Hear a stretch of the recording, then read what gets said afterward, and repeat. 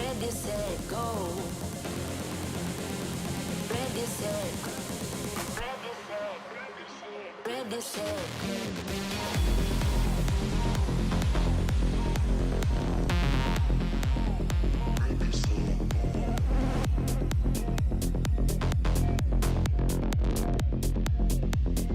Ready, set, go.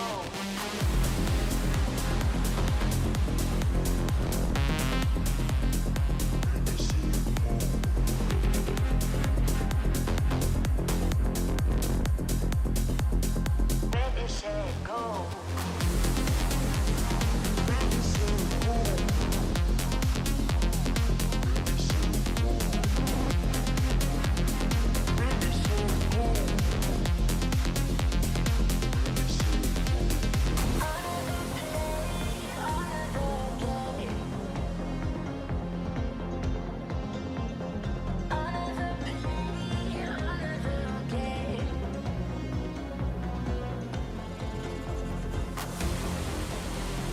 Ready, set, ready, set, ready, set, go. Ready, set, ready, set, ready, set, ready, set.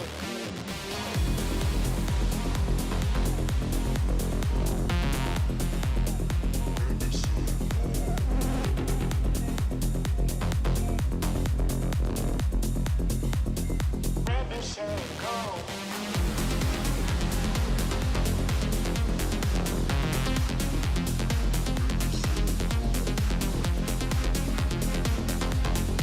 Ready, set, go. Ready, set, go.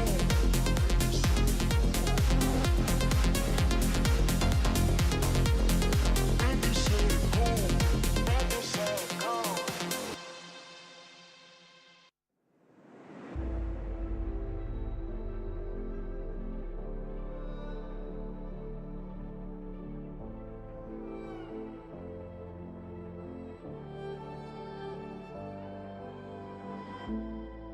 We're no strangers to the fallout.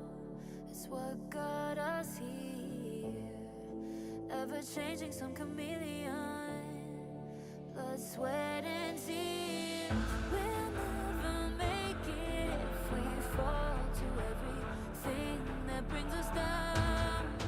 With a comeback is now. Blood, sweat, and tears. Fight for what we want. Doesn't matter the cost. Every day, put in work. Blood, sweat, and tears. Nothing comes overnight. Second numbers start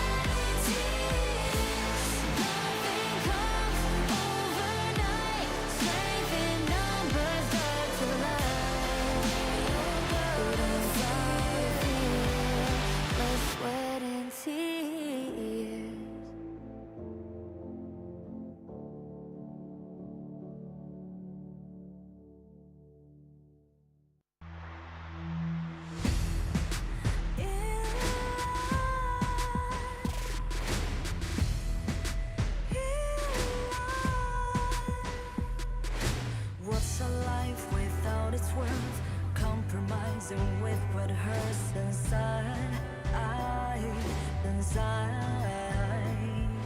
When you let fear decide your fate, you don't choose which path to take in life.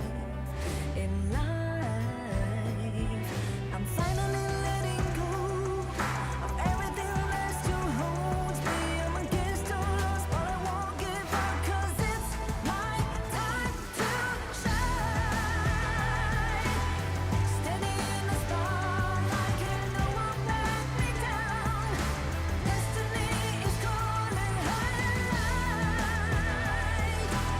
I'm not afraid to fight.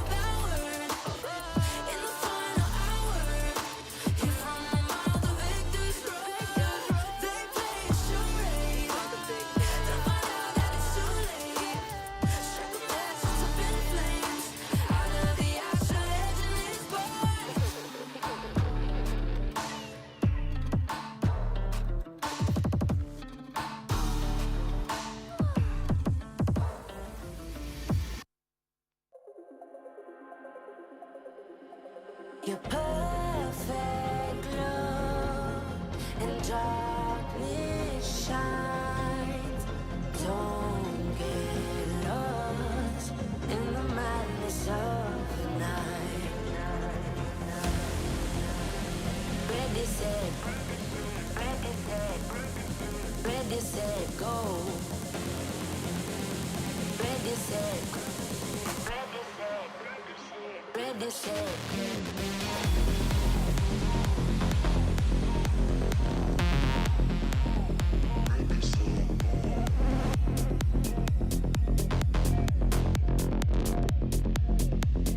Ready, set, go. Ready, set, go.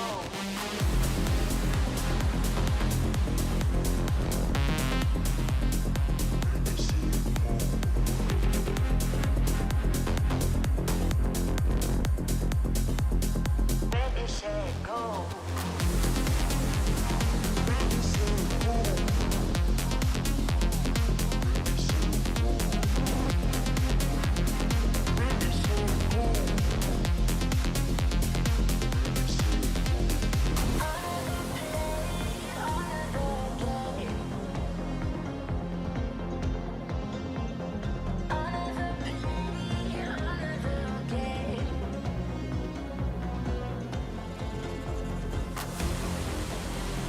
Ready, set, ready, set, ready, set, go.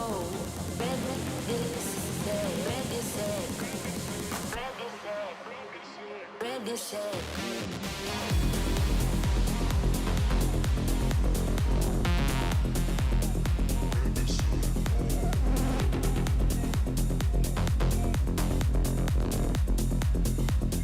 Ready, set, go.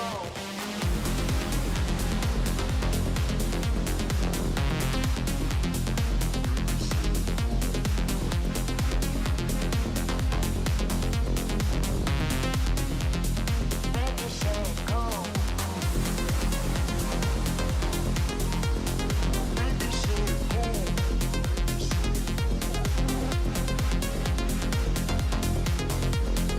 Ready, set, go. Ready, set, go.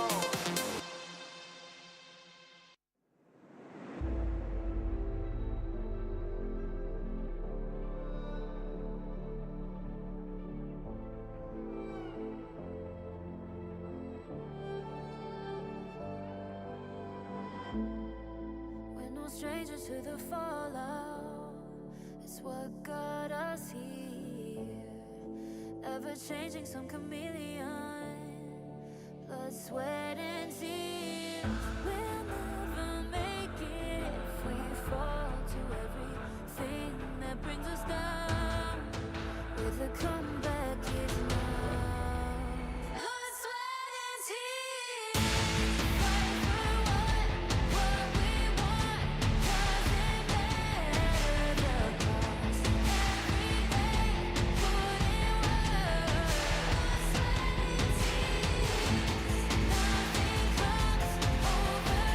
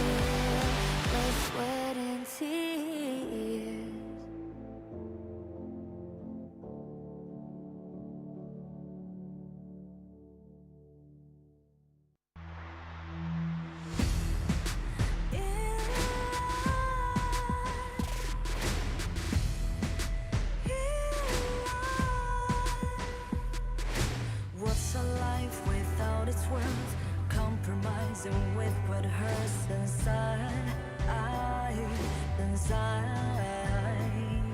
When you let fear decide your fate, you don't choose which path to take in life.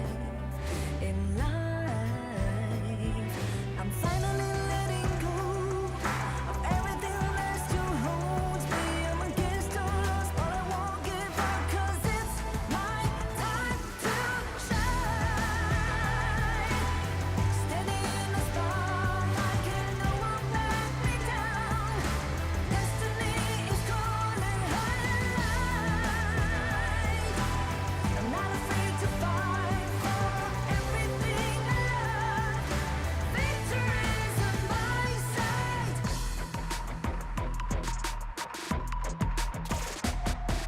The more we lose, the more we gain. The more that nothing stays the same. In time, can't love ever, can't forget. What you see is what you get. Sometimes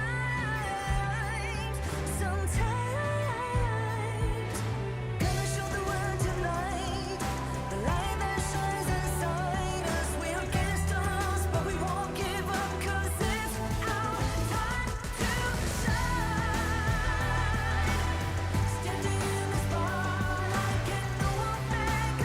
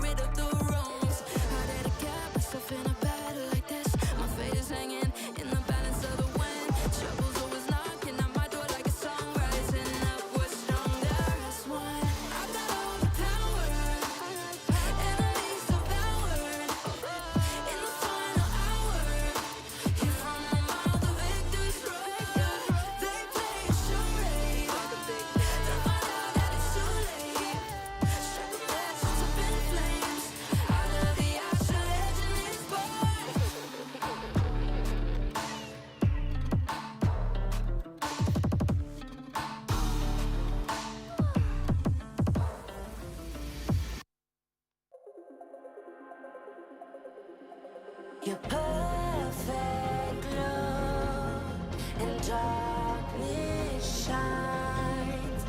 Don't get lost in the madness of the night. Ready, set, ready, set, ready, set, go. Ready, set, ready, set, ready, set.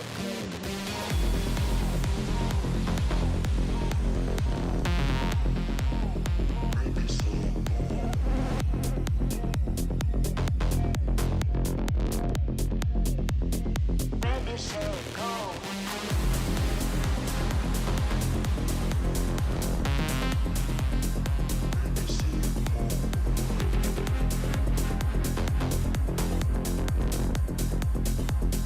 Ready, set, go. Ready, set, go.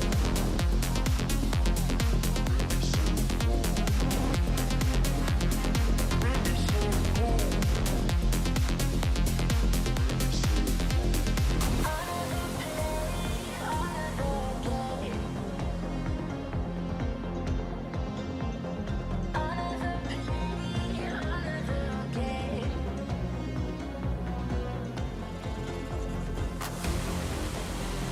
Ready, set, ready, set, ready, set, go. Ready, set, ready, set, ready, set, ready, set.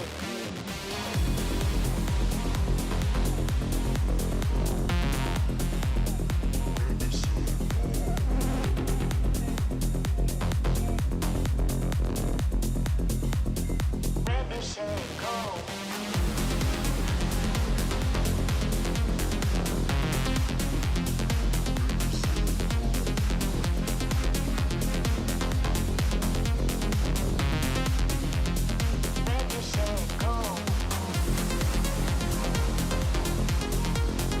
Ready, set, go. Ready, set, go.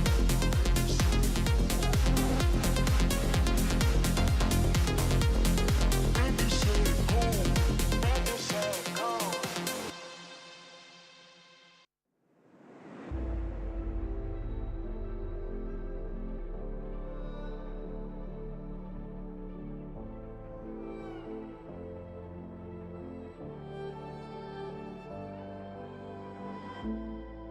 We're no strangers to the fallout. It's what got us here. Ever changing, some chameleon. Blood, sweat, and tears. We'll never make it if we fall to everything that brings us down. With a comeback is now. Blood, sweat, and tears. Fight for what we want. Doesn't matter the cost.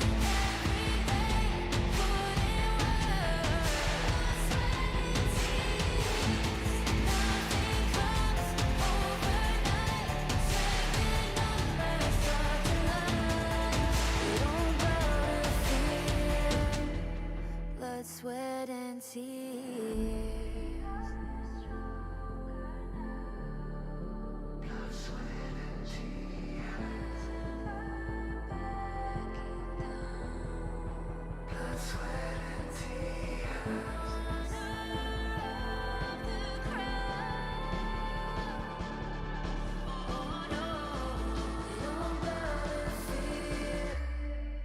Blood, sweat, and tears.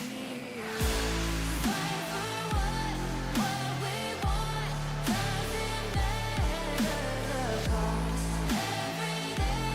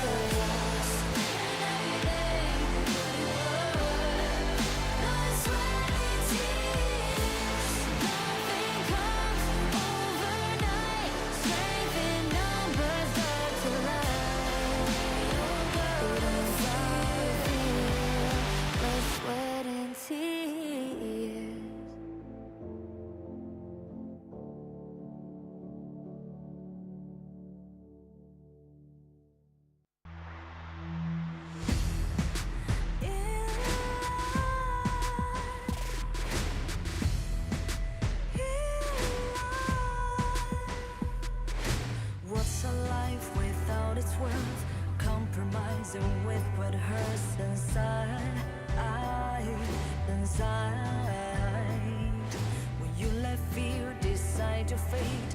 You don't choose which path to take alive.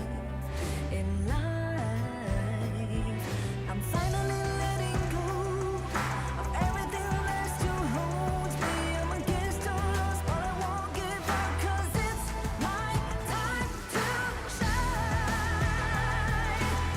Standing in the spotlight, and no one let me down. Destiny is calling highlight.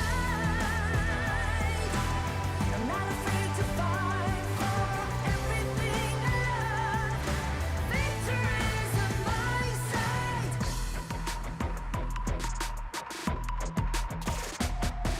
The more we lose, the more we gain. The more that nothing stays the same. In time,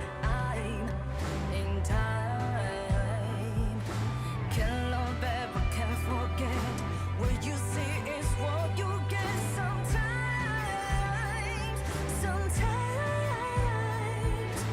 gonna show the world tonight the light that shines inside us. We're against all odds, but we won't give up, 'cause it's our time to shine. Standing in the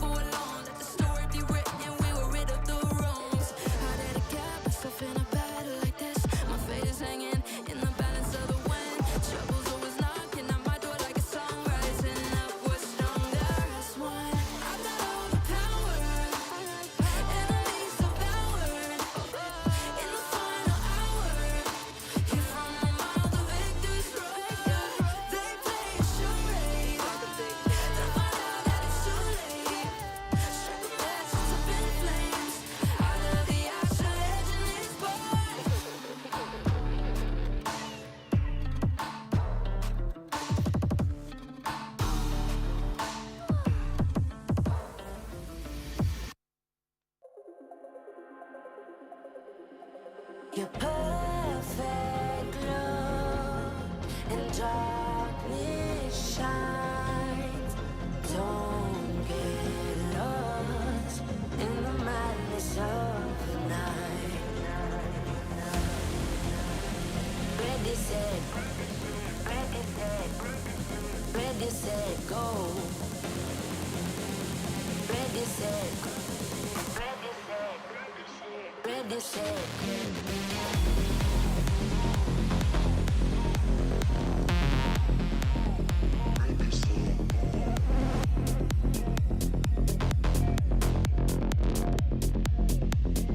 Ready, set, go.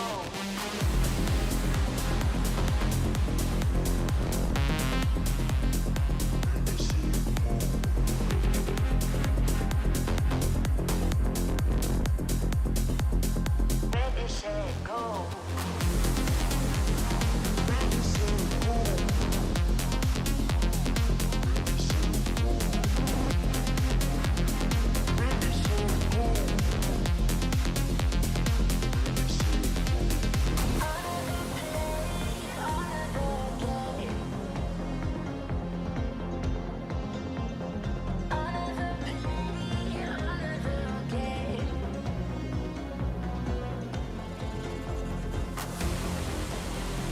Ready, set, ready, set, ready, set, go.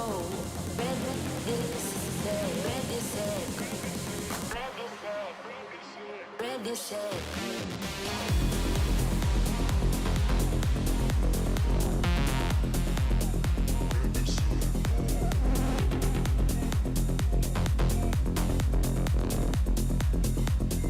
Ready, set, go.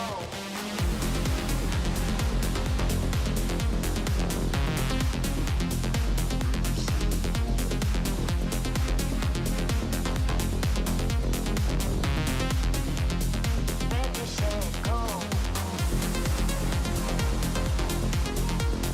Ready, set, go.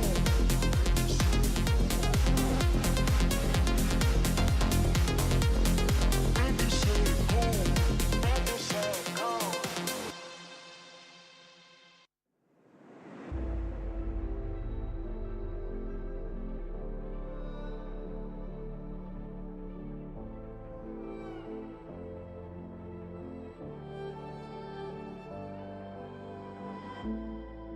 We're no strangers to the fallout. It's what got us here. Ever changing, some chameleon. Blood, sweat, and tears. We'll never make it if we fall to everything that brings us down. With a comeback is now. Blood, sweat, and tears. Fight for what we want. Doesn't matter the cost. Every day, put in work. Blood, sweat, and tears. Nothing comes overnight. Strength in numbers start to line. We don't bow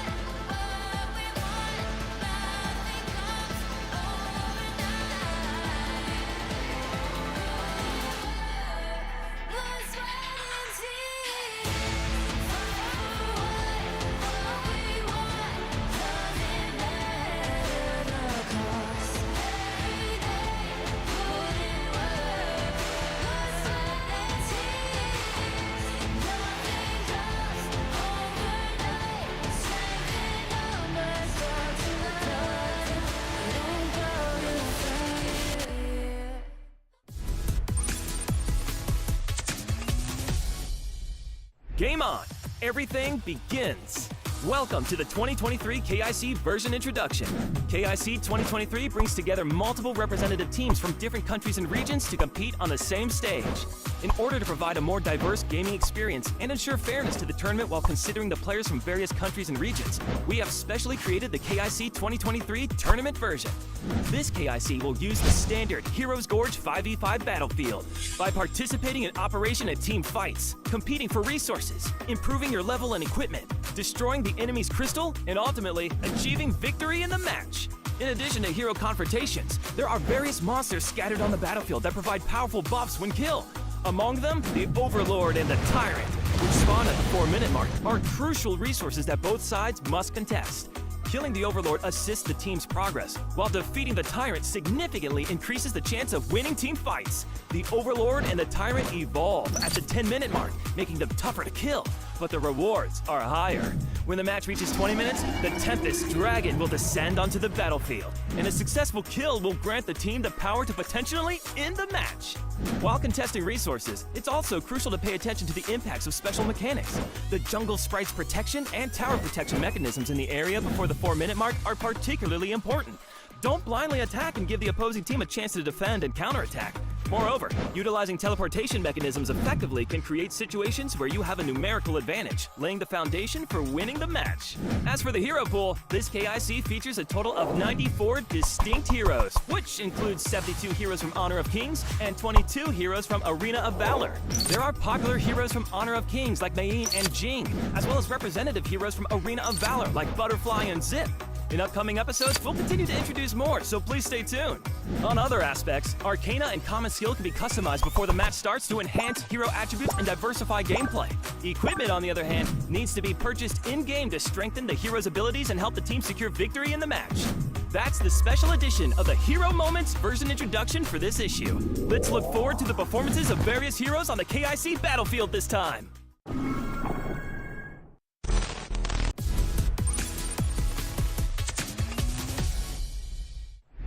The long-range capabilities that bring high sustained damage along with critical hit and slow effects that trouble heroes without a dash skill make Garo a late-game marksman well worth dedicating resources to. Ignorance is the root of all evil. Garo's passive skill, Piercing Arrow, allows her to deal extra damage to shields, making her a nemesis for Byron and Zhang Fei. Garo's Skill 1, Enchanted Arrows. The enhanced basic attack extends the range and damage of Skill 1. However, it will increase the basic attack interval and consume mana. When turned off, the basic attack will restore mana, so timing is crucial. Garo's Skill 2, Silent Arrow, fires an arrow in the target direction, dealing damage, silencing, and slowing enemies along the path. The area the arrow passed through will explode after 1 second, causing extra damage. Silent Arrow can be used to scout bushes, similar to Consort U's Skill 1, and interrupt enemy abilities at the right moment. Garo's ultimate, Sphere of Purity, creates a magical circle to increase her critical rate and attack speed. The critical hit from Garo reduces the movement speed of enemies. Creating or destroying a magic circle will deal damage to the enemies within range. Destroying the circle will increase the critical rate and movement speed of allied heroes within range. Garo is a typical late-game hero. Although Garo is a squishy hero without a dash skill, as long as you smoothly transition through the early and mid-game, Garo will become an absolute core damage dealer in the late game. That's it for this episode of Hero Moments. Let's look forward to Garo's performance in the upcoming KIC competition. Shine everywhere.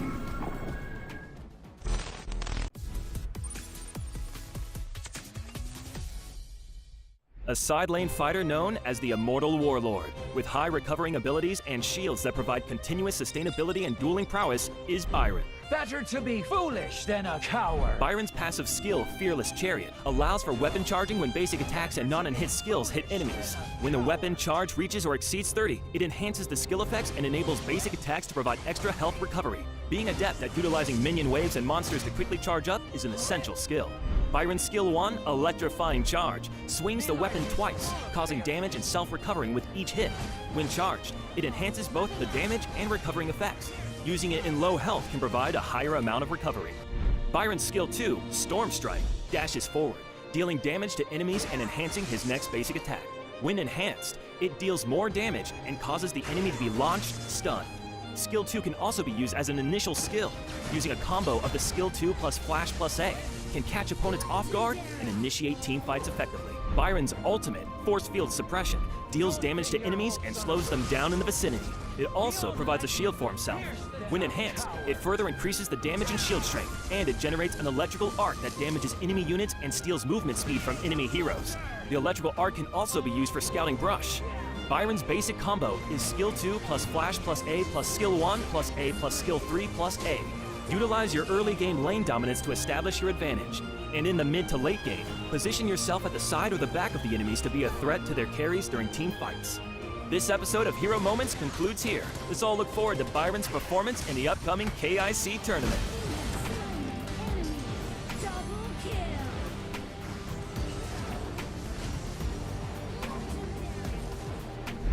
Giving up means failure.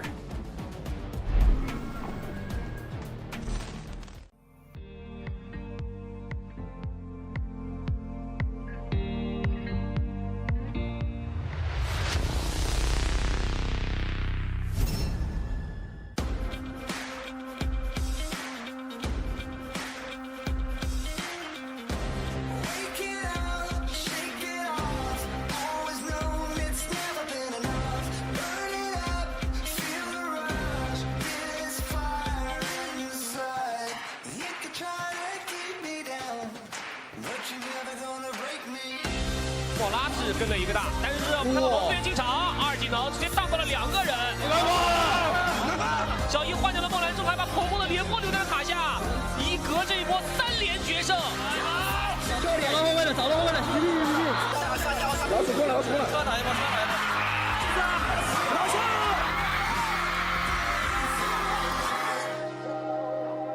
感觉自己没发挥好吧，感觉大家都不是一个很自信的一个状态。相信我，带着大家先进个正赛看一看啊。后面艾里也进场，一个打到3个，伤害已经完全的叠加。这一波艾里打出了爆炸的效果，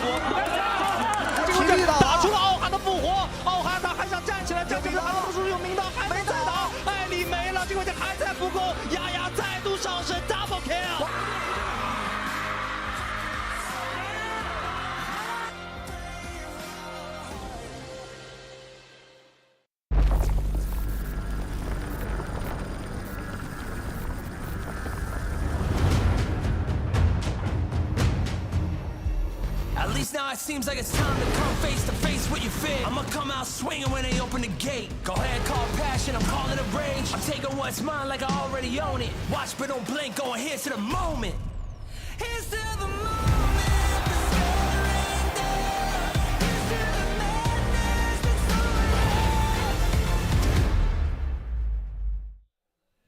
Good afternoon, ladies and gentlemen. This is the 2023 Honor of Kings International Championship, and you're joining us on Day 3 on our second round of KPL Qualifer. I'm today's caster Nora. I'm today's caster Gege, and definitely time is gonna be running out. We are at Day 3. That's mean today and tomorrow.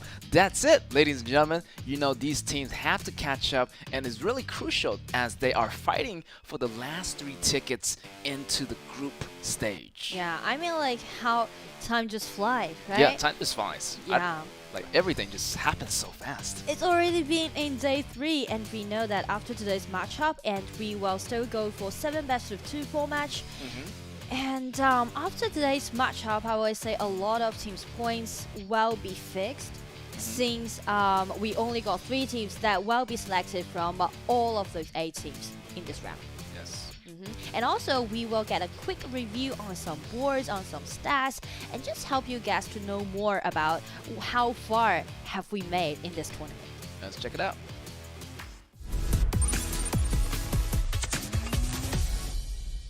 Game on! Everything begins! Welcome to the 2023 KIC version introduction. KIC2023 brings together multiple representative teams from different countries and regions to compete on the same stage. In order to provide a more diverse gaming experience and ensure fairness to the tournament while considering the players from various countries and regions, we have specially created the KIC 2023 tournament version. This KIC will use the standard Heroes Gorge 5v5 battlefield. By participating in operation and team fights, competing for resources, improving your level and equipment, destroying the enemy's crystal, and ultimately achieving victory in the match. In addition to hero confrontations, there are various monsters scattered on the battlefield that provide powerful buffs when killed. Among them, the Overlord and the Tyrant, which spawn at the 4-minute mark, are crucial resources that both sides must contest. Killing the Overlord assists the team's progress, while defeating the Tyrant significantly increases the chance of winning team fights. The Overlord and the Tyrant evolve at the 10-minute mark, making them tougher to kill, but the rewards are higher. When the match reaches 20 minutes, the Tempest Dragon will descend onto the battlefield, and a successful kill will grant the team the power to potentially end the match. While contesting resources, it's also crucial to pay attention to the impacts of special mechanics. The jungle sprite's protection and tower protection mechanisms in the area before the 4-minute mark are particularly important. Don't blindly attack and give the opposing team a chance to defend and counterattack. Moreover, utilizing teleportation mechanisms effectively can create situations where you have a numerical advantage, laying the foundation for winning the match. As for the hero pool, this KIC features a total of 94 distinct heroes, which includes 72 heroes from Honor of Kings and 22 heroes from Arena of Valor. There are popular heroes from Honor of Kings like Mei and Jing, as well as representative heroes from Arena of Valor like Butterfly and Zip. In upcoming episodes, we'll continue to introduce more, so please stay tuned. On other aspects, Arcana and Common Skill can be customized before the match starts to enhance hero attributes and diversify gameplay. Equipment, on the other hand, needs to be purchased in-game to strengthen the hero's abilities and help the team secure victory in the match. That's the special edition of the Hero Moments version introduction for this issue. Let's look forward to the performances of various heroes on the KIC battlefield this time. Welcome back, ladies and gentlemen, to the KIC 2023, and we are in Shanghai's ESP Stadium tonight, and we're gonna have more team competing for that 3 spot. And I know the time is ticking, and I feel like these teams, some are feeling good, some are feeling a little bit anxious because their points, the points they accumulate enough, is not that much for other teams. True, because again, like the format in this round will be whoever got the 2-0 win will have 3 points in their hand, and if they make it to a tie, then 1 point for each team. If they did it with a 0-2 loss, that will put them in such a dangerous position.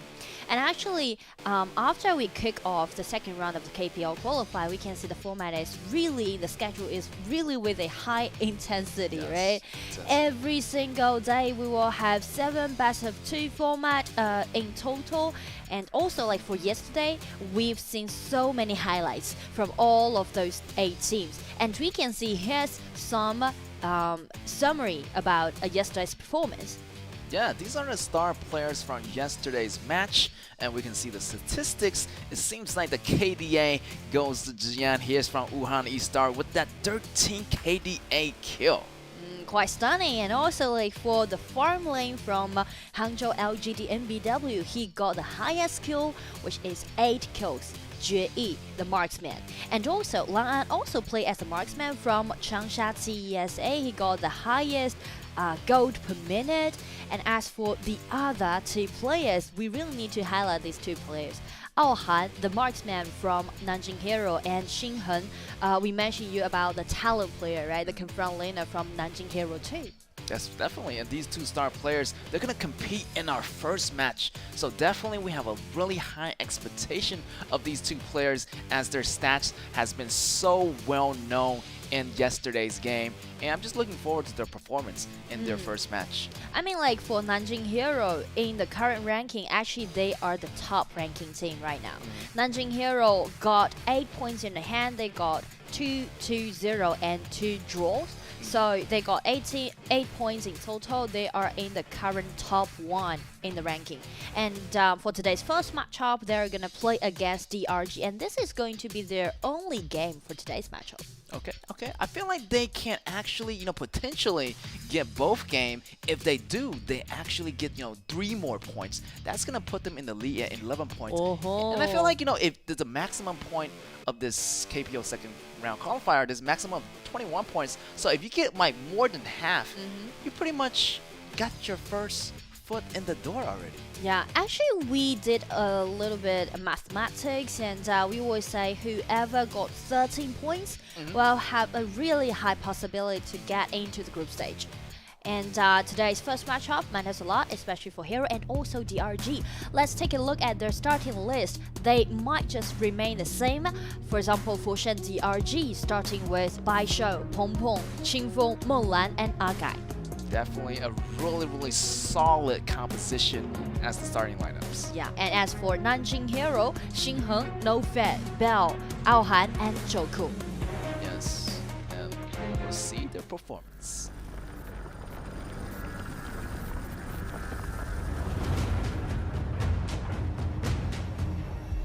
At least now it seems like it's time to come face to face with your fear. I'ma come out swinging when they open the gate. Go ahead, call passion, I'm calling it rage. I'm taking what's mine like I already own it. Watch but don't blink, going here's to the moment. Here's to the moment.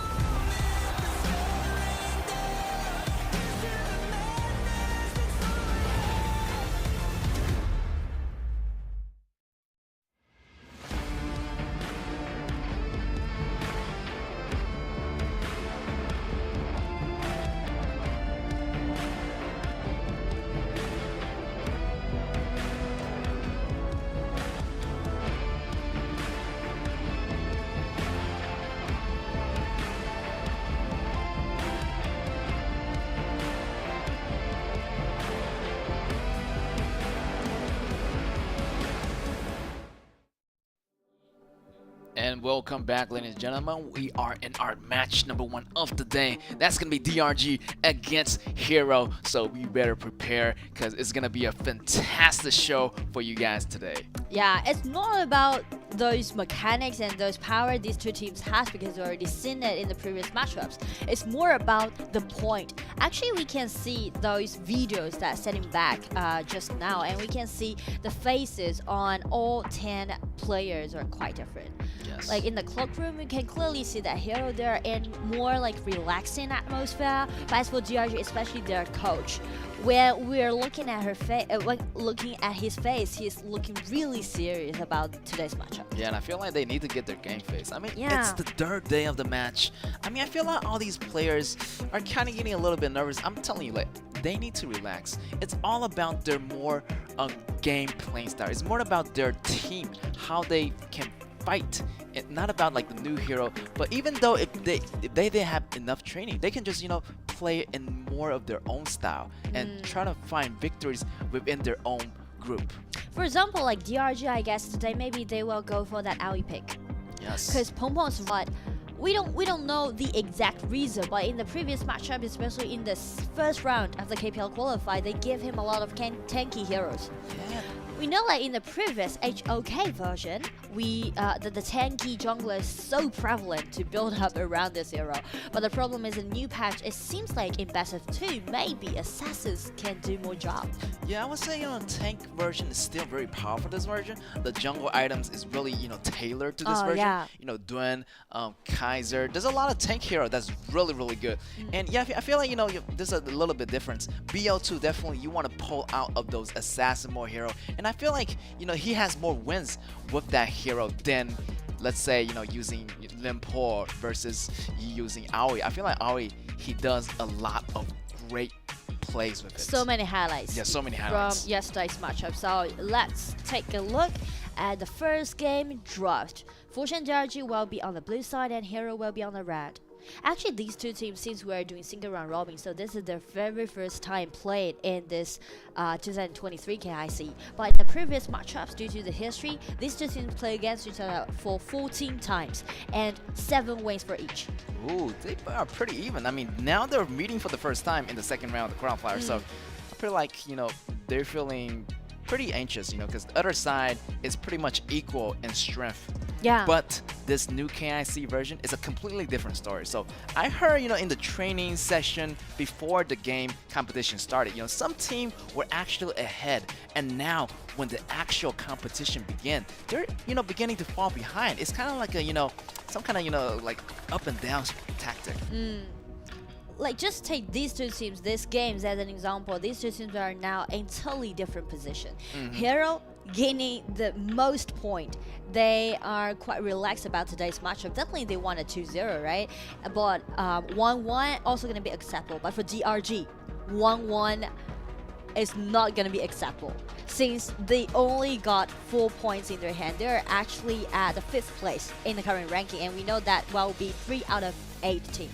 That's right, it's gonna be in a dangerous position, so they're gonna try their best to secure that double win to get that 3-point in their hand, but they're facing Nanjing Hero, definitely one of the heavy contenders of this KPL round 2 qualifier, as they already got 8 points in the pocket already.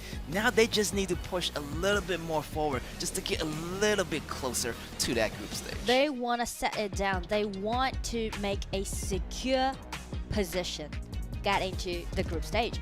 And I do want to highlight more about the drafting, because we know that both coaches has their individual understanding towards patch, especially Mi Fenghua, the coach from Hero. Actually, I did a quick interview with him, and he has so many unique ideas towards patch. For example, he know that Caffeine, right, being the most dominating laning marksman in the current patch, and he picked out that Solaris to be the counter pick. And they got so many wins by using that Solaris. Yeah, I feel like Solaris right now, pick 3 times, every time it dominates. Every time it has 100% winning rate right now. So this is so surprising. I would thought I never seen Solaris in the KIC 2023 version, but look at here, it surprised us all. Yeah. And as for DRG, it seems like, from the very first 3 picks, I would say maybe a tanky jungler again.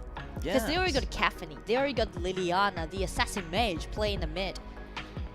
I mean, like, I'm not trying to criticizing it, but I mean, like, due to the statistics, the AoE, the assassins played by Pompon had a higher winning rate. Yes, exactly. Yeah, like you said, like from the statistics it's shown so far, Pompon definitely is going to be better with those more high mobility junglers. Those tank junglers, I mean, it's not bad, but I feel like that assassin jungler, he always get that a little bit edge, and he's so skillful with all these heroes like Aoi, like more of an assassin hero. But I feel like he doesn't really have that much time to practice, so to be more stable, to be more safe, I feel like that's why he's choosing more of those tankier junglers. Oh, am I? Oh, yeah. I was surprised by that Lee Sin picture. Oh, I yeah. was like, what? Maybe. Kaiser, okay. I feel like if you want to play Lee Sin, I mean, why not play Bright? Bright it has more of those mechanism, but Lee Sin definitely, the damage definitely is going to be really, really high in the late games. So yeah, in the last second, of course, they're going to change that to main on the top lanes, and by shows be playing main. Definitely is going to be one of those heroes that's going to be flanking and try to go around the back, try to aim at that Slims right there on Nanjing Hero side. But it's going to be really, really risky, as it's going to be, they have a lot of protection. I feel like this Aya is going to be pretty much protective of this ADC Slims pretty much throughout the whole game. Hero is kind of like they want to play around Alhan, and he played a lot of powerful but immobile hero before. And actually Hero always gonna have that zip with another immobile marksman duel. And this time they take out the Slims with Aya really dominating during the lanings, and also can do great job in the team fight, especially in the late game. And also, Hero is picking out that Zhou to play as a mage. So definitely, Zhou will have the priority in the mid lane, and he can rotate down again and again, helping the Slims and Aya duo at the bottom to create a really nice and comfortable setting for them to form up. Yeah, I really like this Joey pick because, Princess Frost is out of the picture, Yushin is out, you got Iggy, the very popular mage is out, and I feel like this Joey is going to be a really nice addition to the team, providing a lot of AoEs. It's going to be, zoning the enemies out and providing a lot of, potential plays for the Slims. Because Slim can, jump to different kind of positioning, and he can fire those spears, in the shadows, so to speak. And these fire is going to be everywhere. So it's kind of forcing the enemy, forcing, them into one position and make the spear easier to hit. Yeah, and especially when you hit enemies, it can stun them. So that can be a great initiation, right? And we know that Aohan, the marksman from Hero, is great at doing those accurate aimings. For example, yesterday when he's using Solar's, his ulti, actually it just do the similar job as Slim's first ability there, right? So I do believe that if they want to play around Aohan, try to let him carry the team, but definitely Zhou Yu will do a lot of drops and try to build him a really comfortable lane. Yeah, definitely. Judging, from Aohan's performance yesterday, he hit it out of the park. Like his Solaris is using that ultimate, even in a longer range. Just imagine, the spear travels infinite distance across the gorge, across the whole map, and hitting an individual on the other side of the map. That's crazy. Like he's predicting the plays by the enemy, so he's pretty much a playmaker for the team. And as for DRG, again, it's not only about the gameplay, it's more about the point. And let's dive right into our first game on day 3 and our second round of KPL qualifier. Foshan DRG on the blue side, Nanjing Hero on the red. And the crowd goes crazy, cheering on their favorite teams right now. And it seems like a normal opening, double support in the middle. But here might be an invasion, but I feel like the DRG is smelling something. Duen is getting caught. He might be trouble. He has no flash, and there's first blood. Goes to DRG. Oh, first blood on 30 seconds. In such a quick time. You can see like Foshan DRG definitely are well prepared for today's matchup. Yes, they are well prepared, and they're really cautious. Like they know that Duen, no fear, has the advantage in the early game, but he's pretty much alone there, and he only have Anya on the team. Anya can't do really much early in the game, so I feel like the first blood definitely has a really good potential on DRG's side. Exactly, and I do feel like DRG already predict what Hero's gonna do. Since they had the priority we mentioned about by Zhou Yu to gaining that priority in the mid lane, and also Sheldon being so tanky enough, they tried to do some early invasion, but you see the positioning of DRG. It seems like they already foresee it. Captain even give up the first laning. Give up the minions and just come and aid. Yes, a really, really nice prediction. And they're gonna go to the counter jungle here. Here's Kaiser going in after No Fear. No Fear is only level 3. He's gonna get taken out again by Baishou. Baishou using that flash, and it's gonna be trouble for Xinghen. Xinghen is at the top, still not level 4 yet. And here, already Kaiser, Pum Pum dominating the early jungle phase. This is not the DRG that we've seen in the previous matchup. But I assure you guys that this is the real DRG. Because again, last year, they are in the final. They were in the final in 2022 KIC, and they really got great jobs in this whole year. And this is exactly the DRG we see in KPL. Definitely. I feel like they need to come back and show who is boss. They're the previous KIC finalists in the 2022. So definitely they want to show everyone that they're not easy around to be a pushover. Definitely they want to come back as hard as possible. They really bounce back. They really bounce back. And now they're do another counter jungle into Hero's blue side. Yes, right now Heroes is a little bit falling behind in the go. Definitely map control wise, in the river. I feel like this 4 minutes Dragon definitely, I would say, more leaning over towards DRG at the moment. And I do feel bad that it goes in this way. Because they know that they can have the priority in the early game and also including that invasion. But they didn't expect that DRG would already predict it and even like Caffeine to give up the laning. Because we all know that how important it is to let Caffeine win the upper hand during the laning. Yeah, I feel like they really focus in protecting the jungler for Pum Pum in the really early game of the phase. And now everything is pretty much paying off. Because, Pum Pum's already gotten enough golds, more than No Fear right now. So he definitely has the advantage. And here's another fight happening on top right now. But I feel like Hero does not want to contest to Pum Pum right now. Pum Pum has the lead, and they need to have someone to really surround them and kind of fall back for a little bit. They're kind of behind, so really play really cautiously for Hero. And I wouldn't say it is enough for Irie to do some lethal damage in such an early stage. So definitely Hero will play a little bit defensively on the top side. And while they highlight Slims again and try to play around him, let him to gain the priority. Seems like Caffeine already give up the laning, right? So definitely Slims will dominate the lane. Yes, Slim on the bottom hand definitely is going to be doing well, but definitely this Dragon, like I said in the beginning, we predicted is going to go to DRG. DRG, Kaiser is pretty tank. I feel like if he activate that ultimate in a very short window, he can actually get in the face of Slims. But that's the only thing, you know, if Slim doesn't have flash, Slim doesn't have that ability, he's going to be in danger, but the fight is going to be happening. Kaiser activates his ultimate. Here's Duran going back. Anya protecting. Duran goes down. Pum Pum get another kill off of Hero. And here is the bottom lane getting smashed in by DRG.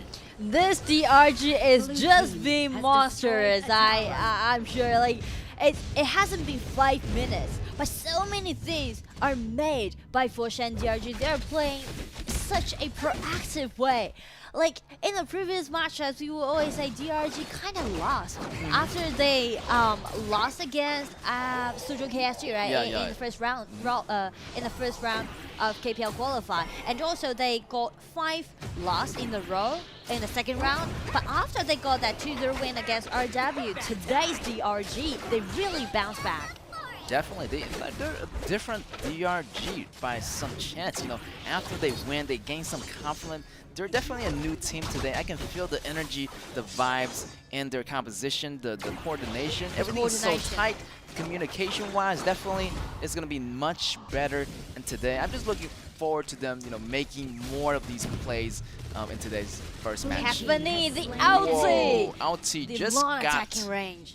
Bell in time. And the flash also is blown out by Bell. It seems like it's going to be one-side game.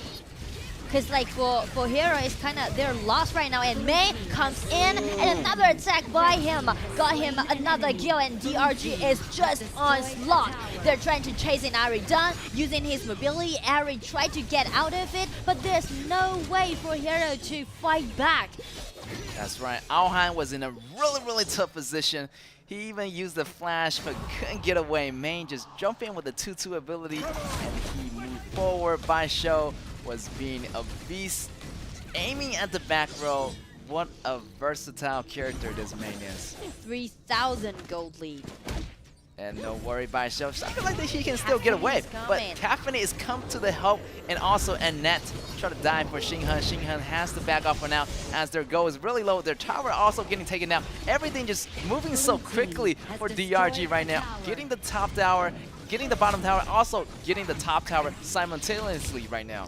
It made me feel like Fosha and DRG are really in their zone right now. Yeah. It made me feel like they are not trying to play the game. They're just a executing machine. The only thing in their mind is gain their resources and do what exactly the coach said. Definitely. I feel like they're just really hungry. Like they just want to show everyone they're the DRG that they are today. And here they are just moving on to the Vanguards. I feel like it's not even 10 minutes, but Hero just getting pushed in almost into their own second tier tower, but sooner than you know it, then it's going to be in their high ground tower. So definitely Hero has to do something here to actually push back on DRG. But it takes time. I don't think this would be contested in current stage for Hero to play against Fosha. Ooh, look at here. The attack by Main actually sticks to Slim. Slim jump over the walls, but still the skill, the first ability is linked. And it actually caught onto Alhan. Alhan can't escape at all. And I feel like Main is a really good character to attack those heroes, those mobility heroes like Slims. And also Main is the most signature hero for Bai Shou. So he knows so well about manipulating this hero, and also like just seeing how deft this hero will be. Yes. Not only during the team fight and also do the split push. Yes, really adept play by Bai Shou right there. And yeah, hopefully we can see that replay one more time. But right now the towers are getting pushed in. You know, this total tower count after this is going to be 6 towers on DRG. I'm so curious about what just happened to DRG overnight. I know like yesterday's performance good, but not that solid. good, but not that like a one-way game. But check today's performance. Yeah. DRG, they are totally destroying Hero right now. That's right. I feel like somebody has their coffee. I mean, I know what you mean. Getting that energy on the first match, and they're the first team to go up against Hero today. So definitely they're gonna pull on their best show. Definitely. And also like for Hero, I do think that Hero didn't expect this game will go in this way. Because if it's go in a normal way, I mean, just stick to the timeline. Around maybe 10 minutes, that's gonna be the most strongest period for Hero. Yeah, to using this kind of comp. Because they got Joey, they got Sven. Yeah, mid-game composition right now looking really strong for Hero, but I feel like DRG is not giving them any chance of bouncing back. They just want to secure that mid tower. Already gone. Super Minion on the mid tower, secure. So right now, I feel like DRG pretty much got this in the bag right now. They just need to play it safe.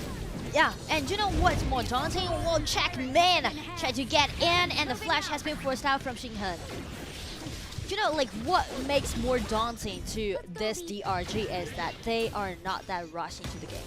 They never overcommitted to do something, which makes this kind of advantages to be much more solid. And here's Main again going in, almost getting Slim. Slim has to force out that flash just to escape. Such a dangerous assassin by Show. The moves, everything just happens so quickly, and the reaction by Slim was just enough to get away. True. And look at Kaiser here, going to the black flank. Slim has to watch out. And I feel like nobody's seeing each other. Nobody knows where he is. Pum still keeping it cautious. Maybe Annette, might want to use those spells to, reveal some characters in that patch of grass. Main, here, Main is an ambush. Actually, they're aiming at Main, but Main get away. So how about Aohan? How about Xinghen? Xinghen has been taken down by DRG. Yes, I feel like that Main capability of the second skill really get the HP back after he bounced off an enemy. And look at that marvelous damage taken, absorbing like 90% of those damages overall, and Bicel is still sustaining himself. He already got his HP back above the 50% mark. Yeah, I mean the sustainability that Main has, and also the mobility, being so deft about it, and it seems like DRG tried to close out the game. Yes, DRG right now not giving a chance to fight back. The fires are there, but Pum just walk over them like this is nothing. Like these damage tickle. Right now, try to push on the bottom. Mulan with Agai, the double duo, and I feel like, yo, this game is coming to an end pretty soon if Hero don't do anything about it really. Joey tried his best to doing those fire areas and try to clean out the Vanguards, but the Vanguards already be in the crystal. DRG play it in a safe way. Everyone back up a little bit, but here comes Min again, try to do some a little harass. But DRG retreat again. They want to solidify the victory. They do not want to have any surprise or things out of expectation to happen. Yeah, I feel like they need to back off because it was a risk. Because you see the detail like Bell, Joey use the first ability to push that dragon back using the fire. And also, Kaiser was really low at that point. He didn't want to risk it. And they could risk it. They might get the crystal in time, but I feel like their calculation, based on that, they couldn't. So they need to back off, or they're going to face maybe a comeback from Hero. And this is a change.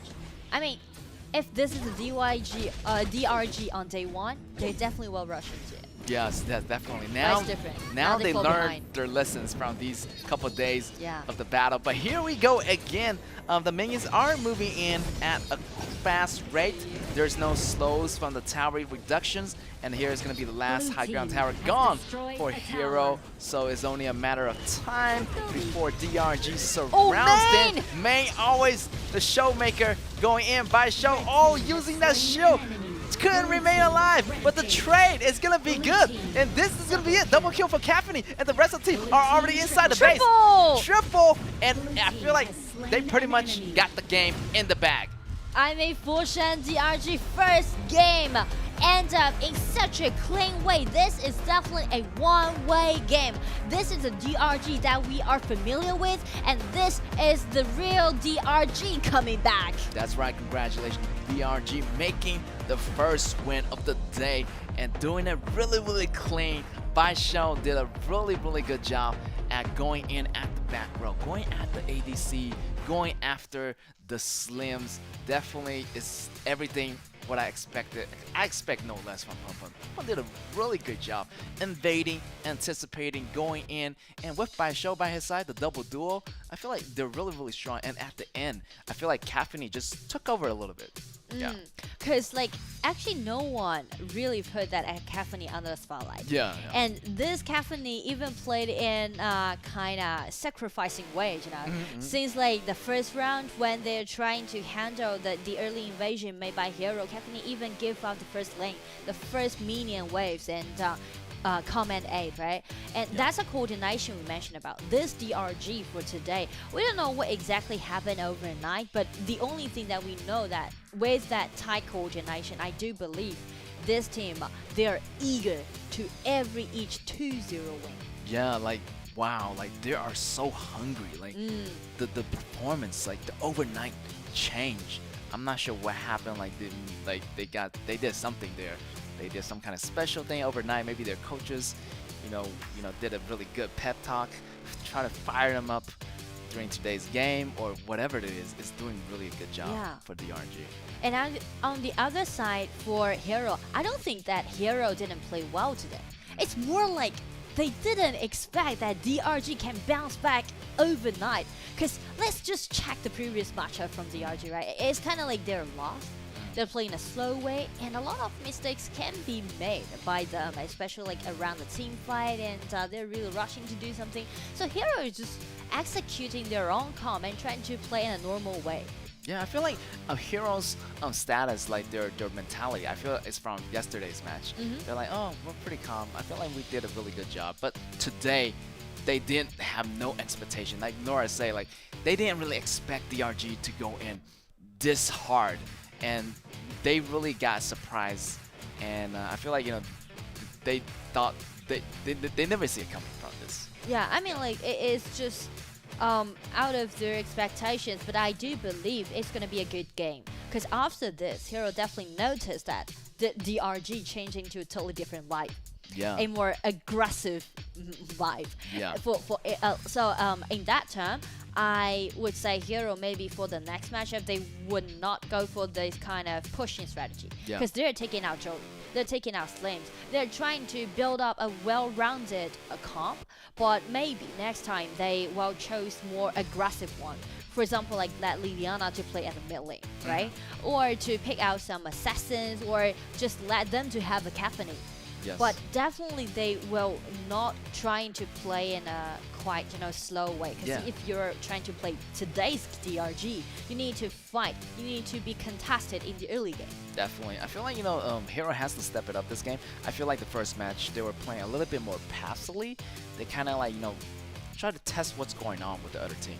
But I feel like it was really unexpected. I mean, I'm not, you know, trying to, you know, bash them or anything, but I feel like the second game, definitely they're going to adjust their mentality, adjust their attitudes, definitely make some changes to the composition as they're facing this DRG. They're all fired up, so definitely Hero has to be fired up as well if they want to make this a tie.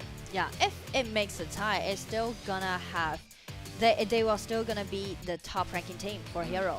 And for DRG, again, a tie, I wouldn't say that's going to be acceptable. Because for like, DRG, they fall behind so much. They're at the 5th place. They only got 4 points in their hand.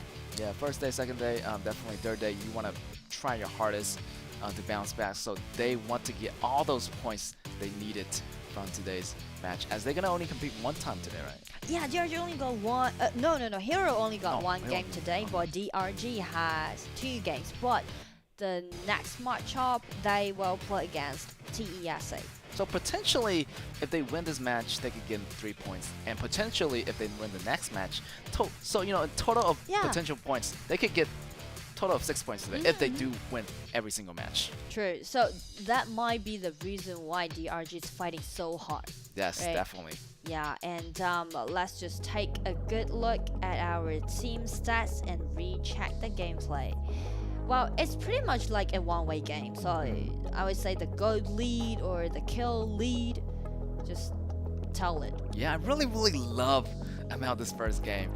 I didn't really expect the RG to be like, whoa, like who are you? Like, what is this team? Are you sure that you're the DRG from yesterday's game? Yeah, me, the Green Dragon. Yeah. Then I saw, their performance, their anticipation, the way Baisho move around the terrain. Like, he just know the entire gorge, which wall is gonna be the best route in order to cut down those ADCs. I mean, like, it's a whole new different team, and definitely a lot of damage has been done on all those heroes. And yeah, definitely congratulations to this MVP right here. That's gonna be Munlan from DRG. The Caffeine. I would say Caffeine did so many things.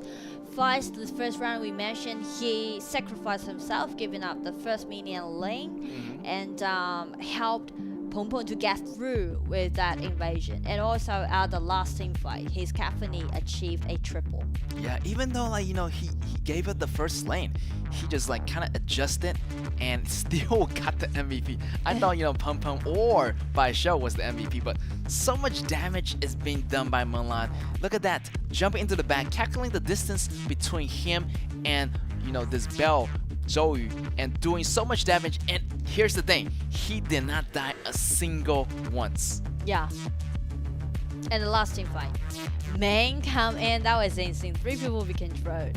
And check Caffeine with that double boss, right? Yes. It's just placing him at such a comfortable outputting position and just using the normal attack. He's even didn't change into that gone form. Yeah, I feel like that rapid fire mode is just enough to melt its enemies. I mean, the tanks, the Dun, I thought he could survive for a few seconds, but no, the attack damage from Caffeine just so insane. And he almost got that quadra kill, I feel like, but the triple kill is gonna be just enough just to end the game. So definitely congratulations to DRG for doing a fantastic job in our first match. I mean, like, this is going to be really interesting. Yeah, it's game 2 is going to be really interesting. I love this game. It's going to be so interesting.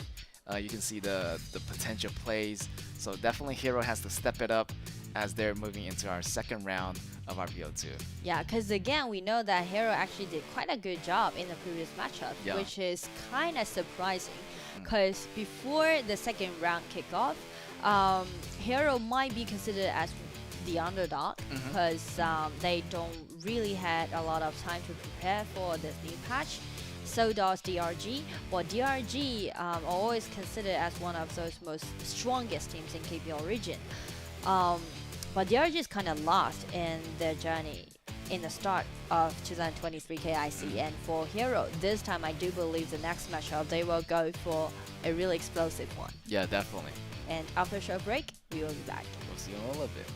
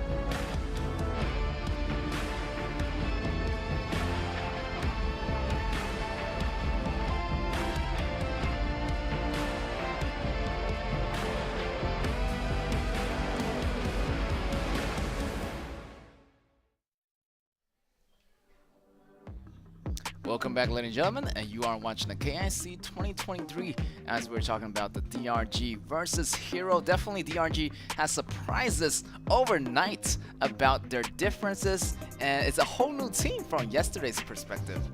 Or we will say this is the real DRG that we see. That's right. And as for Hero, again, like on the other side for this team, I do believe it's going to be quite an explosive game. And also, last matchup that they played yesterday against LGD and BW was a great game.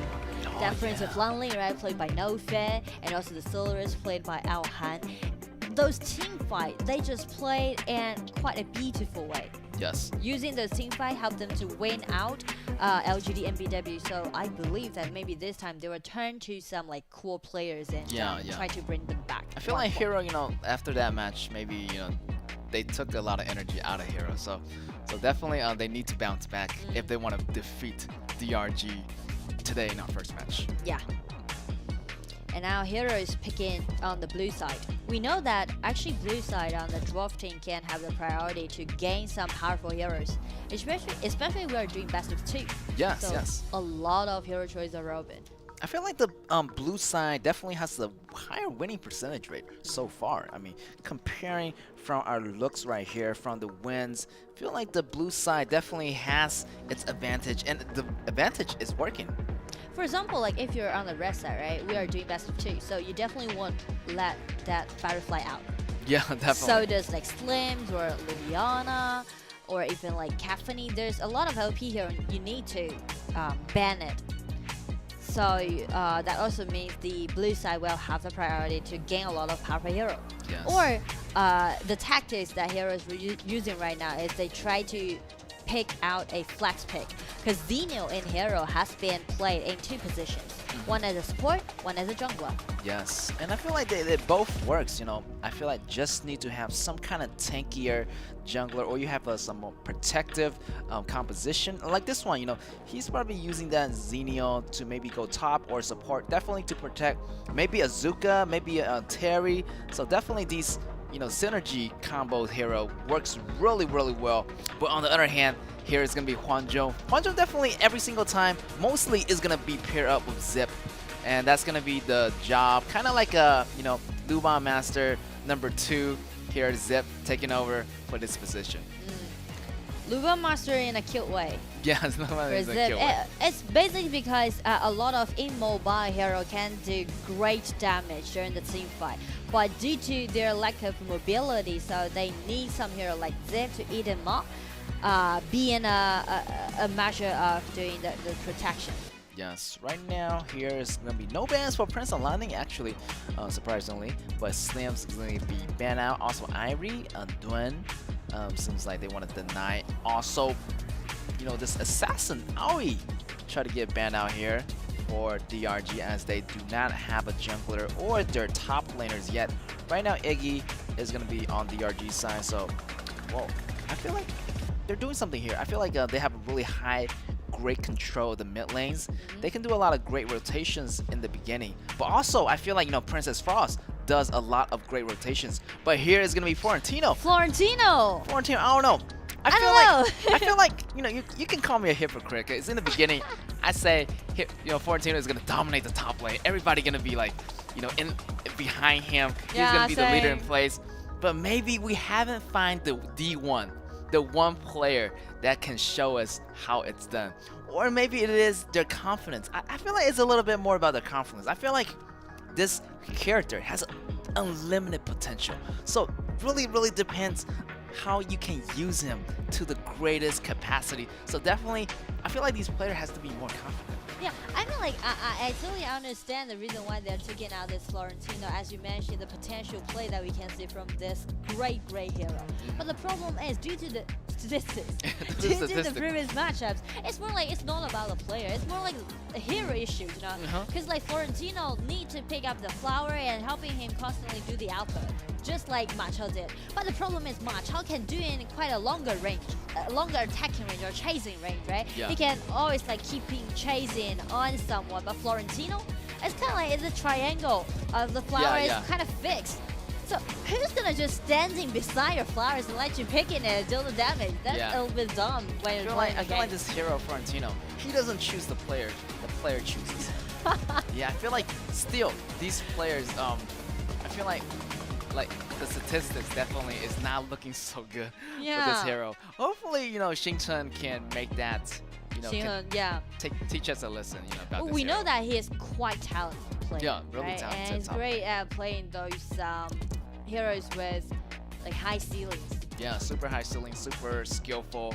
You know, you gotta go to your maximum potential for that. So definitely, we're gonna see Florentino again, giving him a second chance here. But yeah, I mean, like, it's not only we two are looking at this Florentino. I assure you that now the Chinese casters is also going to put that Florentino on the spotlight. You know, we criticized this hero a lot back in the stage. But anyway, this time paired with this Xenial, I do believe it can help Florentino to kind of have a higher potential to showcase during the team. Yeah, definitely. It's gonna raise the bar, raise the ceilings for this Florentino. I feel like Florentino is really you know, good at turnaround damage. You know, if for example, you know, Baisho using Alien, if you jump in the air, you know, he can just use that ultimate or use those flowers, just remain in one place and not run away. So I feel like he's better staying and fight till the end kind of hero. And the crowd goes crazy as they cheer on their favorite team right here. Here's the hero team, and also DRG is in the building, getting everybody hype for the battle. And now already being so hyped at the bottom. Everyone's aiming at this Huanzhong. Yeah, so far I feel like level 1, I feel like you know, this Zip do not have that second ability, so no movement ability for both of them. Right now here is gonna be Qingfen going down, doing some harassment, try to get some early advantages for Mulan at the beginning. But yeah, I feel like pretty peaceful. Definitely hero has to watch out because DRG is really fired up from the game 1. And during the laning, Zip can do a lot of things. For example, use the second ability to eat up the minions and try to slow down hero's farming pace. Yes. You can drag it away, let your laning be there, and slow away. And also, we shouldn't just ignore Zip's first ability, because it is also going to be so great when you're doing laning. Yeah, remind me of like a Little Lu's second ability, like do the multi-stuns, bouncing back and forth. It's really similar to, you know, Zip's first ability. It links the enemy, create a slow, you know, mini stun in the situation. So definitely the more enemy there, the better. It's gonna create the link, and it's gonna do magical damage based on how many enemies it's linked up. Yeah. And as for Huanzhong, those formations is placing on the ground can grant these duel the vision if this enemy step on that formation. Ooh, such a confidence from Xinghen. 1-on-2, placing those flowers down one by one. I feel like Xinghen, I mean, he has to show us something here. You know, Florentino definitely, you know, the grades. The average win is not so high. Definitely, you gotta show the audiences that there's still hope for this hero. Yeah, the hope for Florentino. Yeah, Florentino himself definitely will. Definitely. Also want to do something. Definitely. Show that. Yeah, we should make a fan. I'm the T0. Yeah, we should make a fan club. We gotta get Florentino back on the T0, or he's gonna be down in the gutters. And we gotta pull him back up. Take a vote. Yes.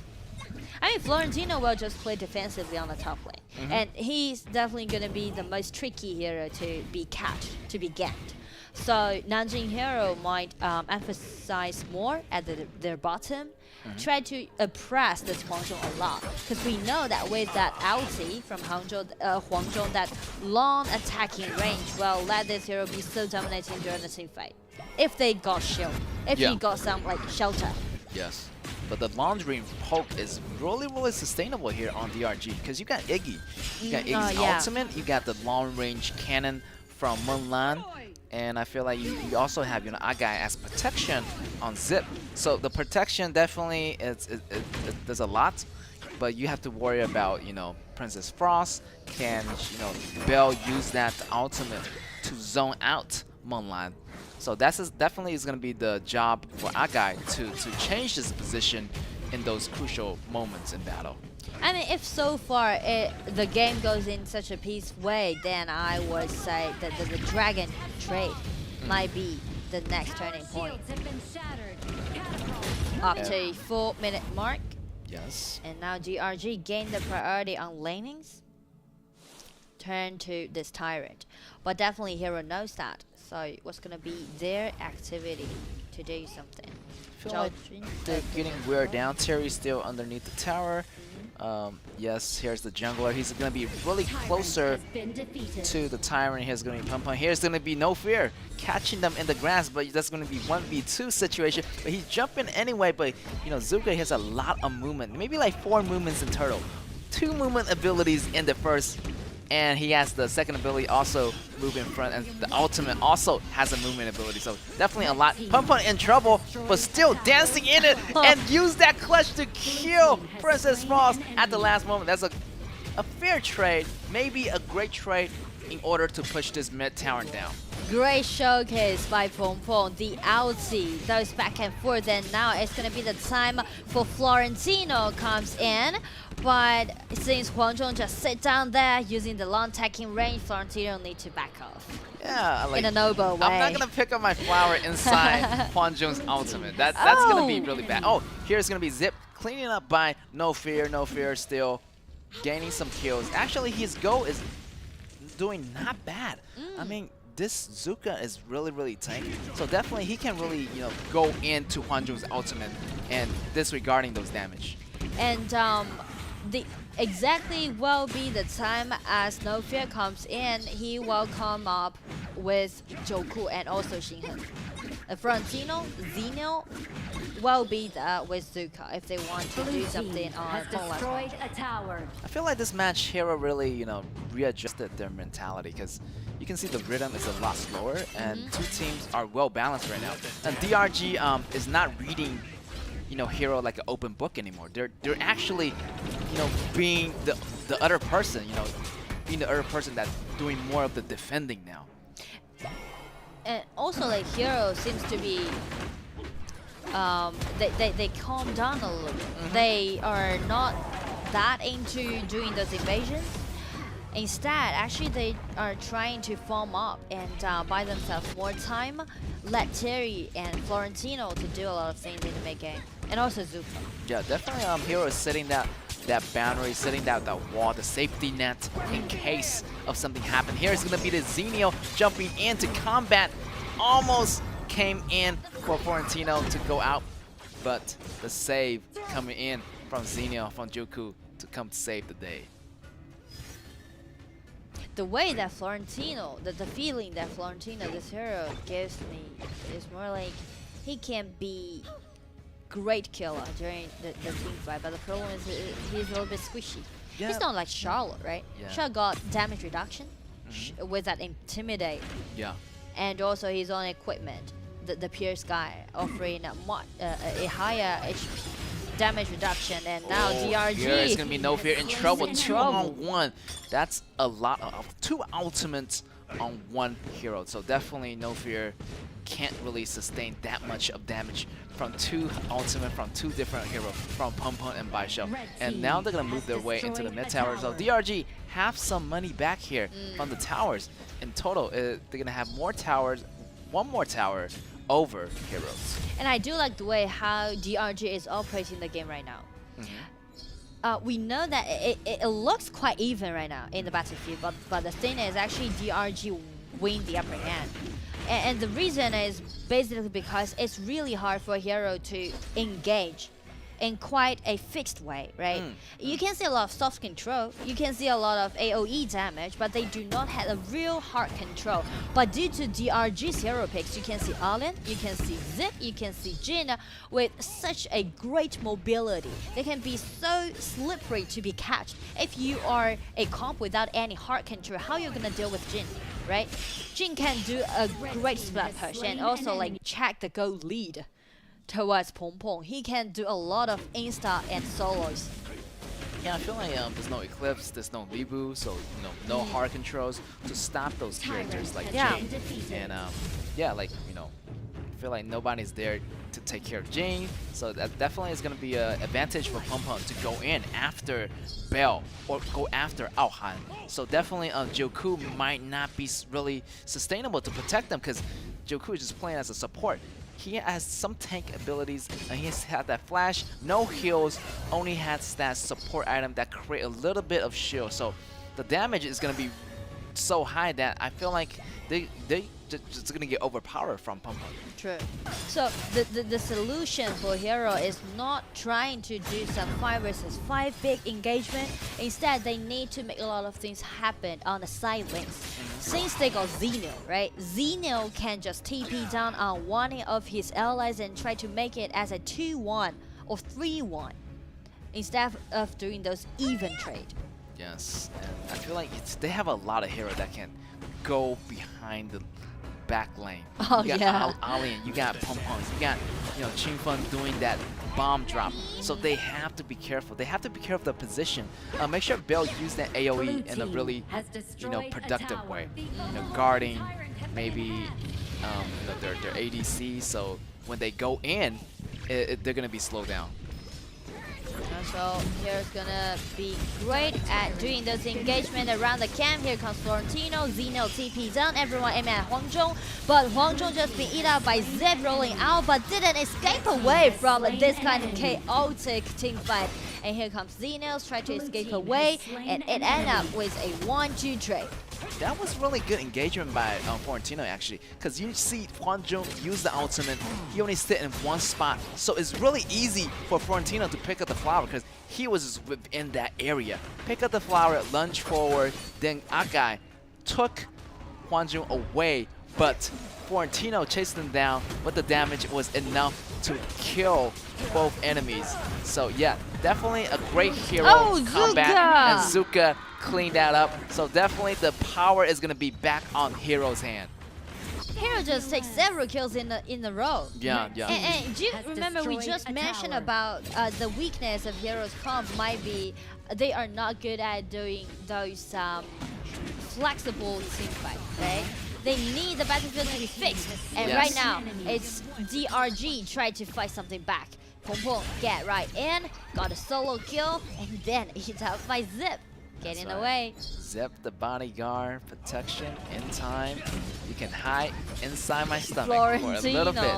And right here, going away. The bounce is gonna be good. It's gonna be bounced back. Bounce back. The bounce back. The flash is gonna be still there. It's gonna be Florentino against Huang Zhong. The Intimidate is gonna be out. Huang Zhong still doing a ton of damage. 4-on-1. Florentino goes down. No Fear already out. Bell goes down. So definitely another crucial fight here. DRG is back on track. That was really interesting because since Zip just bounced back, I almost thought that Huang Zhong has been put in quite a dangerous position. But the problem is the damage down is not that sufficient from Florentino in current stage. So luckily for DRG, and especially for Moonlight, he survived from this kind of gank. Yeah, I feel like this Florentino is going like really sustainable half tank build. So definitely he need to have a little bit more item. But right now 7.4k definitely is not going to be enough to take down the 8k Huang Zhong. It's more like a damage down because you're not playing this hero in the Charlotte way, right? If you're playing at the Charlotte, you can just let him to harass the positioning of your opponents. But as you are playing Florentino, you need to come in and take out with a kill. That's right. You gotta move around. You gotta keep moving. You can't slow down. True. And here's gonna be DRG contesting the jungles of Hero. Definitely taking away a lot of resources. At the same time, simultaneously, the dragons are moving in at the top lane. Super dragons, super vanguards, and I feel like this tower definitely is gonna be contested. Did you see it? I do like the way how Zip just eats up that strongest Vanguard. Oh yeah, that'd be so funny. Like if you get that big Vanguard and you just go to the enemy base and you just release it. Yeah, because I mean like the only way for Hero to guard the tower is to let Bell breaking out his ulti. Yeah. That AoE. Why Zip just saved that Vanguard from the AoE. Yeah, and here's gonna be Florentino jumping in. Intimidate. What about the rest of the crew? No fear. A little bit hesitant jumping in, but aiming for Iggy. Iggy is on the run. But what about Bell? Bell is gone. Xinghan is gone. Ohan and No Fear remain standing. It's gonna be a 2v2 fight till the end, and they're gonna hold on a little bit longer. They're gonna save that tower on the top side, but even fight right there. What a beautiful team fight. I really want to highlight Xinghan and No Fear. Because of this duel on the top, they come in and directly aiming at Menglan's Huangzhong. We know that the reason why Foshan DRG is setting those vanguards on the top side is mainly because they want to get hand on that high ground tower. But the problem is, Hero, they are not trying to play in a defensive way. Instead of cleaning up those minions, they try to get the kill. If the marksman's done, you had nobody can support you to do this pushing. And look at here, Pum Pum try to steal this dragon, but No Fear just got that smite battle win in time. So definitely they're gonna have more of those damage in this next battle, as they have the Tyrant arrival buff, gaining a lot of great damage and movement speed. So definitely they do not want to contest to Hero right now, DRG. DRG want to remain defensively, try to wait until this buff is over. I would say that last team fight might be the turning point for Hero. Because as you can see, Florentino is trying to build up some attacking item right now. Yeah, I feel like he got that Phoenix Eye, which allows him to recover HPs. The lower his HP is, the more HP he'll recover. So definitely he's going to be super sustainable. With the Intimidate, he's going to remain in the battle for a very long time. Yeah, we know that the tankiness for Florentino is filling up right now. So for Hero, basically one Florentino comes in and get an insta-kill on that Huangzhong. So after the maybe active tournament has been made by Xinghan, Menglan will suffer a lot during the team fight. That's right, and I feel like towards this mid game, it's going to be a vision game, because vision control is going to be so crucial here. They're going to let go of that top tower. Definitely, they do not want to lose one more dragon to Heroes. And Heroes, Zuka also have that item build up. He's going to be super tanky. And here's going to be Pum Pum using the ultimate blown out already. Try to go after Zuka. So definitely, he will not have that ultimate for that next battle. And I mean, speaking to the vision game, Hero can win the upper hand in the vision game. They got Zuka, they got Florentino, they got Zeno. And also, Princess Frostburst's ability can also do the same job. So they can easily gain the vision control and get them the turret, the Overload. And as for DRG, they really need to, have a nice positioning and just playing around Hongzhou. Definitely they want to take down at least one enemy, but definitely from the judge of things right now, I feel like Florentino is gonna die first, because his item's super tanky. He can just go directly after Huangjun right now and have the No Fear going after Iggy or going after the back row more. So definitely the formation's gonna have that thing going on. I'm just guessing from the previous battle experience that this Florentino just going to go in head first. Blue team has destroyed a I tower. got that kind of feeling that both Heroes, like the duel on the top side for Hero, well, just aiming at Huangzhou. And now Pomo comes in, but he has been controlled by Terry.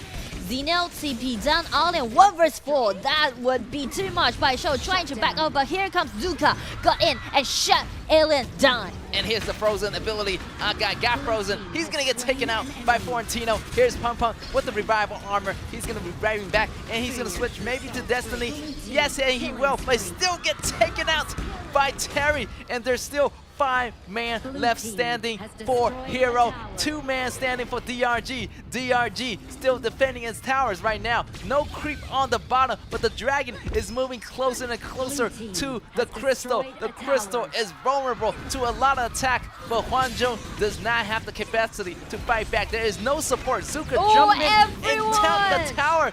Still 5 members surviving, and that's gonna be game. Congratulations to Nanjing. Hero. And this is a tie at the end. Nanjing Hero play in such a beautiful team fight playing style, just like what they did in the previous matchups. We can see how great Hero was after they suffered from game 1, just being that one-way game and lost that against Fushan DRG. Quickly they made their adjustment and they fight back by such a beautiful and explosive team fight way, and also they guard the reputation of Florentino. Definitely, the reputation is not bad. You know, this Florentino gameplay definitely surprises me. You know, going fully tank and diving in first, and I feel like he used that against Hwangju is not bad actually.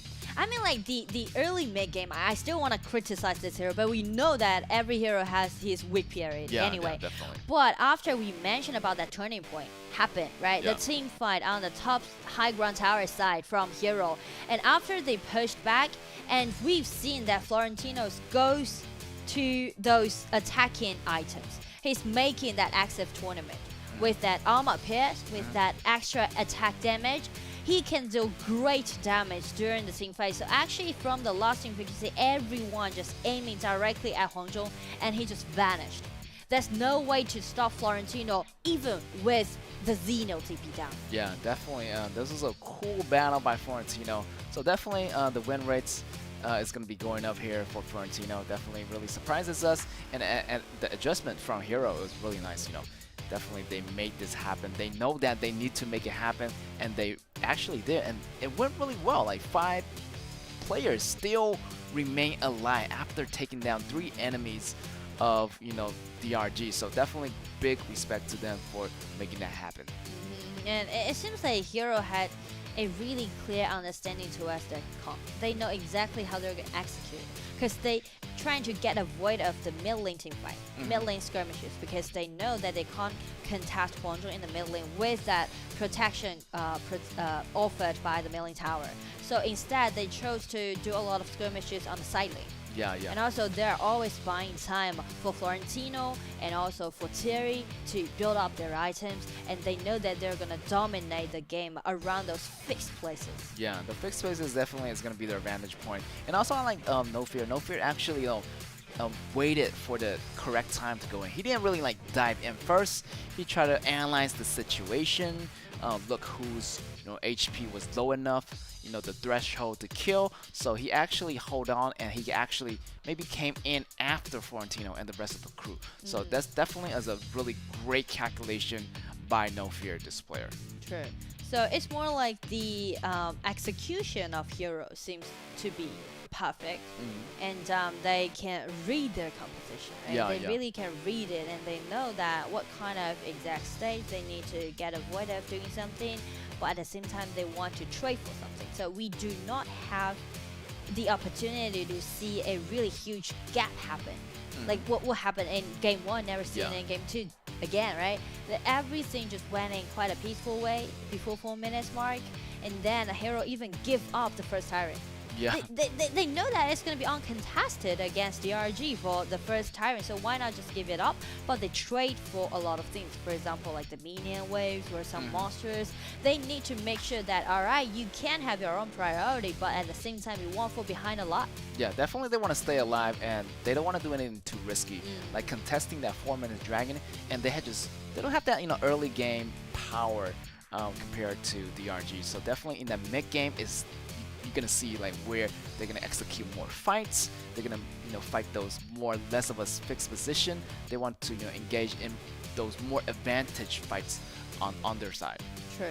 And as for DRG, well, we mentioned about actually they're be putting into a quite dangerous position, but a draw, I'm not sure, but it made me feel like they do not have the priority to say that we can secure the spot or not.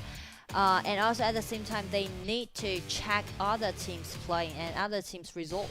to see whether they will have the chances to get into the group stage or not. They still have one more battle today, so I feel like they do have that chance to get more points.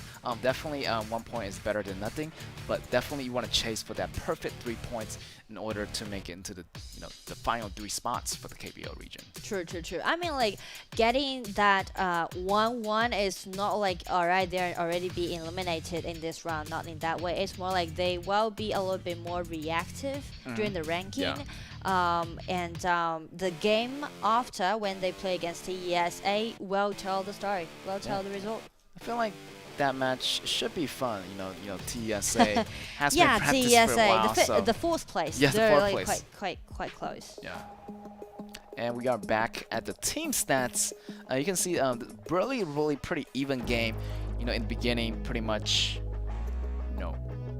even goals, even towers, and towards that mid game, you can see that shifting in power, where you can see that Nanjing Hero got the upper league in one of those team fights and continue forward. They're gonna just build on that go and let Florentino get more powerful, let this Aohan get more powerful, and No Fear pretty much it's just the tank of the game. And Bell really did a great job of securing those AoEs, and Joku was just pretty much there to put the icing on the cake, protection on those heroes. I do like the way how he's playing this Xenio, and also you mentioned that Xenio seems to have a really unique strategic definition in this team, because it has been played in so many different positions, and this time MVP goes over to No Fear, Zuka, the jungler. That's right, and his calculation is really nice. We gotta go into the details here, and let me remind every audience and the members, like he actually predicted like 10 seconds or maybe 15 seconds beforehand, because he know where's the battle is gonna be happening. So he's kind of like hiding himself for just a moment here, and we gotta go into the replays right now. Right here, Zuka underneath the tower, and he just knows the travel speed by Pum-Pum. Even though Bell got taken out, he knows that this Pum-Pum is not gonna get away. If you take down my mage, I'm gonna take down the jungler. So definitely a great initiation by No Fear. I don't know, like everything, like he just knows what's gonna happen next. And also, after having such a decent goal lead, Zuka can be so dominating in the mid game. Tanky, but also powerful enough, and this time jump directly to the back laner. Yeah, you can see that he's hiding like in that right side of the wall here, and he doesn't engage yet. He's a little bit hesitant, but I know what's going on in his mind. He want to aim for the back row. He want to go for Iggy. He want to go for Hwanjung, and he made that happen with his team. The communication was really flawless in that fight at the bottom tower, and after that fight, I feel like that's their chance to fight back. So we can see by keeping that momentum for Hero, actually they are doing really well in this tournament. I still remember last time in 2022 KIC, the journey, they also participated into the Qualifer, but it didn't happen in quite a smooth way. So I do believe that they are well prepared for this time. And also we are prepared a post-game interview, and let's take a look. All right, thank you guys. I'm at the interview area, and joined by me will be Joku from Hero. Please say hi to the audiences. 来 ，Joku 跟我们大家打个招呼吧。Hello, I'm Joku. Hello, very nice to see Joku again. So we actually have a quite high ranking before the matchup actually begins. So what will be your goal for today's matchup, and how do you actually prepare this? 我们今天在比赛开始之前啊，对这一场比赛的一个目标是什么呢？包括在今天对阵到佛山第2季有什么样的赛前准备吗？ 就我们的目标肯定是能拿3分最好嘛，对不对？ So our goal is like I will try my best to actually bring 3 scores back. So the second question will be like, let's talk more about the game 1. So actually we saw you do a lot of invasions initially at the very early game. So what went wrong actually so that you didn't get the very first victory in the game 1?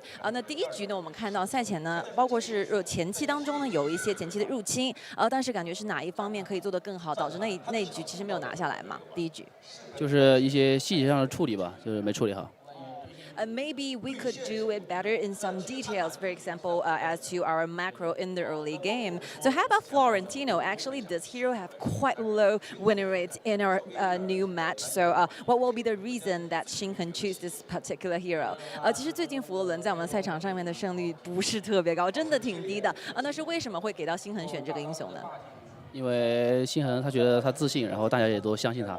All right, so Shinhan feel really confident about using this hero, and that's why we picked this hero for Shinhan because we really trust him. So how about Zip? So actually, we think that your Zip performance is really, really amazing for every single time you use it. So tell me about how you train this, how you practice, and your own understanding towards this particular hero. 我们看到你在赛场上使用的PP真的很好，然后无论是开团还是进场等等，跟我们分享一下你在训练这个英雄上面的一些个人心得好吗？就训练赛，反正多拿嘛，然后平时练习的比较多，对英雄熟练度比较高吧。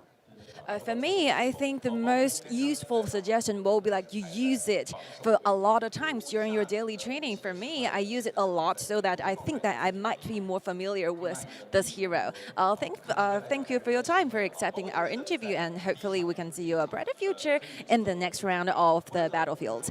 非常感谢我们的九库接受我们的采访。Let's give our time back to Nora and Get.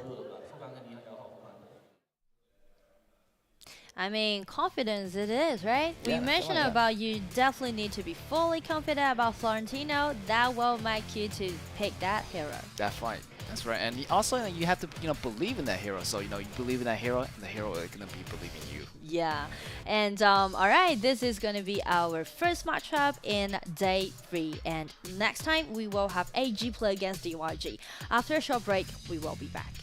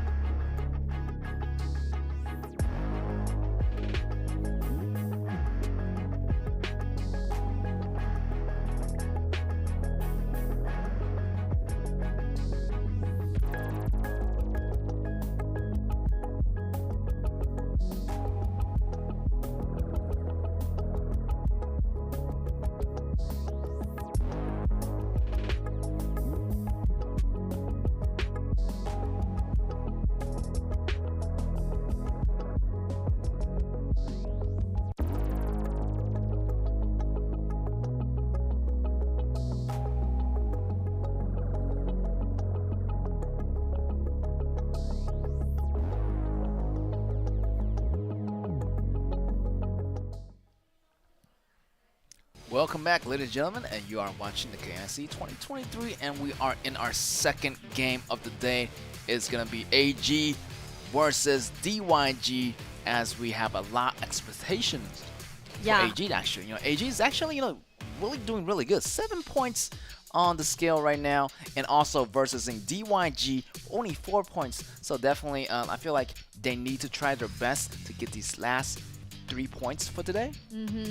Like both teams all played 3 times before. Yeah. And AG got 2-2-0 in one time, but as for DYG, they got 0-2-2-0 and a 1-1. But the starting list still stayed the same, and we can see AG start with the same lineup, and so as for Shenzhen DYG. Yes, definitely the starting lineup remains unchanged. That's going to be the synergy. It's going to be super well between those players.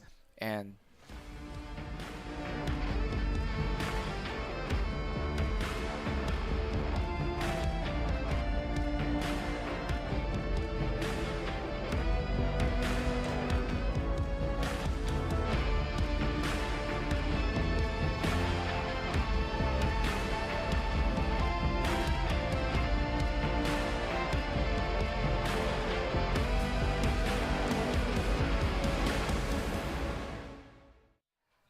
yes, and welcome back. As you can see, those are the starting lineup players for both teams. And right now, we are jumping into our first picking and banning phases for the game. AG versus DYG. What's it gonna be? AG already got a lot of wins under its belt in these couple days. In our day 3, let's see if they can get one more win overall and get those 3 points in hand, or we're gonna see DYG getting those wins as they're facing elimination. They're in a really dangerous spot right now.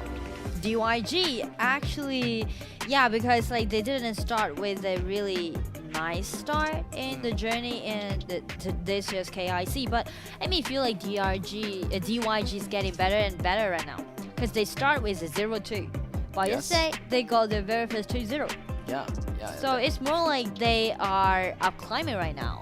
But as for AG, I do have my high expectation on this team, because I'm really astonished by this team. They just finished the journey in Challenger Cup when won the runner-ups, but this time to the new patch again. Wow. Yes. You can see like how great understanding they have. Yeah, like the everything is just so understandable. Like they just know what's going on, and even like they can't get the ADC they want, they can use something more compatible. Like they're a really compatible team. They can use any kind of composition and be compatible with their playing style. And I do like one unique hero from AG that will be Athena. Athena be picked as a jungler. They used that twice, and each time they got themselves the win. And the way that how they're using Athena is more like they are trying to let Athena play as a tank, try to harass, try to interrupt the whole like team fight. Oh, yeah. Make it chaotic. Yeah, make it chaotic. Like the disruptive rhythms of the enemies. Make sure that if you try to plan some kind of formation, plan some kind of attack, well, I'm just gonna be the damage, the harassment dealer. That's to make sure like your plan doesn't work on my team. Exactly in that way. So maybe this time they use Athena again or not. Let's wait and see. This time, game 1. DYG on the blue side, AG on the red. Oh, no butterfly getting banned. That means No. maybe. I do believe that it's only a time issue. That's only a time issue, definitely. Anya here getting banned here on DYG, and AG choose to ban Liliana. The powerful mage dealer combo in the mid. So definitely they're gonna move into our second phase. Oh, if you don't ban it, definitely one side is gonna ban it.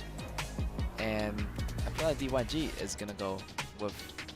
Actually, Butterfly already banned. It was pretty much a reverse of Liliana, like Anya, and Butterfly. And now they are going for their first pick, DYG. DYG actually is a pretty typical two-core playing style here, team, right? Xiao Yi, the jungler, and Chen Chen, the marksman. They always want to build up some comp around these two main players. Yes, I feel like they're doing a really good job with the double core. Definitely gonna have some, great hero in the mid lane in order to provide some rotations, assistance to the top lane or the jungle or the bottom lane, the farms lane. Iggy is gonna be the person to do it. So really good pick here. Anya is gonna be out of the picture, so definitely I feel like Slim's on AG. He has to choose something. Maybe Annette is gonna be good, or Xenio is also gonna be good. So definitely Xenio is gonna be really working synergy well with Zuka. So let's see if DIG want to take away that composition, take away those combos that is gonna be formed up by AG. Like Zuka, right? Yeah, like Zuka, yeah. But they go for this Jin and also picking out Terry. Terry can do a great job in the late game, and so does Jin can really lead the pace the whole game. And also we mentioned about that the DYG is really up climbing right now, and I do believe one of the reason is because Xiaoyi is stick to his classic and most familiar heroes, for example Jin or Miyamoto Musashi. And here is going to be Zuka on Chengdu AG. The combination is complete. Xenia with Zuka, the heavy double trouble tank from AG. That's going to be a lot of early invasion potential here from AG. I'm not sure they're going to be playing it safe, or they want to take a little bit more risk of going into the jungle pretty early. But they have to watch out for Iggy. Iggy has really high rotational speed, so they might consider twice about doing that. And also Slim's a little bit afraid about that Iggy AoE damage. So definitely we need some protections, and Annette is gonna be the job to do it, providing a lot of shield and protection for its members, also providing a ultimate that heals and gaining some immunity within that ultimate as well. So great ultimate overall. And here's gonna be Junrin and Irie on the top side for DYG. Really balanced here composition, not much tank actually, but Junrin's ultimate definitely is gonna provide that double life for all the DYG members in those tough situations. DYG is playing an aggressive way. They are trying to win themselves all 3 winning lanes. Irie against Xeno, no big deal. Jin definitely had a higher farming pace than Zuka.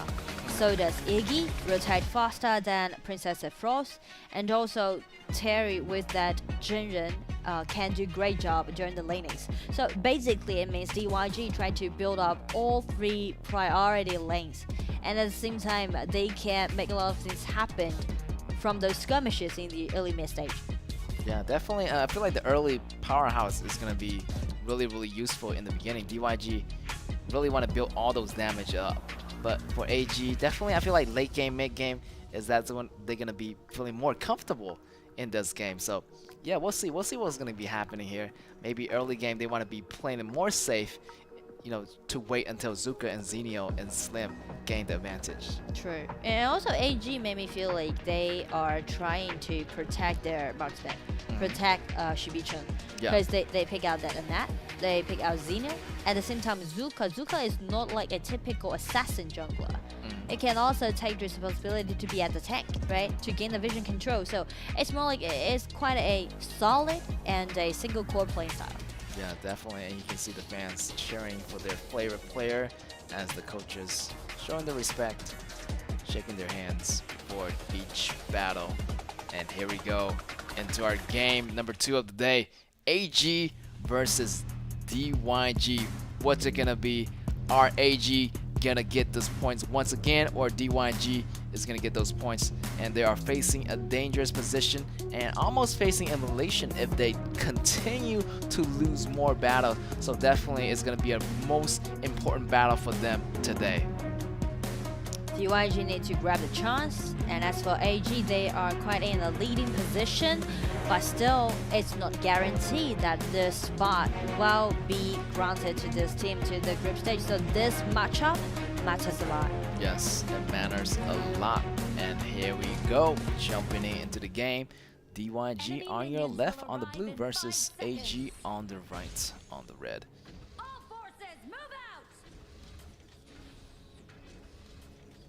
And the crowd, you know, like the usual, they are cheering on in their stadiums right now. And you can see teams from both sides waving their flag, showing the glory, showing the respect that the players are in right now. And we are on, and seems like a normal opening. We got Cat and Shibi-chan on the bottom, doing a really safety choices. But look at that, the hammering damage from Iggy. Oh! Everything just goes sideways for a second. But still, Shibi-chan trying to not use that flash, but has to be careful. Iggy try to go around the back, try to get that first blood. But AG still feel like, you know, we haven't get the laning, got to get those goals in a way, but the fast pace by DYG really surprises me so far. I really like the way how DYG is executing right now.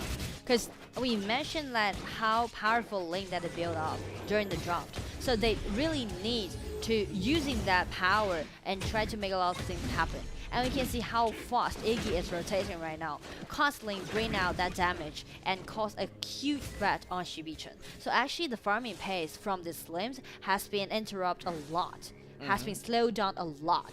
And so that in that terms, that also means DYG can be great on those skirmishes in the early mid stage. Exactly what they want to achieve.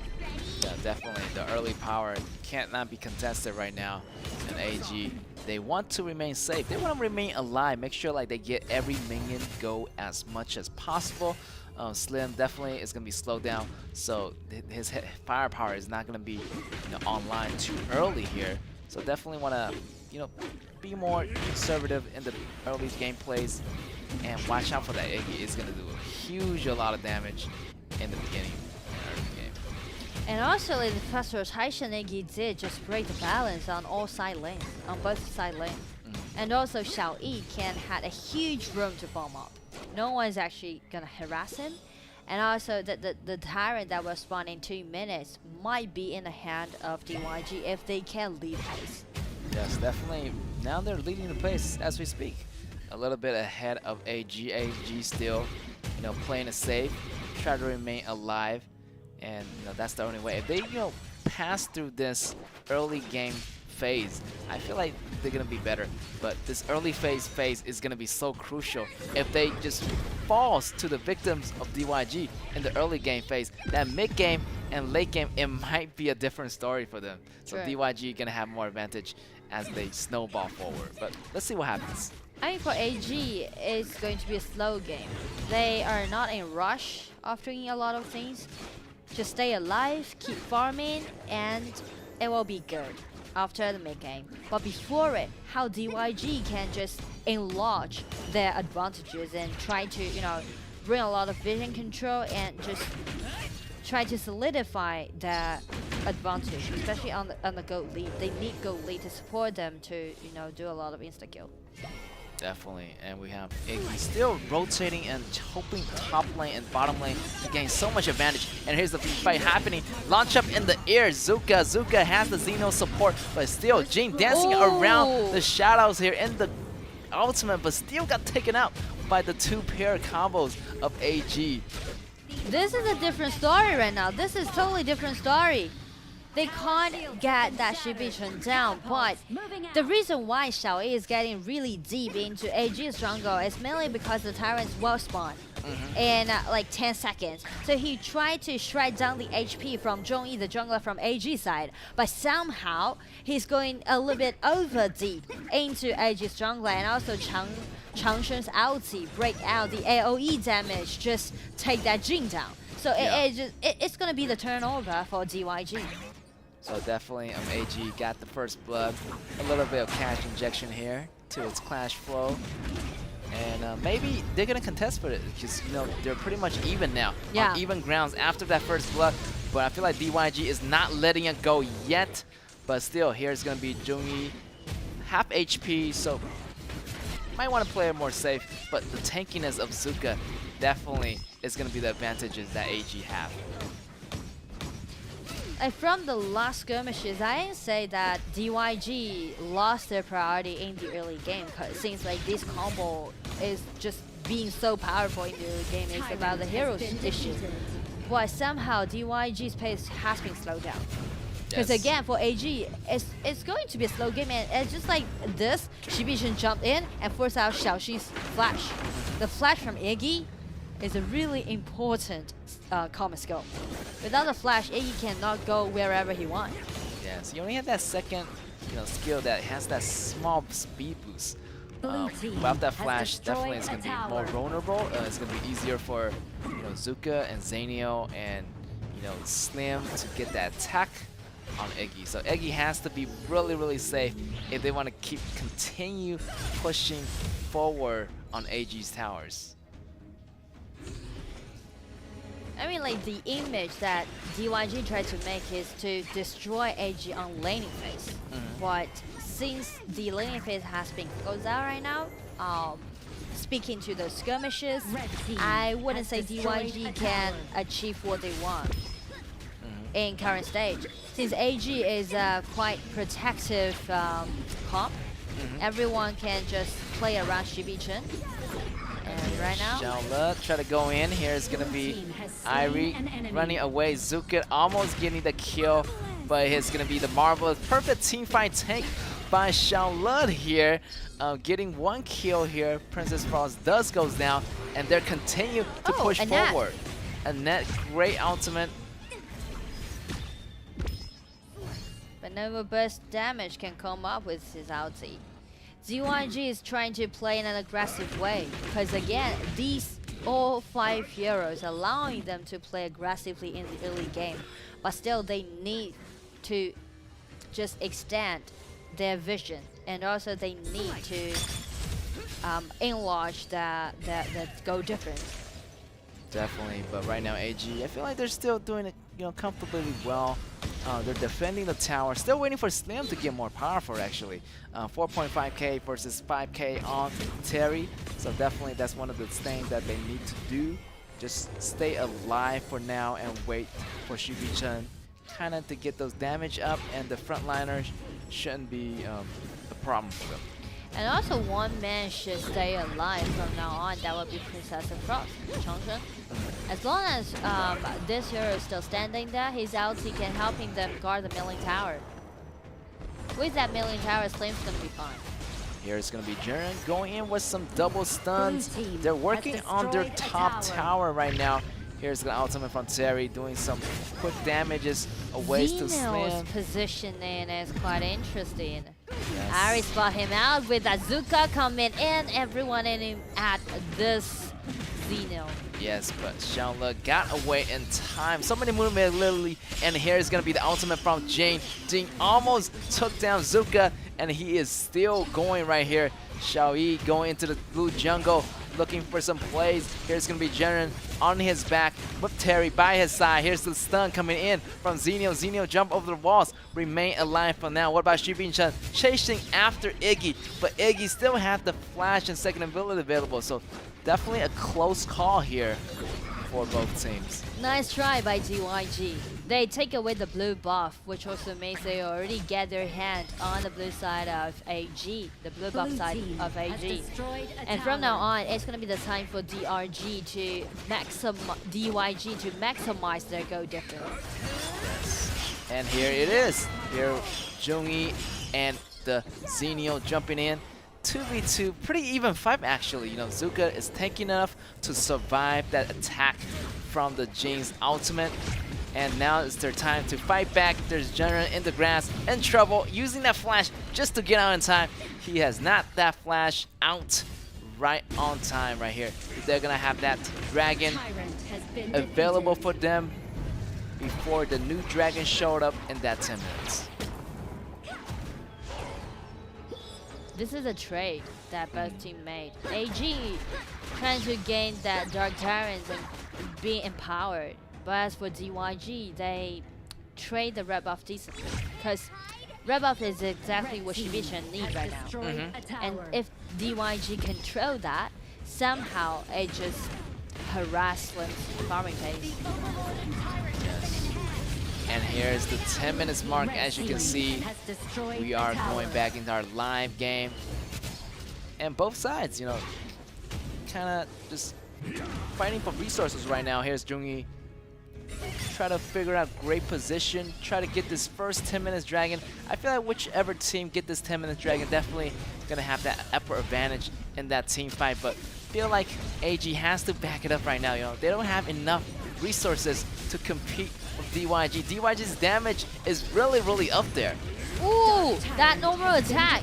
Jiren's ulti has bring out everyone, and that flash in using the ulti, lock him up, and DYG, 2 men being taken down. AG is still chasing. This is exactly the chance they've been waiting for such a long time. AG has been taken down too, and AG sacrificed their marksman, but end up with a 0-3 trade. Yeah, you can see that detail here. Zuka actually go in to steal that dragon at the last moment. Really critical chance and good timing on that Zuka. And from that, the game just went sideways for DYG. DYG just couldn't really know what happened. The surprise attack from AG really worked.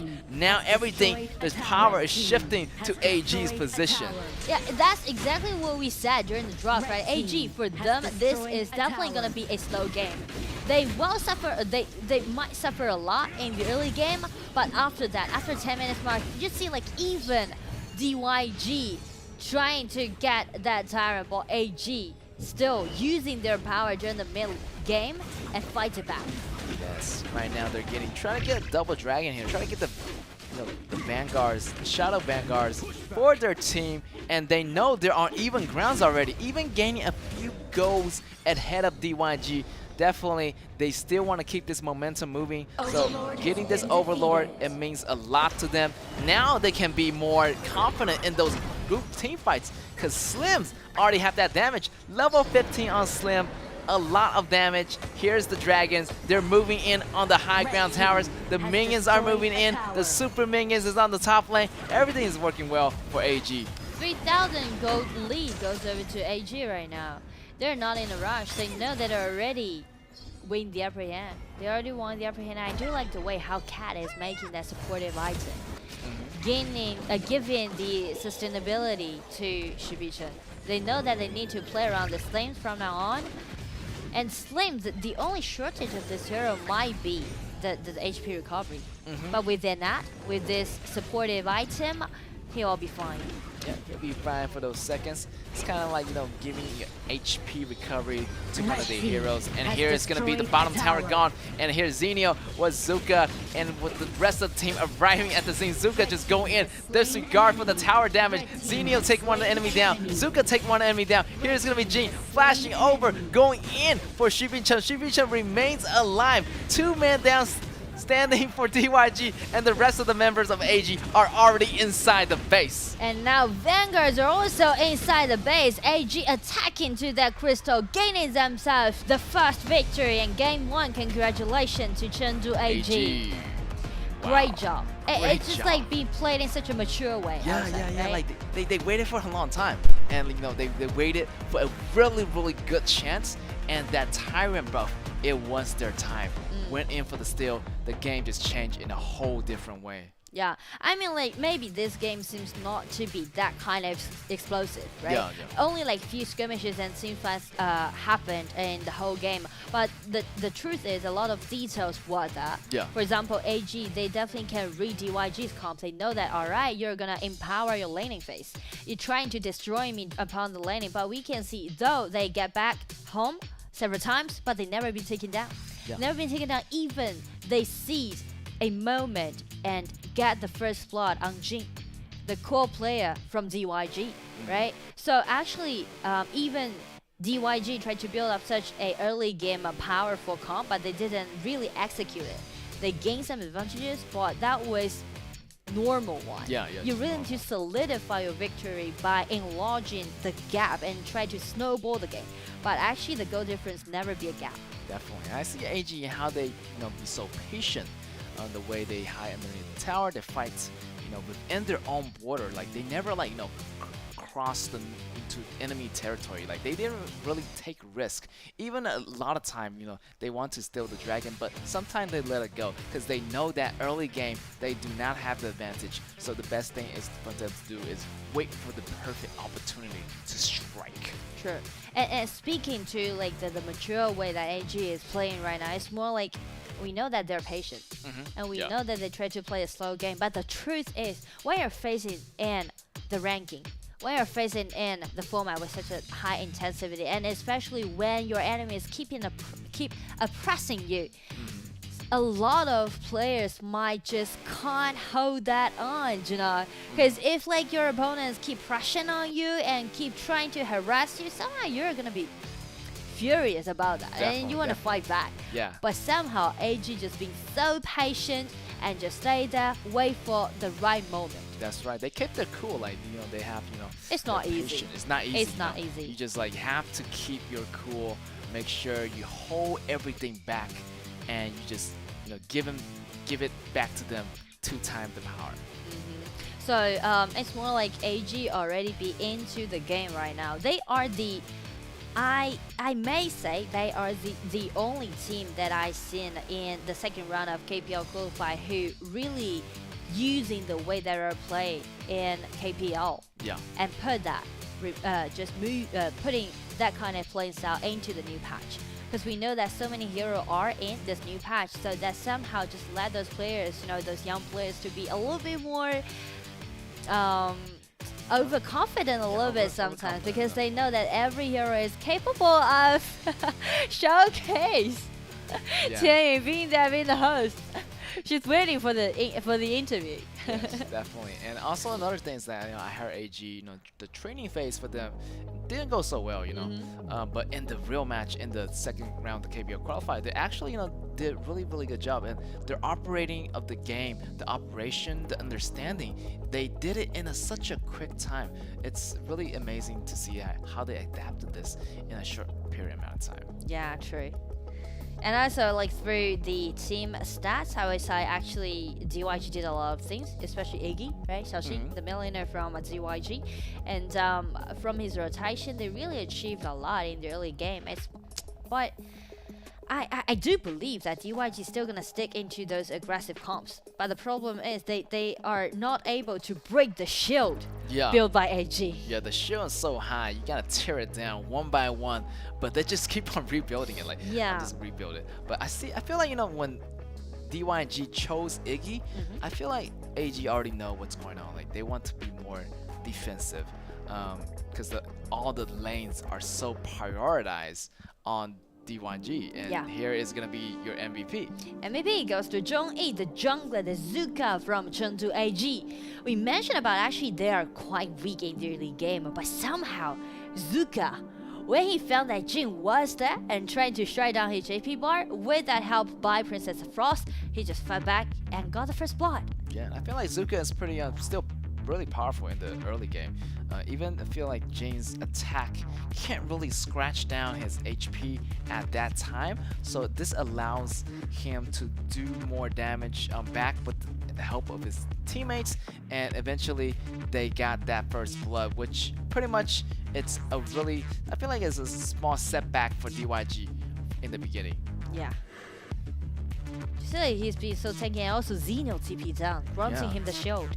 Yeah, I feel like in that position, like it was kind of like he got blocked, because when he went back, he had nowhere to go, because either he go to the mid lane, face the mage, or he go to the right, face Zuka. So it was a really hard decision. And still at the end, that was the game changer of the game. AG took them by surprise, and at that time, Jing was so low, he cannot do anything. Right here, he has to go back and heal up, but the rest of the teammates already got taken out by the AG squad.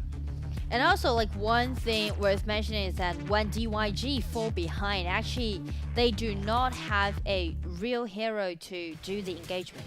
There's no engagement can be seen from DYG's comp. It's more like they need to win against their enemies during the lanes and snowball the game. That's right. Using power, using damage out, rather than using some, engagement or initiation. Yeah, I feel like the team fight wise, definitely AG did a really good job. Laning face-wise, I feel like DYG also could potentially do a really good job, but in the end, I feel like AG actually knows what's happening and actually predicted that their laning phase is going to be so strong, so they were really being really defensive and waiting for that great chance to fight back. Yeah. I mean, like, both teams definitely know what they're gonna how they're gonna execute their comp. It's more like a lot of back and forth, and you need to see the minor chance help you to break the balance.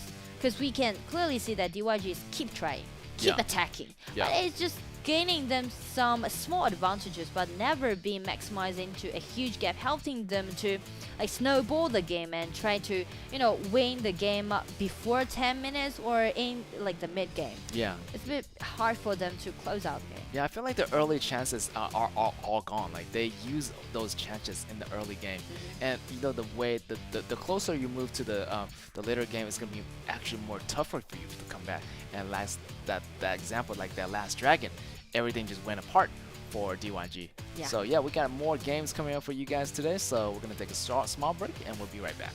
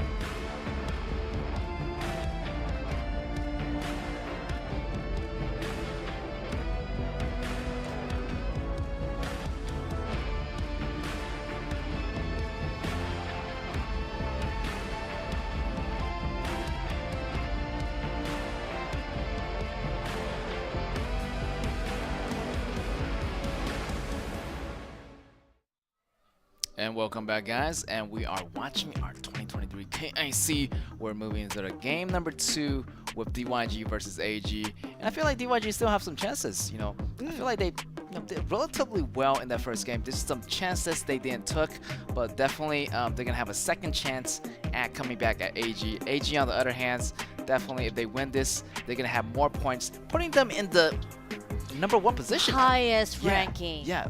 If they got a 2-0 this time, if they will have another 3 points in their hand. That will mean 10 points in total. Yeah, the first Hero 10 got points. 9 points. Oh, 9 points. And so that will make AG to be the current top 1. Yeah. If they win against DYG with a 2-0. But definitely DYG is not giving them either. Definitely one of the another heavy contenders of the KPL region. So yeah, I feel like they have a lot of potential to bounce back here as they're gonna switch up the strategy, judging from what happened in the first round. True. I mean, like for DYG, we said like they are kind of up climbing right now. They start with a 0-2 loss against CESA, but then they got themselves a 2-0 against DRG yesterday. And they have that kind of duel at the bottom, Slim with Number. And if they really want to play aggressively this time too, maybe they will go for that Slims and Lumber. Yeah, I feel like Number, like nobody's banning Lumber, but Lumber also has a really high rate. Yeah, I mean, why? Yeah, like this is a hero that we is so underrated. Like, its statistic is really good. The heroes is really good. So, you know, I feel like more team need to pick him up. And here's the ban coming out. I feel like a lot of team are banning Prince Alani because a lot of ADC in this version, this particular version, has a lot of movement abilities. So Prince Alani is really quick at those moves, at burst damage, to lock down those shooters, to lock down those the assassin mages. So this is gonna be a really good pick. So they're gonna ban him out first. So I feel like DYG is going more of a squishy, like a more attack composition here. Yeah. Might see that happening because Liliana is gonna be in the middle. So banning out that Prince Alani definitely means a lot of good stuff for DYG. And also, I mean, depends on states, right? The Iggy that Xiaoxin plays seems like he's really in his best state right now. So I do believe that when Liliana is played by this player, he can just showcase a little bit. Bring up the pace. Yeah, bring out the pace, definitely. Hopefully, yeah, it all goes well. Here's Zuka on DYG. And yeah, this is going to be still global ban pick, so only choose the hero once. But since we're doing BO2, definitely these teams are choosing the best meta picks for these versions. And I feel like AG is still going to go with the more safe composition. And more like a single core playing style. Yeah, single core playing style. I feel like Utility Mage, Ishin, IL, Protective Sport, and Jerry, great late game marksman. Yeah, Terry is going to be the favorite shooters of Shubi-chan. I feel like he said that in the interview, right? Like, Terry is one of his favorite shooters. So, yeah, more protective, single core, shooter base. Yeah, so far the protection is going to be there. So let's see what DYG is going to counter. Hopefully, they get some heroes that can really counter AG strategy here. They already got Varus, so the tank is going to be there already. They're missing the ADC, so definitely Chengdu AG right now in that second banning phase. They want to ban out maybe Slim. Have they used Slims yet? Maybe not. DYG didn't use Slims yet. Oh, okay. Haven't used that yet. Maybe Slims with Lumber. Yeah, Slim with Lumber, definitely a really great combination at the bottom lane here. Oh, I know. Maybe Zip with Solars. I like Shinchen play Solars yesterday. And they're using that Solars ulti to be the initiation. And Zip can also be a great engagement. I'm just guessing. Yeah, that would be one possibility that DYG might be going with. But we have, Yixing. Yixing is a really great utility mage on AG. So that provides a lot of, CC combos. And maybe they want to add more. I feel like Slim is going to be a safe pick. Yeah, and a better one. Yeah, better one for now. Definitely, yes. And let's see what AG is going to put on their list. In addition to these protections by these mages and also the support on distribution. And they're going to use Adina appearing for the fourth time or fifth time, a lot of time. A great disturber, like disrupt the battlefield, disrupt the rhythm of the enemy. So that's another player using that hero really well. AG, I feel like they use this Adina a lot of times. Yeah, we mentioned about the Athena pick, right? And Athena actually can do great jobs. And AG uses Athena twice and they win twice. So and we have Shenbin actually. I feel like it's his debut appearance. Shenbin appearing for the first time in a while here.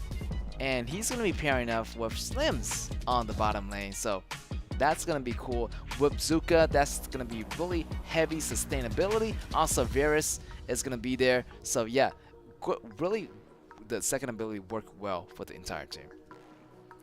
By picking out Sun Bin, the second ability that Sun Bin has can help this team fight to be more sustainable, right? Because it can bring your HP recovery back. Yeah, definitely. And it seems that within that movement boost, you can just rotate faster than your enemies. But somehow, like, this is a debut. Yeah, debut. I mean, like, maybe it's because in this patch, something kind of slow, right? So it's a little bit item dependent for the support, and we know that gold is quite limited. Yeah. For support, so it's kind of like a mid-game playing hero. Yeah, I feel like that the Stun Beam is going to be so much useful in that late game. Maybe AG is not going to let Stun Beam, to be go into that later game stage. So maybe they want to in and out the game towards maybe mid-game. Probably that's AG style. I feel like AG style so far, their mid-game, that's where their power come in. They find some opportunity to get ahead, and once they get ahead, they just end out the game. AG again with this Athena pick. Athena is more like a tanky warrior in this comp, and also they always want this Athena to harass their opponents a little bit. With that main on the top, main can do a great job during the laning, right? Yes. So basically, AG is still gonna be a safe playing style, play defensively on the lanings, and then let this Yixing to find some opportunity out. Because as a utility mage, Yixing can actually just stay at one of the side lane, waiting for the right moment. Decent ambush. Yeah, maybe like giving up the mid lane a little bit, but make sure that you get the kill, you stay ahead, then go back to get your golds back. So yeah, a lot of different options for AG to do. But DYG over here still have that mid-game power. He has a lot of tanks, so that early game, mid-game power definitely. I feel like DYG is gonna be having those options too. Let's wait and see. Game 2, Shenzhen DYG and the blue, Chengdu AG on the round. And here's some support just trading lows. Oh, the round boy. Yeah.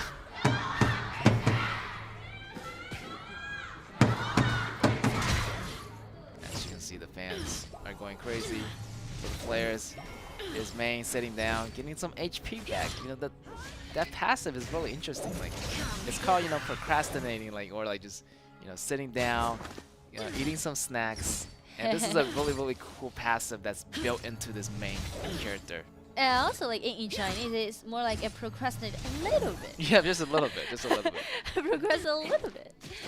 And this is really cool. It's showing confidence. I feel like Varus clean up the lanes definitely faster than main. So main, no rush. We can clear the lanes later. You're just gonna eat some apples, eat some snacks, get some HP back. And here is gonna be maybe a possible jungle kit, but still, so far so good. AG's rhythm definitely is going to be slower in the beginning, and they want to be more, like proactive. They don't want to be reactive. Zuka's positioning. Oh, the flank. Zuka. Maybe nobody's going to see him. Setup. Setup here is going to be the movement going in, but Terry so confident, just not phased at all. No flash, just tank the whole damage from Zuka, and yeah, KAC has his back, so I'm pretty much don't need to worry about that. Just actually every time when DYG's comp showing out, it's more like, yeah, true, it's quite aggressive, but they really need some fixed combo. I mean, like, those combos lack of a really solid or guaranteed engagement. As long as viewer is still gonna be in his lanings, it's really hard for Zuka just jump in and try to get some kills. Yeah, I feel like Zuka need like a really good partner. Like Yixing might be a good choice, right? Yeah. Yixing was like the second ability, try to pull him closer. Yeah. Closer. Something to like lock down the enemy, like make sure like the enemy doesn't really run away. Make sure something to make the enemy stay. So definitely he needs some kind of additional CCs here. It's gonna be the combo coming in from Virus. Even power trade-off at the top, but so far, yeah, both sides even, not giving any chances to each other, and getting the first blood. First blood is gonna be really important because that's gonna put you in the lead, and I feel like whoever gets the first blood does have that river control advantage of getting that tyrant later. And speaking to the first blood, I mean, it might happen on around like 4-minute mark, around that tyrant camp or the jungle, but definitely not the lane. Yeah. Because both teams didn't really emphasize a lot on their laning power in this turn. It's more like everyone tried to build up a great team fight playing comp, and now some ganks. Virus got the first blood. Man has been taken down. Everyone's aiming at Athena, the jungler from AG, and got him down. DYG, such a nice opening for them. They did exactly the same thing as they did in game 1, but this time they achieved it. Yes, I feel like they achieve what they have with the Zuka, and I like the detail here on the top lane by DYG. Having each character, having each member taking the towers one at a time. Here's the kill. Ishin goes down. Zuka gain another kill. Double buff on Zuka. Here's gonna be Jungi running away. Here's the flash coming in from Main in order to take down Varus. Varus goes down. Main goes down. The tray is gonna be happening left to right, but still DYG comes up on top. Well, what happened in just 1 minute? I mean, before 4 minutes mark, each team was just like, all right, let's do it in peace. Peace and love. But after 4 minute mark, it just went totally another way. That's right, the peace treaty is going to be over after the 4 minutes. Here's going to be the big fight. The rhythm is going to be a lot quicker here after the first Tyrant goes down. Now the tower shields goes out. So yeah, after this, I feel like it's going to be a lot quicker. Zuka is doing really good. DYG's jungler is feeling a little bit different this match. Yeah. And you know, here's the strategy in the game. Well, first check the replay, everyone rotate to the mid and get the kill on Ishin. So there's 3 things that you can do around the 4 minutes mark. First, gain the vision control around the camp of the Tyrant. Second, make something happen with numbers in advantage. That's exactly what DYG did. Or third, try to gain the priority on the top lane since you can CP down by that formation. Yeah. And DYG were trying to do the second and third one, and they achieved it. So that's the reason why I brought them the lead right now in the current 5 minutes. Oh, here is going to be Adina going in, watching out. There's 2 people in the grass. Liliana and Zuka, 2v2. And bottom, Terry, try to fight back. Here is going to be the frenzy from Cat. Is going to be regaining back HP 1 by 1. Varus can't take the damage. He has to back out for now. Xiaola, go back home. Get some health back, but the push is happening on bottom. Actually, you know, they're gonna get their first tower. It might be a tower trade. Yeah, tower trade. And DYG is actually trade for the red buff from AG since Zuka's gaining that away, and also clean up the minions on the top. They can do the tower trade. So actually, DYG won the upper hand. DYG still gaining that gold in forward of AG. And here's Liliana looking to make a play here, but yeah, I feel like the rotation right now is really, really tight. It's so much better than the first game. Here's Slim. And main solo. Solo, but the flash goes out, but it cannot stop DYG. Here is gonna be Slims jumping forward, using flash for flash, carrying out this main in this combat. I do like the way that how Jinchen is using this limb. Actually, he was out of mana. But he know that the first ability, the basic attack, is solely enough to deal with that squishy main. Yeah, definitely. Jinchen is doing a really good job here.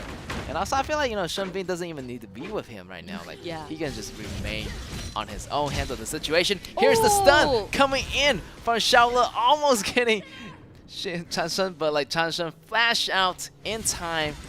And yeah, it's gonna be really dangerous because there's a lot of, you know, heroes with movement abilities like this Xiaoyi, Xiaola, and also Chen Chen. So many attacks, and this utility mage, this, you know, Ishin has to watch out because he's a little bit squishy. Only that passive and flash definitely is gonna be that, you know, those skills able to keep him alive for those few seconds. And also, you can't rely on this Ishin to do the output, do some damage. Instead, AG is more like they should play much more defensively from now on. Yes, but they're gonna bring the fight into the red base. Red goes to DYG. Here is gonna be Zuka gaining another buff. And they have a great control here of the top side. And they're gonna continue to push for the mid turn. The milling tower, DYG got the chance. Virus coming in, and here comes Zuka again, killing spree. kills in his hand, and now they're aiming at this main, trying to escape away, but DYG denied that. And even viewers coming into the high ground tower, everyone's aiming at Yixing. Passive has been triggered, but Rampage goes over to Xiaoyi. Xiaoyi doing the initiation, the kills. 3-man down for AG, and they are just defending a little bit too carelessly, and DYG just moving in, gaining the advantage. Athena with Aya on his back is not going to be enough. Unstoppable for Zuka, for Xiaoyi. This is crazy. This is incredible. Now what we see from DYG. They're really bouncing back with this 5,000 gold lead. Actually, they can easily tear up all high ground towers from AG right now. Yeah, not even 10 minutes, they already get the high ground tower in the mid lane. Wow. So yeah, a lot of stuff is here. Check the goal difference. The goal difference is insane. 5k goal difference and only 9 minutes here. And they're going to continue to gain more goals, snowballing this battle into effect and gaining more advantage for their team. I mean, like, they got 6,000 goal lead right now. And 3,000 are on Xiaoyi. Whoa. The Zuka. Yes. This is a Panda King. Yes, this is a Panda King. And here is going to be another one. Those controls are not a joke. You got Varus using the ultimate. You got the slow by Shenbing. You got the Zuka, the stuns, and also plus the Liliana, the burst damage. So there's a lot of damage in the front line. Whoever gets caught, definitely your half HP is going to be eliminated in that first couple of seconds. Exactly. And also you can see the function of the Sunbing pick has slowly showed out. Everyone just moving together, being set in groups, 5 people together, rolling down and rolling up. So actually they can be great at dealing those 5 versus 5 big team fight. And also they've got viewers in the front. They can just let viewers to do the job to initiate. Yeah, definitely that Swimming second ability is really beneficial to the whole team. Here's the rush coming in. The damage is real right here. No minions right here. They're going to back off, but the mid lane still remain open. The mid lane and rotate down. This is the tactic. Yes. This is the tactic. Sending in the minions in the mid, pressing on, but the true goal will be the high ground tower at the bottom. But main here, try to flank around the back, but time's going to be running out. Here is going to be Xiaola jumping in, and here is going to be Athena going in, attack, but getting stunned. Here's Yixing's ultimate in the front line. Here's going to immunity coming in from Zhongyi. Zhongyi has to go back. His HP is way too low right now. 2 towers secure for DYG, and now they're moving on to the Dragon and onward to the top last tower. This is the game for DYG right now, but this is not the end for AG. We know that they have goal deficit, but since they are trying to guard their crystal, actually Yixing's ulti can help them to counterattack. I mean, DYG, if they want to finish the game, I mean really finish the game, if they want to initiate, everyone need to dash in. Yes. But after it, AG can use in Yixing's ulti, lock everyone up, let the battlefield be fixed, and just create in the setting for Jerry to do the output. Oh, that's the idealistic one. Shibi-chan try to use that ultimate to do it again, right? Do it again, but not gonna work this time. Yeah. Also, I feel really sorry for Chanshen. Chanshen's go is not even close to Anya's go. Definitely utility mage is gonna be his role today. Definitely AG is facing a bit of trouble right now. Everyone is at its door. Super Minion moving in on the mid lane, on the bottom lane. Here's going to be the fight happening. Xiaola on the front line. Varus using the ultimate. Here's going to be the Zuka jumping in left to right. Everybody's going to go down. Jungi goes down. Here's going to be Terry goes down. And everybody just rushing to get this crystal. Congratulations to DYG. What a beautiful game. What a beautiful game. And we can see a lot of things are happening right there, down there in the battlefield for DYG. After they suffer from game 1 this time, they still stick to their aggressiveness, they still stick to their ambitions, and they still stick to their fighting momentum. But this time they are executing their comp in a more safe way and in a more solid way. Yeah, the way they execute is so much better because, like, you know, the jungler is so different from the first game. First game, you know, he gave it away the first blood to the other side to AG in the very, very early game. But this one, Zuka just straight dominated that game. Yeah, I mean, like, they also did the same thing, right? Around the 4-minute mark, yeah. Tried to make some smashes happen with that numbers advantage, but this time the Zuka. Yeah, comes Bazooka. in. And even we can see Xiao Yi hide his vision, rotate down even before 4 minutes. Try to do that gag at the bottom. Yeah, also that slam, that solo on main was incredible. Like even with no mana, as Nora mentioned, we still see that slam being the upper hand. You know, the beast using that spear, the auto attack to really lock down main. Even the flash with main still can't get it out of slam. And also DYG, they are really a team fight favorite team. They always did so, even when they were in summer season or spring season. But a lot of, I mean, like maybe 50 or 60% of the time, they may commit some mistakes around like 10 minutes mark. Oh, yeah. But this time, never. Yeah. I feel like the 10-minute mark is definitely going to be a challenge to them. I feel like they did quite well this game. Like they already adapted. They know that their 10 minutes is one of their weakness, so they adapt. And I feel like they talked it over with their coaches and analysts. And you know, this 10 minutes mark pretty much worked in their favor this time. And also, they really raised the tempo, right? This time, they never retreat, never fall back, and always keep pressing on AG. Even though I would say this is an uphill challenge. Yeah. Because we know that how great AG is in the previous matchups. Yeah. They got so many 2-0 one but time. But the rhythm they apply is so good. Like in the 9 minutes, taking down the first high ground tower, that was unheard of. So definitely when I saw that happening, I feel like DYG is a whole new team. Definitely remind me of the the first game today. Yeah. And let's go back a little bit about our team stats. And as you can see, Xiao Yi this time the Zuka 603 and a gold lead is just insane. 3,000 gold lead against the jungler Lucina from Chengdu AG. Yeah, so much item build right here, so stacked on this Xiao Yi. Really powerful. The rhythm is really nice, and you can see that team stats damage dealt by the Shubi-chan still really high, but it's not gonna be in effect this round as Xiao Yi pretty much and the rest of the team of DYG really much even. You know, keeping it even, keeping it balanced, and they were able to maybe end the game around the midpoint. I mean, like it's only one round happened in the whole game, and DYG just snowballed the game. If I'm correct, it's some team fight happened around like 7 or 8 minutes. And after that, they destroy the milling tower. Yeah. Destroy the inner tower, and even to the high ground tower. Yes. And get back, gain the dragon, snowball the game in such a clean way.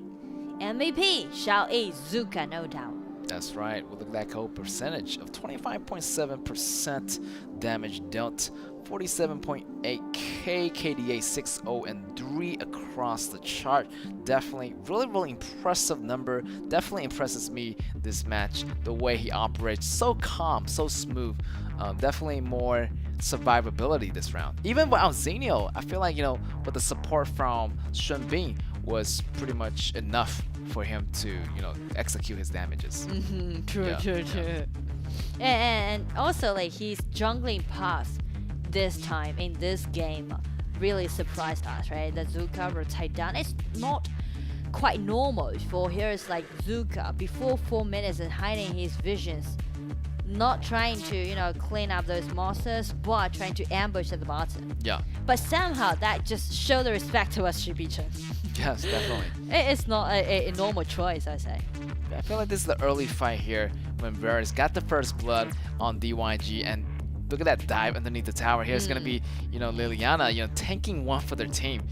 Either, you know, Zuka goes down or Liliana, so definitely Liliana wanna, you know, build around that core jungler, Xiao Yi. Xiao Yi then got so powerful, the ghost starts rolling in. I feel like his mercenary value goes up, so definitely this one. It's gonna be hard. This is the team fight that I talked about.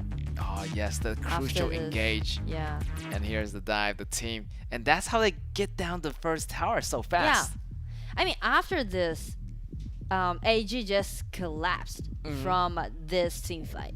Xiao Yi come from the back, jumping in, got the kill, and tier 1 tower, tier 2 tower, high ground tower just fall down step by step. Yeah, definitely. I feel like Athena was a you know, relatively fair, okay pick as a tank, but judging from that like round, what? yeah, judging from that round, you know, I feel like his disturbance, it wasn't really ineffective because Zuka was so powerful. So it might be a different possibility for them to change a character for that match.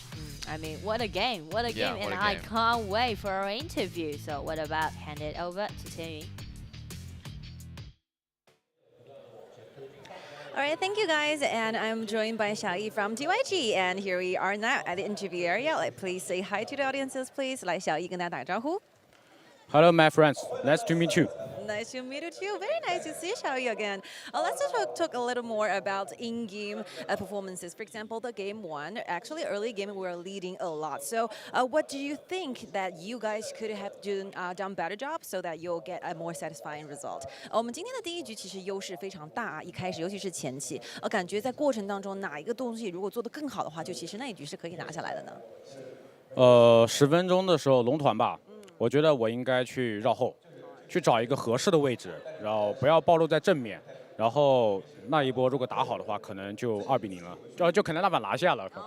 对。Around 10 minutes, I think, before that team fight, around the Dragon Ball, actually, I think I should be appearing on their back to choose a better angle trying to dive in. Maybe we could have a higher chance of winning that particular game. So about game 2, actually, we seen a very special pick, Sun Bing. So what will be the main strategy behind this choice? 我们第二局看到你们选择到了孙膑啊，其实在这个版本非常少见。当时选择他的原因是什么呢？因为那个不弃的孙膑非常厉害啊，对，是。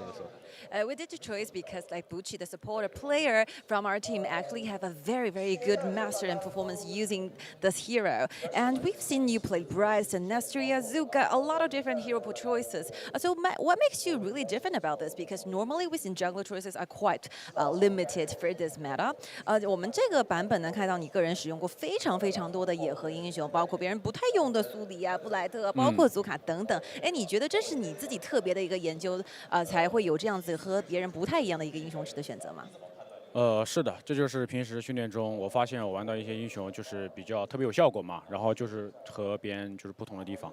是的。Yes, indeed, because I normally observe something different when we are doing the training sessions, and actually I practice a lot and I find something very special about those heroes, and that's the main reason why I will have a quite different hero pools comparing with other jungler players. And we've seen a lot of amazing things from game 2. For example, you travel through 2 turrets to get to the high ground tower with Zuka, amazing performance. So tell us more about who's the shot caller for this and how did you actually communicate? 我们第二局看到你们连穿2塔，直接是打到了高地上，那一波非常精彩。跟我们说一下这波的举措是谁定下来这么一个去打的，然后当时的交流是怎么样的呢？当时就是我位置很好，我说这波中可以越，然后队友说可以越，然后就直接上了，然后我就一绕后把 C 位杀完了。All right. At that second, I think I have a great, perfect positioning so that it was actually my idea. So I told my teammates that we can do this. I have a great positioning, and that's the reason why we traveled through that 2 turrets and get the victory. And actually, before everything started, we have a very high expectations to DYG. And actually, we've been through a lot of ups and downs. So how you, as an entire team, digest this kind of upset feelings and be right here today before performing this good. 我们看到，其实我们这一次比赛开始之前对 DYG 有非常大的一个期待啊，但是过程当中有一些不顺利的地方，我们团队是怎么消化这样子一些情绪的呢？因为第一天嘛，2场比赛其实是打得非常差的，就是特别可惜，然后就消化了，就尽快的适应赛场吧，然后把训练赛敢打的那股劲，赶快就带到赛场上。然后后面发现，看我们现在打的就是比较其实有血性了，就越打越猛，就乘胜追击嘛。然后也是现在士气非常就比较高亢的一个状态，是的。Actually, for day 1, we're very, very not satisfied with our result because we should have done a way better job than this. And after several times, we really trying to digest and bring our best condition. For example, the atmosphere we had when we're doing the trainings. And today, I think after several failures, we actually digest and changes into a better mentality. And now I think that every single fight we have will be a better ones than the earlier ones. So yeah, I think now on our mentality and our mindset are at a firing level. I hope we can do better next time. 非常感谢小易接受我们的采访，希望你们下一场表现得越来越好。Let's give our time back to Nora. Wow, he definitely did a lot of preparation for doing the self-introduction. Definitely. And great English on this player. Definitely. And I'll give it to him. Definitely. And also, like from his performance, he said like might not be that kind of satisfied, but still we can see DYG is getting better and better right now. And after this, we will have LGD and BW play against TESA. After a short break, we will be back.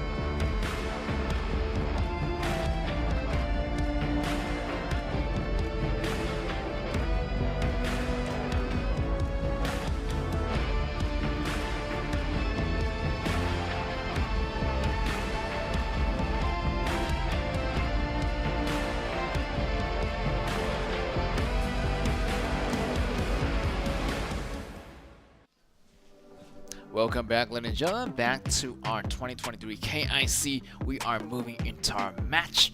Number 3 is going to be the LGD MBW versus TESA Changsha. So let's see the starting list for Hangzhou LGD MBW. 小洛、赤城、早点、决议 and also 小仔 being the support. Yes, I feel like the same lineup. The lineup didn't change, so hopefully good luck to them as they are facing a really dangerous position. So hopefully they can bounce back in today's game. Yeah, today for LGD MBW, it's more like a do or die.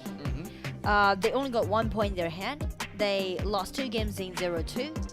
If they still lost their games today with TES with a 0-2 result, that will put them into quite a severe situation. Definitely a severe situation. That is a very daunting situation for them as they face the possible for elimination. I feel like if they lose more, they probably can't never bounce back because there's only 4 days and we are in our 3rd day.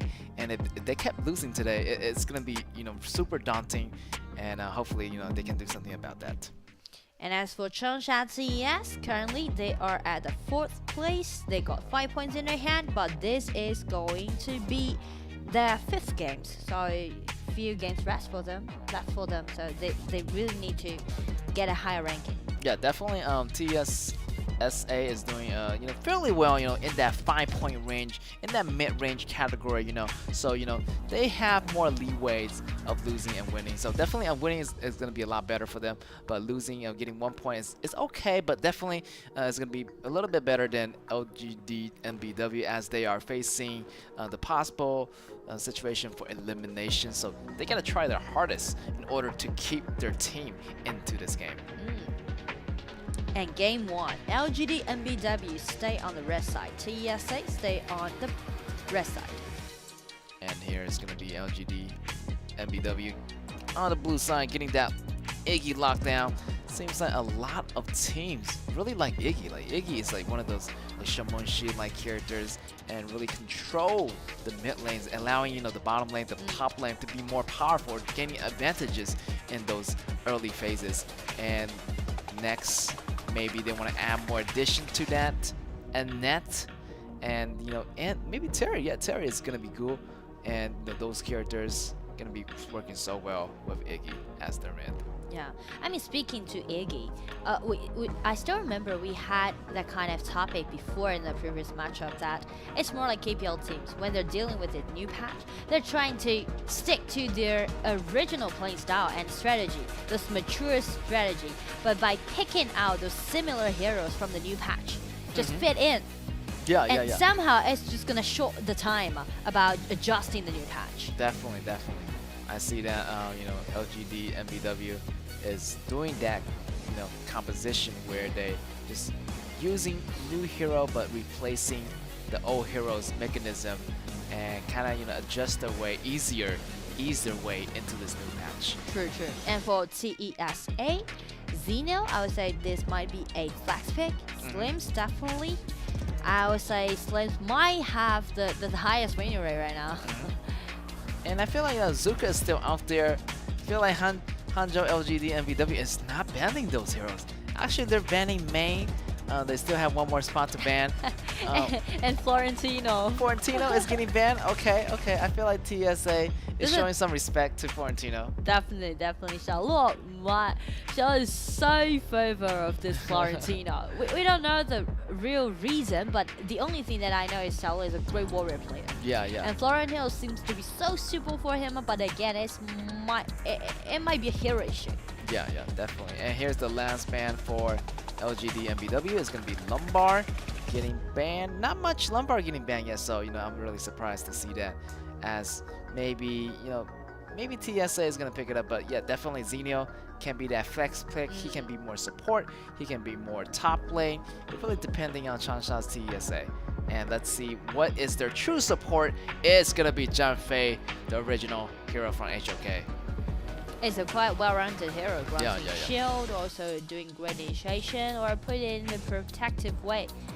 Yeah, I feel like Zhang Fei, in HOK, they call it like the 1,000 oil, because it fits of every single composition. Yeah. You know what I'm saying? I know that phrase, describing the zero, and so does Shimongxi actually. Oh yeah. It fits like with everything, like if you're wearing a white shirt, it matches with everything. Has a little bit. Then what about Zhang Fei? Yeah.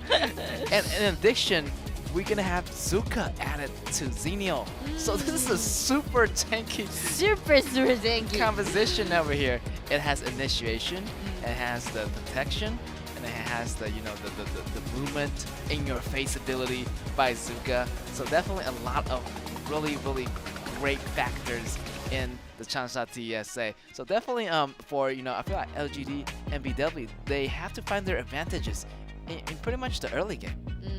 And also LGD and BW, instead of going those aggressive comp, this time actually they are trying to gain themselves the winning lane, just like what DYG did for game 1. And also, if we scrutinize the drops a little bit again, we can see LGD and BW actually targeting at Bingchen the support from TSA. They ban away 3 support heroes.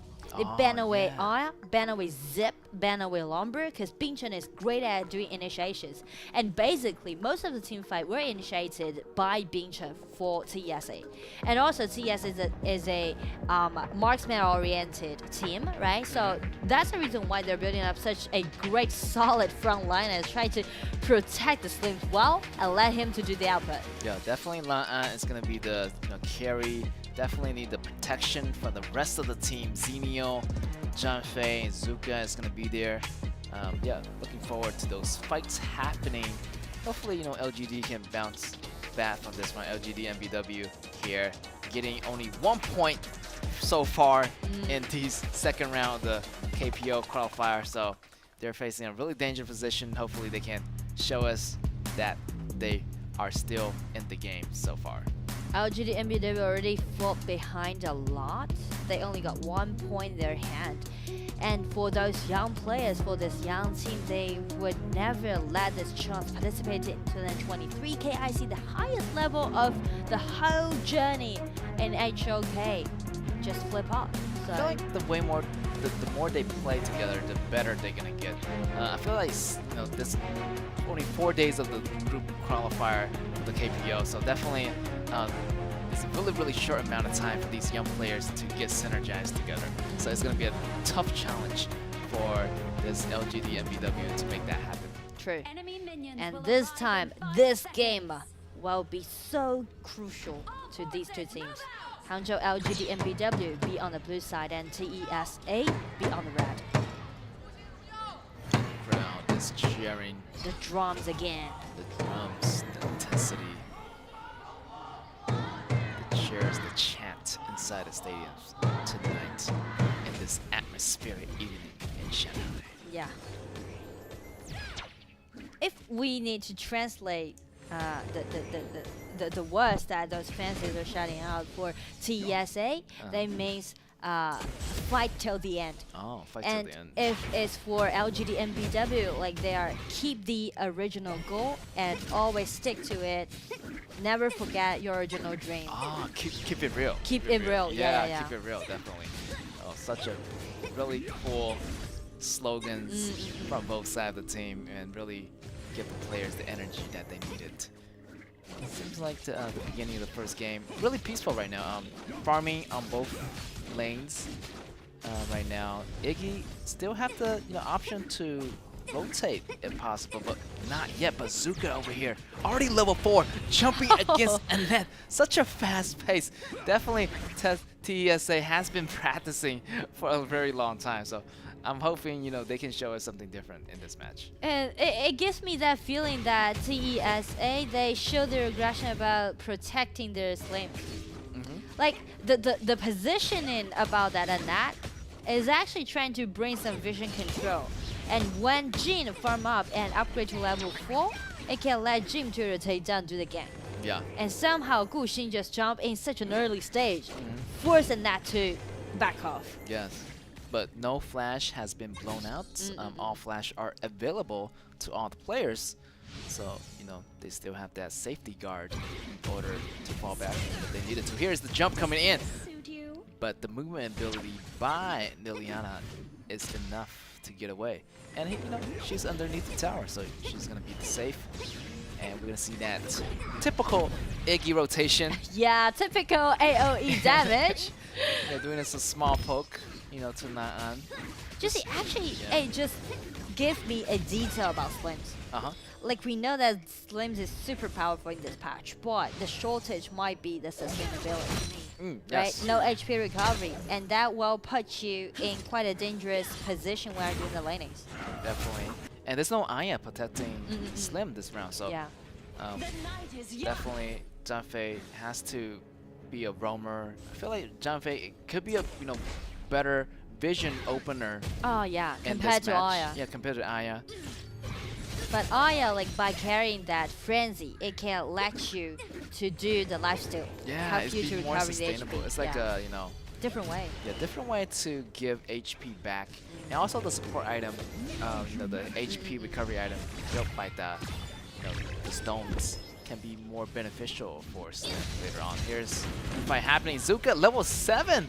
Gu Xing is really farming really well actually, and also Jin also is farming really well. It really depends on the first fight, but Na'an is in a dangerous position. Here's gonna be the fight happening, but both sides just want to back off, not want to rush into anything dangerous. Yeah. I mean, yesterday's matchup, actually from yesterday's matchup, TESA did a rotation on the junglers. And I brought that question to Bing Chen yesterday's interview and asked him about the rotation. He said it's more like TSA tries to play around Lang more, and Gu Xin is more like a tanky jungler than Yiran being a pure assassin. Oh, I see. Well, from the look of things, it seems like this round they know what TESA is up to, so they're gonna put more pressure on this line. Definitely. And over here, so far so good. You know, Iggy. Both teams are fantastic. Passive, very passive. Here's the trigger from Junfei's ultimate here, and not much happened. You know, it was just like a fast ultimate, unexpected from Junfei. Only getting one enemy, but it's okay. You know, Junfei's ultimate is really easy to build up as long as you hit the enemy. Use the second ability. You build up that anger, and also when that anger is filled up, the bar turn red, then it's gonna be your time to go bananas. Yeah. The bar below the HP, the yellow one, and Liliana's HP has been taken extremely low. That will put TSA into such a deficit if they're trying to gain that Tyrant. Yes, also that mid lane tower is going to be extremely low. Liliana has to go back, and Tyrant goes to LGD and BW. And slightly ahead right now. No first blood yet. So, but still, LGD and BW is actually, you know, doing a really nice way of rotating and actually harassing Lion at the bottom, forcing him to rotate actually right now. And here's going to be blue team still destroying the towers at the bottom. So definitely LGD and BW is doing really, really nice. But the bottom lane, Slims will come up lanes a little bit later. That will give LGD and BW the opportunity to try to take down some HP on this tower. Flames try to chase it in, but the hard controllability won't be enough. Yes. I do like the way how LGD and BW is playing right now. Yes. Because we know that I never doubt any mechanics terms from this team. We know that these young players are really talented, fast learners. But in the previous matchup, it's more like the energy's out there, but they just can't hold on it. So sometimes they really hazard into something. Take it recklessly because, you know, like young men and always trying to prove something. But this time you can see they're holding on those energies back into those strategies, being well organized. That's the point. That's right. You gotta separate the boys from the men. You have to be really resilient. You know, you have to be really mature in order to keep yourself calm, not to prove anything, but you know, to prove more for the whole team, not just yourself, but you know, for the better cause in the end. Definitely more team-based thinking and logic is going to be a lot better for LGD and BW. And I really like to see this change happening like overnight for this team. And here almost Liliana getting caught in the process, but still able to jump out of that using that flashlight save. But here's the first blood coming in. MVW JE goes down. Zuka does so much damage, and Terry just getting caught right there by Zuka. Once Zuka hits you with the second ability, you're pretty much slow for a very long time. It's gonna be really hard for Terry just to get out of that. And also, it's still gonna be a little bit early for Terry to do the upper damage, especially against Zuka.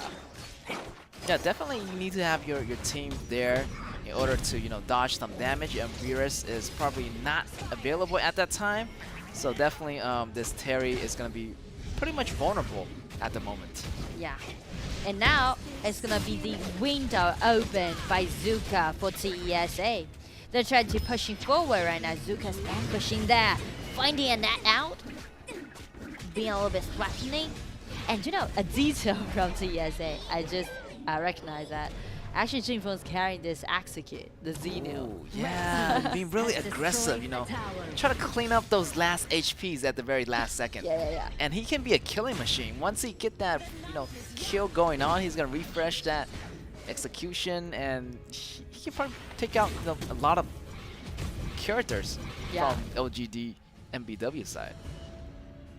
And also, I feel like every time when they choose Jin, it's a really nice counter to have Zuka and Xenio on the team. So when, you know, Jin uses ultimate, it doesn't really hurt Zuka that much. True. When they're doing the solo. Yeah. And also, Jin can be a great split up pusher doing this 4-1 strategy.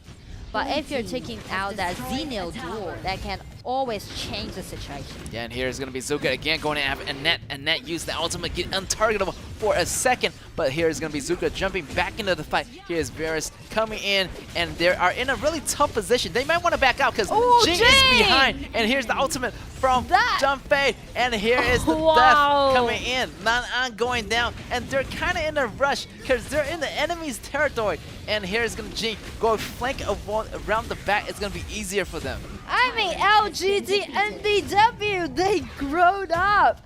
They grew up in quite a short time. You can see how patient they are. They are really not rushed into that engagement. Though they keep pressured by TSA. You can see TSA, the positioning being so aggressive, being so proactive. But LGD and BW just wait for the right moment for Chichen, the Jin, just sneak into the rear and did that crucial kill. The most vital one, because we know that the core player will be Lan Slunt. Yeah, definitely. I feel like TSA is a little bit, walking into LGD NW's trap right there, as Chichen, going to the back, going to the flank, and aiming at the most important character. That's gonna be Lan. The way that both teams are playing right now just gives me that feeling that they ship the playing style. Yeah, the power shifting is coming in. It's in effect. The way that TSA is doing right now is just LGD's performance yesterday. Yeah.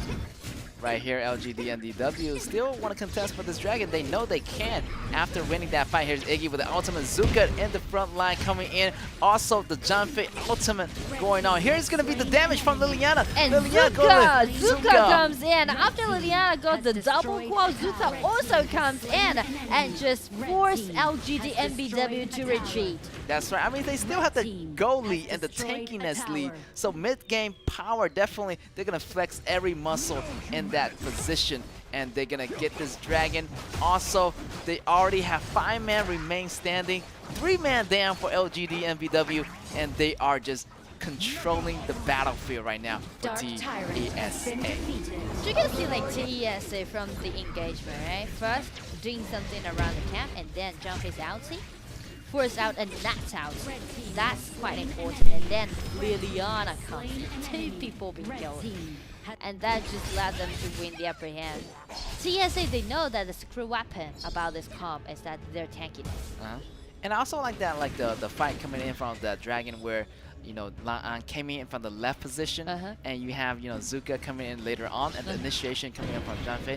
Everything was well planned. It's like they know that LGD and MDW want to contest for this dragon, so they waited for them to do so, and they jump in for the kill. It made me feel like TSA already drew the line, and then enclose it. That's right. They closed the circle, and now they're going after this half HP tower. Definitely gonna get demolished, and they are moving on their way. And not to mention Liliana did quite well of doing double kill out of that damage. A lot of burst damage.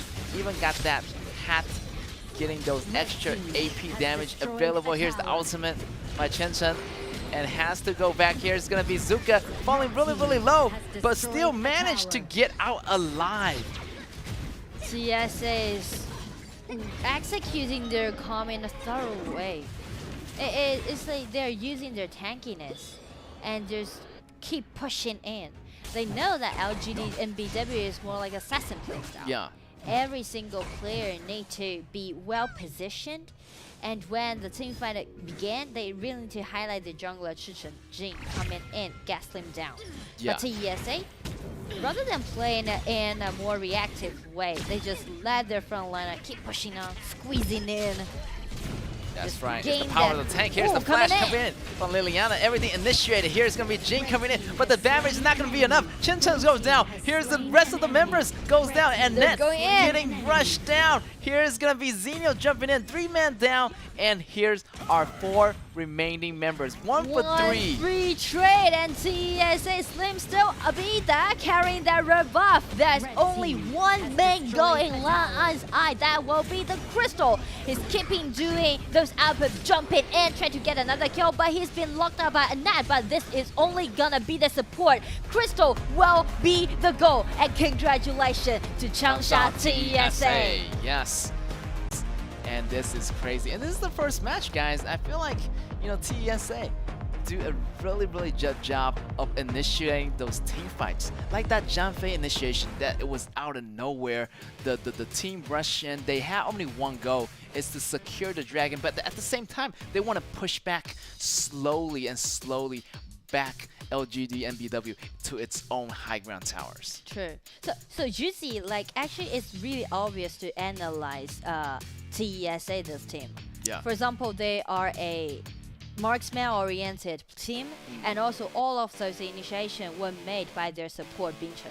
So that's the main reason why back into the draft, actually LGD and BW banned away 3 like initiative heroes, right? I feel like they banned like Zip, Lumbar, and one other else. Definitely.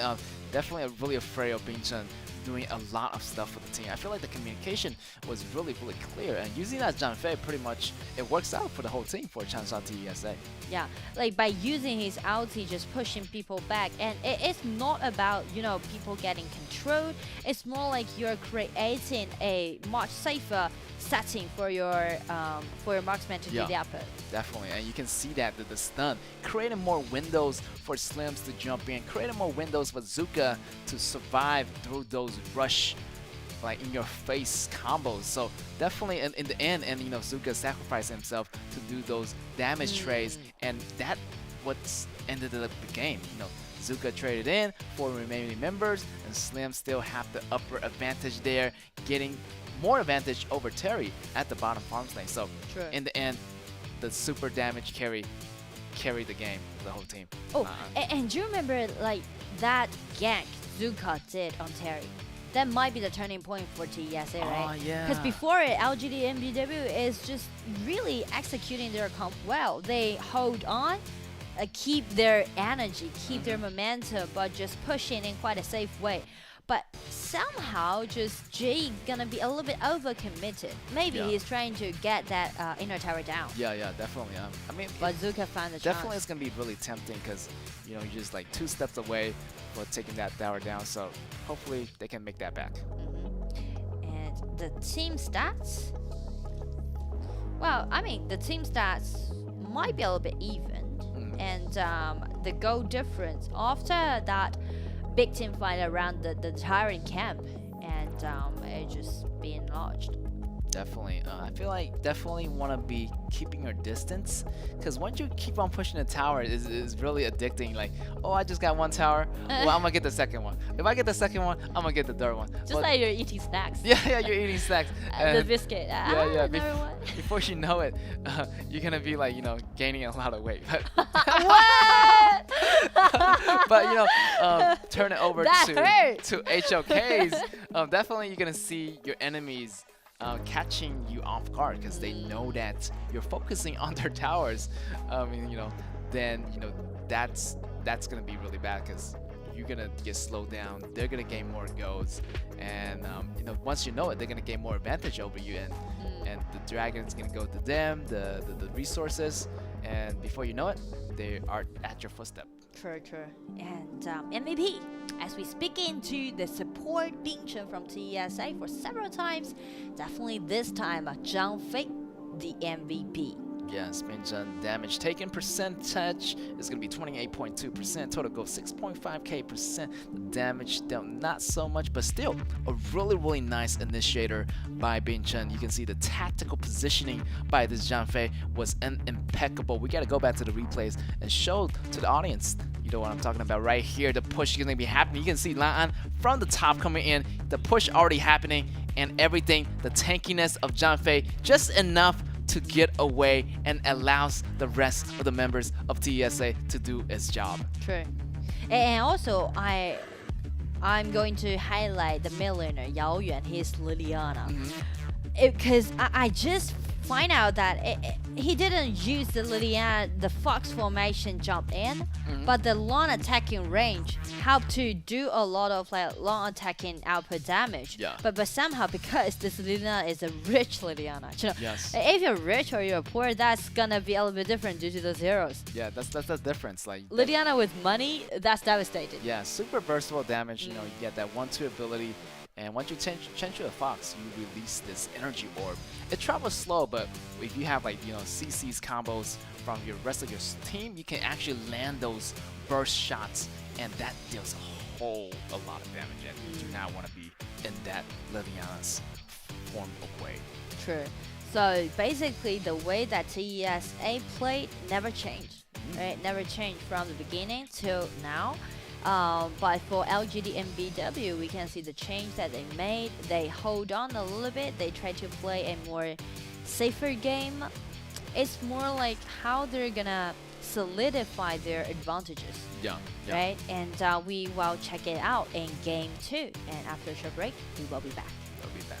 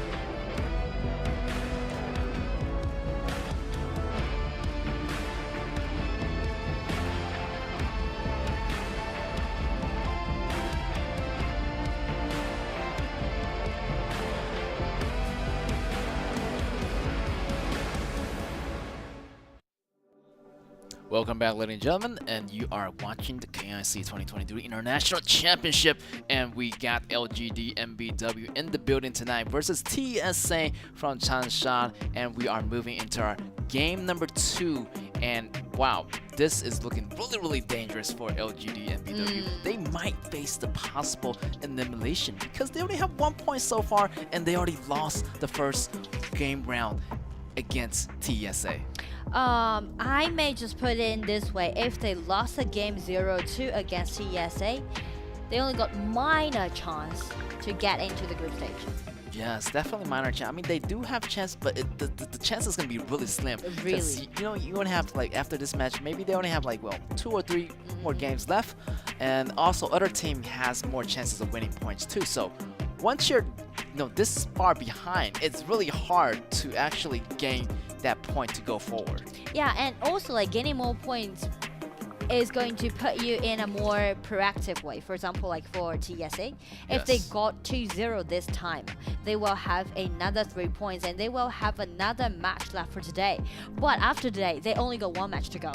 That somehow means you need to gain as much as possible, or you will be in quite a reactive position. You need to depend on other teams' ranking and to decide whether you can go to the group stage or not. Definitely. You better, grab everything by the horns by yourself. You rather be proactive than reactive. Reactive definitely is going to be in a lower position. Definitely proactive, higher position where you're in control is going to be a lot better. So TSA is looking pretty good so far. Winning the first round. Definitely they have the potential to win this second round to get that maximum of 3 points out of this BO2. True. And speaking to being proactive, actually the same logic in game. For LGD and BW, I do believe that this time they also gonna choose some powerful heroes. Try to let them to be more proactive. Yo, they better do. They better do. Time is right now here. Caffeine, definitely the most dominating hero in the laning. Caffeine, maybe we'll see Florentino, maybe. No, Florentino, please. I mean, I don't really. I love the Florentino. I mean, don't get me wrong. Like, just that his winning rate is not looking good, but in our hearts are everything. But Florentino just win today, right? Yeah. Got Go approval say from that. hero. Maybe the story is different today. Maybe today it's Florentino Day. Yeah, Florentino Day, definitely. We'll make it a holiday. All right. And back on track for TSA. Again, they're trying to build up a quite well-rounded comp. Everyone definitely well play around Lanan again. And they're gonna add Lydiana into this mix. Yeah, we see that Zip might be changing to Little Loot. Oh, I love Little Loot. Oh, Little Loot. But I feel like Zip definitely got the higher meta positioning because the spell is definitely going to be more favorable of protecting Caffeine. I mean, Caffeine already has some great movement ability built into her kit.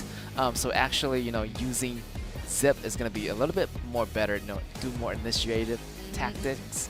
Lydiana, definitely a lot of burst damage in the mid games and the late games. Let's see the TSA side. They got Varus, the red hair lady, and also Anya in the building tonight. Also, Ishin as the utility mage, team-oriented player for TSA. So really well balanced here. On the other hand, LGD MBW so far has a lot of attack damage. True. And also, it's quite unique draft that TSA go for that Virus, right? Because basically most of the team will put Virus as a confront laner. But in TSA, they use that Virus play as a jungler twice. It's like a unique understanding towards the patch, and that's the main reason why LGD and BW ban away two confront laners. Because basically after they see the opponents, right, take that Virus, they definitely will ban away some junglers. Yeah, definitely. And let's see what kind of characters and heroes they're gonna pick out here. Ari. Ooh, yeah, Ata or Charlotte for LGD MBW, and Ari here, and maybe Lady Sun. Lady Sun, I haven't seen her a lot. I don't know about this. It just made me feel like the bottom lane is more like the OP Lady Sun play against the old school Lady Sun. Yeah, old school versus new school. I mean, I still love old school. Everything looks really good. But with Anya on Lady Sun, it's gonna be hard to take down. So, both Zip and Caffeine, definitely a powerhouse combo. Lady Sun has to be careful because I feel like this Caffeine is using two different kind of guns, and Lady Sun is only using like one type of gun. So definitely, let's see which weapon is gonna be better. I mean, like fairly speaking, if I am going to evaluating both drops, I may put my money on LGD and BW because it seems to be more equalized to me. It seems to be more solid to me because they do have their initiation. They have Alta to be the tank, and also Zip can put in so many different ways, right? Strategically, and Caffeine can dominate the lane. But TSA is more like a old school playing style. Yeah, I feel like they have to focus a lot of energy to keep this line alive, because there's a lot of attacks coming in from Charlotte, coming in from Ata, coming in from Liliana, and plus first of all, and the bottom lane is going to be really tough to lane against Caffeine and Zip. I mean, like the main reason for Lady Sun that has been degraded is because her first ability. After you use her first ability, actually you can tumble in and enhance your next base attack. But before it, I mean in the original version, right, it can be set in cooldown instantly. Yes. But in this Before. new patch, you need to let your enhanced base attack out, then your first ability will went into cooldown. Yes, your first ability has been nerfed in this particular version. And then before, I feel like you can charge up your first. Exactly. Yeah, now you have to like, after the first attack, then your enhanced attack is enhanced. True. So before it's gonna be better because it allows you to gain more lane priority. But now, after this ability being nerfed, I'm not so sure that Na'An can handle the bottom lane against Captain. And also the different might influence the game performance for those marksmen, because they are being so sophisticated, so skillful by using the original Lady Sun. But in the new patch, those delay and the cooldown maybe up to like 6 or 7 seconds. That's a lot for a pro gamer. So I mean, maybe that's gonna be the impact on the draft, and that's the main reason why I'm putting my money on LGD and BW's draft if they execute it well. Yeah. I mean, if the mindset has been influenced a bit, that will be another start. Yeah. From the first game, hopefully they keep that great mentality going on. Just forget about what happened in the first game. They really want to get their mind in this game. So definitely a lot of great plays can be seen from LGD and BW. Hopefully, they can, show us that's, what they really are. True. And for CS, especially for Lan, this time it's going to be a huge challenge for him. And let's see if he can overcome it or not. That's right. There's a lot of obstacles he needs to overcome. And LGD and BW is one of them. And let's see, Lan can stay alive.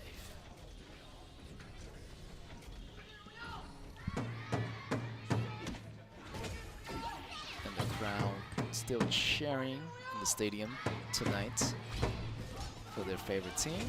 Ata trying to go for that invasion in the red.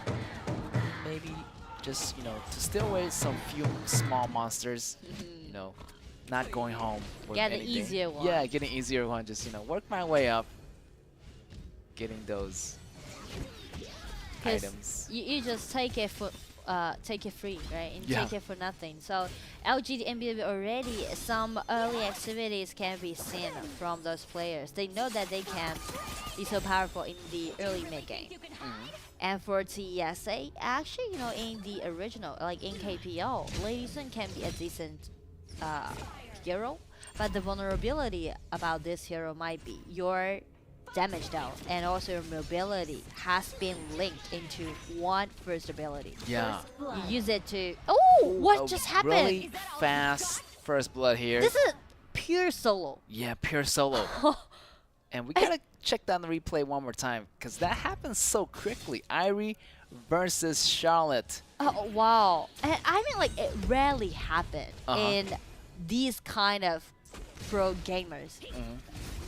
I mean, after maybe, in such early stage, and now at the bottom, it seems like to be a little bit chaotic. Some ganks. Lady Sun has been taken down. It's a 1-1 marksman trade.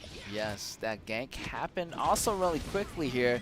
And also this Caffeine was able to trade out Lan at the bottom lane. But we can see that replay one more time. Yeah. Level 2 on both sides. Level 3 first on Charlotte. He goes in with that passive splashes, gradient, doing some damage underneath the tower, and use the first ability just to make it there in time.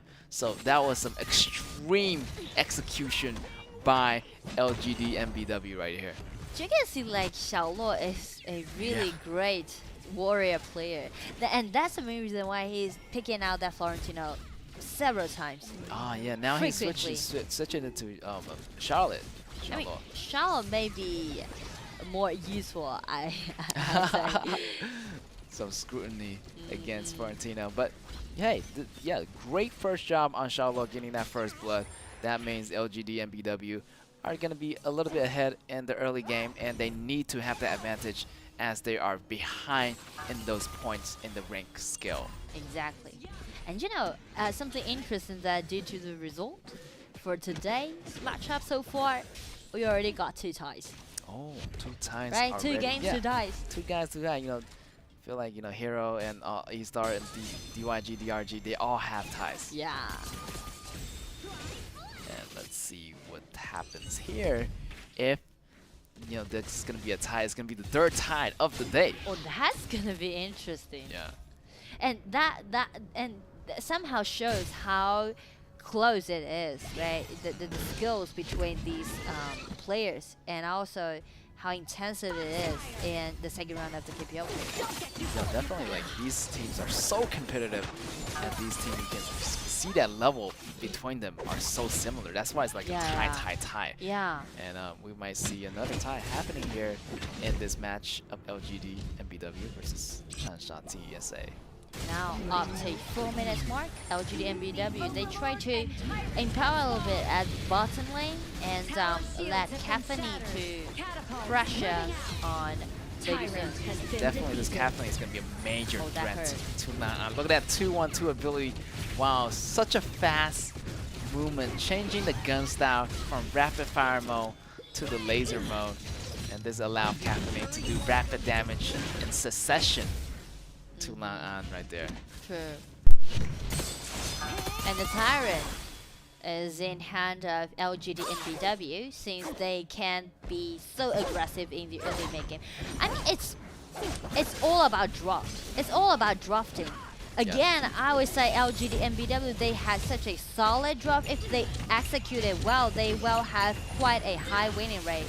And now they're aiming at Irie to be done, but directly be attacked by LGD and BW. And even worse, that Shadow is chasing in, got another kill. So LGD and BW got such a smooth opening with a 0-2 trade.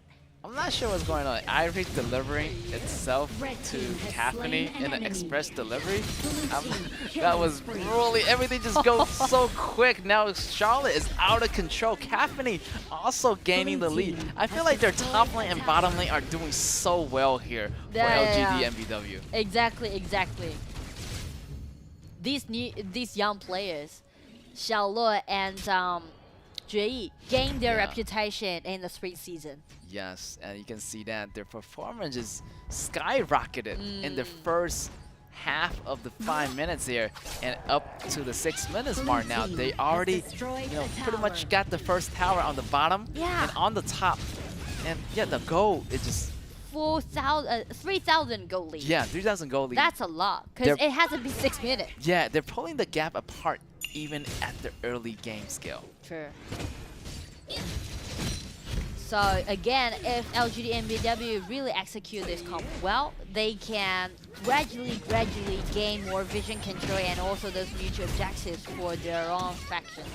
And also they can do a lot of invasions. There's no way for TESA to push back, since they're lack of burst damage. And right now Zep eat his allies up and rolling in, get control, and Virus come in, try to bring something back, but the damage shot won't be enough. Irie has been taken down again, 3 times in a row actually. Yes, and Caffeine right now can't get contested. Look at that. Even though Virus has those great CC abilities to lock in Caffeine, Caffeine just went inside Zip. Zip used the ultimate to bounce out to protect Caffeine, and Caffeine just deals so damage even within the cage of Ishin. I feel like Caffeine wasn't really touched. Yeah, I'm like, because she just been removed from the map. Yeah. It's never about like control ability. She just disappeared on the map. How you gonna target it on Caffeine? So that's a way that I really like Zeb has been played. Much more protective. It's gonna be the wall set up by Ata. Ata locking in 2 members right here. Right now, they're going to be in trouble, but here's going to keep Caffeine using the protection. So much power on Caffeine. Here's Irie doing some damage, but it's not going to be enough. Is it going to be a triple kill for Caffeine? But no, double kill and 1 kill for Liliana right there. And LGD and BW is slowly out of control right now. We can see so many goal lead, and all of those future objectives are in hand of LGD and BW. This young team truly bouncing back.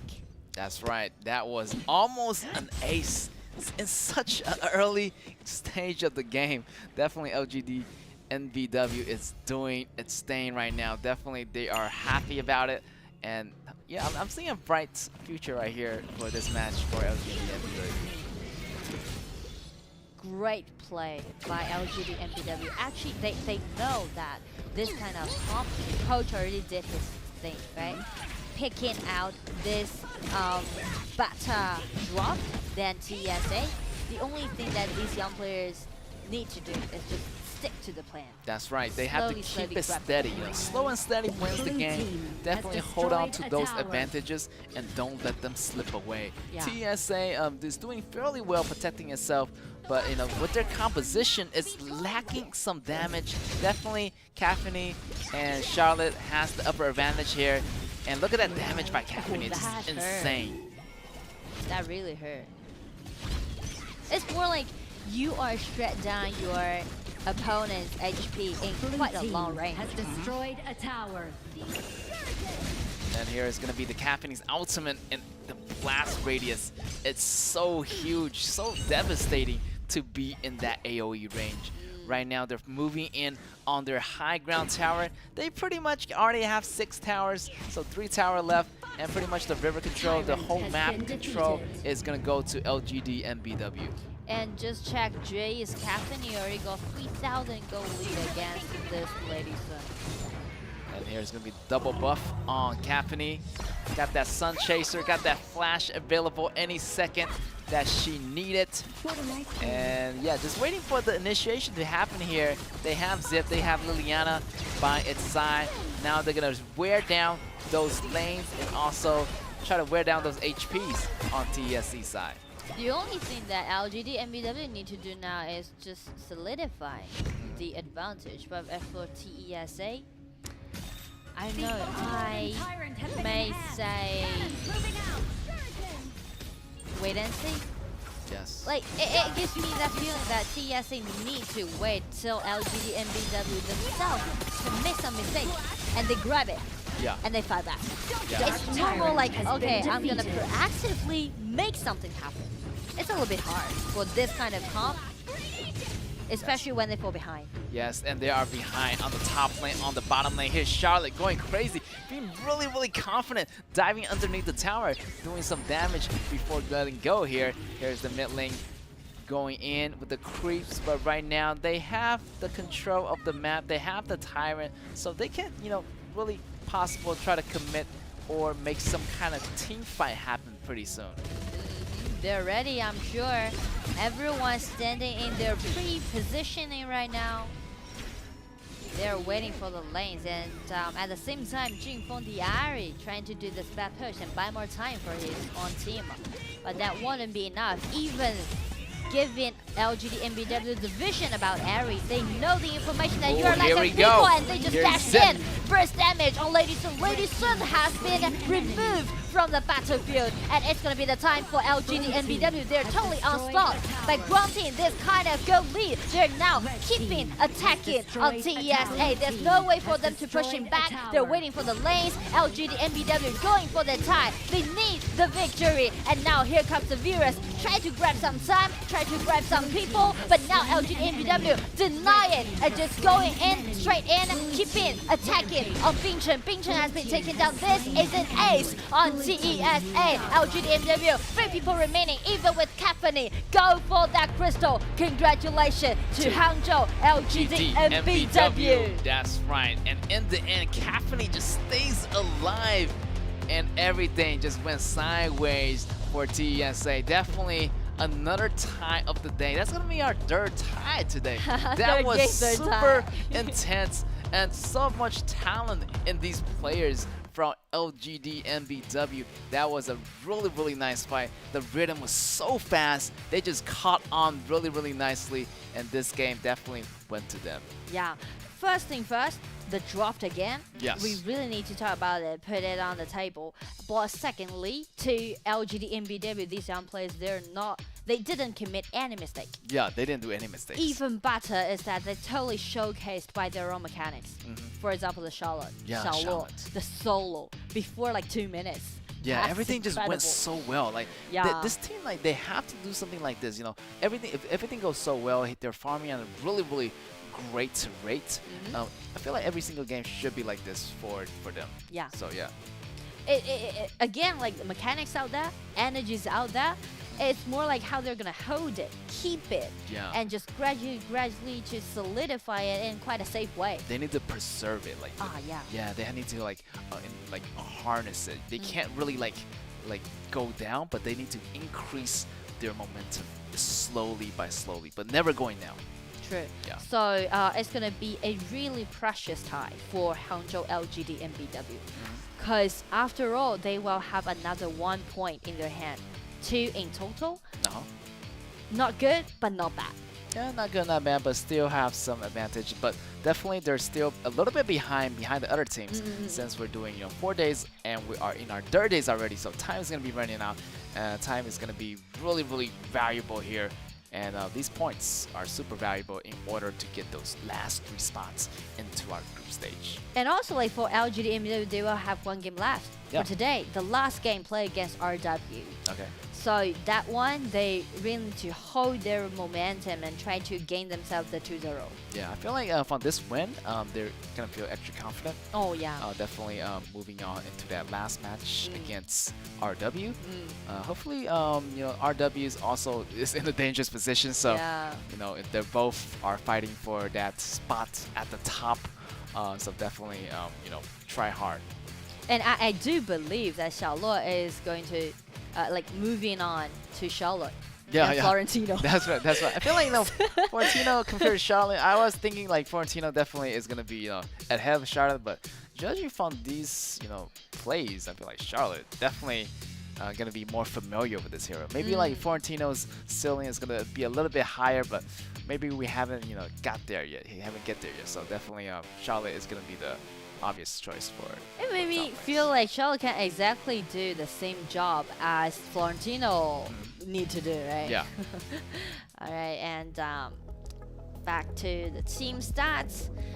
Well, for TSA again, I need to criticize a little bit about their draft because before the game kicked off, we already mentioned if LG didn't hold on a great pace, then they got like maybe up to 80 or 90% of winning rate. Because Lady Sun really be degraded a little bit in this match, right? Definitely. And also like from the replay, we might see during the team fight, Lady Sun was there in the battlefield. But you can see it's not about the hesitation. It's basically because he don't know he need to let that enhance basic attack out or not. Yeah, I feel like the degrading of the first ability definitely put Lady Sun behind the tiers. And then we have our MVP here is gonna be from LGD MBW. Xiaoluo, the Charlotte. Yes, Xiaoluo, the Charlotte. Oh, it sounds similar. Yeah. The intonation, Xiaoluo, Charlotte. Yeah, sound the same. The first sound is similar. And look at that, the first blood kill in the way early game. And you can see it from the replays. So much confidence from this player, from Xiaoluo, diving underneath the tower, and he knows that he has that damage reduction. He has that flash still available too, so he can basically chase, but he already calculated enough, so he does not need to use that flash. Yeah, that first ability will do the job. And here, this is gonna be really cool. Zep going against Caffeine and just protecting the whole team. And look at that, Charlotte's AoE damage from that passive. It just triggers such at an easy pace for the Xiaoluo player. And also when it come up to fight, LGD and Blue never fear about doing solos because we know that the least thing that they were worried about is mechanics. Yeah. Also, I feel like their team can really pick a different. I feel like Arlie is still available, right? Like, yeah, Arlie, maybe even this. I always say Garo's gonna be a better choice than Lady Sun. Yeah, I feel like the debuff, the nerf on this character, it might be different choices for them. Yeah, but anyway, this is going to be another tie in today's matchup, and also we prepared the post-game interview for you guys. Let's take a look. Check it out. All right, thank you guys. And I'm the interview Agra, and who is joined by me, who is LGMDW Xiaoluo. Let's say hi to the audience, please. Hello everyone, I'm Xiaoluo. Very nice to see Charlotte again. So tell me about the Charlotte choices, because we all know like Charlotte is one of your most iconic heroes. So what's happening during the BP? Why do you make this kind of choices? 我们都知道夏洛特其实是你的招牌英雄。我们在 BP 的时候，是你自己的想法吗？拿这个夏洛特？教练想选吧，因为很久也没玩这英雄了。Mostly it's the idea from our coach, and it's been a while since the last time we played this hero, and this will be the reason. Actually, this will be your first time to join the KIC competitions and battles. So how do you feel about this journey? 这也是你职业生涯第一次参加世冠的比赛啊，这个感觉如何呢？就是一开始特别有信心，然后被现在打到鼻青脸肿。Actually, at the very beginning, we feel very confident, and personally me too. But after several failures, and now we think we got kind of upset before because we actually lost this a lot. But you actually got a very awesome solo kills now in game 2. So tell us more about that solo kill. 但其实我们刚才拿到夏洛特的那一局啊，就是有一个线上非常漂亮的单杀。哎，那波单杀是找到什么样子的机会？那波其实的话，就是他自己比较自信嘛，他不想交闪现，跟我一样。如果是我也不会交，可能我也就嘎了嘛。I think our player, my opponent, is quite overly excited and confident because he did not want to use that flash. He saved that flash. Actually, I think if this happens to me, I will not use that flash as well. So we are all both very confident about ourselves. 非常感谢我们的小洛接受我们采访，希望你在未来的比赛好好表现哦，还有机会。Thank you for Xiaoluo's time, and let's get our time back to Nora. He's so much confidence. Yeah, and also detail. he can really read the mindset. Yeah. About like the same position. Yeah, right? it's all about that mind game. Like he knows that the psychological way. He's not gonna use that flash. Well, I'm not gonna use it either. Like if I was him, I'm not gonna use it too. Yeah. So he knows what his opponent is thinking inside his mind. So it's all about that mind game in this mobile part. Especially, it will be putting on the spotlight when you're playing the controlling. Yeah, definitely. Yeah. A lot of mind game. All right, after this game, another tie, the third tie in today's matchup. Yes. And after a break, we will go to the game 4, and that's going to be E-Star play against DYG. After a short break, we will be back.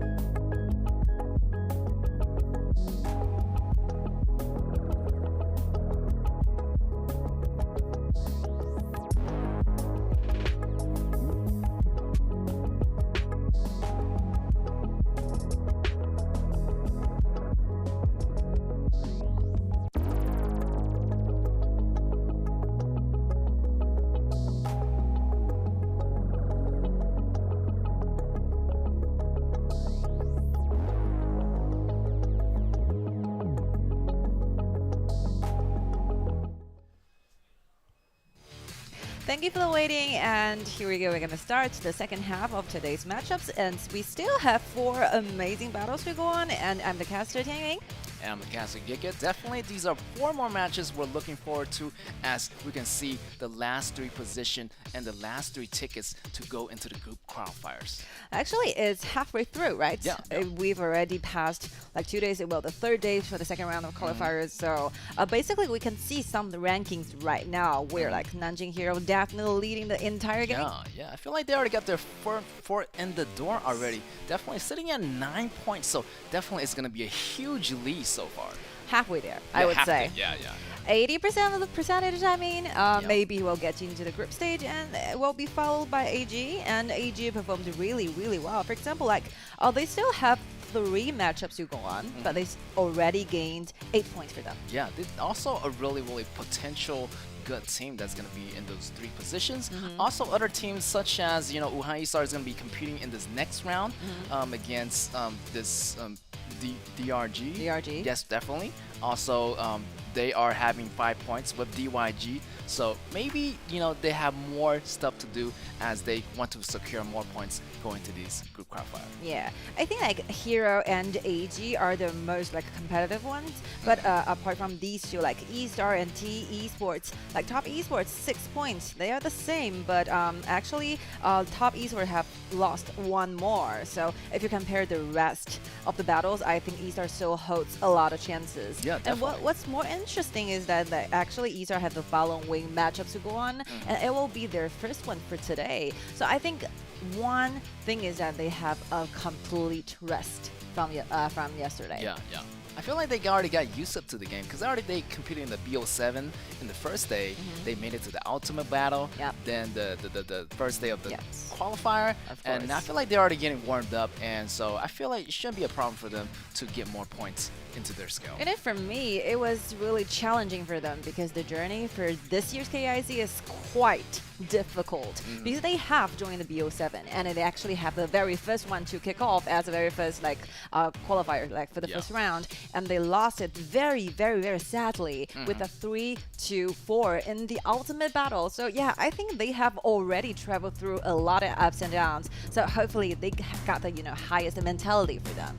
That's right. And we have the starting list. It's going to be Wuhan E-Star Pro against DRG. So these players are not going to be strangers. It's going to be Sung Ling Wei on the top lane and Lucian on the jungles, and the rest of the players also is going to remain pretty much the same. Yeah, it's not going to change. They have been like this forever. Let's see the starting list from DYG, Xiaole, Xiaoyi, Xiaoxing, Qianchen, and Wuqi. It's very special because like the top side of the map, these 3 players are called with the ID starting with Xiao. Very similar ones. Really easy to remember. Definitely a lot of expectations here, and let's wait together before it kicks off.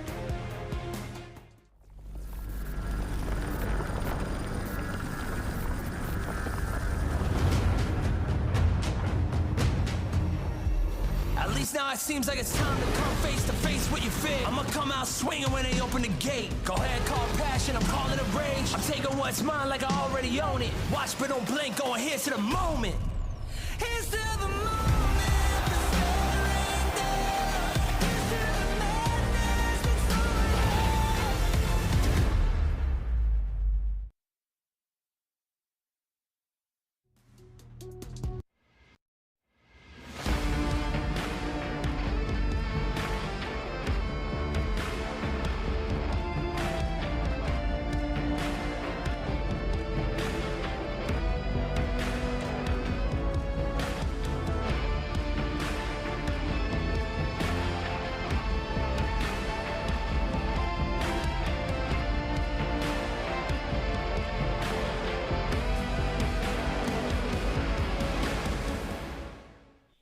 And welcome back, ladies and gentlemen. You are watching the KIC2023 as we are moving into our 4th match of the day. It's going to be Wuhan E-Stars versus the DYGs. Let's see what's going to be happening in today's match. A lot of things to be looked after. For example, like I was quite curious about to see what will be the heroes they choose for their junglers. Because like both Bosuyan and Xiaoyi did a great job recently. When it comes to the hero choices, you will definitely see like Xiaoyi is so special because he actually showed a lot of different varieties when it comes to different jungles. And Sinestria, for example, Bright. And I spent a long time, trying to figure out the reason why he loved to play with AOV heroes that much. And it all comes to the trainings, Definitely. The trainings, these heroes are going to be exclusive to AOV. Sinestria and Bright also is going to be a high ceiling heroes, require a lot of skills. So this team definitely practiced a lot. Even though they didn't have much time to practice, they really did a great job adapting to these junglers, adapting to this assassin jungle like heroes like Bright and Sinestria.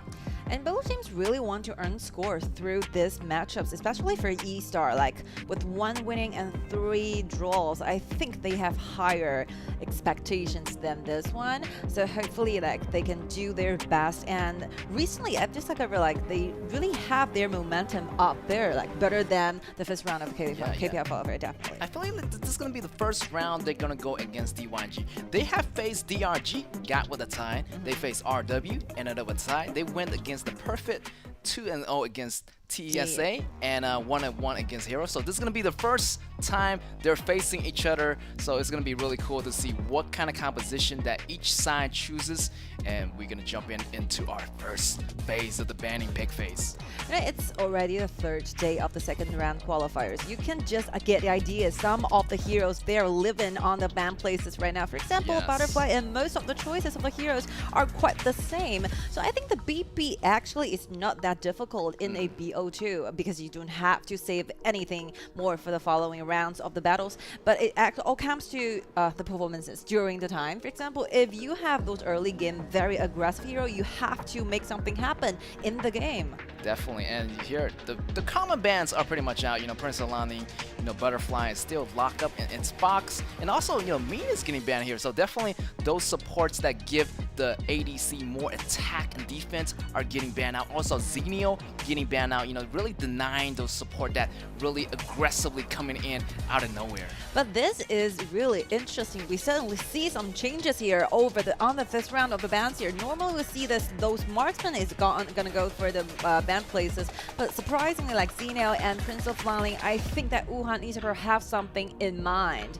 For example, if have observed Shenzhen DYG for a long time, you know that they are just simply looking forward to those team fights in those early game aggression and invasion, and maybe that's the reason they take Xenio and Prince of Liling off the table. Yes, I feel like DYG is more like a double core, like shooter jungler based core. So I feel like they're gonna surround that fight against on Slims and Anyas. Make sure that these two characters doesn't die in the early games. It's usually like this, like a Thierry versus a Slims all the time.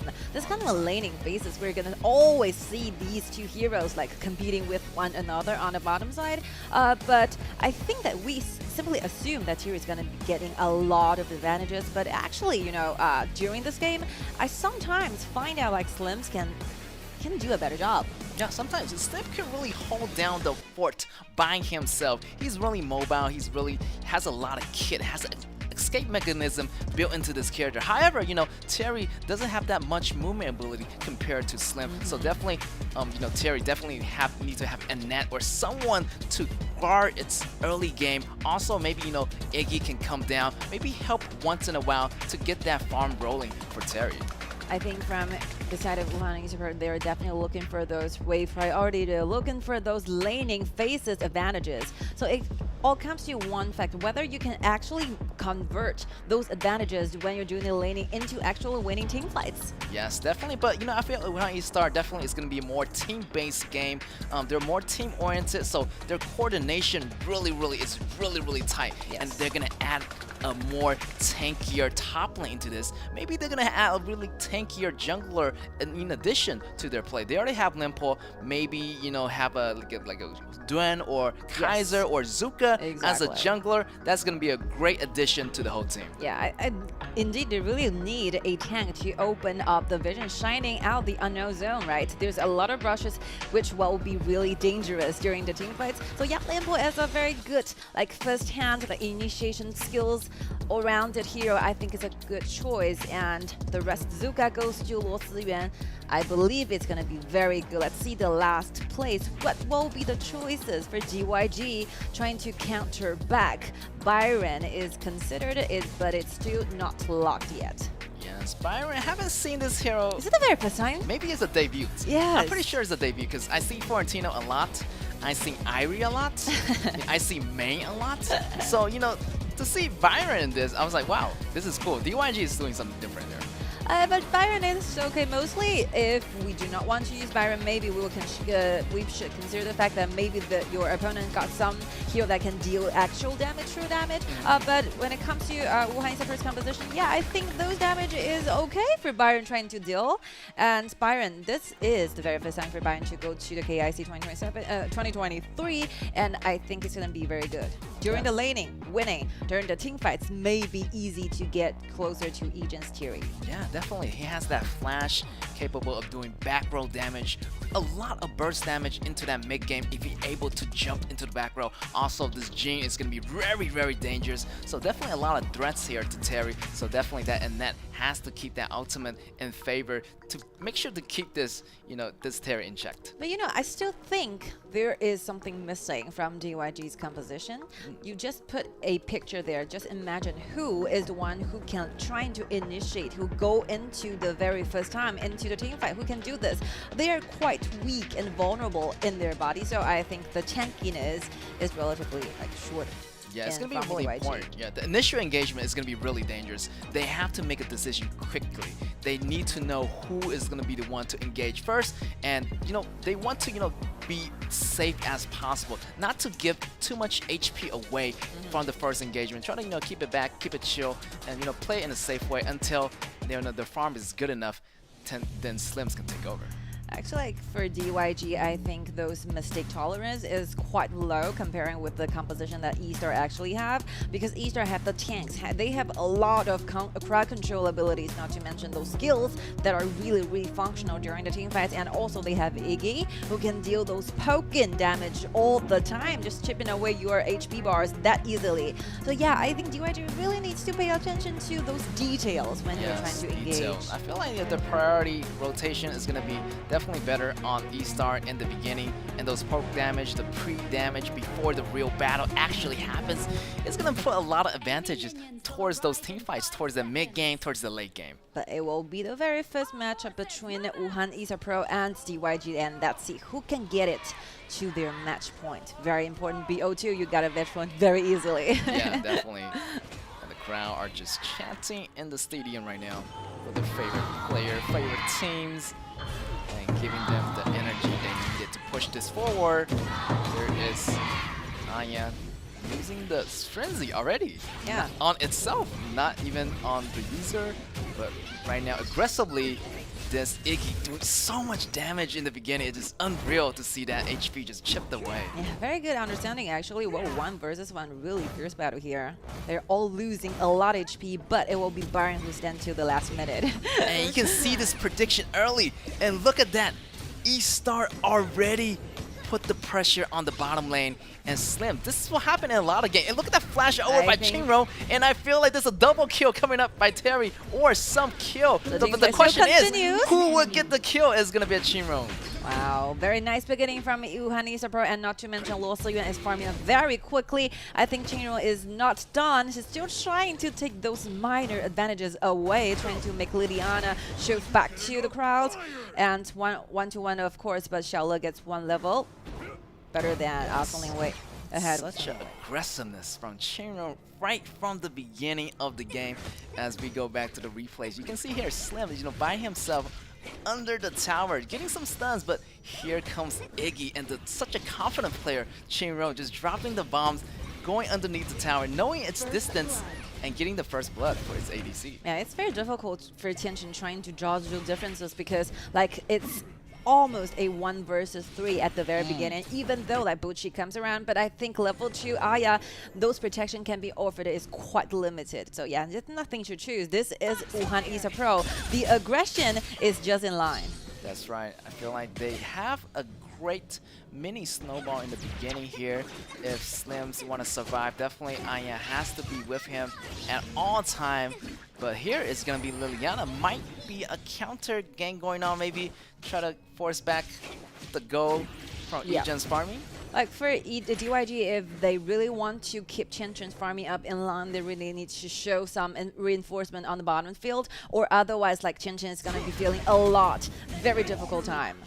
And Isar again, I think Isar will be one of the teams from the second round of Qualifer who can do this laning in the most aggressive way. It's their gaming style. They're always like this. Yeah, the coordination is really tight. I feel like the more they play, the better they get. Like they're getting so much adapted to this version. Even during the training phase, they're still doing really good. So this is the actual game, and also they're doing really steady a good job. It's very obvious, like since the days goes by, Isar is getting better and better every day. I think they're just like making a lot of adjustment into the real game, onto the stage, and right now they're just feeling themselves very confident. Look, Iggy, another bomb. Those fireballs are gonna be very hard for Chen to deal with right now. Yes, right now the early game is gonna be vulnerable for Slim on the bottom. A really low HP hero in the beginning, so definitely he needs to get level up and get those items to be more mobile, so he can avoid those damages coming in from Iggy. But personal gold differences when it comes to two marksmen. Really substantial leading phases for Egen. Nearly 1,000 gold lead compared with Chen. Right now, look at the mid lane. Using the mirror domain, trying to chip away those damage. Sterling was really low, using the ultimate, trying to go away, and then he actually did it. Managed to get out alive. Sterling Wei did a really good job. Like his ultimate has a lot of immunity built in, so you know it does avoid a lot of damage. But here also Istar putting pressure on the bottom tower. The bottom tower already pretty much gone. The low HP tower is not gonna hold on as Istar push forward with Iggy and the 3-man squad at the bottom. It was always like this. You've seen the Thierry dealing with Slims. Like, I think Slims really shines in the late game when it comes to team fights, when it comes to the damage to the tanks. So yeah, I think basically for Chen to just wait patiently for the farming up, and that's it. And here is going to be Jing going in, but still got a little bit stunned. His Anya on Jing, but the damage is not going to be enough. Here's the rest of the squad arriving. All members of Esports Pro is at the Dragon Pit. They're going to secure the Dragon, and that is going to be really a lot of goal lead in the beginning. Like 1K goal lead, almost half of 1K. Yeah. So definitely it's working really well for Esports. For this period of time, it will be all belonging to Wuhan Esports Pro. So DYG doesn't really need to rush into anything. You do not need to be too rushy to make decisions. What they should be doing is simply waiting for the farming up to the Slims. That's that easy. And look at the dashboard for Xiaoyi. I think, yeah, this Jing is keeping up that closely with Zuka. It's okay. It's really okay. Yeah, I feel like they need to, wait it out until their goal is at a really nice, healthy position. They can try to engage and go for those, back rows where, Byron or Jing can eliminate this ADC first before jumping into any careless combat. Yeah, just watch the item boards. At least with Tianchen to have 3 items, I think it will be done. Yes. That will be the time where DYG will feeling more comfortable and confident to deal and engage into the team fights. And you can see that the ADC Terry shifting its weights to the top as they push forward. They already have that bottom tower. Now they're getting the top tower. So the operation of the game, definitely Esports is doing really a good job of it. Look at the top side, they're very close to the tier 2 turrets, and there's no one there to stop them. And also the river vision is quite controlled by Swirling Waves, so yeah, I think DYG have really small choices, They cannot surround Esports, they cannot try to help with the turrets. All they can do is simply watch and trying to deal those damage to the backlines. Here's the jump in from Limpo. Limpo in the front line absorbing a lot of damage. His Zuka coming in with the stun. That's going to take Byron down. But here is going to be 1-for-1 trade. Not bad, actually, for DYG to get that kill back. Not bad, actually. Like, for DYG, even though that like Isar is being so dominant, they can take away those towers on the top side. So if it results into a 1 versus 1, I think it's completely acceptable for DYG. So far, the kill count 3 versus 1 here on the board. Slight goal lead here for Wuhan E-Star, but so far their jungler is going to be taken down. So they're going to slow down for a bit, but still the Dragons is going to belong to E-Star at the moment. And also the tower counts definitely is going to be working in E-Star's favor. But I think the whole rhythm from E-Star is quite slowed down by DYG's fighting back. So those counter backs are really, really good. So yeah, I see no clear picture to who's going to actually win this game, because as to late game team fights, DYG always stand a chance. Yes, definitely. And that mid game is probably where DYG is gonna try to make the first move right now. I mean, they're getting some steadily go built, but not just yet. Maybe they want to push some towers, get some extra go before the fight start, but right now they do not want to jump into this fight because Limpo is going to be in the front line and Zuka behind him, and Byron goes down. Definitely do not want to walk into those big team fights at the moment. Yeah, at the initial point, like DYG actually used up too much of the skills, trying to focus, trying to initiate. By the time like Isar wanted to find back, like DYG is waiting for the cooldown for the skills, and that's the main reason why they cannot engage anymore. Since the wave is here, it's very easy for Isar trying to take down this tier 1. Very close one, actually. Very literally cool. no HP left. Just one push and the tower is gonna fall. Yes. But here, you know, if you take my mid tower, I'm gonna take your bottom tower. So far so good. You know, Jin still keeping it relatively high go. Actually, more go than Zuka right now at the moment. This is very typical, very standard Xiaoyi performance. Like, he is so good at farming up. Like, he can literally like steal from the enemies. Those minor things, minor objectives is gonna be helping a lot with his personal gold. Yes. But the tower control, definitely E-Star has this on lockdown. But you can see that Jin's position, Xiaoyi is just waiting for some opportunity, maybe making a play happening. But the mid lane, here's Byron getting caught. It's gonna be really dangerous, but he manages to get away alive. Good news for DYG again. Can have a short break. You know? Like a short breather. And maybe they can contest for this dragon, since you know they already have some HP left. They still can do it, and that is low. But here is going to be Jin. But so much damage from Terry. Terry climbing too much forward. Gets taken out. This is a chance for DYG to fight back. This is actually a matter of luck. People like Ejin actually have a lot of items, a lot of gold, but you know, those basic tags just miss to crit. Like every single basically it's just so low in the damage. And Xiaole is very low. Xiaoyi is very low. Both like double cores from DYG are so low, but at the very end it will be Ejin who got killed. That's right, Ejin has to be careful of his position. I feel like, and then also was really low at that time. Yeah, that initiation's really good actually. Yeah, so DYG got the ball back on their court. I feel like their goals definitely, you know, equalizing at the moment, and they can actually contest with this dragon. Byron also in the front lines, gaining a little bit of tank, but still, Limpo is the super tank that goes in with the knockup. But so far, so good. Both teams relatively the same go at the moment. This is a life-changing moment for DYG, because after that winning team fight, they actually have their hands on the Star Tyrant. Although it's still there waiting for E-Star, but they still have this initiative, you know, having the opportunity to fight for the vision in the river. Right now, let's see. Byron really tanky trying to initiate, but the damage is so hard, trying to soak in. Jin is still alive, using the middle man, trying to deal those damage, and right now someone is chasing the next target. Slims tries really hard, so aggressive, Tianzhen. Yes. Let's see, they have the vision there.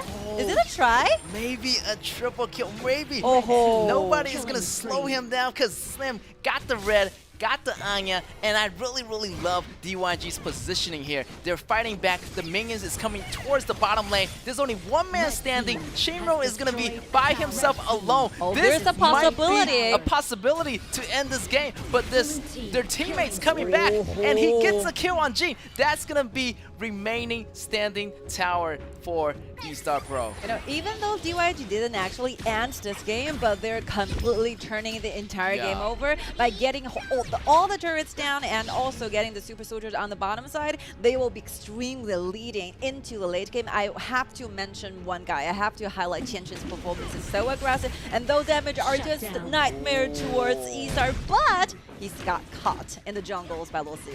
Yes, right now. I mean, his HP wasn't looking really good, so definitely want to keep out those vision control-wise. Definitely is one of the weaknesses they have right now for DYG. They don't have any pretty much strong tanks, but once they get some items, they can actually take down Terry first, then before moving in. So right now, I feel like E-Star still fighting back. They lost one tower, of course, but they are fighting back really strong. Look at the gold from Terry, and next one, as long as Ejin stay alive, I think during the damage, during the team fights, they still have a lot of opportunity to be the winner.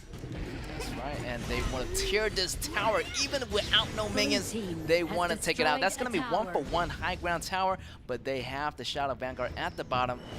So far, E-Star is, actually responding really, really nicely. Of course. Like, both teams have a very quick reaction, towards what happened and make really quick decisions as to what will be their next step. Yeah, I feel like there's a big tug of war. If DYG is pulling it back, and E-Star is pulling it in the other way. So actually E-Star right now is fighting it back with that dragon. They're gonna push on the bottom tower, and they're gonna get more momentum going for Wuhan E-Star here. They might get the second high ground tower, but here is gonna be DYG defending. Liliana going in, but he's hesitant right now. Limport jumping in. They're gonna get the tower, and now they're gonna back off. I really love the they get the objective and back off. But look at Xiaoyi. Watch the positioning. What's he doing? It's really good, but since they are all surrounding together, E-Star so full in the HP. Yeah, I think that chance is really limited for Xiaoyi trying to make miracle happen. But yeah, very nice move, very nice thought. This might be the route like E-Star members choose to trying to retreat. Yes, definitely want to take the safer route home. With 2 high grounds, tower down, very huge pressure for DYG right now. But I think the good news is like those double cores from DYG is approaching to be fully item net, fully decked out. Like only one entire item missing from Slims. Other is good, and for Jane as well, 9k personal gold. Very good. Very, very hard to catch up. DYG have to be careful. If they make one wrong move, it could be the end. Wow, but if they make the cut, sudden kill, and that's gonna be good. And what about Limport? Limport is gonna get shredded by the slam damage, and that's gonna be good. 2-man down for E-Star Pro, and that's gonna be your cue to get the Shadow Tyrant in time. DYG coming back extra strong. That flying spear from Tianchun just hit the target. You can see only like 3 basic attacks needed. So like Ziyang just simply vanished from the map. He was stunned there by the flying spear, and next, like Gucci follows, trying to initiate, trying to stun, and next thing we know, Ziyang went down, and will be DYG's turn to get this dragon. Very useful for them right now. They already got that dragon, maybe a double dragon. Definitely the momentum is shifted back into DYG's hand. Now they're actually moving towards the second tier tower in the mid lanes. Here's gonna be Bucci with Slims. The double trouble is gonna be really, really hard to defeat those two duos. That's which is going to be Slims and Anya together. And towards the late game, this Slim is going to be unstoppable with those true damage spears. Yeah, there's no way that E-Star can hold it for any longer. They have to deal and trying to engage in a very fast team fights. Yes. They're wishing for a certain kill on the Slim. The Slim is not giving them any chances. ED is using the Ember's Grace, but from now on with the help and protection, those shield provided by Aya, I think is not working. That's right, 2 or 3 seconds until the Shadow Vanguard is going to be up. Their buff is going to be gone right away, around 10 seconds, and that's going to be their cue to get the second dragon buff. I think we're going to see a 20-minute fight for this one. Yeah. I feel like their items pretty much equal. Like everybody got their items decked out. The goal is going to be relatively the same, not that much apart. It's all depending on the fight. Oh, very nice for Jin. And that's going to be a really good calculation by Xiaoyi going in. But here's Zuka dealing the damage to the back row. Byron chasing down. Here is going to be Slim also doing some damage in the back. Yeah, here's Ejin doing some damage to Byron. And Ejin is going to get the kill. And there's still 5-man remain standing for Wuhan E-Star. And feel like they're going to make a pushback. Yeah, I mean, the position, the angle that Xiaoyi chooses to dive in is really great, but you have to take into consideration, for example, like Sun Lingwei has the Lian Po, then they have a lot of crowd control ability trying to fight back. So your entrance is going to be stopped by those minor combo change or something like this. So like E-Star, the reason they actually win in the team fight because they surround with one another that very quickly, trying to give like Ejin a better spot, trying to deal the damage. And for Byron, I'm so sorry to say this, but those damage for Byron from the Styria is just unbearable. Yeah. It's too much. That's right. The Terry's damage is gonna bounce off each other. Like the more the merrier for Terry, you know, dealing some damage, and now they're pushing on their mid turns and the top tower. Oh, look also, at Terry again! Terry getting caught right there, coming in a little bit too close. Here's Byron going to the back line. Here's gonna be the Zuka falling, the resurrection trigger. Here's gonna be G cleaning up Zuka, 3-man down and 5-man surviving. DYG still gonna be pushing Annette running. Here's gonna be Liliana in hot pursuit. Can Jian get away? But no, 4-man down. This might be there. But look at the super minions. Look at those damage from the super minions. Wow. It's really close and a very dangerous signal for DYG. But the rest of the team, they got an ace from Wuhan E-Star, but the Super Soldier are rushing into the crystal really fast. DYG gets game 1. Yes, congratulations to Shenzhen DYG. What a battle, a big battle. Just like up and down, back and forth, side to side.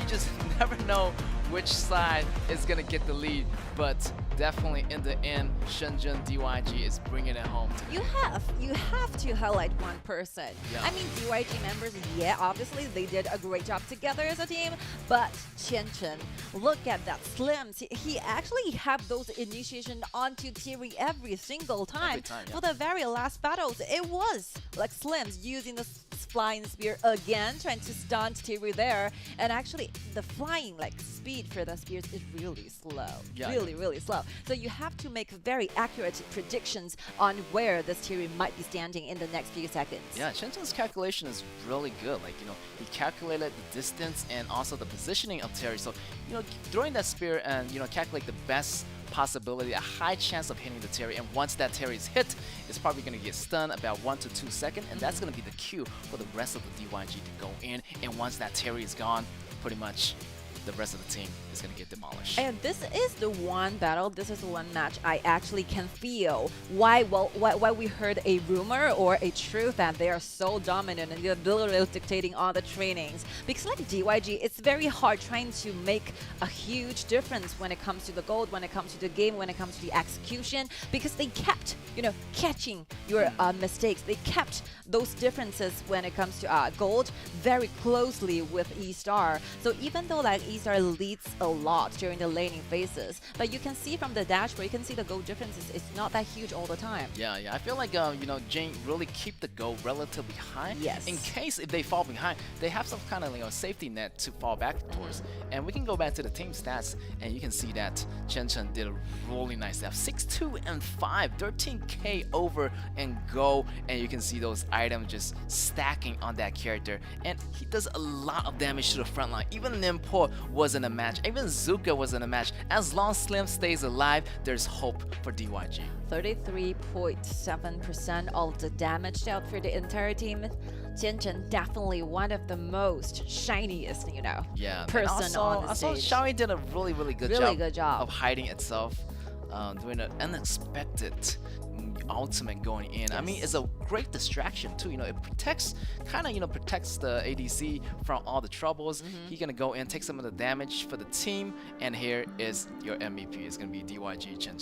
DYG, like DYG recently showed a lot of reliance on their double cools, especially like for Tianchen and Xiaoyi, and they did a great job here. Like for example, in the early game till the mid game, I would say they're quite behind, you know, as to the entire control of the game. It will be Xiao Yi standing up, you know, got them a quite balanced situation right there. And at the late game, the person that I think the entire DYG is counting on will be Chen Chen, and obviously he did a better job than we thought he will be. Yeah, in the beginning, actually, he kind of fallen behind. He's suffering a lot in the beginning.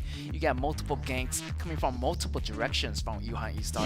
Then later on, he's like, hey, you know, hey, Xiao, you know, can you come and help me out for a little bit? So in the first half of the game, kind of, you know, Jing pulls him out. Then later on, he carried the team. Yeah. Super good combos. But I feel it was sad for E-Star as well, because yesterday they also lost a fight where they're leading the game entirely in initials and in the mid game as well, but they lost because they're not that determined, you know. They might show some hesitations around late game, so I think late in team fights, E-Star have to think it more. Yes, definitely. First round, definitely what I expected from E-Star, but so close. Both sides bring their best, so definitely it's gonna be more expectation for me going to the second game. Yeah, this one is the one that cost E-Star a lot because they have the double kills are really low, but ending up with Ejin being killed. Yes, and that goes down first, and the rest of the team pretty much went after that.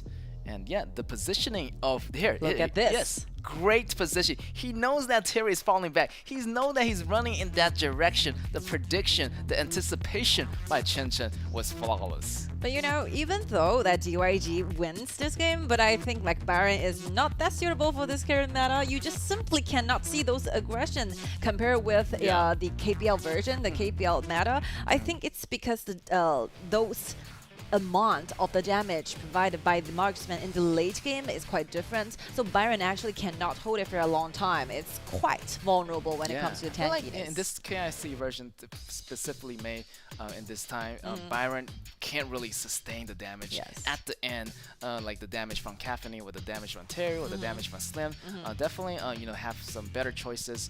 Maybe, you know, change it to some other more tankier like Xenio, but Xenio is pretty much banned out at the time. So definitely, you know, there's options out there. But I think we still have a lot of things to be expected for the game too, because obviously Wuhan Esports Pro have their revenge on their mind, and for DYG, they're so eager for the 3 points for them. Yes, and everybody just want that 3 points so badly. You know?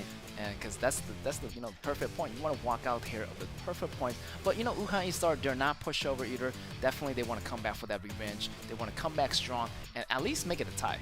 Yes, of course. Yeah. For now on, DYG, through this victory, they have already gained 6 points till now, which will be the same score as Wuhan Esports Pro. Yes. So if DYG win this, they will gain 8 points. That will be a completely opposite picture. Definitely, you know, it's gonna be 3 more points over E-Star. So we gotta see what happened in the next match. We're gonna take a small break and we'll be right back.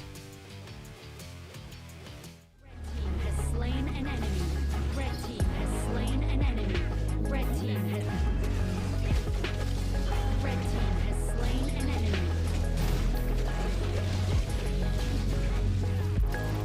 Red team has slain. Red team has slain an enemy.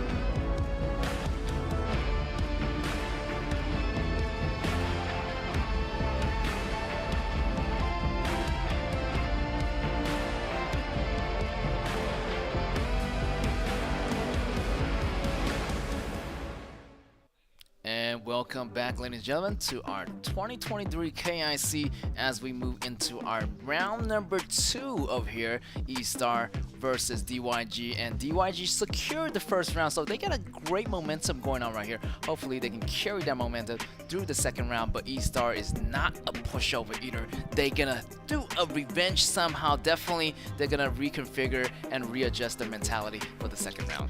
It will always be a very good thing to see, to watch. For example, you think that the team you really liked failed, you know, get a lot in a very upsetting way. But it's very nice to see like Luo Siyuan with this kind of facial expression, you know, with those positivity. You can see from their faces, they're ready for this. Like they're really like experienced esports athletes, I would say. So yeah, I think the mentality is there that E-Star just have to, you know, give better performances during the team fights. The laning, I think it's okay, but it comes to team fights, I think vision is indeed needed for. So they have to make like Yixin safer than ever. Yes, and also I saw a strategy, you know, a couple days ago using Milady, those robots blocking Slim's spear, which is a really cool strategy one of the team implemented. So maybe they could try to do something different this time. The banning phase is going to be coming up. Iggy, also Zip getting banned. Butterfly obviously is not going to keep coming out here, and also the first pick might be coming in.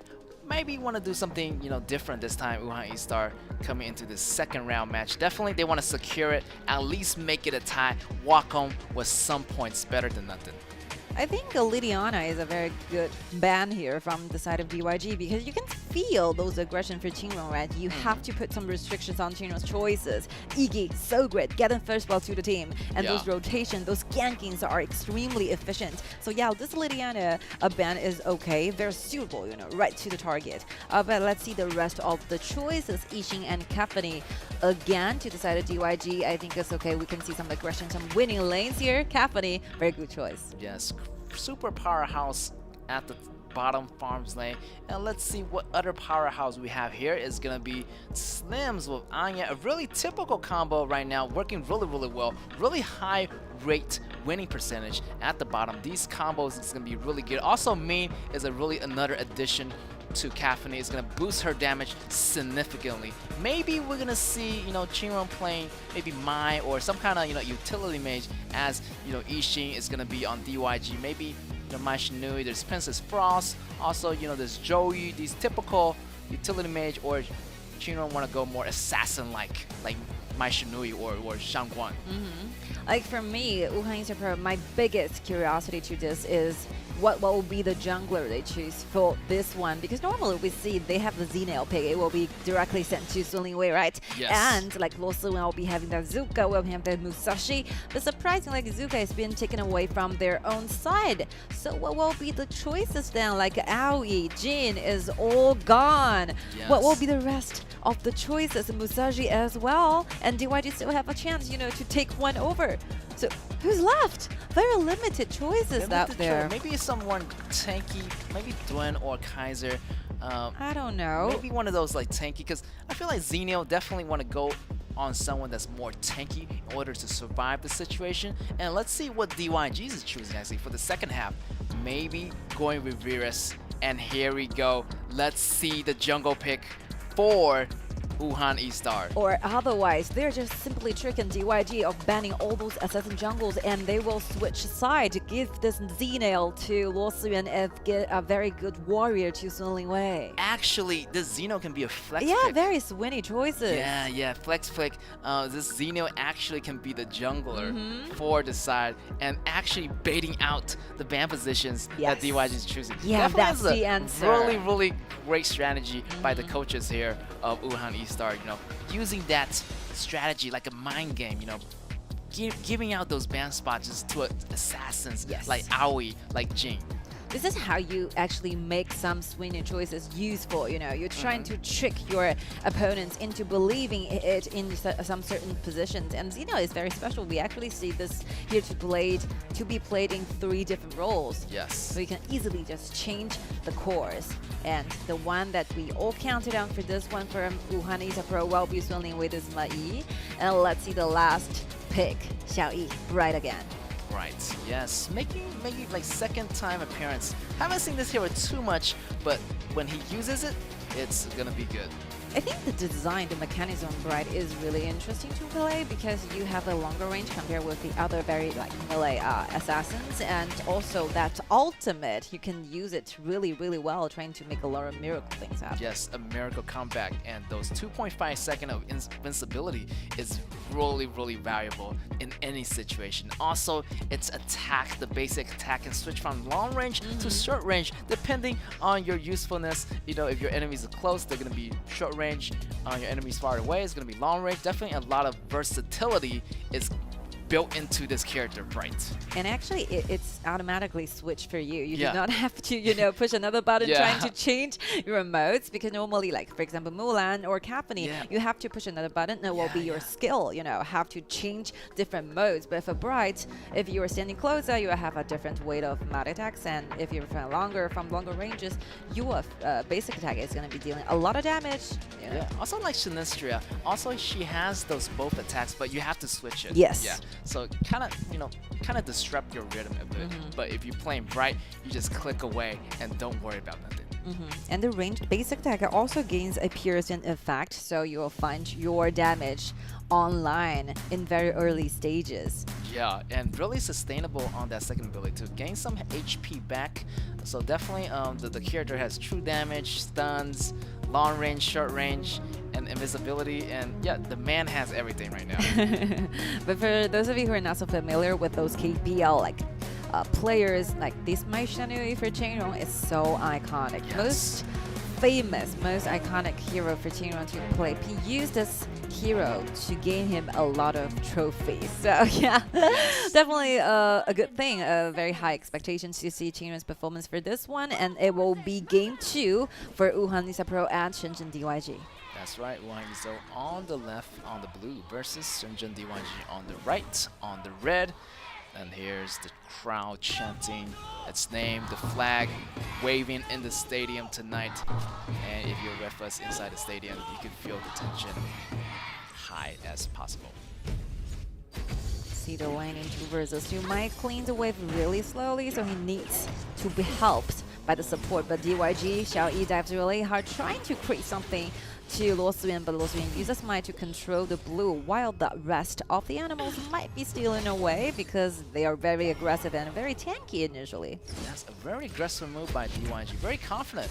That might cause some, you know, monsters definitely get swung away here by Wuhan E-Star, but so far so good. Bright is you have to play Bright in this aggressive way. He has to gain the advantage and go. Definitely go is going to be another important factor in this special tailor-made version of KIC. The more go you have, definitely you're going to get that item quicker, and you're going to be that, you know, more goals and more level ahead of your enemies. Oh, the ganks are happening. The blue is taken away. Yes, from that jungle to aggressiveness from Bright in the early. That is the consequence they will face, because if you engage and you fail, you're gonna be in risk of your jungle getting taken away by your enemies. To see the response from Luo Suyuan, he know that, you know, Xiao Yi and Xiao Le are appearing on the blue on their own side. They make a very quick shift to their own territory and get the blue away.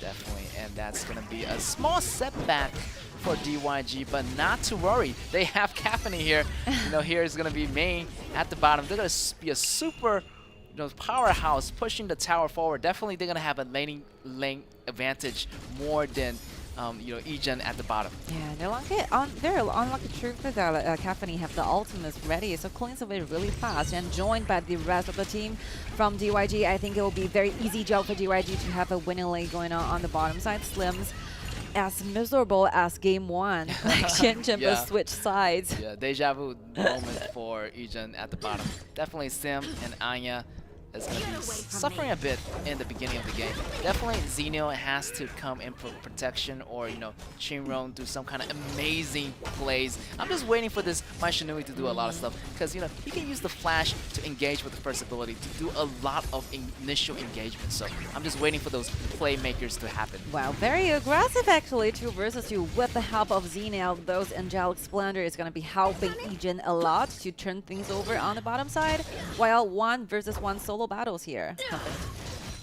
Oh, very nice one. A stun with the ultimate. The ultimate of Varus actually, you know, stuns people, and built up a lot of stacks. Definitely Shun Li Wei was in that radius and getting caught in that Xiaolei's powerful attack. So first blood does go to DYG. DYG got that cash injection. Now Chinron right here versus Xiaolei. What's he gonna do? He has to back it up. He's used that flash, almost still have that flash available, but on the bottom, Caphany and Ming also doing a really good job so far. Like Xiaolei is using this Vera to get a lot of winning situation going on. He's very familiar. You can see from the movement, from the performances, like the skill 2 into a skill 1. You know, you just push the enemy back, and your skill 1 will be followed, and you use your enhanced basic attack trying to stun them more. Every single skills are just right on the target. Yes. Didn't even miss one target yet. Yeah, everything's well calculated. Every single enhanced attack, every basic attack and ability are landed on main. Shun Li Wei. The Tyrant battle.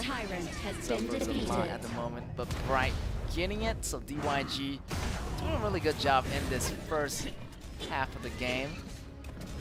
But the red is ready, is about to spawn from Wuhan Isapro's jungle. Let's see what will DYG do. Like, Yixing is waiting there. Z-Nail's far behind in their own jungles. Ejin dives in, trying to take those damage away from Qingchen. Qingchen is really low, and with Z-Nail, those diving in, the damage is so hard for Qingchen, trying to keep himself alive for any more. Again, Mai diving in, get the passive out of Xiaoxing again. Mai almost got Yixing, but Yixing has that passive ability. Also that flash. Also this Lucian did a really good job. Really fast reaction. Jumping in. But here's Chinron doing some damage to back row. Here's Xiaolei escaping. But here's Zenio jumping to save the day. And plus that, they're gonna maybe initiate on the front tower. But here's gonna be Bright.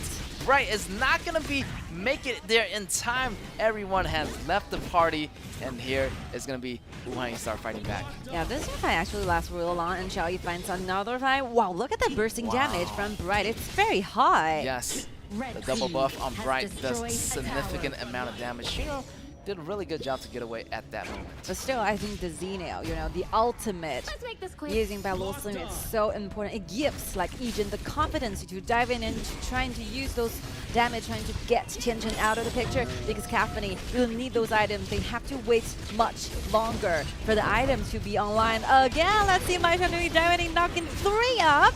And see the rest are the damage gonna be followed. Vera still fighting for his life, but it got very low, very dangerous. Will be slowed down and taken down by E-Star. Double kill goes to Slims. What a great initiation by Chinron. Jumping in, using that flash, creating a small opening window for Ejin to deal all those damage. Double kill on Ejin. And Shun Li Wei also did a really good job, but 1 for 2 actually is a really fair trade there. Look at the next round. E-Star very fast. Dig into the red and take it away. Well, Caphany is still so busy farming up, but the rest of the team fights, it's none of like Qianchen's business. Yeah, I feel like Qianchen has to farm up. That late game is where he's gonna be so important to his members. Definitely keep that Caphany alive. That's gonna be the hope and dream for DYG. Always love to see how E-Star plays in the early end of the games. Those team fight, those aggression is what we usually expect. Here's Ejin going in really aggressively, and Chinron is like right behind him, hiding in the grass, make me try to look for an opportunity for a play, getting some vision on the enemy. This all 5 enemy reveal. They know where they are. Here's Zenio, but they do not know where Zenio is. And also Chinron going in, the knockup, the Virus. Is it gonna be a knockup? Yes, it is. And Main jumping in. Main traded for 1 for 2. Caphany goes now. Slim gets chased down. Everyone, 2 remaining members. And here's gonna be another double kill on Slim. It's not finished. Let's see. DYG Xiaoyi is the only member who's alive from the map, and the rest of the team fight, the rest of all the resources belongs to the side of Wuhan E-Star Pro. Look at the wave. They're trying to take down the tier 1. They're trying to take all the things away from DYG. Very dangerous for DYG right now. Really good team coordination. I mean, DYG rushed to the mid lanes. Every location of the enemies was revealed on the map for E-Star, so they know what to do. They went in. Varys goes down first. The rest of the team just collapsed till 2 members are left standing. This is completely different with game 1, because like game 1, you see a lot of ups and downs when it comes to team fights, but like the goal difference is kept not a different, kept there, kept balanced. But for this one, you can already see those 4K difference. And that will be the time for Eastart trying to figure things out, trying to start snowball, and they did it.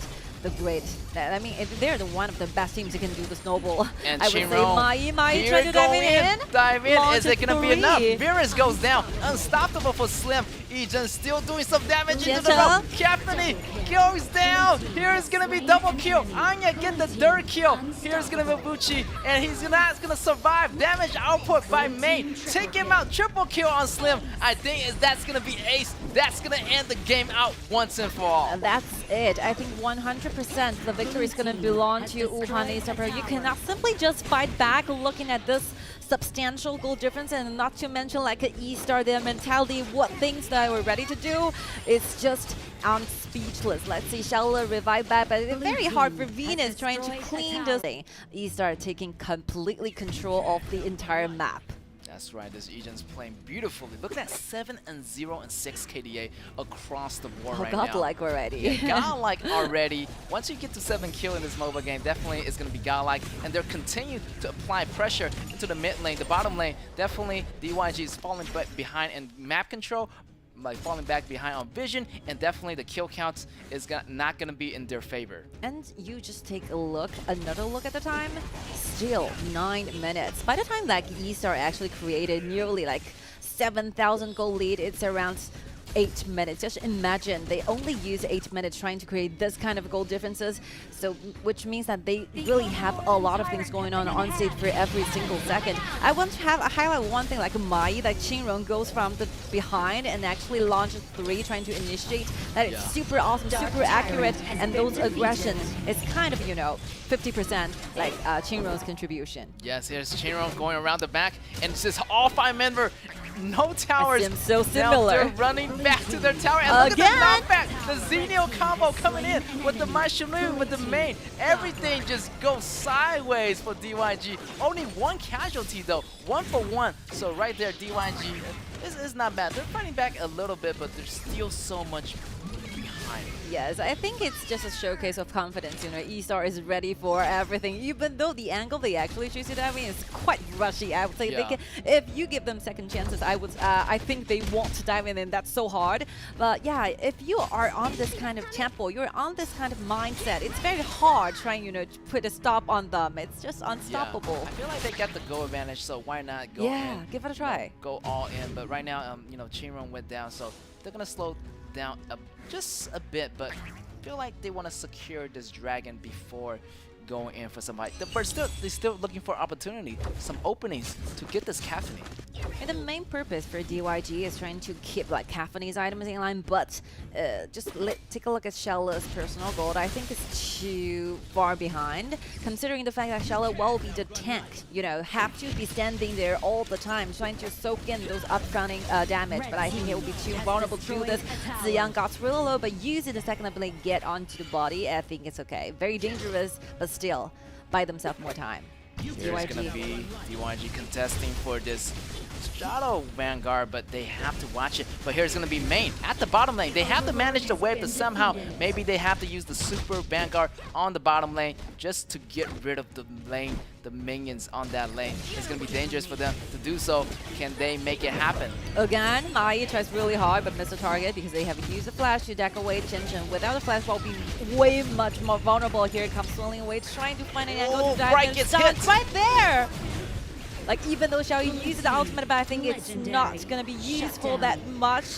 Caphany got the kill. Eastart have to go back because they still have a winning lane on the top side. Tianjin's full in the HP, very, very well prepared for the next round of the battle. Wow, marvelous on both sides. Damage output to the max, and this might be really dangerous for Eastart. Everything just changed the other way. Everything, the winning lane is on the top of DYG, and there's no one because Ejan already went down. Here's gonna be Qingrong diving in recklessly, but he has to do something quick because Caphany is still alive. alive. Look at the vanguards. Is it DYG chances to get there this crystal and this game?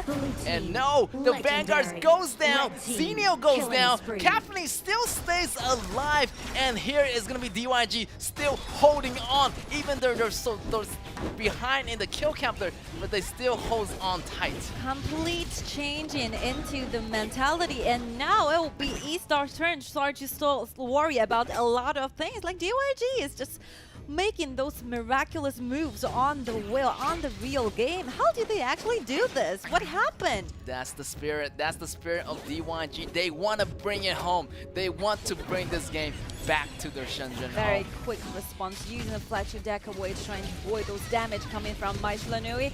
And this will be the second where DYG, you know, actually Bright got killed that instantly. Yeah. I always thought, oh, Ijin get taken down, those Caffney damage went directly to Ijin, so Slims was shut down immediately. Definitely. The Slim have to keep alive here for Wuhan E-Star Pro. They have to be really, really careful here. It's happening. Mai goes in, but the damage is going to be crazy on that Caffney, and the rest of the members are running, and this is a different story now. The ball, the rhythm is bounced back on DYG right now, and now is the one who's going to be defending is going to be Wuhan E-Star. Damage output 90% of the entire team fights. Like Qianchen is on fire today, and now with the double buff, with the Min's help with the ultimate providing the HP regeneration all the time. Let's see high grounds going down again.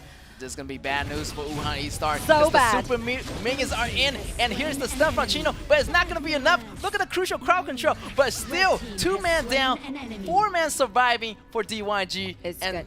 Yes, I feel like they need to have some kind of pushing strategy going on here for Wuhan E-Star if they want to make a bounce back. You can literally see the hopelessness from Wuhan E-Star, but the second you see like Qianchen is surrounded with this magic circle effect, because it means that he will be like having the Sage Sentry.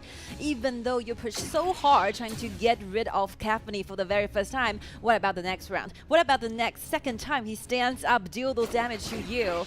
I mean, E-Star trying to figure out a way aiming at this Caffney, but DYG, they're doing this so great, so good. They're actually surrounding this Caffney that much so that Caffney stay online all the time. Definitely that late game Caffney is going to be the super monster, the damage with the mains boost, and Qianchen is going to be crazy in those damage. And ultimate from the cone of AoE splash damage from that Caffney is going to be unstoppable. So Slim has to be careful. They have to watch their position right now. I never imagined like DYG to be this resilient when it comes to actual unit performances when you're far, far behind. And look at Main, looking for the opportunity, going for a flank. Chinro also almost having that flash ready in time. Maybe another 20-30 seconds is going to be available for that flash to go in. But right now, both teams are just watching their positions very, very carefully. Like Mai's only always trying to grab a chance to dive in, but I think the frontliner from E-Star Pro is very hard for them, trying to keep their HP online for a long time. And right now, DYG is counting on those super soldiers, because super soldiers on the top and on the mid is going to be helping them a lot, because if you see like E-Star cleans the waves really, really slowly as the time goes by. Yes, and here's going to be contesting for the Dragon. Overlord goes to DYG. Definitely some extra pushing power on the side of DYG. And this is a whole completely story. Everything just turned sideways. I feel like DYG is on the upper hand right now. Of course. Like comparing all of the damage, comparing all of those ability to clean the wave and the tanks, the vision, they all have a lot of bodyguards surrounding Caffney. But as to E-Star, they only have the ultimate from Xenio, and that's it. Mai is vulnerable, very, very vulnerable, and nobody is there trying to protect Ijin. There's an Aya, but without Aya, what about the rest of teammates? Definitely. Aya is not going to be enough.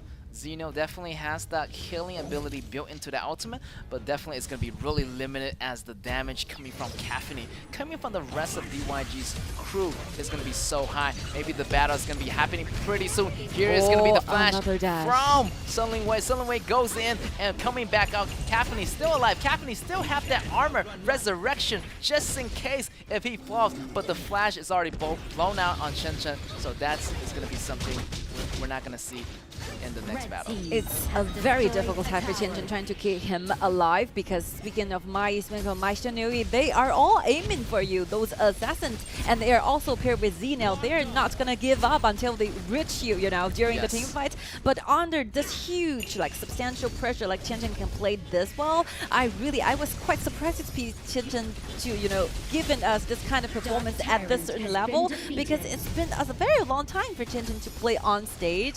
He must have, you know, paid a really hard work during the trainings. Definitely, these hard work are paying off right now as DYG already got 1 point, so they are hungry to get this full 3 points, and now they're pushing forward right now. But gotta watch for those assassins, Mei, and also this Mai just keeping their eyes really heavily, giving that tunnel vision for this happening. Oh, it's so troublesome for E-Star. They're figuring things out. They're trying to figure out a way to get close, trying to reach for this cacophony. They try to use Mai. They try to let Sunling, which is around from the back, trying to go into a different level. But they always try, but it's not happening. It's not giving them what they want. Yes, time is going to be running out. Went down. Slim goes down, but here's going to Mayan in the back. Can he do something different? Sunling Wei. It's going to be a little bit too late. Cacophony went down for their first time. Another one.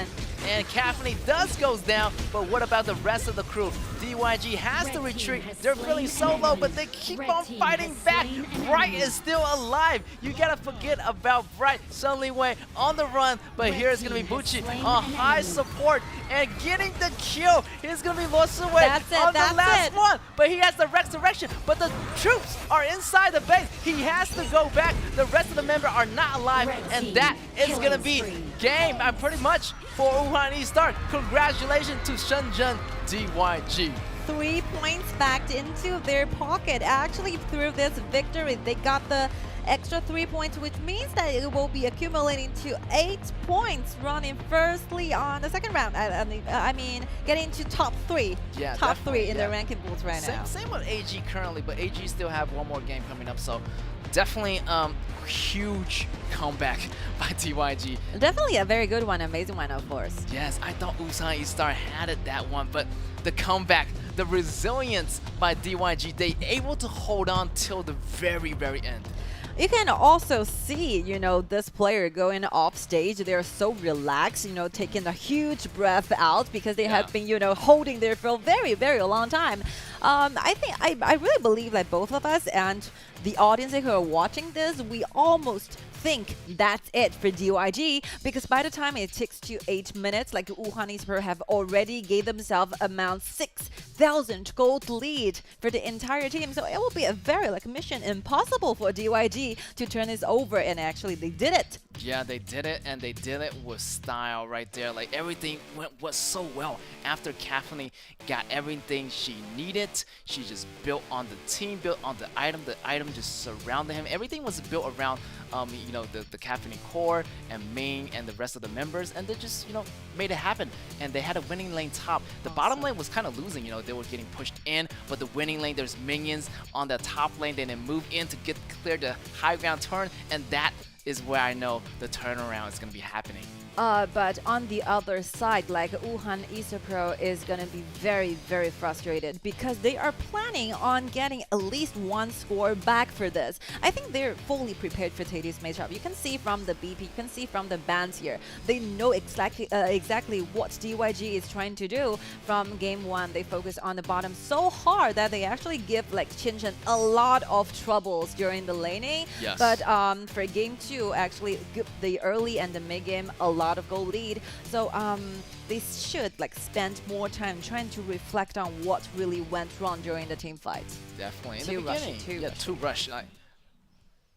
And let's go back to the team stats. In the beginning, did really good job. Wuhan E-Star Pro did super good job of invading, and Chinron was there to lead the game, pretty much stunning the back rows, and every team fight went so well till that Cacophony got so powerful towards that late game, and it was uncontrollable pretty much.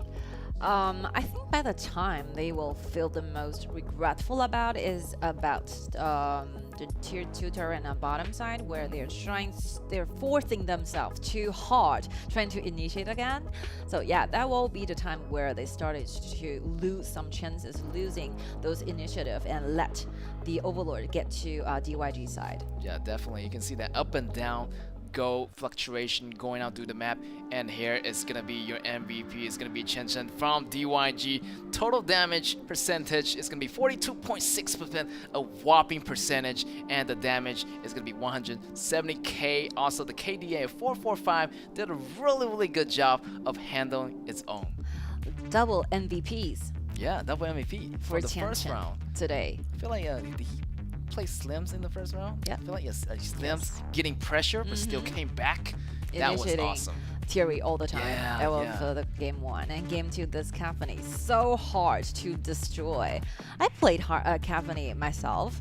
You know, it's not that easy. Yeah, it's like a moving like glass cannon because you're so squishy, but at the same time you're so powerful. Like you're moving, you're attacking, but you need the bodyguards. You have to have someone in position, and the vision is going to be really important too. But after all, I think it's a victory rewarding to the entire team because you can see from the standing position those formation they formed during the team fight. They're just getting around, making sure that Caphony got fully protected by the rest of the teammates. So yeah, I think it's a perfect teamwork, gathering together, synergize together at the same time, making this thing happen. Yes, everything was so close. The battle was so intense. Towards that late game, I just know that Caphony is going to able to bounce back. And we got to see the replays again, from the beginning. I feel like this is the turn where that team happened. Here's going to be DYG not giving up. And here's going to be Bright almost getting taken down. But here's going to be ES jumping back. But still, DYG push on the top lane, and that's where everything changed. I think this will be it. Like after this team fights, you just have some idea about who's gonna be the winner, because with those waves pushing in, with the high ground getting down, like DYG is having more advantages than ever using the soldiers. Like Mai is so weak at dealing with soldiers. This might be the very last one. I think the last one that Chen Chen got rid of Egen, that Slims at first. So that will be the reason, because they are lacking a huge damage from the marksman. Yeah, that will be it. Yeah, I feel Egen like went down so easily. Advantages for Mayane and Mai went down at the end. So yeah, we'll see about. Yeah, we are ready for the interview. Let's give our time to Nora.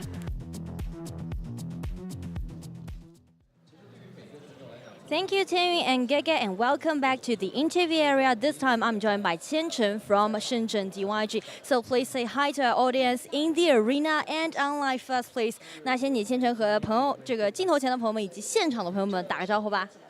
Hi, I'm 千晨。和我们身后的现场的朋友们也打个招呼吧。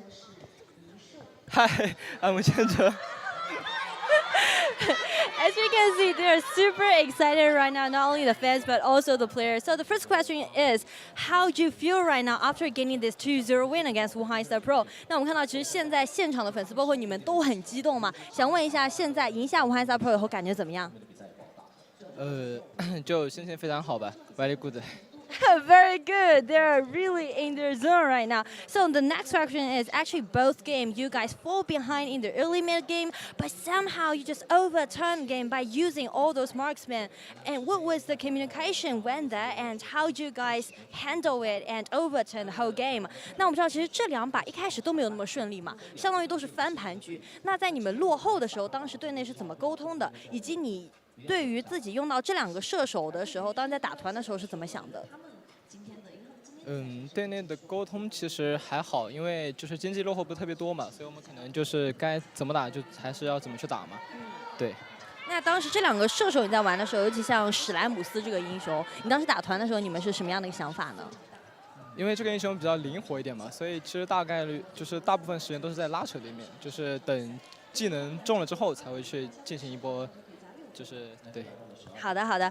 All right, so even though we fall behind in the early mid game, but somehow our goal just keep even. So we don't really care about the deficit, just waiting for the right chance. And as he's using that Slims and try to overturn the whole game, it's basically because Slims is a really deft hero. So after he landing his first skill and stun the enemy hit, then that will be the chance for them to seize and to push back. All right, so the next question is, actually today you guys got 2 games in total, and those are considering as a uphill challenge. So is there any preparation that you guys did to play against these 2 teams? 那我们知道，其实今天 DYG 总共打了2场比赛，一场打 AG， 一场打 eStar Pro， 其实都是相对来说比较难的一些比赛嘛。你们在赛前有做什么样的一个准备吗？我们更多的准备还是战胜自己吧，就心态上的调整，对。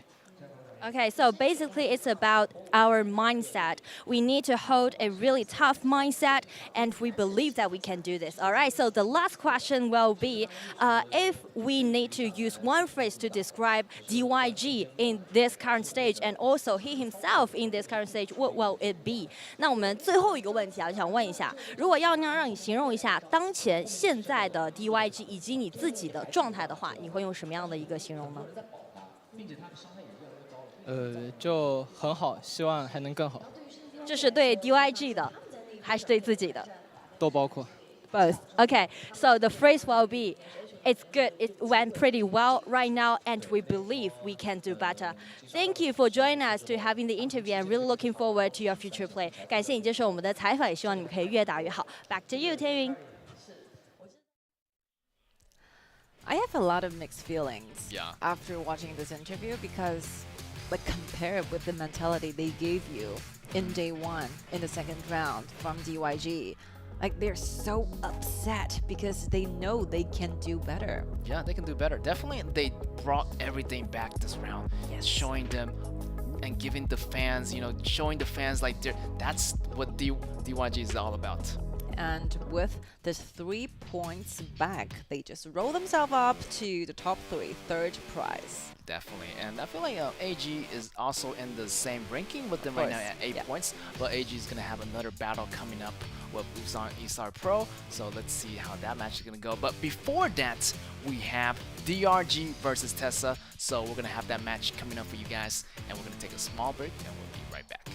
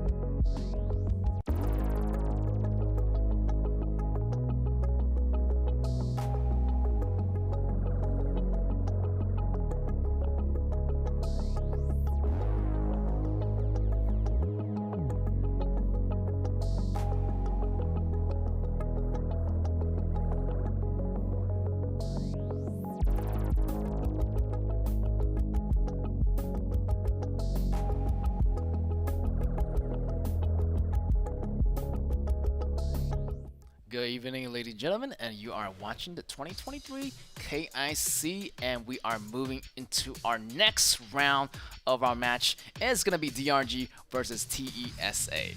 I think DRG and TS already left us with a very heavy impression because their focus, their main core is quite obvious. Let's see from the starting list, no changes on Foshan DRG, Baishao, Pengpeng, Qingfeng, Menglan, and Guy. When we're casting a DRG matchups, the best hope is that they can get their mentality back. If that's it, I believe they have a lot of things going on. They should be the winner. They're so great. Their mentality, it's a whole new team today. Like, overnight, I don't know what happened, but DRG definitely renewed themselves last night. And through our first match today, I can see the confidence. I can see the changes they've been implementing. So definitely, they have a really, really nice momentum going for them. They definitely got something back after they won that 3 points going against LGD and BW yesterday night. So yeah, I think today is going to be easier for them trying to digest.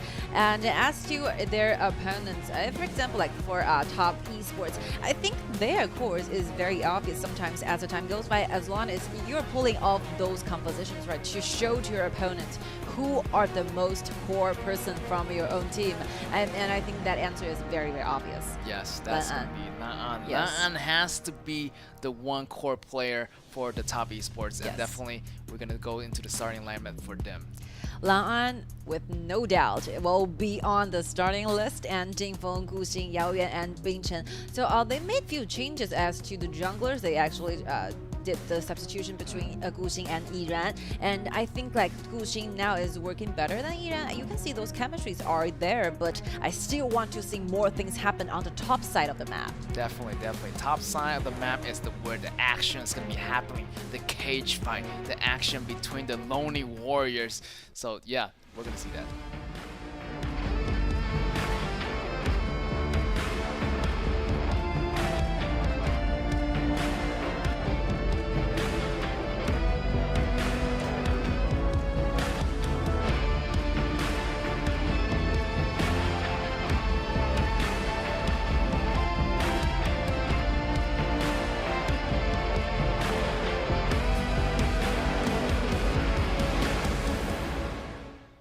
And we are back, ladies and gentlemen, and this is going to be Forsan DRG on the left side versus Changsha Top Esports on the right.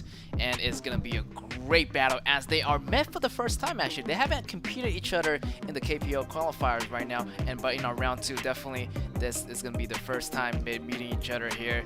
And our match is going to be awesome to see these two teams going at it. And they actually have the same number of the matchups in early on games. For example, Top Esports were allowed in 1 winning, 3 draws, and 1 lose, gaining 6 points to their back. And for DRG, 1 winning, 2 draws, and 2 lose, 5 points to DRG. So yeah, DRG basically are facing much more pressure because they still have 1 point to go. But for these two teams, if you win 2-0, you still can get your points back to the upper side of the ranking board. So yeah, I think those mentalities are there. Yeah, definitely. Those confidence are there. Yeah, confidence. You have to do this. Fight for your life. It's going to be really, really important here because there's only 3 spots. These 3 tickets is going to make you go to the group stage. And time is going to be running out. This is our 3rd day, and today is going to be ending for the 3rd day. So tomorrow actually is going to be the final day of the 2nd round of the KPL qualifier. The previous matchup like TS have with LGD and BW, it's such a pity because I think it will be the problem when it comes to the BP. They actually choose a Lady Sun ahead of the other AOV heroes. And you can just simply see those pressure on the bottom lane, especially you want to highlight your marksman player, right? So you definitely have to give Lan those winning lane heroes so that he can actually perform and bring those advantageous like things back to the game. Definitely. I would say, it was really surprising to have Lady Sun at the bottom lane. Definitely not what I expected. Definitely a lot of audience was, giving out the question mark. Yes. Like, what is going on here? But definitely their teamwork was okay. Maybe the composition wasn't really Could that. be revised. Yeah, could be revised. Could be revised. Definitely over time. Hopefully they know what happens if they do that. But they already learned their lessons. Hopefully on this one they can do their best to choose the best meta pick for them. You know, Ladies is not a very bad hero, especially in KPL. It's the most chosen hero basically. But in this meta, I just think that you do not need to give your marksman that much long time trying to farm up. We need to pick those heroes that is so good initially, especially in the early game, so that you can create those advantages to your team in the early game. That's so important. Yeah, in addition, like this version, it has a nerf on Lady Sun's first ability. Yes. So definitely, you know, like recalling back to that match, I feel like it could be Arlie or Fan could have been a better choice, but you know, the coaches have their own strategy incorporated into their matches. So hopefully they learn what happened in that match and they can go with more better choices. And hopefully we can see that better choices in this round of the competition. But for me, I think top esports will be feeling like every day it's going to be more challenging to do BP, to do draft, because your goal is very obvious. You don't want to give those winning lanes to your bottom lane. So your opponents is going to definitely put some restrictions on this. For example, maybe the first round of events here, I believe that DRG will be having a huge reliance on those marksman choices. Definitely. And also, you know, banning away the Lang'an's marksmen is going to be a really good ban for them. So definitely the banning strategies is going to be so important in this match, and we're going to jump in pretty much really soon. Yeah, and for DRG, I think, yeah, DRG's composition is very hard to guess because they all shared some, you know, coring and trying to carry the entire team. They all have this potential to do this. So sometimes the core relies to Baisho, sometimes they rely on Monglan, sometimes they give Peng Peng the assassin, and sometimes even though they love to pick that Liliana choices, right? Qingfeng love Liliana every single time. As I remember the first game 1, they always give Qingfeng this Liliana. Yeah, I feel like they're really well-rounded. Each player has something that's in them that's capable of carrying the team and doing a lot for the team, so they can actually count on each other. But definitely on TSA, definitely top esports, you know, maybe they're gonna count more on the shooter-based core for TSA team. Exactly, and let's together witness what will be the BP, what will be the final draft between these two teams, while Foshan DRG is on the blue side, while Changsha TS is on the red, trying to counter back the strategy shown by DRG. And very quick, the first ban here, Prince of Lanling. This hero has demonstrated a lot from yesterday's performances, and very quickly you can see those response putting on bans here.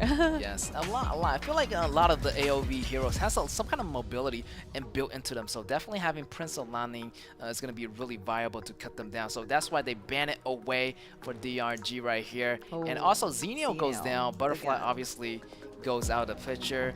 Let's see what kind of ban that top esports gonna do. Iggy, it's great ban because Iggy is gonna be a really high powerful mage. And let's see what's the first pick of the day is gonna be DRG. Actually, yo, showing Liliana again. Fun is really using that Liliana really well. We were just talking about it. They really have a huge priority on Liliana for DRG. And you know what's so interesting is every single day you found the bans here are completely different. Those heroes that did really well in yesterday's matchups will definitely be on the bans here. Just like trying to rewind for a little bit. The first day in the qualifier, there will Zip, there are Caphany, there are Slims. Those marksmen goes on the bans here. But after a few rounds of the test, of the experiment, those teams are gradually finding out who will be the most powerful hero for after this current patch. Test, they adapt to the version.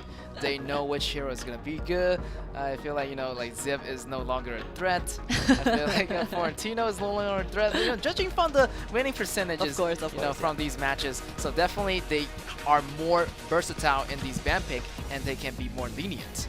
And that will be Caphany and and Slims as well do not need to be introduced anymore. We've seen this pair, this duel going on the bottom lane all the time, and there will be Lan getting the Slims as well. I think Lan can do those aggression move. I believe Lan is super talented, and to the mage choices, Yao Yuan is going for this Prince is Frost. Yes, Princess Frost. I mean, Lan is really confident with the Slims. Also with Anya by its side, he's going to be more confident landing those shots. The question is at Forsan DRG, what kind of counter they have? They want to have someone to go after this Lan, so definitely I'm looking for what kind of assassin-like character or what kind of tanky-like character they can pick in order to counter this composition from top esports. Like for Pong Pong, those assassin heroes that left me with the most impression about will be Aoi. That Aoi that Pong Pong plays is really, really well. So yeah, maybe that will be the choices. You need those assassins. You need to put some pressure onto the back lines, right? For example, who will be it? Like trying to deal with the Slim's choices. Who maybe it's gonna be Aoi. So, but if it's an Aoi, what will Baisho have in hand? This is Yiran and Sumo, those substitute players from Changsha TS. Yes, and I feel like Pum Pum has been playing a lot of tanky heroes like Nimpo, like Duan, so I feel like he does a lot better with those assassin type heroes, judging from the statistics. So maybe, just maybe, he has to go with Aoi. Aoi gonna be a really, really nice jump into the back lines, and because Aoi has a lot of movement ability, so if in case of this Lan get away using flash, Aoi can actually catch up. And here, very good choice. Speak of the devil, here's gonna be Aoi with Nimpo by its side. So I'm guessing Nimpo is gonna be on the top lane, and Pum Pum is gonna be playing the jungler as Aoi. Yeah, this is a very traditional composition from Foshan DRG trying. They already found the best answers in this meta. It will be it. Given Mulan those very good like mid-game, late-game marksman paired with Age, those protection is what Mulan really needed, and Qingfeng going for those aggression in the early game. Mid-game, the rhythm is counted on Qingfeng using the Liliana, and for Pom Pom, the most important part. You really need this assassin to push off the finish the team fight. I feel like if Pum Pum does really well, I feel like he can take down Lan and also, getting Slim and Aya at the same time, because they'll be together pretty much. So definitely a crucial, entrance by Pum Pum is going to be really crucial for his appearance to make that late game happening. What about TS? What do you think of this composition? What's lacking, or what will be their advantages They have in the game? half tank, half damage. They have a really good AoE zoning tactic, but they don't have any healing ability, right? Not really good sustain, right? They have sustainability on Virus, but the damage is going to be a little bit short. Varus and Alien tanky, but it has to wait until the late game to make it happen. So there's a lot of pressure on Lan and also on the mid lane. But speaking of how, trying to get into Caphany, I think it's okay. You have Alien, you have Virus. You can take a longer traveling throughout longer distance. Not to mention, they have the winters here that Princess Fraud is going to be giving you a lot of crowd control ability, trying to clean the way faster and making those very efficient roaming, especially to the bottom lane, trying to help Slims, giving Slims a better time. Because today it's a 5th BO2. It's a 5th one or 4th one? A 5th one. It's a 5th one, yeah. Yeah, every time we have Slims on the bottom side, the early level 1, level 2 battles will be so hard. So they really need this Princess Fraud to be appearing on the bottom side to help Lan for a little bit, because it's Lan. It's the most core. Most core. You have to put pressure. I think this Slim remind me of Marco Polo. The laning phase is going to be super weak, and everybody going to be bowling you on the bottom lane. Definitely he needs some protections. Yeah. Definitely maybe Princess Falls can walk by, just do something, put some, pressure off of Lan. No, I've been thinking about this a lot, because when we used to use Marco Polo in the real game, we changed lanes with the top laner, right? But this never happens in this meta, so maybe some of the clubs will try this. But it's a possibility. With Anya, with that, Frenzy as the ability, some sustainability, using that Frenzy, they're gonna transfer that summoner ability to Lan, so Lan is gonna get some lifesteal in that early game. It's gonna make that sustainable better for the early phases. Yeah, let's see the 2 versus 2 laning here in the mid. Bing Chen is really aggressive using the frenzy as well. Yeah, always off the bat. The faster you use it, the faster you're gonna use it the next time. So faster CD. Yeah, the cooldown time is really, really short, like 60 seconds. Yeah, 60 seconds. You can really double up on those flashes.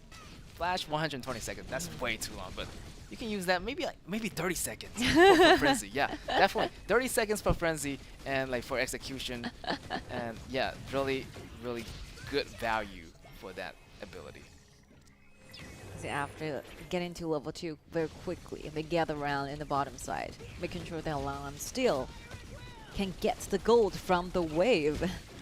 Yes, and also I like this Annette pick, because I feel like, this Princess Frost is going to lay down this zoning AoE, so when that happens, I feel like Agai can use that ultimate by Annette, using that ultimate, to be uncontrollable. Also at the same time, providing that immunity for its members inside the circle. I love how different KPL players are using the Xanath. Because sometimes we've seen that the Xanath be played really like protectively, very passively trying to protect their backlines. But sometimes, for example, Wuhan is for Ziyang. Ziyang is using this to act really aggressively, using the flash with the ultimate, those hurricane wall, trying to initiate, and it all works. Yes. But yeah, I think this hero is really interesting and very useful. A lot of functions are waiting here to discover. Ooh, the flash being forced out of Annette right here. Definitely a lot of KPL team using this Annette in a really creative way. Like Tangy says, using that flash going in with the ultimate. Definitely, something that's unexpected.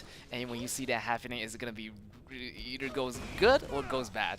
Look at the top side, 1 versus 2, but Jingfeng gets to level 4, having the ultimate, dashes into the air, avoid all the controls and the damage. Oh, this versus boss actually did a really good job. Here is going to be the Liliana coming in. Qingfen doing a lot of damage. Anya has to run away, but no worries. Anya still have that passive to turn into a really tiny cute squirrel if anything goes wrong. Yeah, if the HP below is 40% of the of Aya will be transferred into the squirrels. Yes. But it did have a very long cooldown time, 3 minutes, 180 seconds. Yeah, similar to Yarya from HOK. But right now, so far so good. Langa is holding down the fort on the bottom lane. Really peaceful start. Really, not like the the other matches where it's all chaotic. This one is good. Like out of luck, only 1 minor skill. Yes, and he landed at the right timing, getting the blue buff away from Top Esports. Oh, this is very uplifting when it comes to the confidence, Yes. Right here, they might be happening. Here's the flash coming in. Not the flash, the ultimate coming from Varus. Here's going to be Slim jumping back. And it's going to be Qingfen. It's looking so low. The first blood goes to Top Esports. I mean, Gushing is using this Varus as a jungler very, very well because it's not a very common thing that we see they putting this hero into the jungles. But yeah, I think the efficiency, the things that is going on in the real game is good. Like he cleans the waves and cleans the jungles really fast, and those rotations, those initiations are there. Definitely. Also, it's gonna be really tanky in the late games. Can be a half tank, half damage like character. Varus definitely do a really good job sustaining himself. Also providing sustainable tank for the late games. Sometimes I think the red really goes well with the Varus when it comes to jungle things. Oh, right, stunned again up into the air. The ultimate trying to dodge those damage. Jung tried really well and go back, having the healing pack. He's safe enough. That's right, and so far so good. He's surviving all those assaults from DRG right now, but DRG by Shell going into the jungle, looking for the red, but he's going to be Varus in the red, getting that red for him. And here is going to be DRG still pushing forward. Yeah, I feel like Varus have the red available all the time. I think it will be helping Gushing a lot, trying to chase further because you kept slowing down your enemies, and you can continue use your enhanced basic attacks, to deal true damage to healing all the time. Definitely, it's gonna help Laan to land those shots easier, providing a lot of slow for the team, and easier for second ability of Princess Falls to gain those frozen. A lot of slow ability over here on TSA, so definitely it's gonna help the entire team and help Laan to carry that role. Those minor crowd control abilities is gonna be causing a lot of problems for DRG. And right now I think DRG is simply waiting for Ari. They're waiting for Pompon, After a few rounds of the jungles, after he gets what he wants, and when it comes to the items, I think it will start trying to initiate. Look at Jinfeng, very low in the HP, but still, I think there's no way to go. Pompon gets the kill, good back to kill to DRG. Wow, the speed of Pompon just getting out of there so fast, getting the kill on Jingfeng and swinging out like a spider monkey out of nowhere. So definitely Pompon got the kill already, so his go is rolling in, and everybody's going to be focused on Pompon later on. DRG still, they're changing their formations. They're sending Pompon everywhere, to every side lanes, trying to take care of the wave, while the other 4 are gathering around, trying to get the vision and be ready for the battle. They found 2, wandering around near the jungles. but they have no vision on their back, so they have to go back for a little bit. That's right. Pumpa is farming up pretty steadily right now. A lot of go here. 4.7k go. Definitely that go is going to be super high. The highest right now out of all the players. And Slims, like I said, the 4.4k, it's enough. Like, Caffeine as well, okay? Yeah. But the double cores are farming extremely good to the side of DRG. What will Guxing do? Like, I mean, the initial roaming, the initial ganks from Guxing this Virus is really good. Let's see the rest. Lan very, very aggressive, trying to chip those damage away from Baisho. Baisho have to go back, have to go to the top side because Caffeine is far behind. Yes, Caffeine is in dangerous. a quite dangerous position, but definitely they want to drag the time out. They want to have Aoi get that farm as much as possible. Right now is only a matter of minutes. You know, I feel like during that 10-minute mark is where they're gonna start the fight, because that 10-minute mark is gonna be the Shadow Tyrant, it's gonna be the Shadow Vanguards. But I feel like Top Esports, they want to force the fight to happen anytime soon. Definitely, they want to fight there without Aoi behind them. Let's see, Top Esports have to go back for a little bit. Aoi diving in, launches Guxing. So much damage. Look at that damage. Very hard to keep it online. Virus have to go back. DRG again wins a little minor things on the map, but gives them the priority clean away while they're still trying to put pressure on the tier 1 turret in the mid lane. And look at that, Pum still farming up. Double buff on Pum right now, and just go is starting to roll in. 6k go already. The goes is significant. The gap is pulling farther and farther apart. It started to see the difference, like Virus is losing those initiatives, losing the opportunity to get the vision for the team. Aoi gets it. The Overlord is going to be helping DRG a lot with the waves. Here it comes. Red. Wow, Aoi very dangerous. He got stunned over there. Oh, getting cleaned up by Slim. Slim still going. Baisho is in the dangerous position. The flash gonna be out. Lan's gonna remain alive. Caffeine get the kill on Princess Fall, but they have to run away. 3 man's chasing Lan. Lan's still not quitting because there's gonna be Rivers behind him. He knows that he's gonna back him up, and he's still going. It's gonna be a 3-on-3, but the damage is not gonna be enough. The tankiness from Guxing is not gonna be enough. Lan diving in, using the second ability again. Milan's here, being launched away, being stunned again by Aya's ultimate, but the Lariat last hit is provided by Lan again. And on the other side, Lidiana went down again, killing spree to Lan. This actually lasts longer than 1 minute. Lan is doing a great job. Yeah. This is what we call like marksman reliant team. Yeah, and the Sun Chaser is out for Lan.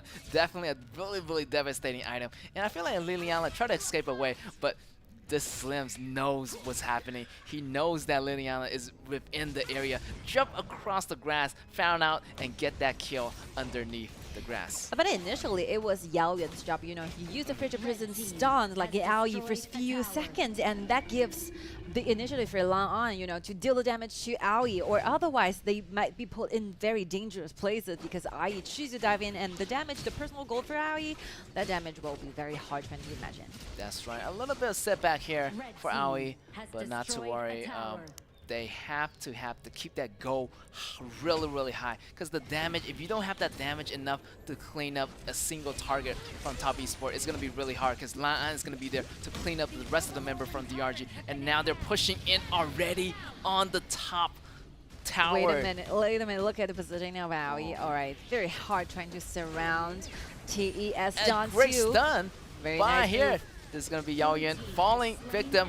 1 member's now. Here's going to be Alien jumping the front line, flashing back. He still has the item, but goes down. Liliana, here's Nimpour going and jumping in. Lan still alive. Variance is going down. Aka is still alive. Here's going to be Pumpa. Here is to be the entrance. Great. That's what I'm talking about. Pumpa need to go in later on.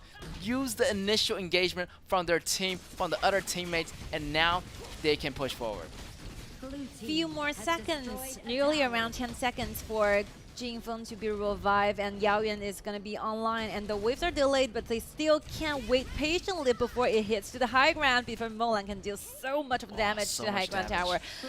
Princess Frog tries his best trying to focus, but yeah, unfortunately the high ground still collapsed. I mean, this team fight, maybe Top Esports went too far, too much. Yeah. I mean, initially, like this leading on initiation is super good. He actually stunned 2, and by this very second, you have already lost 1 member. It's like 4 versus 5 again, and they kept going in, never give up. I think it's just you got too overly excited for That's this. right. A little bit It's overconfidence. not making any sense, Yeah. you know. You already lost 1 member. The number advantage is not going to be on your favor. You know, TSA definitely want to fall back and not to get overextended here. A little bit overcommitment from TSA. Yes, definitely. They need some time, you know, to find a common state back because it's official. This whole entire BO2 might be their very last hope, trying to get to the upper part another of one. the ranking. Another one, Qingfeng. Oh my god. Qingfeng is the jungler for today.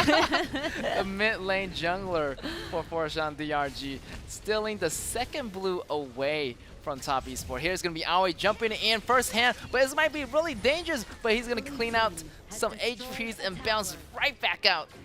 Well, this is very unfortunate for Guxing, you know, to lose your blue buff for 2 times like this, being stolen away by Qingfeng. It's easy to understand because if it's Aoi, we do not have any, you know, worries because it has a smite. But if your blue buff got stolen away by the mages who is not have a smite, you might feel a little bit frustrated during the game. Definitely. Guxing don't have that, you know, burst damage enough to clean the, you know, the blue buff fast enough. But here's the initiation. In the meantime, here's going to be Baishou going in, getting damage, but still remain to stay alive. Here's the flash coming from Annette. Here's going to be the damage coming in from Lang An. It's so much damage. Mulan managed to stay alive just for the moment. There might be some miscommunication for DRG because obviously you can see like Baishou went in, but like Aoi does not. Aoi stopped using the Dragon Claw to dive in to travel through across the high ground tower. So yeah, Baishou have to, you know, dash back for a little bit, taking a lot of tower damage. One lucky thing is they retrieve in quite a fast speed so that they are not slowed down or, you know, initiated by Top Esports. It will be one chance for Top Esports trying to initiate it back, trying to counter back, but DRG make a very quick retrieval from the high ground tower. Ooh, look at that.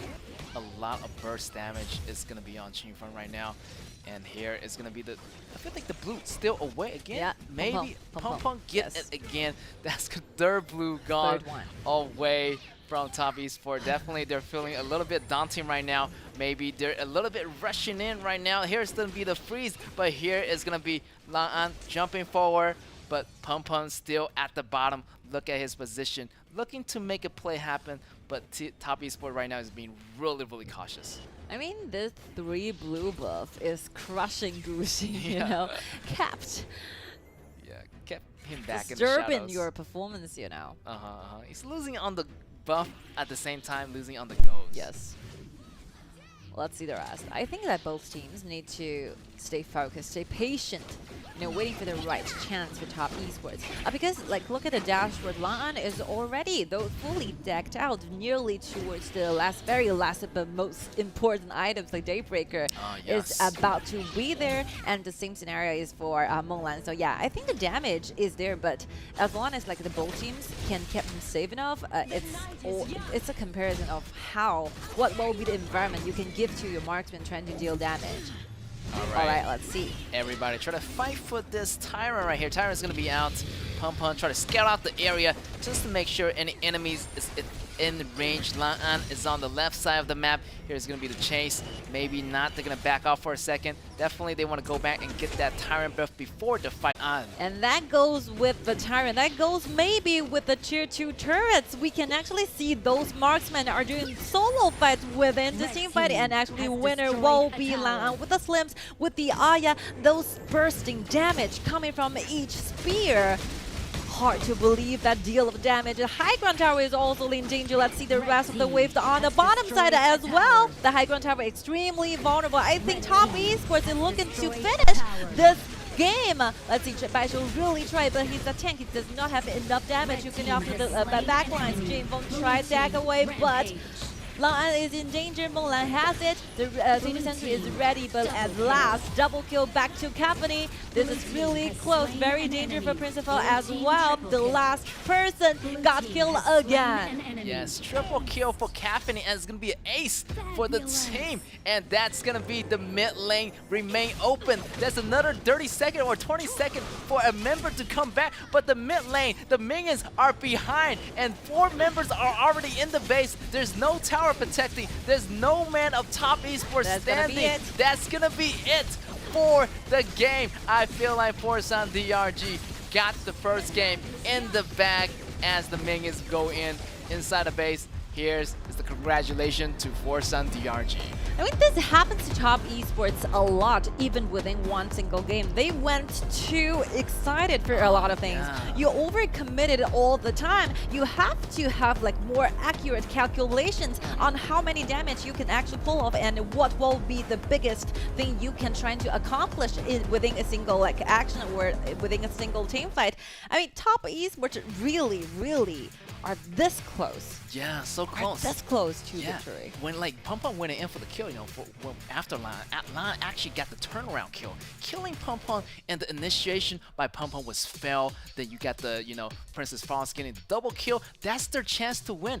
But they rush it a little bit. They try to get the mid tower. They try to get the bottom tower at the same time, and they want to end the game right there and then. A little bit of rush, and that gave the chance for DRG to bounce back. I mean, it's very obvious the best choice for top esports is definitely after taking down the high ground tower in the middle lane, you go for that dark turret. You have the bonus and the extra damage, and that will be your later things trying to think of during the team fight. Maybe because of the bonus that is provided by the dragons, you are definitely going to be winner, right? Yeah. Because you have those extra damage provided. So yeah, I think it will be the mentality. It's just about the matter of decision making. They're just too nervous, too excited. They just in that want final this victory. hour, it's just really nerve-wracking because the crystal's right in front of you. Like everyone just like reviving one by one. So definitely it's gonna be really tempting to destroy that, end that game by then. But you gotta realize something, that everyone is gonna be reviving at a really fast rate. And once Pum Pum came back, the damage came in through, and everybody just start falling. Mulan went out, and the rest of the team, Lan went down, and the rest of the team went down as well.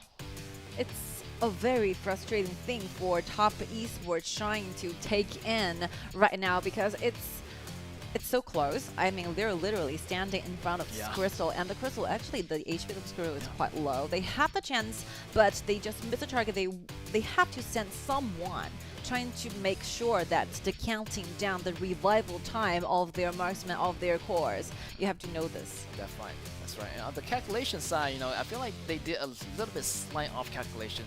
Definitely they want to go back, and revise it and talk it over with their coaches and talk it over the analysts. Not to be so rushed, They have to be steady, Slow and steady wins the game. So definitely, maybe that's when they need to do it in the next game.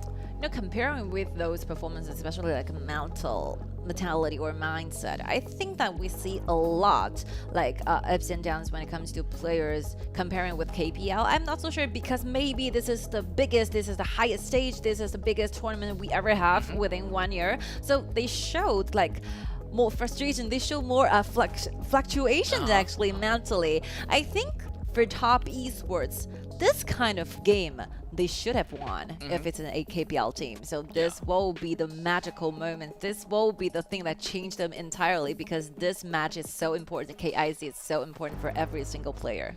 They just came in so close, and here is going to be your MVP. It's going to be Mulan from DRG, and he managed to get that triple kill, almost a quadruple kill at the end of the game. KDA 812, very good at finding spot, trying to deal damage, and the very last team fights deal maximum amount of damage to the enemies and finish it off. Yeah, that was a crucial damage. And we gotta go back to the replays. There's a lot of ups and downs, a lot of back and forth by these two teams. At first moment, I thought Top Esports got the league. Pum Pum went in, but it failed to lock down like Lan, but Lan came back so strong. They pushed back. At that moment, I thought the game is over. But look at here, DRG just came right back, and once they aced them, pretty much their mid lane is right open.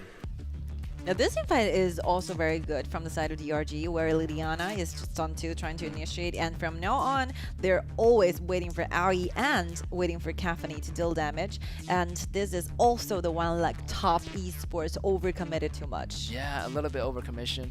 Yeah, this will be the last one. The last one, where despite happening, the minions just so close inside the tower, and that did a really good job at cleaning the minions away really fast. And you can see here, and that's the ace getting the kill on Guxing. Pum went in, and everybody just dash in and win the game for DRG. I really felt so surprised. You know, every time you see, for example, Slims or Caphany, those late damage will never let you down. Yeah, definitely. The damages just came in like in a split second. Definitely, they're like the frontline shredders targeting those tanks. Even even a squishy hero could go down so quickly. But today's matchups are extremely exciting, you know? Yeah. It feels a little bit different. I feel like, the longer they compete in the third day, everybody just gets so used to the environment. They get used to the crowd. They're not that nervous anymore.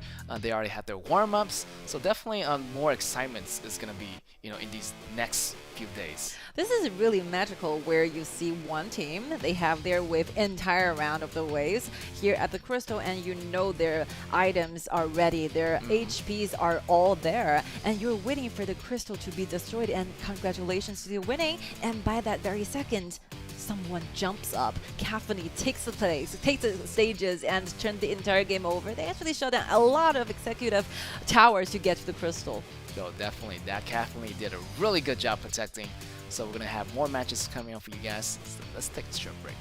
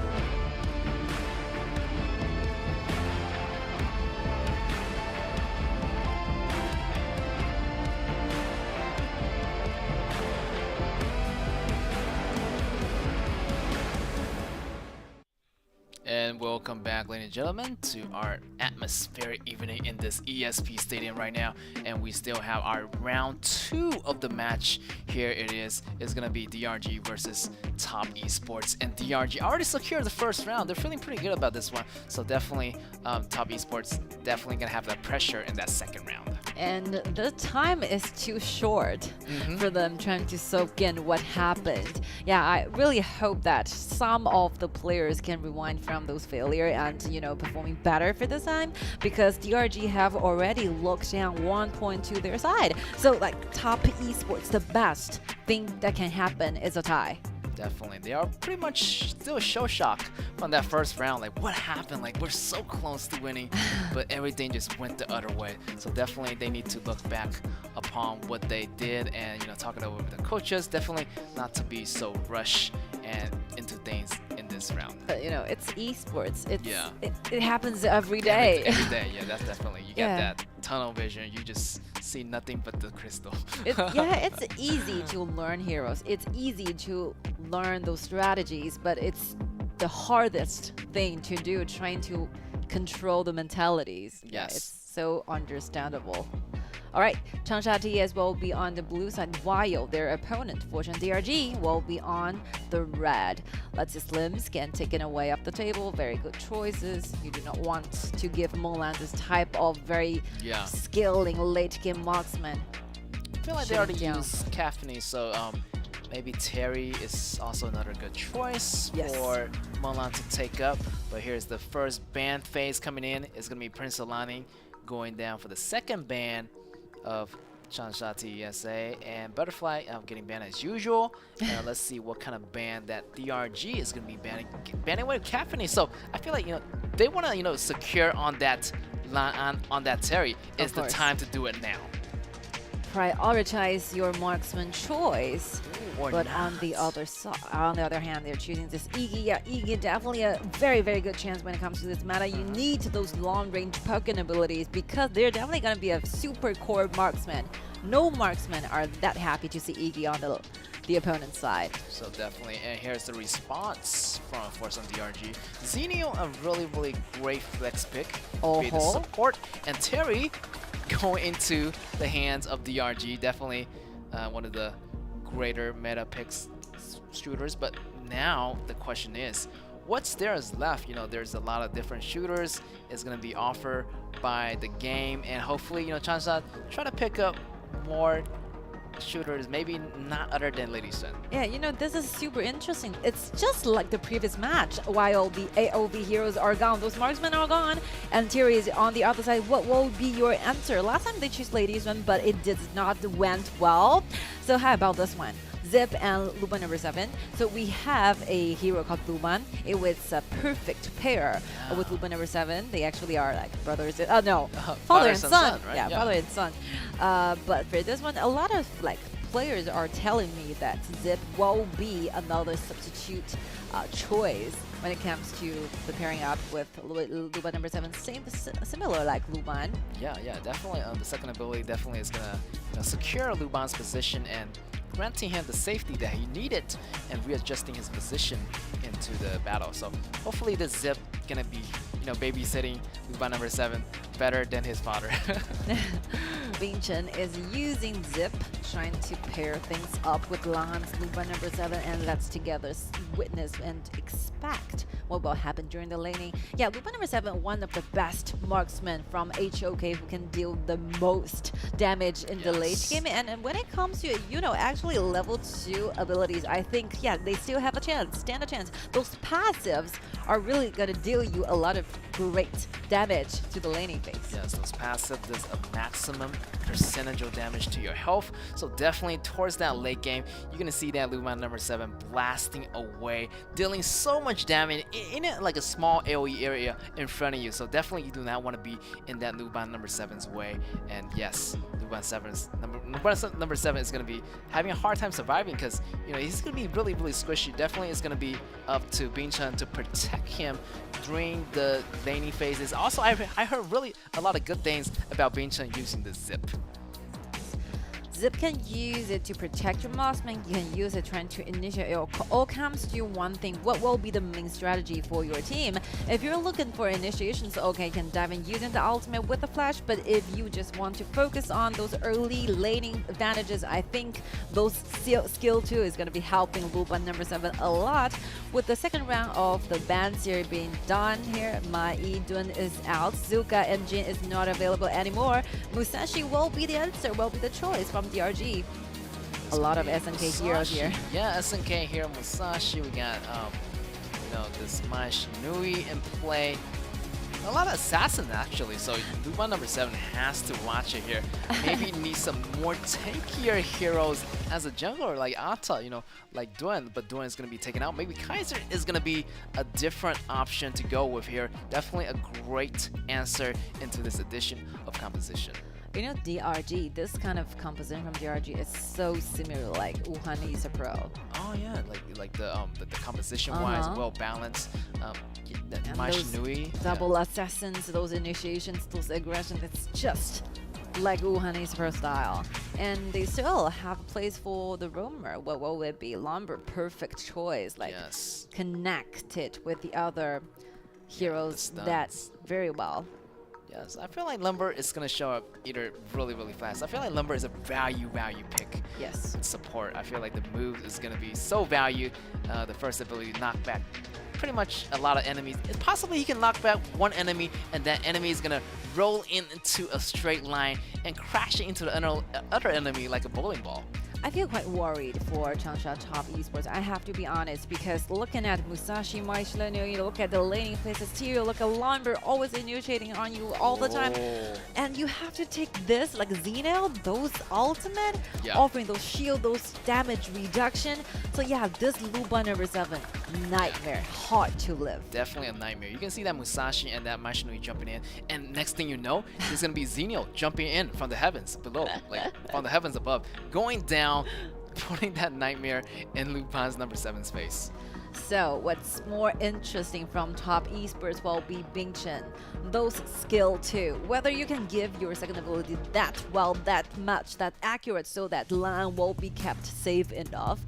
And yeah, for Ari, I think doing laning with Xenia, that's okay. But what happens when the team fight actually begins? What will you be? Like Jingfeng, you need to take part of your responsibility. You have to deal something into actual performance, into team fights. I think Thierry should be looking after. Well, Thierry looking pretty safe with that Lombard in the beginning. Getting that passive double, shield on that magical defense and that physical defense should be good. But let's see what's going to be going on. All right, here it is. It'll be Changsha TSA on the left, on the blue versus Force on DRG on the right, on the red. And we can see that normal opening, 2 mages in the middle with the support. And yeah, pretty normal so far, so good. Oh, Musashi, what are you doing? You're trying to steal something away from Top Esports while on the top side. Smart move, creating something happen. Yes, just getting a small monster, but meanwhile, Musashi just targeting the red. But here is going to be Bing Chen looking over at the shoulders here. The red is already gone. Yeah, oh, look at Luban number 7 getting targeted in. Launches the flash. He has to switch it. He has to go in. He went all in, and definitely the first blood gets more go. Definitely more go is going to be going on to DRG. A really good trade here. It's just too tempting. With that much of the HP, you cannot simply control yourself without getting in. Yeah, you just can't stop yourself from flashing in. But here is going to be the counter jungle. Here's going to be Guxin.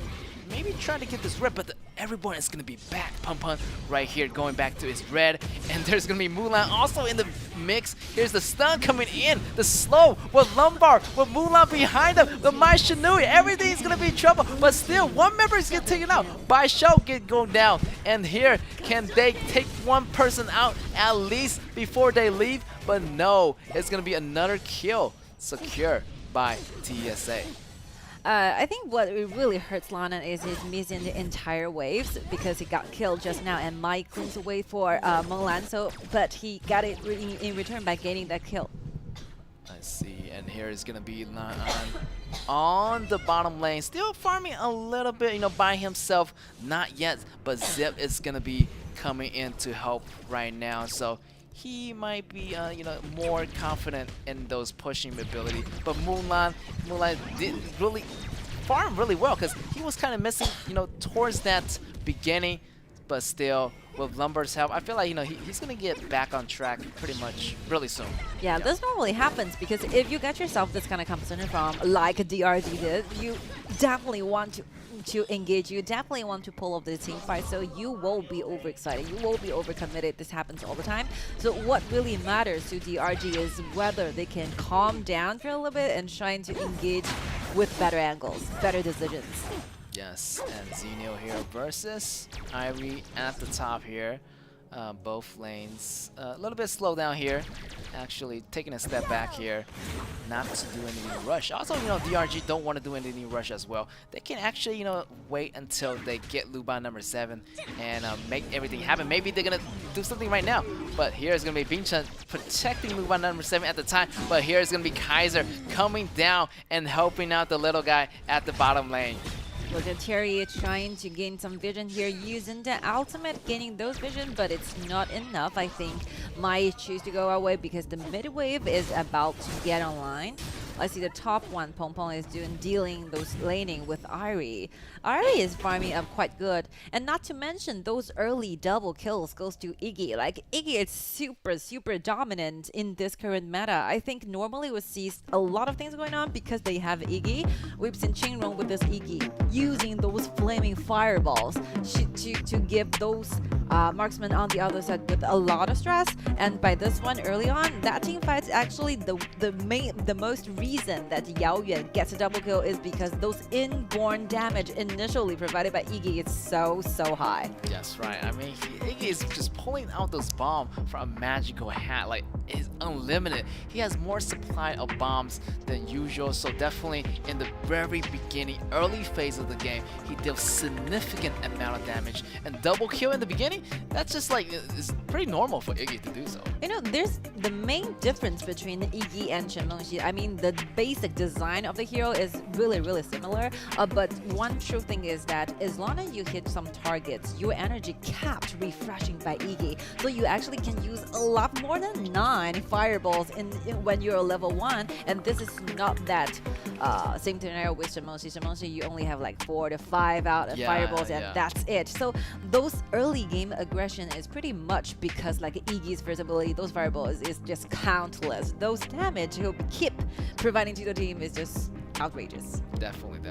Really not a lot of damage, and it helps the, you know, Luban 7 to gain that early advantage. So far so good. I feel like Iggy has that double kill, is gonna, you know, put more poking damage towards that end of the game where, you know, when he gained more damage using those AP items. So poking leg damage is gonna be really damage crucial. But for DRG, I think it's all in or nothing because you have your confidence to choose this kind of composition. You know those mistake tolerance is going to be quite low comparing with the top esports choices. So yeah, I think the next step will be really crucial for DRG. Whether they can find a good team fight and just get something in return will be much like relieving because they're losing one, obviously.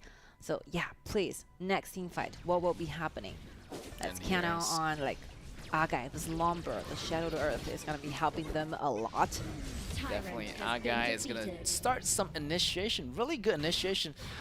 They have a lot of great initiation heroes on DRG, so really depending on how can they start the fight effectively. Here is going to be Qingfen doing some damage, maybe try to make a move on Lan An. Nothing that happened. Musashi is here's the flash, online. Musashi, and here is going to be Binchen protecting Luban number 7, but still, Binchen's get taken out. Lan An goes down, and still, they walked out of there still unharmed. This is like 5-0 formation. They just are so destined. We have to go get your kill. We are not leaving here without like Luban number 7 going down, and they're doing this. But look at the response from top esports, getting the tier 1, but Mai rushes up. But still, the Ballista is there, so I think this tower will be going down shortly.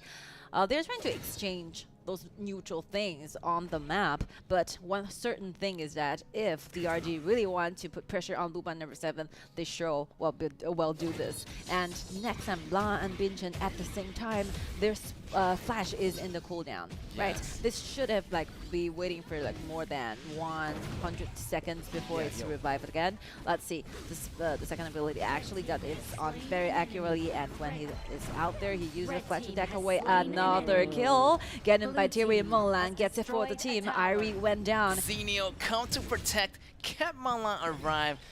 This is a really great teamwork by DRG right here.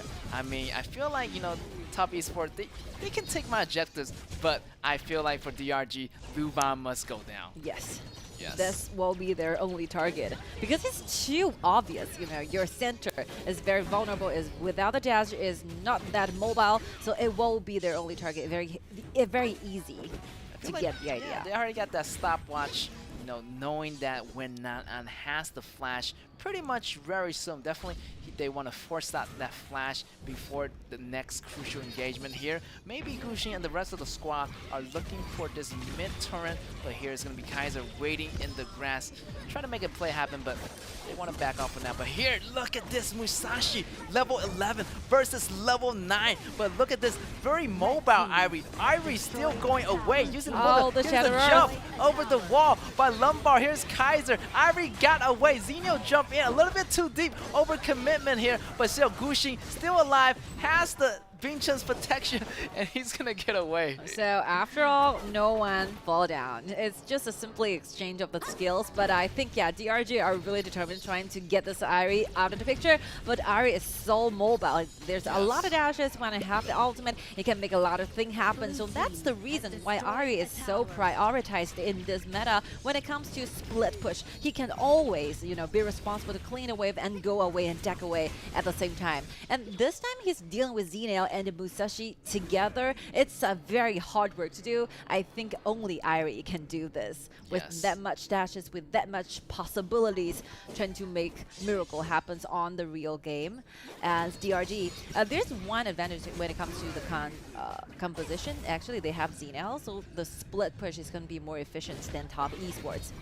You can just use the teleportation using the Splendor to get to the parties, join the party, join team fights at any time. Yes, also I like this teaser by Irie. Irie can really do a lot of distractions, you know, having Luban number 7 and the rest of the team push that mid lane. Irie right here also, you know, knows that the enemy is coming, but he has a lot of movement ability, so not to worry. He can do assault, he can engage and disengage anytime she wants. This Irie pretty much is waiting for the rest of their teammates to show up, and that's why DRG has to back off. They know that the reinforcements is going to be coming, so definitely DRG want to focus, you know, their fight back on the map right now. They want to focus on Lan, definitely getting those pushes happening. And here's going to be Lan getting pushed up. But here, the remaining of the crew push back and, you know, take a step back for now.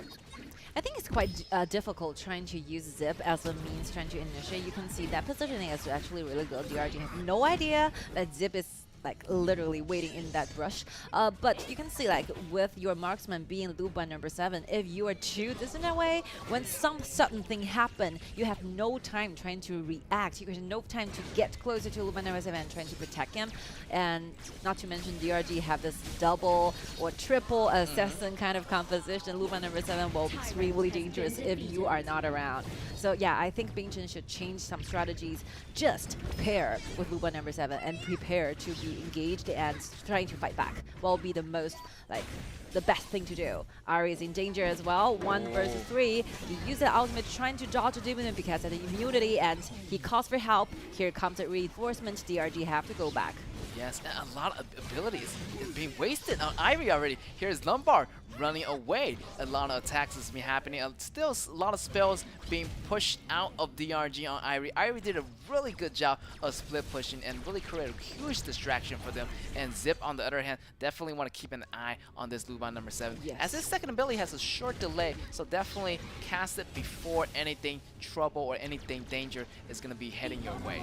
It is a very crucial point for Jingfeng for this Irie trying to buy those important items. The Siege Breaker is online. I think the damage is okay because the Irie are supposed to deal those waves. They're trying to be responsible for the wave pollution that's split pushing strategy. So yeah, the person he's going to be dealing with will be Musashi. Or let's Qingfeng diving and trying to engage but get launched upon on the enemies. TS is fighting back. Luba number 7 very dangerous, but still holds a greater chance to win within this fight. Baisho have to run for his life, but I think his will be not answered. There's no one joining. There's no one's going to be helping Baisho trying to escape away. Jingfeng is looking for the last target. The first play hits the target and he gets the kill. The dash in and dash out. The unlimited dash abilities of Jingfeng allows him to do so. And here's the fight back. 4-man down here. Only Terry left standing. Definitely a great battle strategy by Top Esports here. Keeping Lan Lan alive. Also the tankiness of Gushin is helping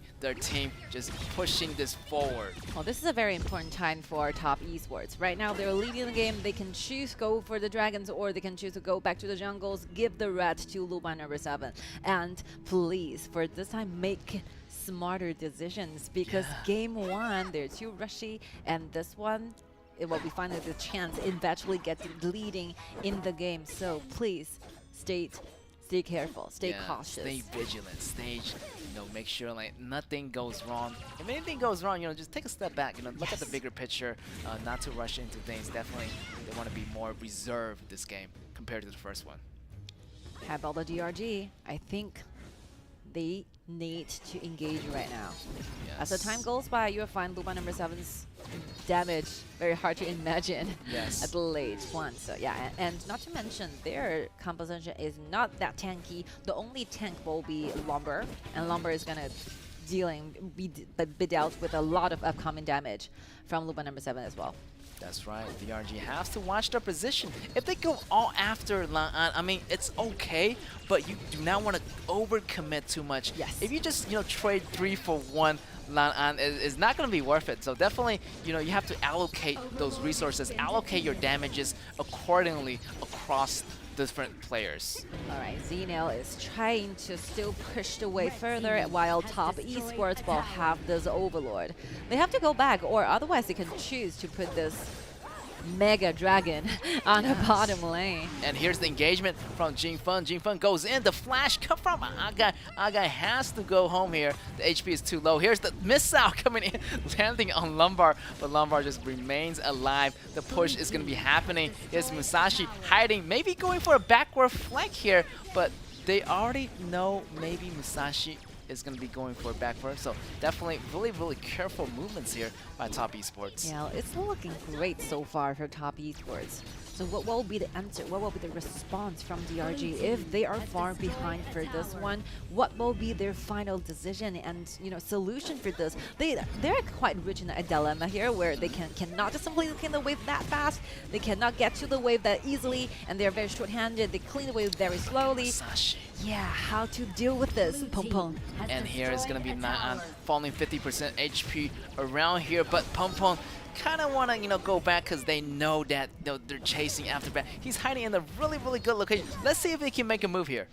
Top Esports definitely went directly for Yaoyuan. Yaoyuan is so low in damage, but managed to go away. Peng Peng is solo immune again, but gets killed by Iggy's firing ball. The crucial shield by Bing Chen actually saved Yaoyuan in time. Peng Peng goes down. That's going to be another dilemma for DRG to solve here as their jungler goes down. The dragon is on its way, and I feel like I already got pretty much every item decked out. Even got that half tank, the shield. Yes. So yeah, definitely a little bit of tankiness on this Luba number 7. Ominous Premonition is going to be given like extra tankiness for this Luba number 7 because he will be definitely aimed. I think Musashi is searching for them, like this Thierry is searching for them. Yeah. You have to be extra careful. Very nice choice when it comes to the items. Yes, definitely. Now DRG is kind of on the defensive right now. They do not have the dragon buff. Their resources is constantly getting taken right now in the jungle. They want to fight for it. They might want to contest for it. Here is going to be Musashi saving its blue away from Kaiser, but definitely they want to, be more stable. Now they're on the defensive. Their goal is a little bit behind, but you know, they still have a chance to bounce back here, but they have to be really, really, you know, vigilant. Right now, like what DRG really need to do is trying to get like top esports away from the high ground tower. Maybe Hydro Vision in the brushes or something. You do not want to deal with the fact that you kept trying to clean the wave and you are simply just literally watching top esport taking down your high ground towers. Go outside searching for the opportunity, or otherwise you're just simply waiting for death. Definitely, definitely. It's gonna be a a choke right here by TESA, and you know hiding is gonna be definitely good. Hide your vision, not letting your opponent know where you are. But right now you're just fighting in the open. Definitely Musashi is gonna be thinking a better way, but having the 4 members in the open, Musashi jump into the background, maybe that's gonna be another bit option for DRG to do, but it's gonna be so hard because everyone's just so grouped up here protecting Luban number 7. Yes. I think Musashi have a better idea, like Pompon is trying his best, trying to go from behind, maybe change an angle, because if you're all like 5 in total standing on your high ground tower, your vision is going to be exposed. Like they know exactly where you are, so this Lan will just, as free as possible, deal the damage to your frontliner, and with that Star Hammer actually, those piercing, those physical piercing is going to be huge. Definitely, this piercing item definitely worked better on this Luban number 7 compared to the the different piercing item that the other shooters is holding. So definitely, Luban number 7 has the damage online that he needed, and any tank in its way is gonna get shredded. Definitely, you need to take out this Luban number 7 very, very quickly, or they're gonna face the demise of those attacks coming in from Luban number 7. Yeah, this is very difficult right now. Very difficult moment for DRG, because definitely if you have this kind of composition, you will find extremely hard for you trying to cope with this kind of wave pressure that is constantly pushing into your high ground to your territory. Look at Irie. Terry fighting against Irie. Irie almost got away, got some damage in, but the life recovery from Monlan is gonna keep him alive. Here's the initiation from Pumpo. It's gonna be good. Double kill on Monlan, and it's gonna be Gushi running away. The ultimate is gonna be there, but Luban number 7 is in the mix, and it's gonna be Akai almost getting taken out by Luban number 7. Here's Monlan doing some damage. The flash coming in. He goes down. The trigger on the resurrection is gonna keep him alive. A very nice work, perfect combination of Lan and Yao Yuan together. Before Yao Yuan gets killed, he actually used one more Blazing Bill trying to evoke the Sage Sentry. And yeah, I think Monlan really tries, but if you are trying to compare the late game damaging skills and abilities, definitely Luban number 7 from HOK will be that hero worth trying for, worth competing. So cool. And yeah, I have to mention one thing like Pong, that was a really great diving in. He's literally saving those ultimate, trying to deck away. He actually uses the ultimate, save it for the later on team fights. Very smart move.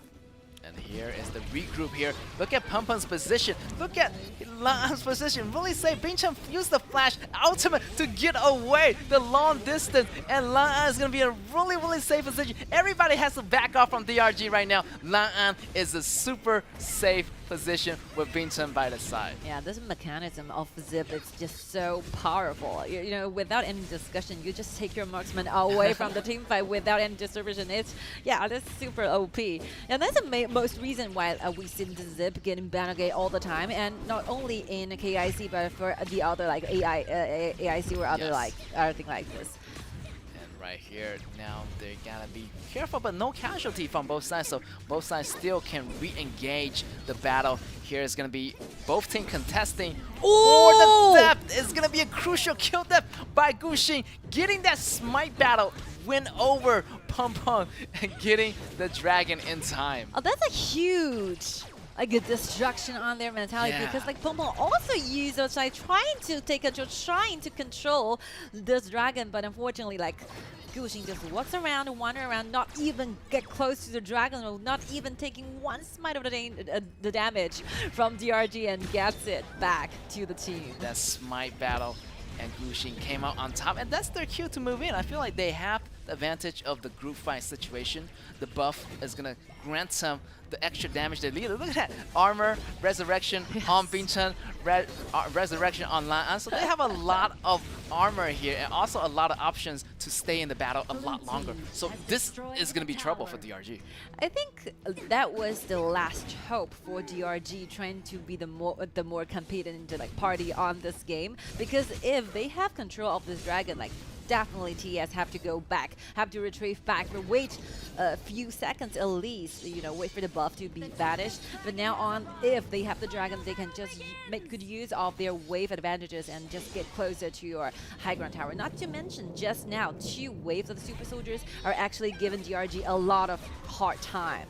Yes, and still, I feel like DRG still have one more chance because the final showdown is going to begin. Here is going to be Irie coming in, but here is Musashi also jumping in, and Musashi has the resurrection armor. Definitely they want to back off his Kaiser using that ultimate, but now it's going to buy more time for them maybe to start the Overlord. Right now, the Tempest Dragon is in the scene. Lan taking a lot of damage by Show going in after, but Lan still doing the damage output left to right. The damage is insane. Nobody can withstand the damage. Musashi. Can he come back and do those damage in time? But it's not gonna be. He's gonna be alive. Here's gonna be Gushin going down. Lan finally went down. But what about the rest of the team? Only Lombard remains standing. Oh, it's not finished, guys. Try use the ultimate, trying to get more kills to DRG, but unfortunately it's missing because it's a tank. It does not have enough damage. But look on the crystal. Jingfeng and Yaoyuan together gets it for team Top Esports.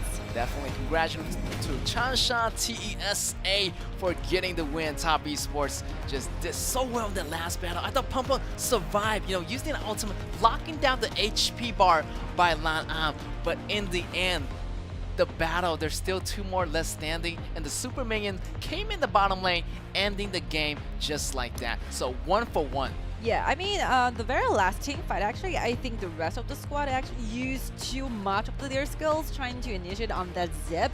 So by the very end, they will discover that they find out themselves with no skills on hand, but facing a fully decked out with the Sage's Sentry on his body's Luba number 7. So it will be very, very hopeless to see this kind of action.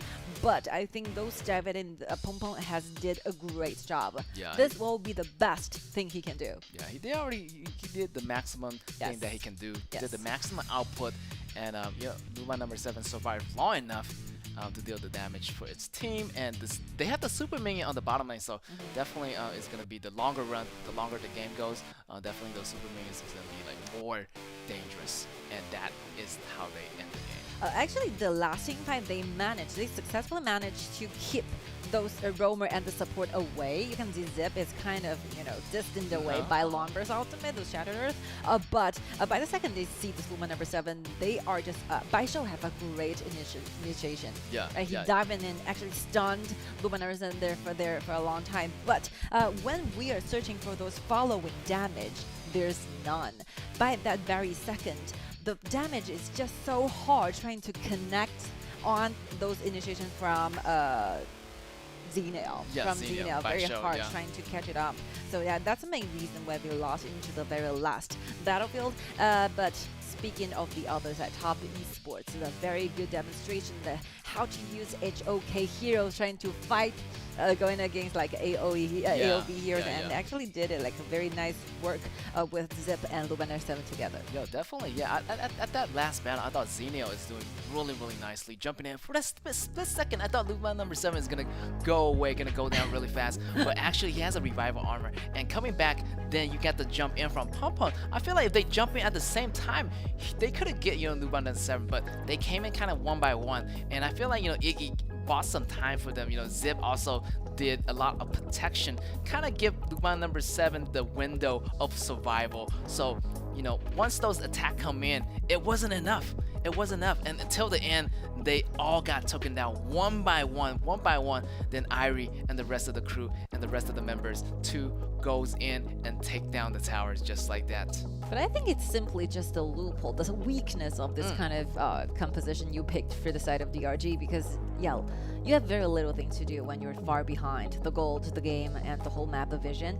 And yeah, definitely Top Esports, if they are leading, they will be having like more chances, you to actually win you over. Let's see, the dashboard and let's see the goal differences starting from the very early beginning. For example, around the mid game actually, 10, 12 minutes mark. This will be the sign where like top esports is leading all the time. Yeah, they have like three tyrants, and here is gonna be Bingchen from TSA getting the MVP, and I feel like he did a really good job with Zip. He's really impressive, the way he plays, the way he executed, grabbing Luba number 7, pushing him back, putting him in a really nice spot. It's like, here, I'm gonna grab you back, I'm gonna put you in a really, really nice position. It's like, taking the kid to kindergarten, but, taking him back really nicely. Yeah, what Bingchen did really great is that he is very clear with what will be the style he wanted to execute using this hero. During the laning, he's so clear, so dedicated to the protective, the protective way. He's using the second ability all the time, trying to keep Luba number 7 safe and sound all during the lane.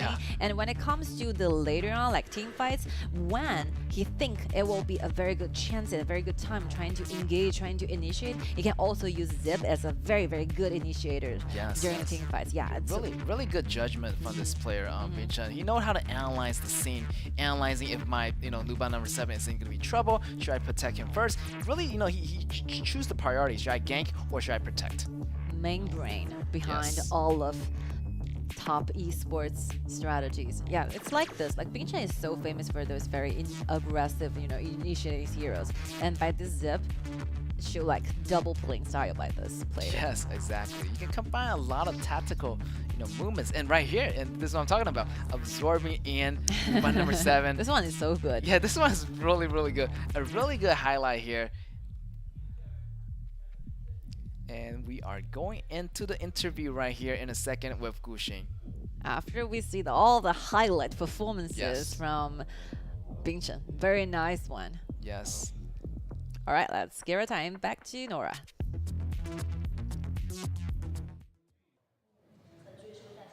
Thank you, Tammy. Thank you, Gege. And welcome back to the interview area. This time I'm joined by Gu Xing, the jungler from Changsha TESA. So please say hi to our audience first. 先请Gu Xing跟大家打招呼吧。 Hello, I'm Gu Xing.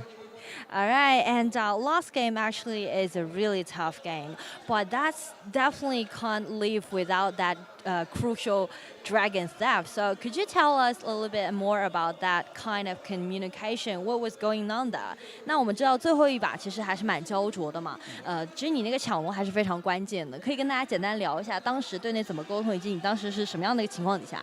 就当时队友都说放了嘛，那龙说放了，我说可以看就看一下，然后丢了个惩戒就抢到了，就这样一个心理路程。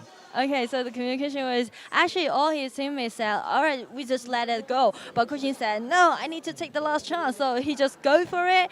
But using the smite, he successfully just gained that tyrant. All right, so actually the last team fight was really, really tough. And it was quite high intensive. So what was the communication there? And after getting this victory, what does it mean to TESA right now? 那我们知道最后一波段其实打的也非常激烈嘛，那波大团。当时你们打团的时候是什么样的一个考虑，以及这一场比赛最后以1比1结尾之后，对于你们队伍来说可能是一个什么样的情况？ 就是最后一波团的话，其实是挺临时的嘛，应该是我们先打那个宫本武藏的嘛，然后没杀死，然后被对面反打了。其实第一时间是有点慌的，但后面我们的指挥冰城说可以打，我们就接着打了。然后今天的结果的话，其实是我们 没有在那个满意的，就不太满意今天的结果。对，本来是想着今天能拿一个2比0的话，我们后面还有机会的嘛。对，所以1比1，其实还是有点遗憾吧。 All right, so about the last team fight, actually they fall behind at the first since it was a burst out engagement, so it didn't expect that will happen. But after that happened, Bingchen, the shot caller, the support from TESA just said, all right, let's just go for it. And they just clean up the battlefield. And as for the result, actually they're not that satisfied with it. They know that they can do better with a 2-0, gaining more opportunities, but they still got regrets about the result. Actually, you are the very rare Virus player, so could you tell us a little bit more about the understanding towards this specific hero? 那我们知道其实你是比较少的飞类打野嘛，那可以跟大家简单聊一下你对于飞类打野在这个版本当中的一些理解吗？就我们这个队伍的话，就是平时节奏的话，大概是在打野和中路这边两个英雄出。然后菲雷这个英雄是很好出节奏的一个英雄，因为他的位移，然后加上他的控制都很足，然后前期也有伤害，就我们训练赛的效果还是挺不错，所以比赛就经常拿出菲雷打野。Alright, so our team based on the pace leading by the millionaire and also the jungler. And since this virus has not only got the control ability but also can deal great damage in the early game, so that's going to be a great carrier hero to be played as a jungler. And also they play that in the trainings and it end up with a really good result, so they just use it on the stage.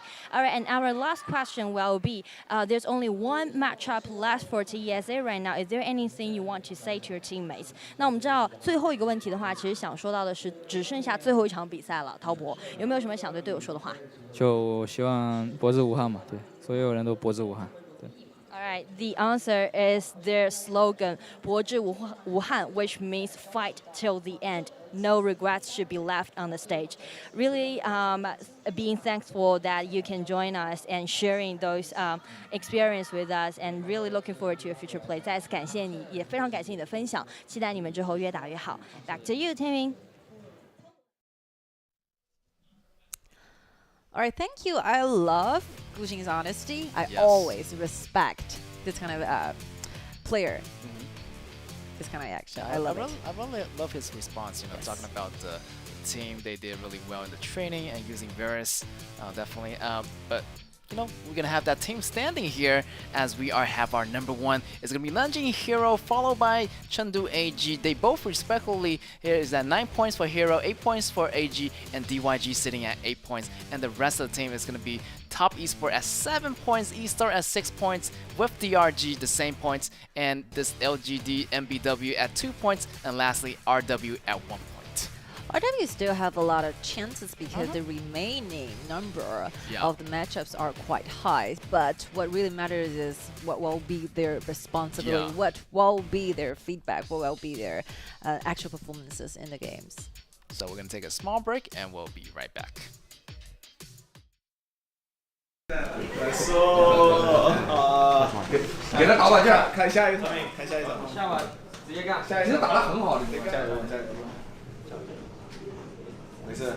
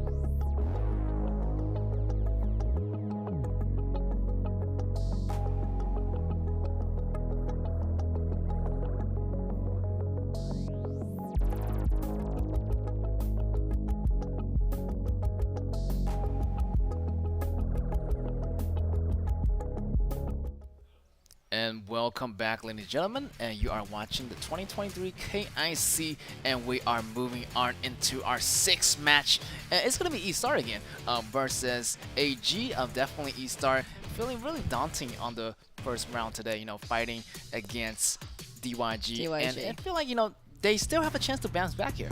It's a very sad story for them because they're leading so much in the game. But yeah, this is esports. This happens a lot, and I believe they have those strong mentality that is needed. Trying to get things done in this one. Sony Wei, Luo Siyuan, Qingrong, Yizhen, and Ziyang, they have been doing this for a long time. They have a long history going on, and let's see their opponents. completely different mentality. 轩然、钟毅、长生、徐碧晨 and Cat. AG are doing a great job in the second round of the KPL qualifiers. I think that there's no enemies out there can posing a lot of energy or a lot of threats to them. They're ready for a lot of challenges. Yes.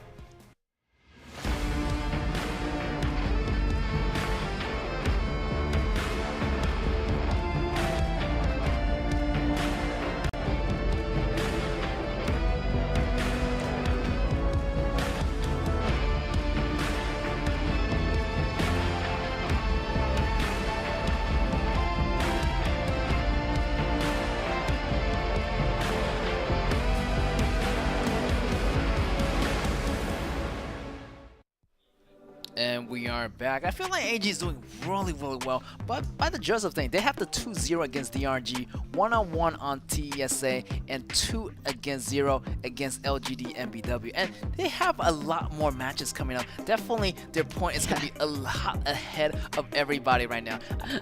Maybe, potentially they have a ticket in that 3 positioning. I would say, yeah, halfway there. They have 2 winnings, 2 draws, and that's it, including this one. They still have 3 more rounds to go. So the maximum number they could have will be really high comparing with others, because like Hero already have 5 BO2s, so the maximum amount of the scores might be like 6, and adding together 15 will be Hero's highest score. But AG still have a lot more potential because they still have 1 more thing than Hero. So yeah, AG not only according to the scoreboard, according to the standings, you can see from their performance, they're very confident. They just have those confidence trying to get those very aggressive, even though very low maintenance composition, right? But they managed to win in the game.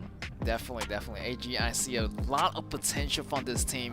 I heard in the training game, things are not really going well, but in the actual game, in the stadium tonight, they're doing so well. So it's really surprising. AG is finding a really good way to adapt to this tailored version here. I mean, come on, we are talking about the second prize for the Challenge Cup. Yes. They just finished the finals for the very last very good tournament in HOK. So yeah, definitely they assume that being the strongest among these 8 teams. So I think from now on that AG, their goal is not only, they get to the group stage in top 3, but also they have to be preparing for those group stage BO7s. I feel like they did a really good preparation. Even though they made it to the second place for the Challenge Cup, they have a really short amount of time to practice, but coming back so strong, and you can see that in AG's performance over these couple days. It's been phenomenal. And yeah, I think we've been talking about Xu Bichen for a long time, so how aggressive he can get, how talented he is. Actually, he spent the least time trying to prepare for this match, but actually perform the best. These are the other stories, but I think Changshen did really well. Before other players actually showed quite a good performance using Liliana, I think Changshen will be the very first player using Liliana really well, shield aggression, and when they're doing invasion, those stunning, those initiation, those crowd controls provided by Changshen is really good. Definitely. I remember that, Changshen was the first Liliana player to do more aggressive play, to do more of those assassin type mages.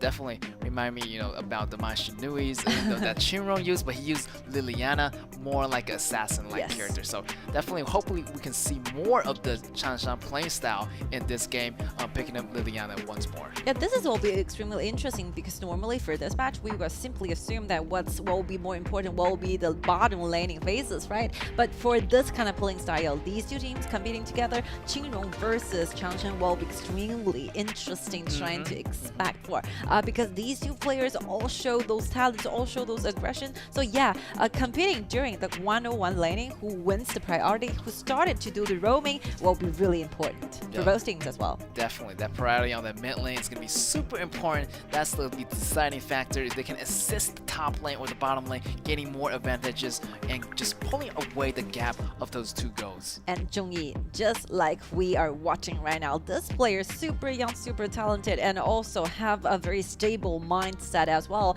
In the Challenger Cup, we all assume that because he's so young, he just joined the league, we believe that he will be feeling not that well because of nervousness, but actually those finals, Zhongyi really carries a lot. And yesterday, that Jin, magnificent. I mean, he's a very great Jin player. We have those rankings when in the HOK game, and he is actually among the whole world the #1 scored Jin. Wow, that's a really high respect to Zhongyi. Yes, I saw his Jin play really famous style. He goes in towards the back lane, doing a really wonderful job with that character. His understanding of the mechanism of this character is impeccable. And how he uses it, how he travel, how fast he's traveling through this mirror domain. You can hardly see the shadows of the Jin. They're super talented, and this will be the most iconic hero for Zhongyi to play as well. And this will be the very first game between Wuhan Pro and Chengdu AG, and let's see their first game. Wuhan Pro will be on the blue, while AG taking the countering side on the red. That's right, blue side versus red side. Over here, we're gonna have the first ban going out to Prince of Lani and Butterfly also getting banned. The common bans are we seeing Slims also getting banned. So yeah, denying really those high AD carries over here. And we're gonna see Iggy away. So Xeniao is there. Yeah, Xeniao is still here. Zuka is still there. We still have Terry, we still have Caffany, so let's see what kind of surprises Wuhan Star has in store for us. Getting the first pick is going to be Xeniao, so with the response, we're going to see AG, what they're going to do. Definitely Chanshen been locking down on that Liliana for a very long time, so great pick here for that character for their mid lane. Also picking up Anya as a support for Cat, I believe it's going to be really cool to protect that Shubi-Chen on that bottom lane. This is a really good ban from E-Star. They are letting this Aya free but banning the Slims away. So these 2 heroes actually works together yesterday and the day before yesterday so well for AG. Yeah, they're just letting one out, and it's up to you to choose what kind of the marksman you like. And because it's a game 1, so Caffany, Cherry, Slims, 1 on the bans here, so the other 2 up to you to decide. So whether like AG is going for this Caffany, yes, it's an positive answer, definitely. Caffany. That's right. I feel like it's gonna be a no-brainer. Definitely take the better laning hero here. It's gonna be Shubi-Chen picking up this Caffany with Anya at the bottom lane. The laning phase definitely is gonna be really smooth, really depending on if someone come to make a disturbance. Hopefully Wuhan Star Pro try to put more emphasis on that bottom lane, because AG probably gonna use that core shooter at the bottom to revolve all the fights around Shubi-Chen. And I'm very pleased, to see that Wuhan Pro finally prioritize this Zuka and Xeniao choice. So it happens a lot. They have a Xeniao, and on the second round of the bans here, we see Zuka and Musashi on the ban all the time. And this will be the very first time we see E-Star on the blue get this combo, get this duel that I feel very confident about. Yeah, and they are banning away the Jin from Zhongyi. Definitely showing a huge deal of respect. Yeah, definitely knowing that Zhongyi is really nice, really crazy with that Jin. And here's another ban coming in from AG, banning out Lumbar, definitely, but still, Annette is still out there. So yeah, Annette actually getting banned already. Yes. Oh, so yeah, no support. I feel like Zip's still out there, so but still, they might go with a different choice. Maybe Jaren's still out there, and John Fei is still out there. So a lot of HOK heroes are still there. A lot of options for E-Star to pick up. Yes, I mean AG, what they're searching for the answer they wanted to find out what will be the choices on the top side. The jungle, the top lane. Are they to choose a armory? Oh, this is Mini. Is it a top lane or the jungler? Maybe for the top one, I think. This is a question it's posing to E-Star. Guess, make a quick guess. Yes. Whether we're using this Lampo to go to the jungles or what. We're gonna choose another assassin core, maybe. All possible. Let's see the rest. E-Star Pro, it's your turn to choose 2 heroes in 1 role. They still have very high reliance and have very good trust on Qingrong using this Mai Zhenui. And actually the last time Qingrong played this hero very well. before 8 minutes. Before Yes, 8 minutes. you gotta put an emphasis before 8 minutes. Yes. So definitely, Chinro is gonna be really, really versatile. Oh, this with is interesting. Hey, this is interesting. I really haven't. Maybe Marat. Maybe Marat is gonna be. Maybe I'm seeing Marat for the first time on AG. 'Cause I haven't seen Marat playing on AG side. So definitely this Marat is going to be that high damage dealer. But still, the statistics on Marat is also not that good. But hopefully AG can bring that statistic up. Murad as the jungler, I think it's okay because of the tankiness early on for this Lianpo. So yeah, I believe that half of the jungle zone will be quite safe for this MOBA trying to work out, trying to farm up. So for Murad, it will be extremely powerful hero, but you have to wait for the time to reach for like mid games. This will be the time where AG is trying to make things happen. It's trying to engage and trying to put pressure to Egen as well. But for Wuhan Esports Pro, I think the most thing that we should be paying attention to first, like Ziyang Zip. So the last time Ziyang played Zip, I think it's not working actually, to be honest. And he still needs some time to practice, but it's days ago. Yes. We still have a lot of time trying to get to the, well, fully master of this hero, and I believe he can use it. But what will be the playing style? Is it aggressive? Is it protective? Is it active? Is it passive? I have no idea. Yes, we're gonna see that happening here. Probably, after a few days, he already knows the control of this character. Definitely, I have to put my trust in Ziyan this time, protecting Terry at the bottom lane here. But judging from the, Jungi is probably gonna be farming steadily all the time until that mid game where they can flex their muscles. AG definitely gonna do really, really well in that mid game, but we gotta see if E-Star can contest to this, as E-Star has to win some game somehow. They already lost the game today against DYG, so definitely they're feeling a little bit down, so they gotta adjust their mentality and bouncing into this game against Chengdu AG. And what's really interesting, because the last time, for most of the cases, we're gonna see Cat with a common skill of a Frenzy, but for this one, he actually carries and changes into an Intimidate. What does it mean? Is it gonna be a pair with him and Murad, or Interesting. Why does Cavalry need to Intimidate, Yeah, Intimidate does, transfer the summoner ability to its user, so it can really protect Caphany or protect Murad in those crucial moments where Murad is a little bit squishy also. So protecting Murad is also another viable option that this Cat might be doing. Or otherwise, Yeah. because like E-Star, they are all very short-handed, ranged heroes. So maybe they would just get onto you and trying to get closer and trying to deal the damage, and that second, maybe this Intimidate will be offering Caphany this kind of like power and damage reduction as another way trying to protect the marksman from AG Xu Bichen. Yes, a lot of movement ability you can see here from the enemy, this Wuhan E-Star, using a lot of movements. It can get into your faces though. Caphany is going to be really dangerous. Having that Intimidate is going to, slow them down a bit. So let's see, as we jump into the game, Wuhan E-Star on your left on the blue versus Chengdu AG on the right on the red. And Game the one. team. Game one for both teams. Whoever gets at least have broken down one score to their side. Yes, for it's these two going to be teams. interesting. It's going to be very, very important. Let's see the jungles here. Maishlanui actually flings away really fast with Ziyang's help. They dive in, trying to create something, and Murad so vulnerable in the HP. Get the first blood to the side of E-Star. What a beginning show. This Chinro and Ziyan just goes in, no hesitation. He knows, they kind of guess he started on the red, and he has two choices. Either use the smite to get the red, or die in the hands of Chinro right there. And I feel like Chinro got both, got the red, got the kill. Yes, I think the first ability from Zip is extremely useful when you're doing the first round of the jungle invasion. Yes. Just get that, first ability on you. It slows you down and deals a little bit of mini stun, kind of similar to Little Lute's second ability. Yes. So definitely a huge lead in the beginning already for Wuhan E-Star. Oh, that's a sad news, especially for Murad. What Murad cannot accept is losing the buffs and getting the kills. It's gonna be causing a lot of troubles when he's trying to find out the back rhythm. Yes. To be back into the game, stunned again using the temporal turbulence, trying to dodge for the Talon. tower dodge. pass. Yes, like my Shlanu, you look at the positioning. Nice move. Again. Nice positioning.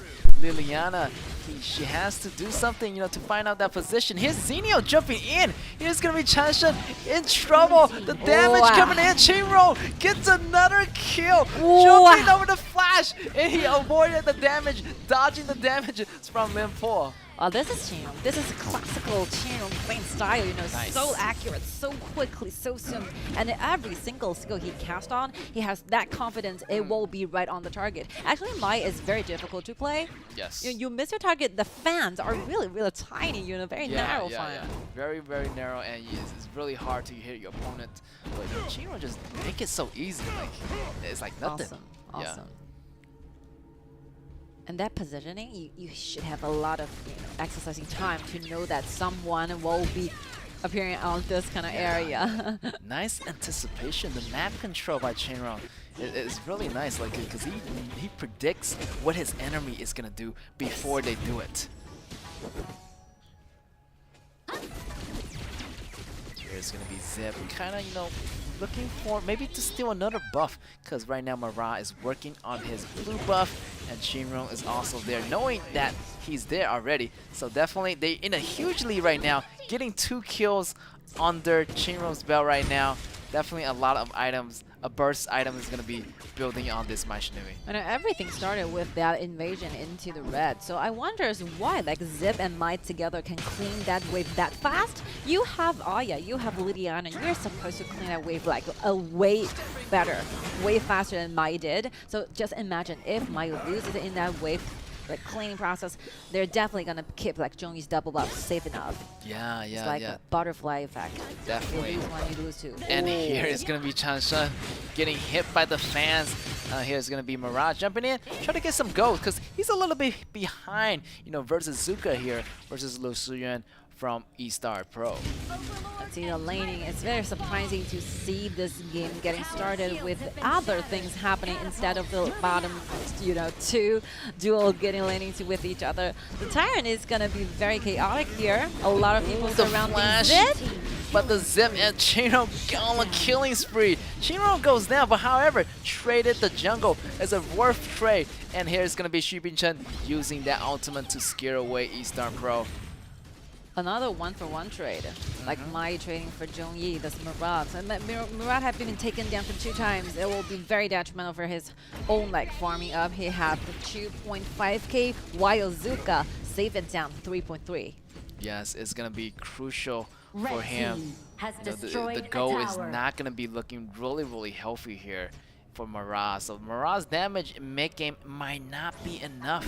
So the burst damage is going to be really important for Mirage. Yes. But hopefully she be able to pick up on that. Here's going to be Chinro going after the back lines. Chinro goes down. Mirage is here. It's going to be Zenio in the front line doing some damage. Limpo managed to still stay alive. But here's going to be Lu Shuyuan jumping into the back lanes. But came a little bit too late to the party. I think the initiation from E-Star is really good, but unfortunately with this Aya's protection, actually Xu Chen is so low. I literally cannot see these HP bar, but just he magically keep himself alive. I do not blame for any initiation, but I think the skills are right on the spot. It's just a simple thing. The minor thing is that Aya is there, like trying to cope with, trying to help Xu Chen dealing those pressure. That's right. A simple lack of the damage. Yes. Lack of damage at first, but definitely that mid-game is probably where the damage is going to build up right now. My Shinui still getting their first item halfway there. Oh, here it's going to be so dangerous right now. He's so dangerous. Captain getting taken out. Here it's going to be Ian kind of in trouble. The Intimidate a little bit late there, but it's not going to work as long as Anya stay alive. But Xu Chen already went out. Yeah, Xu Chen is not going to be that lucky for this time.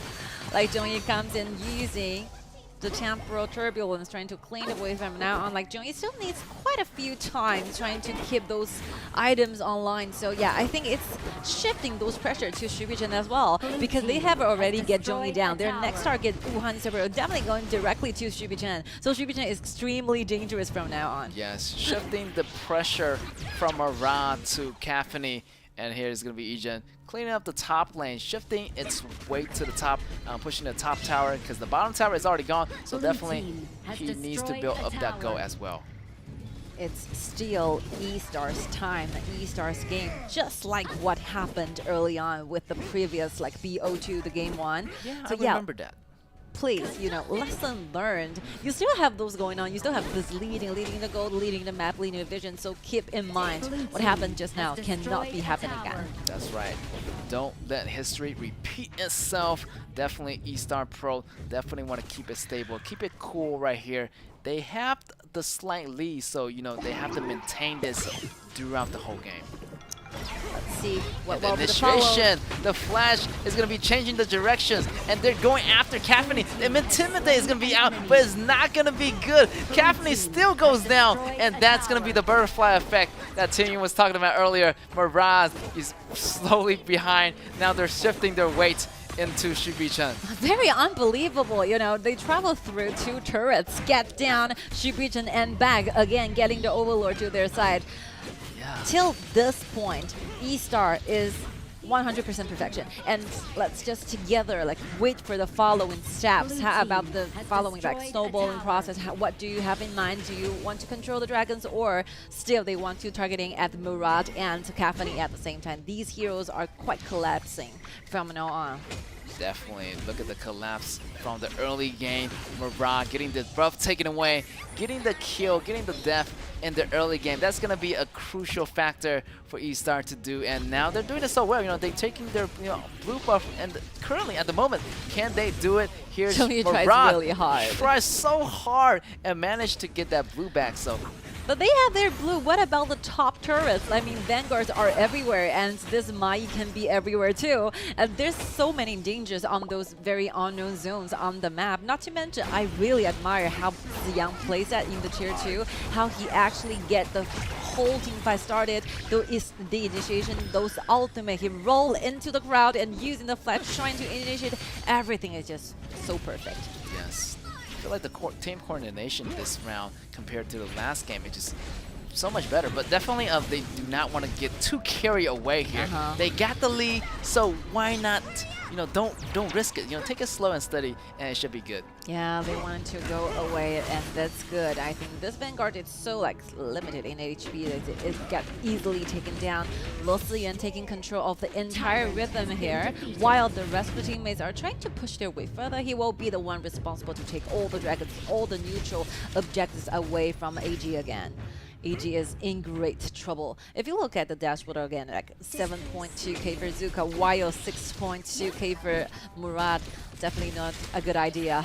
No, definitely not a good information to AG again. Yeah, definitely like a one item or one core item difference here. Vision have a Pure Sky. Pure Sky Pure Sky does some kind of damage reduction plus the intimidation. I mean, it could work, but only for like 4 or 5 seconds. So it could be limited. So I feel like he's going half tank, half damage kind of type of Caffeine. So it's really interesting to see this Caffeine using this Shadow Ripper, Infinity Blade, also adding this Pure Sky as well. So this is cool. This is a very passive choice. If you're completely leading, this will be not considered because of the fact that they're constantly getting engaged. So he uses Pure Sky trying to get those 40% damage reduction for 2 times. And the cooldown is like 90%, 90 seconds. I think it's okay, but you need to build those items that you can find a slice of hope during the team fights. When you are targeted, maybe this 40% of the damage reduction will help you pair up with that Intimidate.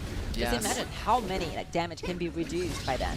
But the damage reduction, it's gonna be really, really short because the damage already built up on Egen. Look at the Sun Chaser already built up, and look at this Terry, super damage. I mean, you have to watch out for Zuka also, the stuns, everything coming in at the same time. It's going to be really dangerous. Even with that Pure Sky passive and that intimidation, you're not going to survive from the full assault, the full power from Wuhan E-Star. Those explosive damage that will be exerted on you directly without any hesitation. They will appear on your head just within seconds. That's right. Sooner or later, black and gray screen. Yes. Exactly. Top tower solo right now. Almost gone. Almost gone. Almost gone. Zuka still farming really steadily. 0-0, but still the goal is insane. Also really similar to Terry's goal around that 8.8k, almost 9k and go, and they're pushing in. They got the Tyrant, I mean, they got the Overlord, and the Vanguards are moving in. Let's see, Company provided shield by Aya, but yeah, I think AG should still wait for a few more rounds, but these two Vanguards will be very hard for them trying to clean. They use Zhongyi's ultimate again, trying to clean the wave. And now if you are really far behind the game, you will find like Murad very, very unusable because there's no way out. You can only stay on the high ground trying to clean the wave, and that's it. Yeah, if you let your enemy find your shadow, I mean, it's gonna be super risky because you do not have the damage, or you do not have the damage to sustain yourself. So it's gonna be really tough for Zhongyi to bounce back. Definitely needs some kind of miracle to bounce back from this. I mean, for Wuhan Isapro, what they should be doing, waiting for the dragons. As long as the dragon is there, being spawned, you take it, and you're trying to control your minion to go to the crystal or the high ground tower at the same time, so that the AG have to figure out what will be the route they choose to go first to clean the wave. You constantly create this kind of wave pressure will be a only good way for E-Star trying to take those high ground tower down. And with the super soldiers on the lane, I think E-Star is looking way better in the late game. Yeah, definitely. Their frame is looking a lot better. They got the almost like the 10k gold league, a little bit like 8k gold league. Yes. Definitely, it's gonna be easier for Ulsan E-Star to make the move. Just wait for the dragon, like you said, and yeah, I feel like they just keep the jungle really safe for them, farm easier, and just let the dragon take over. Yeah, like Wuhan Saburo, what are you doing? Trying everything they can find to squish the room for AG to farm. They leave literally nothing for AG members. Like Two tower already gone here for AG, and the super minion on the top and on the bottom. A couple more, 10 to 15 seconds left for that Tyrant to show up. Definitely A-Star want to take their time. They learned their lessons from the previous game. Definitely they want to lock in. They at least got to get some point back from today's game. Yes. The dragons are ready. Within a few seconds, I think Wuhan Isar Pro, after making few pressure, yeah, they will come directly for the dragons. And, you know, before watching and casting today's PFS2 BO2s, I would think that it will be nearly like 90% of the winning rate for E-Star. But because we've seen so many turnovers today, and, you know, a lot of those turnovers are considered impossible thing to do. So I wouldn't say that for sure, because AG still have that potential in them. They still have a lot of things they can possibly do trying to turn this over. For example, wait for 20 minutes. The Tempest Dragon as well. Maybe that will be worse. Yeah, maybe, you know, definitely I believe in AG have a lot of possible move. And yeah, anything can happen here in this few games. And comparing to the statistics, what happened to E-Star in this couple of days, it could be anything. Anything can happen. So we want to see the end, if Wuhan E-Star can make this push happen, or is gonna be one of those similar matches where they face the turnaround. Well, double dragons back to their pocket. Wuhan E-Star Pro is getting everything they can get in this game. And lastly, I think with this, like, Overlord being spawned again, it will be Wuhan E-Star Pro's turn trying to end this game with double buff dragons. Let's see what they will do. High ground tower firstly. All high ground tower and outer towers are gone. Oh, this is going to be trouble for Chengdu AG right now. The dragons are moving in. I mean, the minions are moving in slowly. They still need to take down one dragon here, but Shibi-chan cleaning up that dragon. Super dragon is in check. Murad still trying to clean away those dragons, but here's the movement. Come in, Zip going in, and my Shinui goes in. Everybody goes in. Chiro goes down, and that's gonna be 3-man down. Limpo goes down, and that's gonna be game. Congratulations to Wuhan E-Star Pro. And really good job. Like really great operation around the whole game. From the beginning to the end, and that invasion at the beginning with my Shinui and Zip, such a fantastic early game play. Very smooth macro then, like they're waiting. You can simply, very clear on the map, they're doing whatever they can do to maximize their leading situation. They have double buff, they have double dragons, and they're trying to control every single lane. Those waves and those vanguards are rushing to the crystal at the same time. At the very last, you know, they dive in for the team fights, and let's take a look at the vanguards. 4 dragons are there, you know. 4 dragons, so tough to take down. Yes. I feel like Uzar E-Star's Pro, their goals is very clear this game. They want to target Murad, then they want to target Caffney. Definitely, they got the job done. They got the morale down, pretty much 1k go behind their jungler. Then Kathleen gets targeted, and everything just went sideways for Chengdu AG. Definitely a really nice operation this game. Overall, I feel like Wuhan eStar Pro did a really nice job this game. This is very interesting. If you like categorize their their goals, their plans, their strategies in this one, like the first bet out of all, like firstly, it will be like trying to destroy Zhongyi. And after Zhongyi's jungle, it's away, Zhongyi is gone, their next move is gonna directly go for Xu Bichen. So if this double core went down, there's nothing to fight back. So that's why AG is so passive all the time. Starting from the very beginning to the end, they never find a real chance, you know, trying to gain some hope for them trying to fight back till the late game. And this is what like eStar did really good in this game. The aim is very clear, the execution of that strategy is clear enough, and there's no mistake. Everyone is following the same strategy, and that's like perfect.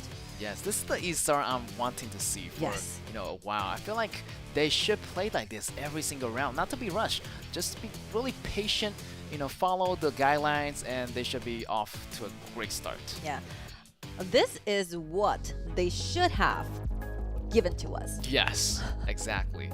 And we can go back to the team stats. We can see that everything went really smoothly. Look at that team, you know, the goals, everything looking really, really healthy. Definitely the goals is going to be stack up better versus Chengdu AG in that game. Marat, however, you know, not doing so hot in the beginning of the game. Definitely giving away a lot too much to the other side, to Wuhan eStar Pro, losing the red buff, and eventually that just went in a downward spiral, and everything just went in Wuhan eStar's way. Everything was just giving it to them.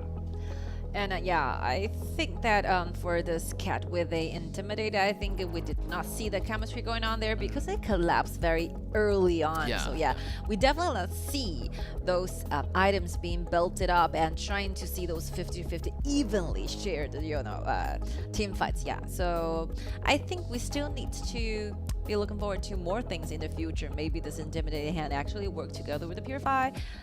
But let's take a look at the MVP, Ziyang. Of course, like for this one, especially you have the early, like, yeah, you have to the early one to compare, you know, he really changed a lot. Crowd control duration, 45.5% for the entire team. Total gold, do not need to check it. Damage, do not need to check it. KDA are also not so important. What is really important is the performance. Yes. Is how he actually initiated.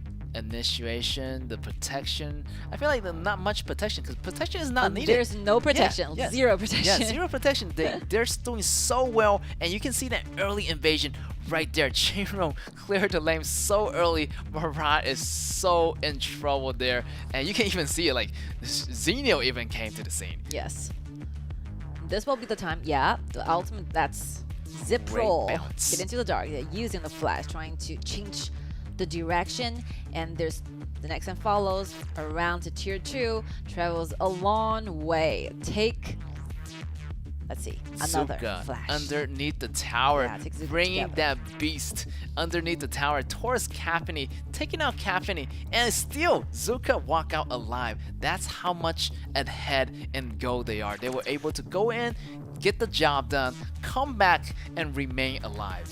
This is a very good execution because like you swallow Zuka, taking Zuka with you, and you use your ultimate trying to initiate after the initiation, after the stun, you like poke the Zuka out, and Zuka will deal those damage to it. So yeah, perfect combo, very nice.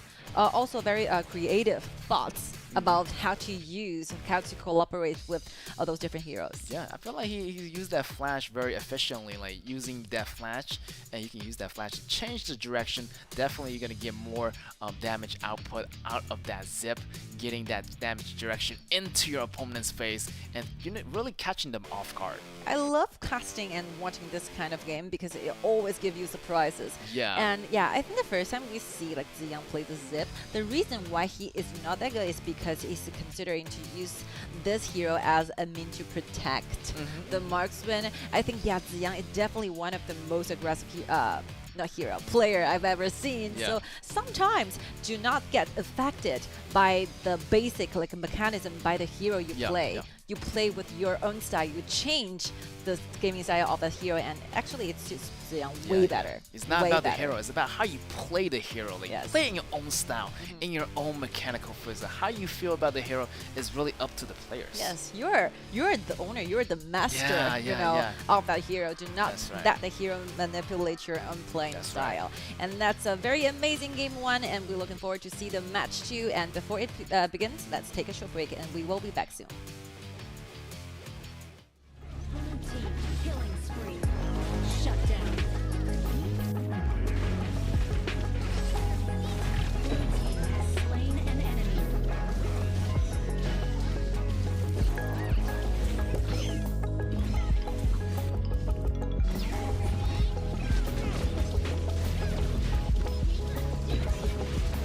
Blue team has slain an enemy. Blue team has slain an enemy.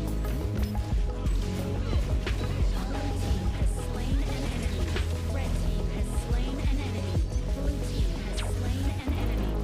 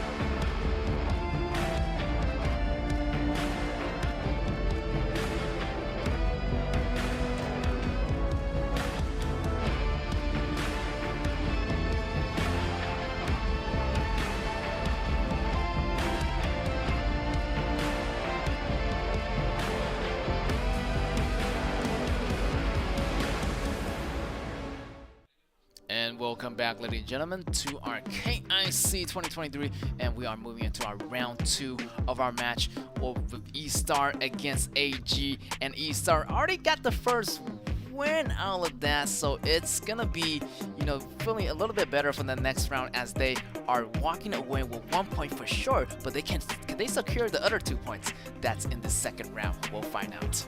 So just now, that victory, I will give the credit to the coach. I will give the credit to the shot caller, because they are winning it at the very beginning, maybe around 40 seconds after the first wave are cleaned, right? Yeah. And another thing I mentioned this in game is that they have Mai as a mid laner who cleans the mid wave, I would say the slowest. So what would be the reason why they have that priority as one, and Chang'an have that Lidiana, right? So that will be a very, very good question trying to dig into, and Chengdu AG definitely need to be more careful with the first wave priority, or otherwise they might still get into the jungle as well. Definitely, and Wuhan East are so well coordinated. As soon as that minion falls, they go in, they rush in, and I feel like they're gonna do it again this round. So definitely, Chengdu AG has some precaution to do in the beginning. Maybe choose some kind of hero can, have that protection of the jungle. Even with the jungle protection system, definitely it's gonna be a risk if you're facing E-Star Pro. Well, this is really interesting. They actually put the double duel together on the bans here, but still leaving a lot of choices. For AG, they can go for the zip, right? Yes. Even though like Xeno is on bans here, but Slims will be their first choice. But for this time it's not gonna be doing laning together with Aya. What will be the like support choices? Lomber, maybe some for some teams. Maybe Lomber, maybe Annette. Well, that's gonna be the deciding factor for AG to do. But here, over here, Star Pro is using the Prince of Lani and Iggy. Such a powerful combo. That it's a lot of crazy assassins already here. You the know. pokes, the assassin. Let me tell you, it might be a support choice. I think maybe they will still trying to shift this Prince of Lana into the support, and they will pick another jungler, another assassin. This is just E-Star. They play this kind of space out. They will just simply go for extreme. Yeah, they quick Aoi. I feel like they're gonna. We've seen this in the past, actually. You know, in their first day of the BO7, they use Prince of Lani a lot, and they're so good at it. The coordination, the tag is there. They're gonna ban out Lombard definitely. You really want to deny those, you know, heroes that gonna have protection on Slims. And over here on AG, on the second phase of the ban, they ban out various. Definitely want to ban out those top lane heroes for now. And let's see what more bans. Zip is going to be banning out, of course, denying those super supportive hero that AG is going to pick up. But great pick, great strategy. Prince of Lani strategy, definitely one of the classic E-Star Pro. I mean, the chemistry, the synergy are already there with this 3 picked hero. Like, with Iggy poking away, you know, getting the first-hand damage to the backlines, and Ari together with Prince of Lani joining the club together and trying to finish off, like, clean the battlefield. It's so easy for them to do that. After Iggy done the initial damage, hopefully, you know, Chengdu AG knows that, and hopefully, you know, they can have some, you know, great formation, so you know that when that Iggy comes in, they need to run away as fast as possible and not waiting for the assassins to show up. And it, like, Eden kind of hesitated between Arlie and Direnjie, but for me, I think Arlie actually will suit the rest, like 3 heroes better, because like Arlie has that assassin type, you know, of the game, of the skills, but he changed into Direnjie. Maybe they're looking forward to see those better laning phases. Yeah, better laning phases. I mean, Direnjie's second ability, it's pretty cool, like, you know, to release. It's a kind of a purifier effect to get rid of the stuns, to get rid of the frozens. Maybe, you know, provided by, you know, Princess Foss, or, you know, the slows by Jaren. So definitely that second ability is going to be coming in handy for the Direnjie in the laning phases. And let's see, their last pick is going to be Irie. Irie is going to be, you know, doing some laning phases on the top lane against Alien, so it shouldn't be too worried for Alien and for Irie. Yeah. And for Zhongyi, very classic. He has been using Athena for several times. You know, a very interesting hero, very tanky inbuilt initially. You know, very tanky hero in the early game, and also after he's been killed, he can fly around, offering those vision information to the entire team, and also who's nearby can be accelerated. So there's a lot of like team phases boosting up, like inborn abilities provided by this Athena, and I really think that Athena suits this meta really well, because like early game, those aggressions can be pulled out with the Athena choice. Definitely. What really matters is how well the like bottom side go, like Shubi-chan and Cat together, but this time Slims and Jinren. If I remember this correctly, this might be their first time to catch this kind of combo on the bottom lane. Normally it's Aya, right? It's Aya and Slims, but this time it's gonna be Jaren and Slims. I mean, it's not gonna be a lot bad, making a lot of money using that passive for Jaren, and that double life could come in handy in those big team fights. Jungi definitely picking up the tankier Athena is gonna be good, because this Athena is not only tanky, but it can actually cause a disturbance in the team fights, going in, causing the disturbance from left to right, and you know, actually, you know, buying more windows for Slim to do those damages. But there's a thing, like, you have a double life, but I'm so sorry, like E-Star have like triple assassins or something like that. So yeah, they can just join the club one by one and getting 2 lives away from you. So all depends on how like Shubi-chan plays it. So if you add a flash together, it will be like given Shubichen 2 dashes. And this dashes are going to be very, very important as to the survival of Shubichen the Slims. Very important, very interesting to be looking out for. Let's see the opening, like Wuhan Easter Pro match point already. They have already gained 1 point, but at a very dangerous zone as well. So I think like Wuhan Easter Pro is looking for a 3 points back. Definitely, Wuhan Star Pro is really hungry. I think they're out for blood for that 3-point as they, lost 3 points to DYG. So definitely they want to get that point back as soon as possible here. Here's going to be Prince of Lining doing some damages to Cat, but it's okay. Cat has that first ability, creating some shields and damages. And yeah, so far so good. Yeah. Both lanes just keeping it chill. There might be some like combos with Prince of Lanling and DNJ together as long as like, DNJ get to level 4. Those Imperial Order, the ultimate is gonna like get to the party and the target will be stunned for a long time. So as long as like Prince of Lanling go in first, like stunned some targets there, the Imperial Order will be right on a target. So that just imagine how long the stun point going in, second ability, but blocked by Cap. So far, no level 4 yet on Shinro. But just a test of waters here, just to see the situations going on here. Aoi is out there. Oh, level 4 already on both jungler. Aoi try to clean their lanes together, and if you clean up the lane together, it's kind of better. You get less goals individually, but together you get more goals. Yeah. And more goals to the entire team. Yes, more goals to the entire team, definitely, and that's gonna be a crucial factor in this. Taylor special KIC version. Everybody's here. Like, everybody's at the party. Like, what's going on here? Everybody just try to maybe, like, hide their visions away. Yes, this will be the spot where this vision will be knocked down. All right, first blood already. Back to Aoi. So, Lucy and Gette. Let's see the rest of the teammates. Only Wei dashes in Johnson is really low. E-Star still trying to follow. Shinan is really low and using the ultimate. Only a slight, minor damage is needed for Qingrong to get another kill for E-Star. Right here. I really like this Jungyi picking out this, Athena. Even though if he falls, he can really get back on his feet really fast because he don't need to revive at the base. He can revive any location that he chooses. Oh, this is very special. This is the only one from HOK can do this, very special design. Yeah, very special design. And provide some vision here. But really, I feel like, you still can't really see Prince of Lanling's invisibility. So it still might be dangerous, but Prince of Lanling still waiting for an opportunity to strike the bottom lane. Like E-Star, the tempo is really fast. Like we mentioned, it's very easy to anticipate. That's because they have this double or triple assassin thing going on against the Young. Get this done on Princess Frost. Yeah, without a flash, I think Changshan will be so dangerous. It's a very risky positioning.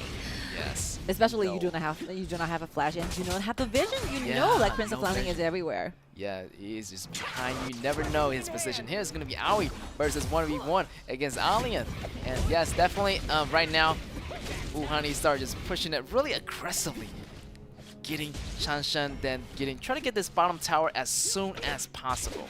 If I were Shubichen, I would be so annoyed. Yes. And please let me just finish one lane, one wave first. Like every single time there's a wave, there are you, like Princess Lane. That's right. Constantly getting in line, trying to, just not give like Shubichen this kind of money, this kind of income.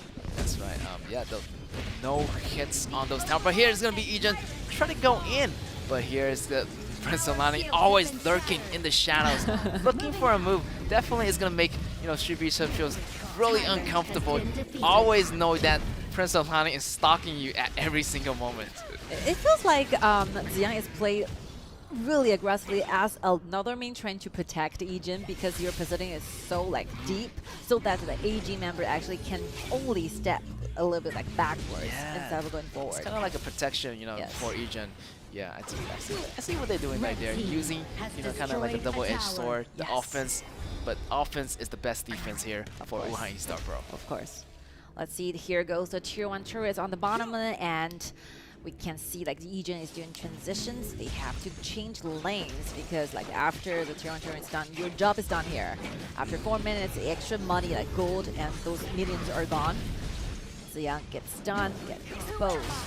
And here is going to be Jungyi 1 versus 2. Aoi has to go back here. Jungyi's, building the tank is going to be enough for now, but later on, definitely, I feel like Liu Shuyuan is going to be farming up later. The damage is going to be uncontrollable, so definitely Shubi-Chen has to watch for that assassin, also watch for Chinro, and also watch for, Irie. There's a lot of the assassin here for, Shubi-Chen to watch out for. Yeah, but I think, yeah, for Shubi-Chen, because like E-Star is putting so much of damage here and so much of pressure on the bottom lane constantly, but he capped himself with a KDA 0-0-0, and I think it's okay. Yeah. And, not to mention he's paired up with a General, so he got those extra money, those extra gold provided by this passive. But yeah, I think it's okay. The personal, farming, it's considerably very substantial compared with Egen. He actually have like 4.5k, and while Egen only have 3.6. Yes, that's the passive of the General. The advantage of that patch is coming in, earning the extra gold for the Slims, and getting that item really early, really early as possible over, Deer and Jizz. So definitely, as long as Slim stays healthy in those gold counts, it should be good. I mean, the late game, they shouldn't be worrying about it. I think Wuhan Separate is quite in a rush because they know they are losing time. There's no tank here. At the very late game, those damage from Slims will be very hard for them trying to buy themselves in time within during the team fights. So they know exactly, if we are comparing to the late game damaging abilities, they're losing quite a bit. So they have to, speed up more. As Iggy's been stunned, using the flash, very quick response, like the backliners here. Aoi gets it, but it's Athena, it's so tanky trying to deal with. But the red buff goes to the side of Luo Siyuan, and Easter Pro gets it. That's when they wake. A quick stun here. Stunning the invincible Prince of Lanling, but no vision is going to be found here. Oh, look at the aggressiveness from Alien, jumping behind the front row, back row. He's going to take down Iggy. Iggy goes down. He's going to trade 1-for-1. Here is going to be Aoi fighting against Joey 3-on-1. Joey goes down. The rest of the member cannot reach him in time. They have to retreat. That's going to be a 4-on-3 situation Aoi here. Continues. Yes, and the damage AoE is going to be out. Forcing them back just for now, but the fight right there, Wuhan A-Star did a really good job on the coordination. This is a very good exchange of their abilities. You are using your ultimate only, but you cost Changshen a flash. Not to compare, the cooling down times are completely different. If Princess Frost is without a flash, it will be very hard trying to move around. The mobility will be really restrained. And yeah, the starting of the team fight, we can see the replay here. Because Qingrong's flash is not there, this is commonly learned information, and that will be the reason why Xuanren diving is so destined, because there's no flash for you. Iggy is just there waiting to be taken down, but the reaction from Luo Siyuan is actually so good as well. Yes, great coordination, and that information is probably passed around AG's players, knowing that Iggy do not have that flash at that moment. And as long, the Slims keeps healthy, I feel like it's just going to be good. But here is going to be Ziyan aiming for Slim. The double life is going to pop it in, but he Slims remain alive. Prince of Lanling goes down. Slim is still in the building right now. Let's see the rest. This Siren is half HOA to go. Swanling with so full in HP, trying to fight back, but Zhongyi comes in trying to save their allies, go back to the safer spot. Look at Tier 1 turret in the mid lane, where Luo Siyuan diving again, using the ultimate to dodge those damage provided from Shubi-Chen. I think there's a very nice protection by Cat.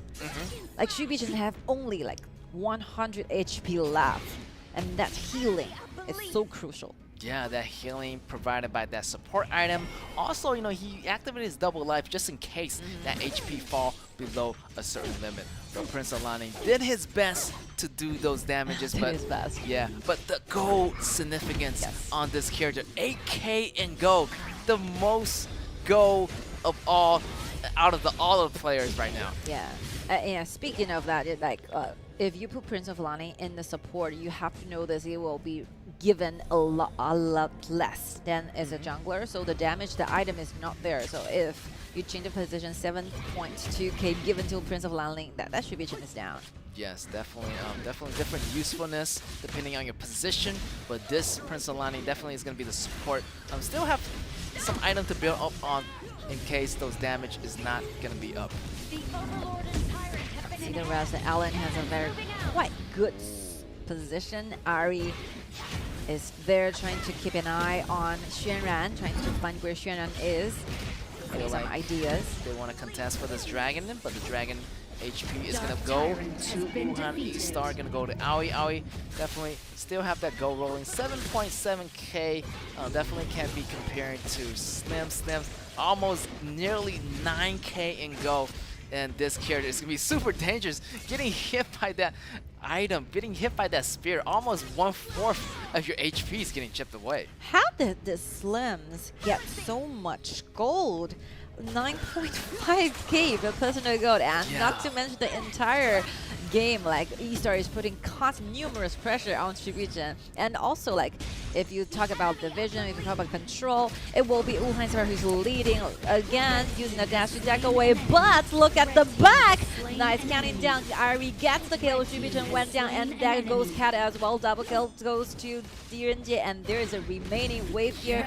Turrets down. Let's see the rest. I feel like Shibuya trying to bait them out, but going a little bit too deep. Yes. You know, he has that flash, a little bit overconfidence here. Trying to, you know, bait them out, but once they bait them out, he thought he can get away. But here comes Ari from the back. Definitely, they are coming at you from all different directions. This is a circular motion. That's right, circular motion. Everywhere you go, nowhere is safe unless you're inside your own fountain. Now this is the strategy that we talk about, right? You have a double life, obviously you have a lot of gold, you'll have a lot of protection, but if those triple or multi-assassin choose to dive into different angles, there's nothing you can do. Red team has destroyed right a now. tower. I feel like, you know, Shibuya-chan's feeling really daunting right here. A little bit too deep here. Yes. Jumping over the wall, but here's Ivory on the back line. You know, maybe jump towards the tower would be a little bit better, but the angle remains open for Ivory to go in for the kill. And actually they got rid of Cat this gen ahead of Shibuya, so yeah, those ultimate is not there. Yes. Right now, ultimate definitely is going to be online right now for Cat.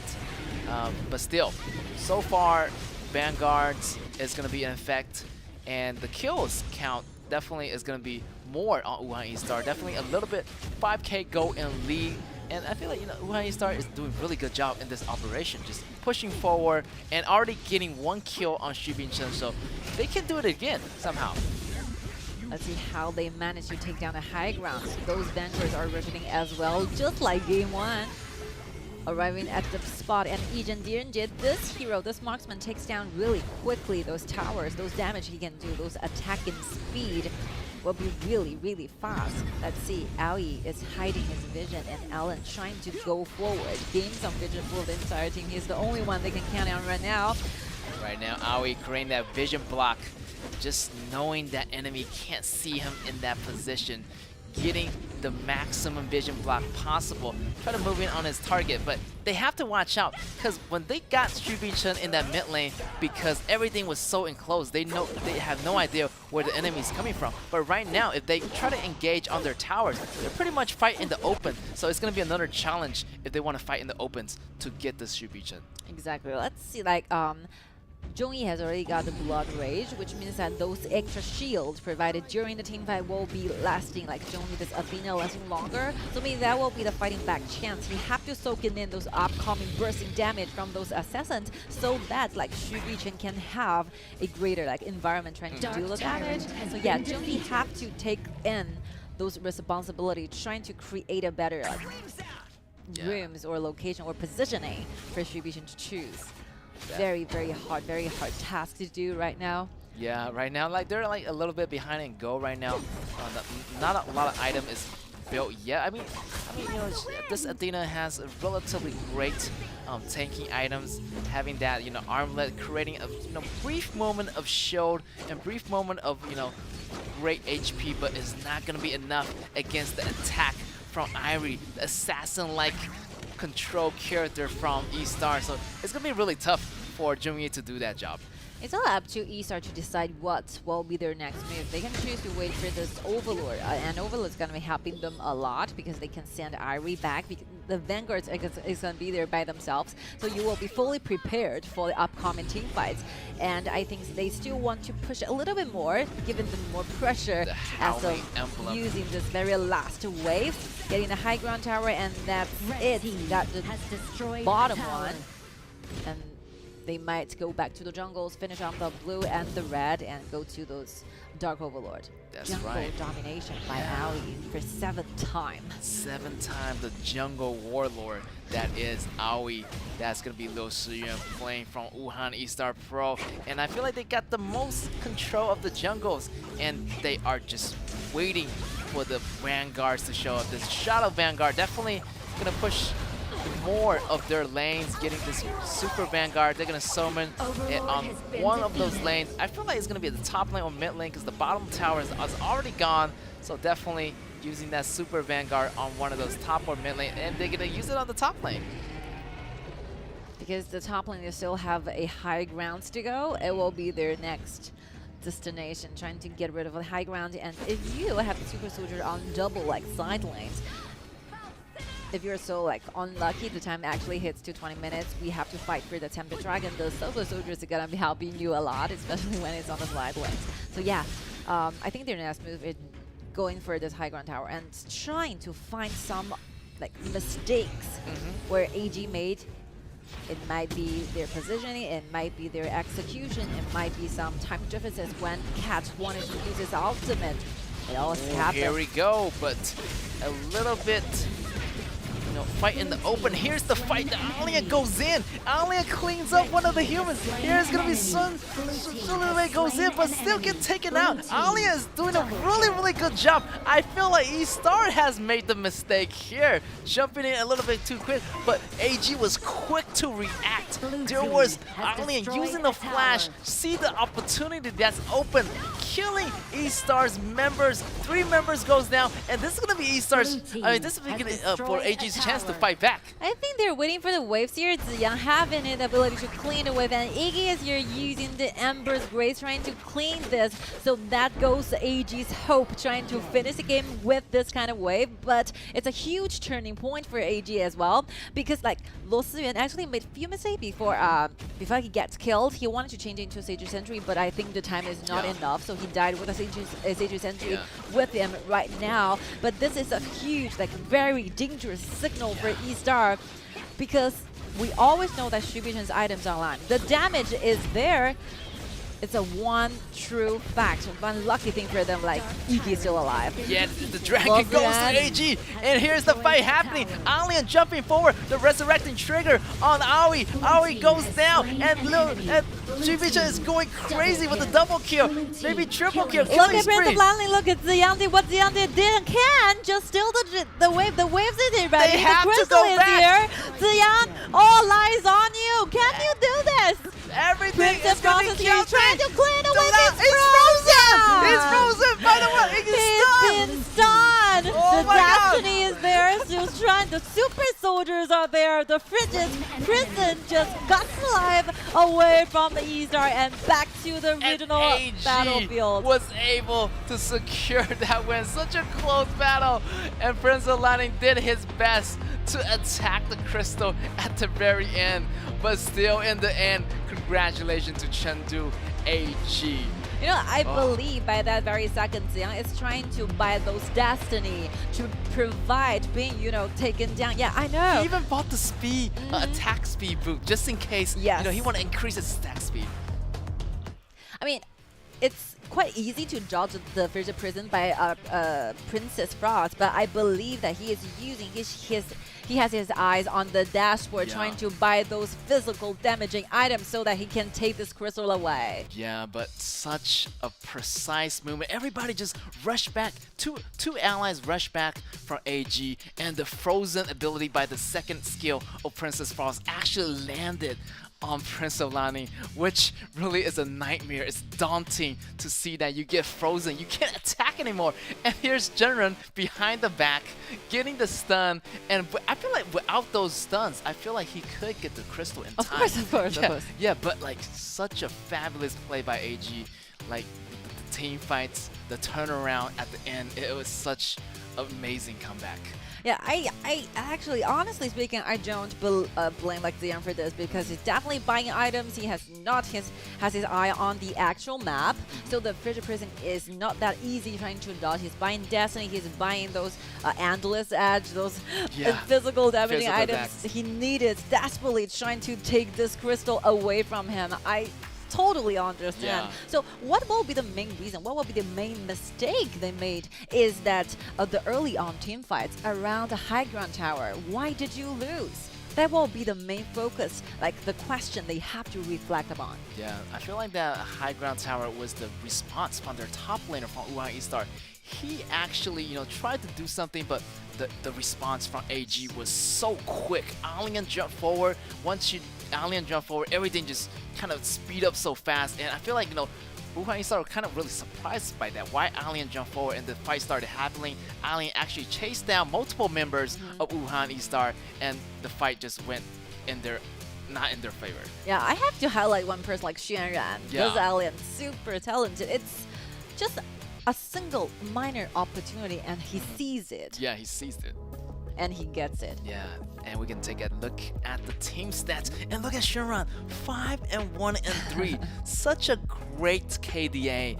I mean, like, wow, he took the chance. He took one for their team, like, doing the most, carrying the fate in his hand. I mean, doing all the heavy lifting at that last moment. It's just super amazing because like for E-Star, they kept, giving you those very hard time on the bottom lane, but surprisingly, we found Shubichen has only been taken down for once. So you're enduring yourself, experiencing a lot of pressure for 18 minutes and 27 seconds, and you kept yourself alive for a long time. Yeah, it's just a very perfect work, like team combos with Shubichen and kept together. But last but not least, like Xuanran, that last performances is so good. It literally destroyed E-Star.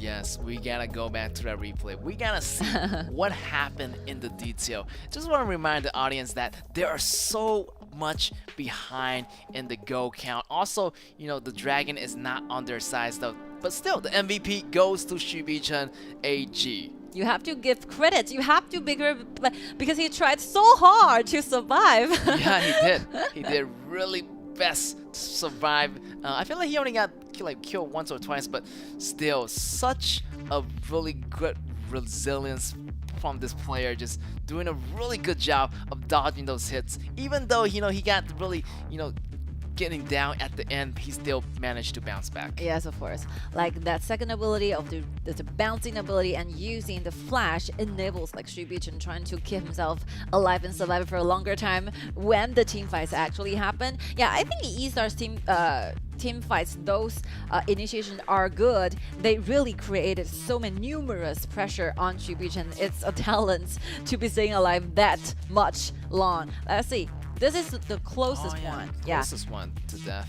And here it is. I have to give my special recognition to Xuanran. Look at that. Watch what he did there. Right there. Flash forward, getting DNG at first, getting him out of the picture first. So yeah, feel like Ejin is gonna be out, and he's still chasing the multiple enemies down, and that is the turning point. Here is gonna be Athena fighting for the dragon, getting it on the AG side, and that's the turnaround where everything happens. Everything just works so well for Shubichen right here. From there on, AG pretty much got in the bag. And Shubichen really did an amazing job because Lucian is winning by using the Dragon Claw, trying to reach him, but he uses Flying Spear to make miracle happen. And we are ready for interview, and let's give time to Nora.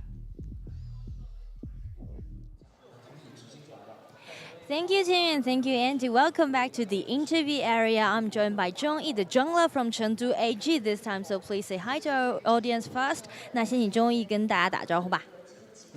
Hello， My name is Zongyi. What a fantastic game. We can see the last team fight. It was really thrilling. So could you share us a little bit about the communication? What was that? Because it was really close where Crystal were under attack. 那我们知道最后一场其实打的真的很焦灼嘛，就想问一下，当时你们在互拆家的时候，尤其你们水晶就差那么一下都要被对面给偷掉的时候，当时队内沟通怎么样的？当时队内沟通就说让王昭君和亚莲回去嘛，然后我反正又没回去，我就把自己的事干好就行了，因为之前我没回去，然后看着一直在滑屏幕，在那看，在那担心也没用。所以说就选择相信队友就行了。Alright, so first step that they did is to send back Alien and also Princess Frost try to guard their crystal. And as he's playing the jungler, actually he just do his job, mind on his job. But at the same time, he's just can't scrolling the screen and try to look at his Crystal check the situation, but he know that he need to trust his allies, and finally they gain the victory. 那下一个问题也想问一下啊，就是其实今天你的野区在2局当中都还遭到了比较大的一个进攻的嘛？在打之前有预想到这个情况吗？以及下一次如果就是在面对到对面野区进攻的时候，队伍可能在哪些地方会加强去做一些防守呢？这2把死其实是想到的吧，都会想到对面会干我野区，但是我觉得。我应该死不掉，但是还是被干死了，所以说下次得更加谨慎一点，然后让自己做得更好，不要失误。Okay, so the second question was, did they expect that their jungler will be suffer such a huge attack and how they're gonna deal with it next time?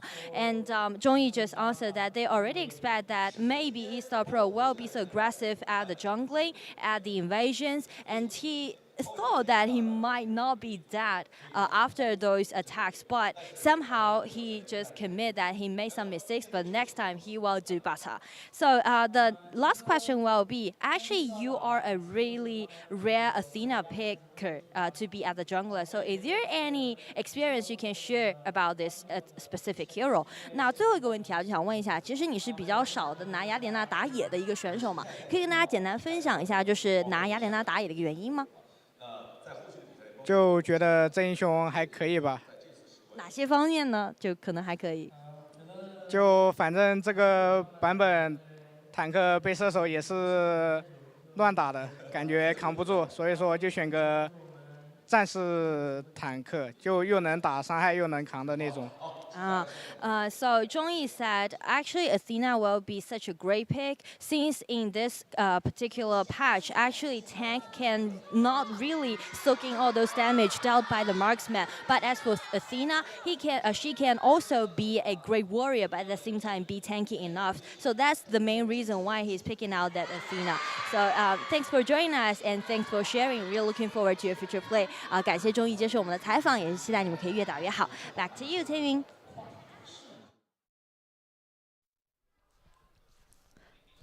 Love Zhongyi. Yeah, Zhongyi is very cool. I like his honesty about everything. Me too. So this will be the 2 matchup for today, and congratulations to AG and E-Star as well, because they resulted in a draw. And I think the standings here, let's see, any changes? Chengdu AG resulted into 9 points, where it's followed by Nanjing Hero 9 points also. But let's say 2 wins, 2 draws. Well, 3 draws. Actually, they're the same. They're the same, yeah. Equally on the first place, and will be followed by DYG221. And Wuhan Easter Pro tried really hard for today's matchups 1-for-1, but sadly that loss is going to be causing them a lot of trouble. 7 and Top Esports also 7. DRG 6. DRG is gradually losing hope.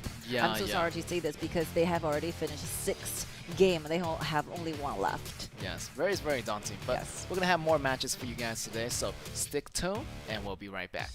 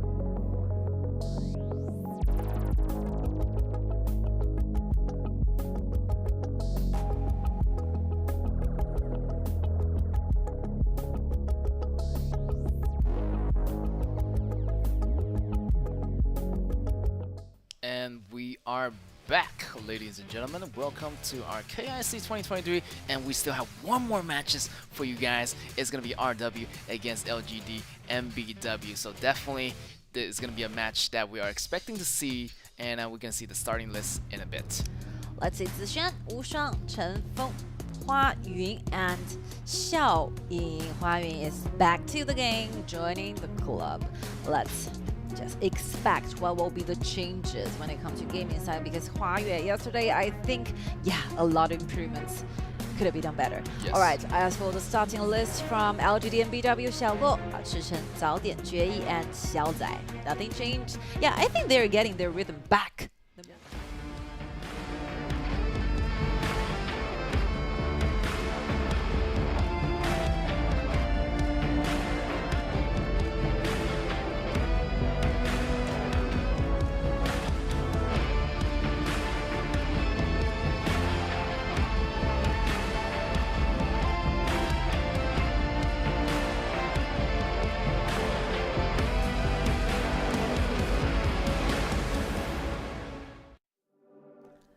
And we are back, and here's gonna be G9 RW Chat versus LGD Hangzhou and BW, and now we are in our last game of the day. So definitely they need to have some kind of point back. They're facing in a really dangerous position. One team is at 2 points and one team is at 1 point. So definitely it's gonna be a really dangerous position if you want to be in your second round of the KPL qualifier. You know what's very cruel for RW is that Rogue Warrior actually have a very tight schedule tomorrow. You're gonna be having 3 matchups tomorrow, and not to mention 2 of them will be AG and DYG. Wow. Super cruel schedule. Yeah, so I think the result of this one will be really important, because this will be their 4th matchup. Yes. They still have a lot going on, so they have some potential to chase up, and that's the reason why the coach from RW is so happy just now watching the tie with AG and E-Star, because definitely the lower bracket does not want to see those very leading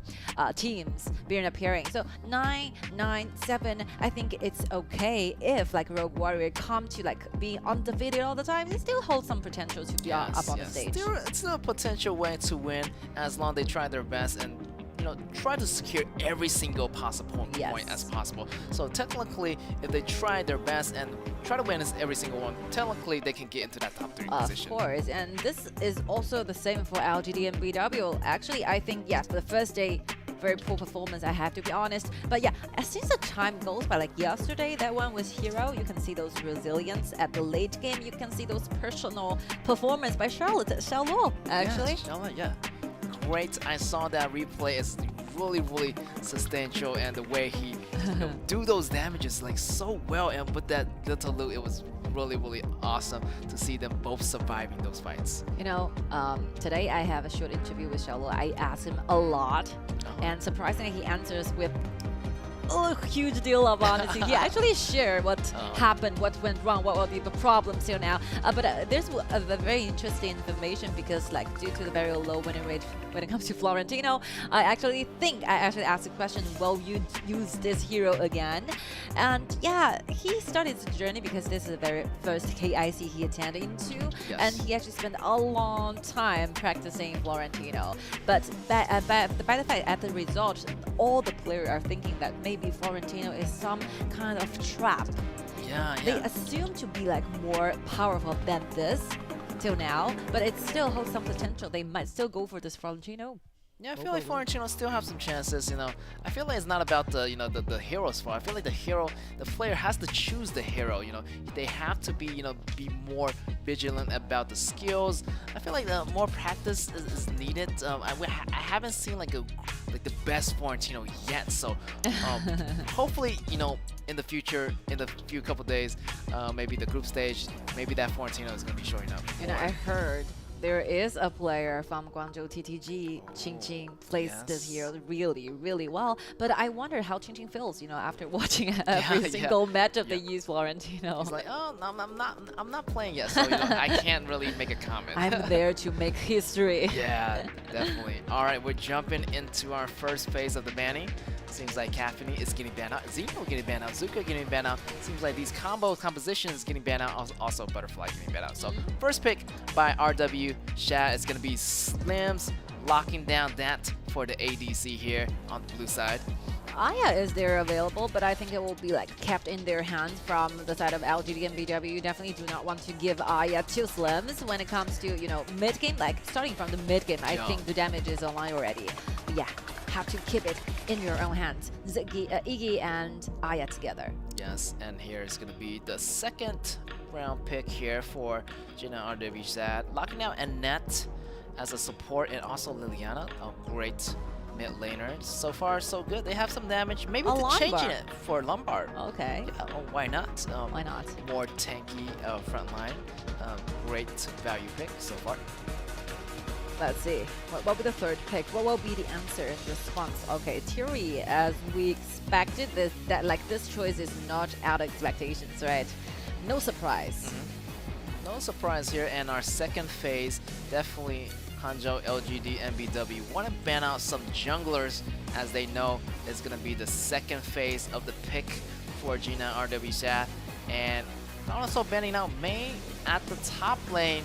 So their top lane and their junglers are not getting picked up. So a lot of bans here. Prince of Long Lane getting banned out, and I feel like Zuka is already out of the picture. So who else is going to be there? I feel like Sinestria, definitely not. Nobody's going to use that pretty much so far. So also Varus is still out there, so definitely is another option if they want to go for that.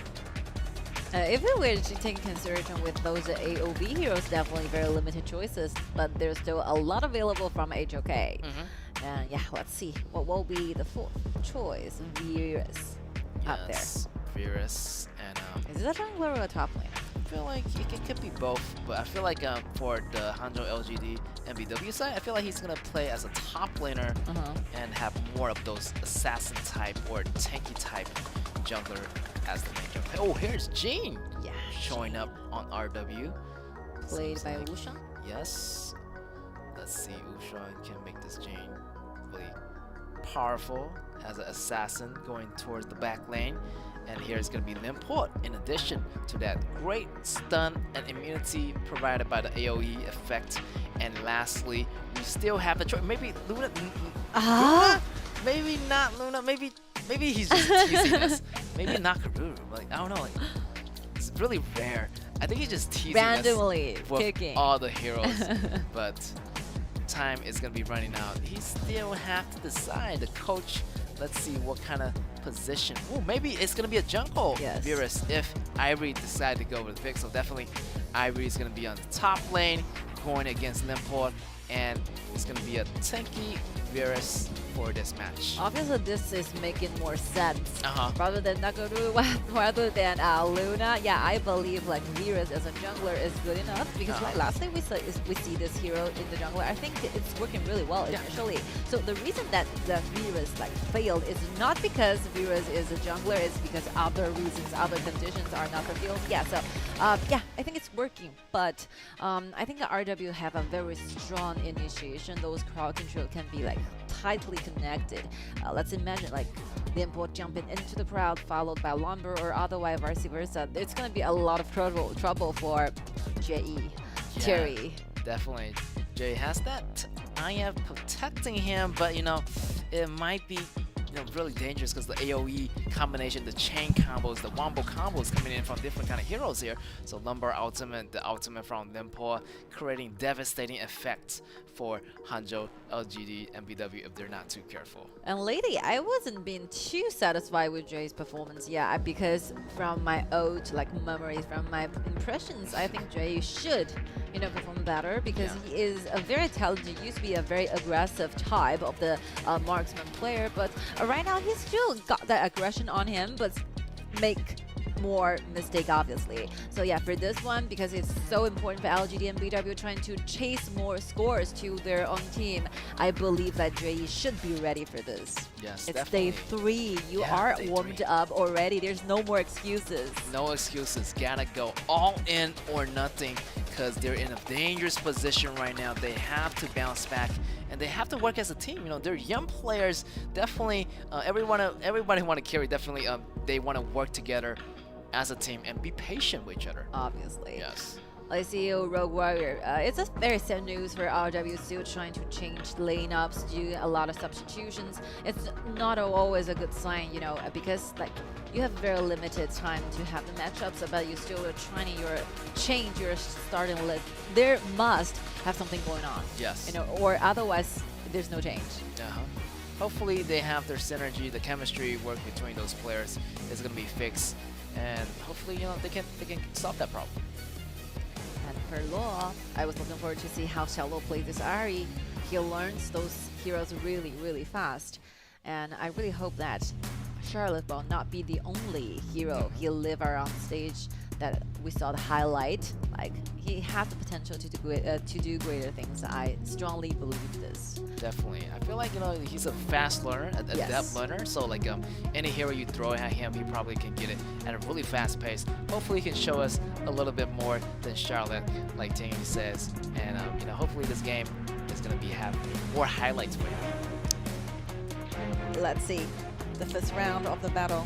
BO2, the beginning of this BO2, whoever gets it at least have one score back. And this will be a huge good news to ease the pain, to ease their anxiety. That's right.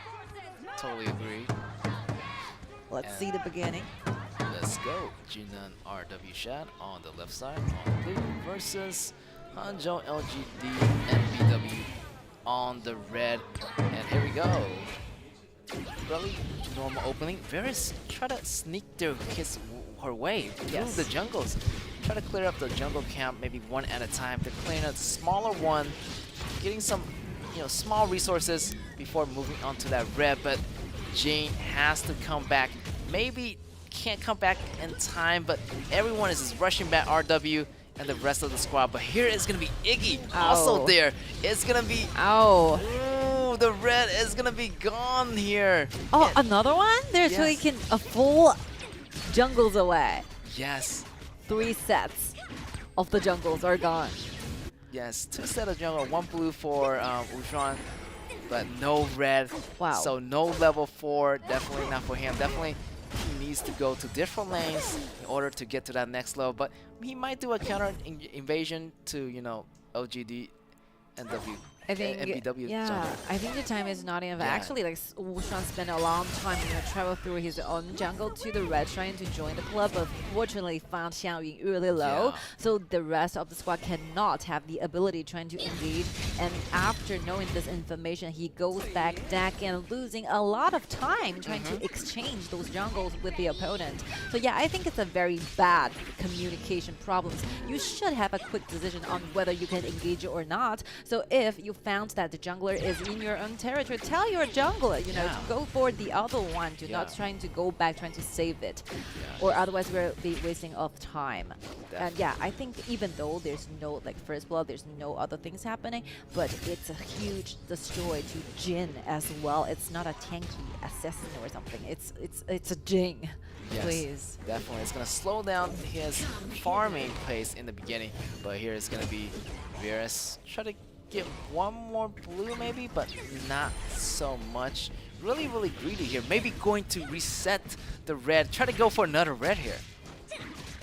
The second round of invasions are ready. Chichen is ready, but he got half HP away. Maybe this damage from Chenfeng, this Iliana, is quite huge. So yeah, Chichen have to go back. But the first round, those invasions are good. They made things happen, and they have realized what they wanted to achieve on the real game. Yes, not much is happening right now. Just really chill game right now. Love and peace for the first half of the game here. LGD, MVW try to farm up really nicely. Try to build up those tanky damages as before they have this 4 minutes. You see Aya finally pairing with Jie. Wuxuan here trying to take something back. But yeah, I think Zixuan make the sacrifice for this.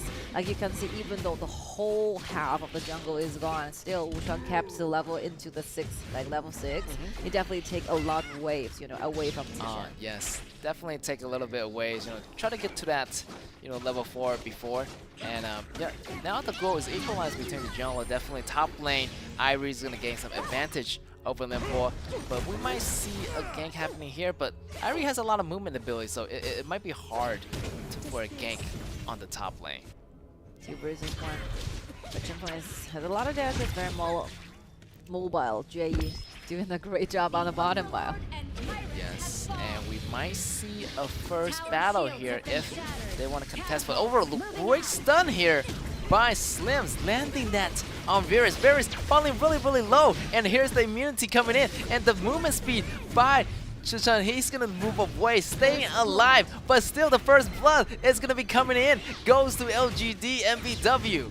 Even though initially you thought that Argorio is gonna be getting something in back because the stunning point here by Chenfeng by the Liliana is really great, but the following damage is not there. But not to mention, like, Chichen is just so tanky right now, and we have been talking about this for a long time. Like Zaldi and Iggy, the early game, those damage, those fireballs is quite out of the range compared with the other heroes on stage. Yes. So the damage will be like sufficient for LGD and BW to get the first blood to their side.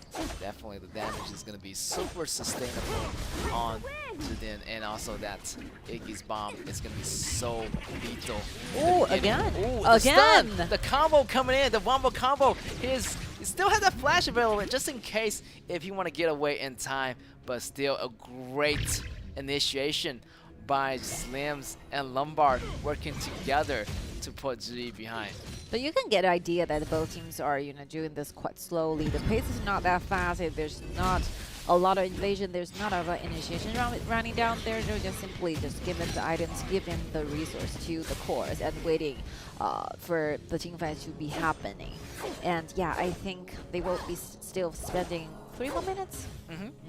And yeah, this invasion is really good. Let's see. 5 seconds countdown. Virus is here. Limpo finds it. Wanted to launch in, but Jin is here. Jin still have the ultimate ready. Let's the Shadow Earth miss a target, but the blue still goes to the side of a GD and VW. Irie just went in and get the job done and get out. Here's Limpo jumping over, but it's not going to be enough because they already got the job done. So they need to move back. One enemy already getting taken out here by LGD and MBW. So, they're doing a really nice job so far.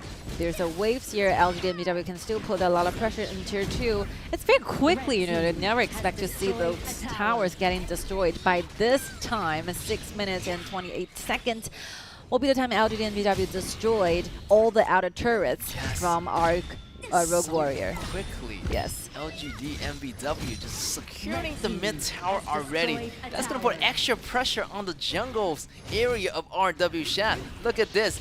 Always constant invasion over and over, and you can see the chain effect from the first invasion when Varus goes in, and that small mistake is going to cost them the entire jungle. I like Chichen's playing style for this one. You can see a very clear movement. Let's see, Limpo wanted to initiate while Chichen very low, but still managed to deck away. And Thierry, Jay on the backline still very healthy, but Luo cannot hold it for any longer because like Hua Yun is there, but they still have like succeeded in their what they want to achieve, like 3 actually. 3 flashes been forced out. Yes, that is a lot of flashes, and they have the stopwatch, counting on those timers right now. So definitely, when the next engage happen, they will know who has flash and who doesn't. Yes. They have the countdown. They have a lot of things calculated in their minds because they know exactly when will be the red buff, when will be the blue buff, the spawning time. They have everything under control. It all comes to the performance and the next round of the execution. Whether they choose to invade or otherwise, they are going for this dragons as well. Yes. Yeah, Chichen is doing a great job. Initially, the early invasion kept like harassing into the jungles, kept doing those things, trying to distract from like continuous farming. And LGD and BW continue to push forward little by little. Here is going to be Anya using the first ability, creating some stun. Ultimate from Thierry that's going to come back to him, and that's going to be the mid lanes getting taken down. That's going to be the gold coming in for LGD and BW. It's very upset to see RW are given so many things up so easily. So I honestly, I think LG and BW is not given that much of a pressure that you have to give everything, single things away. You give your jungles away, you give the dragons away, you do not need those vision you actually need trying to fight back and look at the dashboard, look at the gold differences. I think it will be too huge for RW trying to climb back. Yes, RW is being a little bit too reactive right now. Yes. Definitely they want to do something right here. Maybe something is going to be happening here. They're going to push on the bottom lane. Look at Jin's position. Flanking around the back, hiding in the grass. But here, he might have to back off. As they already got the job done. So definitely do not want to fight in the open right now. They want to make some flanks happen. But they're just so closely coordinated. And they're going to continue to punish the jungles of RW. Because if you want to surround the crowd, if you want to come from behind, you have to make sure that the frontliners are there waiting for you. By the second, like, Wuxian wants to dive in and use the mirror domain, but unfortunately the damage is very hard to try to cope up for a longer time. And let's see the rest. Even though it's a trade for lives, Jay went down with a flash. Yeah, I think if RW is so much behind, getting this kind of results is still beneficial for them. Yes, 1-for-1, not bad right here. At least make some trade happening. Make some trades so they can back off, try to slow down their rhythm. 10 minutes. With the jungler going away, Chichen will be the only one who has a smite. The Shadow Earth has been forced out. Lombard goes down one more time. Let's see Xiaoluo very tanky right now with the help of Ari, still while trying to continue with the fight. Here comes Chichen, but got stunned here. Nice move by Liliana. Yes, nice move. Almost got Slim in the process. Chichen has to go out in time. Just enough to get away. But definitely, so far, actually, RW actually is fighting back. This is what I'm talking about. You have to do something. You can't just, fall behind and just hide in your base forever. Definitely, you want to come out and hide in some different kind of bushes to make some things happen for the whole team. Of course. Let's see. Dark. Tyrant. I think, yeah, it will be an axe trying to force into the team fights, or otherwise, like, LGD and BW is like this. We're keep continuing to push those damage to the dragon. You either let it go, or we come into a team fight. Chichen is being brought really low, but Savirus can regenerate easily. Got the smite on the dragon, and that is going to be another crucial factor, like try to get them back into the game. And this is a great thing. The Lombard flash in, creating a lot of distraction for LGD and BW, so that smite away by this Wuxian is really, really successful. That's going to put them back into the game. Yes, this is a very crucial moment for RW because they're losing focus gradually. You can just simply get the idea around the minutes, like 7 minutes and 10 minutes. They does not want to engage because they're not feeling confident about the overall damage, and they have no idea how to try to initiate on coming from the front. So yeah, I think there will be a huge time for them trying to, take a step back, trying to figure out what will be a better strategy now. It seems like RW, getting their confidence back, feeling a little bit better of themselves, but they have to watch out for the Iggy's damage. Iggy definitely have those poking damage in effect right now. Also Terry, getting stunned right here. Great stun on this Liliana. And they need to be careful of the position because right now they have Varus. Varus is really, really tank. It's going to be really hard to get into Terry's back lines. And look at here, it's going to be the arrow coming in. And Slim try to get the kill on Varus. That's going to be good. That's going to be a slow snowball for RW. Can they make this happen? Can they make this push more forward, getting more towers, getting those goals retrieved from their back process? And they're getting two things done in one roll. With Jin's help, they're having their wave approach into tier 1 on the bottom, on the top, and meanwhile he's starting on this Overlord. And by this very second, they gain 2 outer turrets and 1 more Overlord to their side. Huge income. A lot of things are returned back. Yes, right now the goal is nearly equalizing, but not yet. Definitely Slim is doing really, really well. 2-0 right now, and getting the Mortal Punisher definitely lowers the HP recovery for the enemies. And yeah, I feel like all they need to do is just keep doing what they're doing right now. Just keep Slims alive and keep everybody back off with Slim. Here's the initiation coming in, and they're just working on the top tower. Shadow Vanguard is going to be released, and here is the rhythm coming back into RW's hands. Let's see what will be the response for LGD and BW. It's not going to be very hard for them because they are still quite leading when it comes to personal gold. So I think the damage is there. They just have to find one way trying to give Jue those stage, to perform what he can do, his ability. His damage is there, like 10,000 gold lead. Okay, 10,000 personal gold. It's done. Oh, but it's done. The flying spears. He vanished, disappeared from the map. This might be it for RW. That's a critical engage by Slim. Blue team getting more towers and getting the top tower, getting the top high ground tower of LGD and BW, and they're fighting it back. Before, they were just hiding in their base. Now they are confident to face LGD MW alone. Wow, this is what we talked about. Even during the laning, maybe like Tyrion might show some advantages, but during the team fights, that flying spear is gonna give it a lot of miracles. When Tyrion is doing damage, look at the Shadow Earth comes, and again another kill. Ari went down. Look at the waves here. They're trying to push wave into the crystal. Another kill goes to Lidiana, but unfortunately the waves got cleaned, so RW have to wait for a few seconds more, waiting for the next round, and it will be super soldiers. And that's right, and Hanzhou, LGD, and BW still have one more chance. If they can manage to clear this next wave, it would be good. But here, 3 enemies already down for LGD and BW, and the tower is getting taken out by RW. Congratulations to Jinan, RW Sha.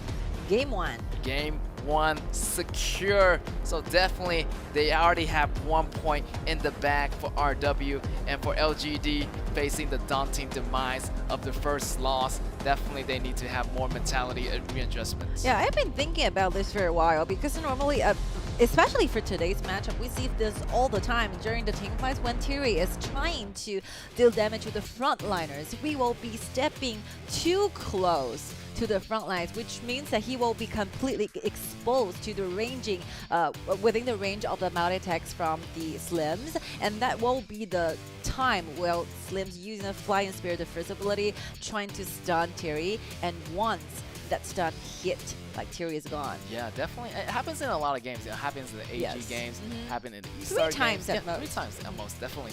Definitely be vulnerable your position. I feel like, Terry's, advantage is creating that distance. Using the enemies in front of him as a stepping stone to hit the enemy behind him. So he doesn't really have to come in that close. But definitely, you do not want to get baited. If you get baited out, Terry definitely is going to be in a vulnerable position, and that's the opening for Slims, for the enemy to get the jump on you. And that's what happens, and sooner or later, and a second later, the batter just turn in a different format. Yeah, this is really interesting, worth digging into more deeper, because I think that Slims have a very high winning rate when going after this Tiri.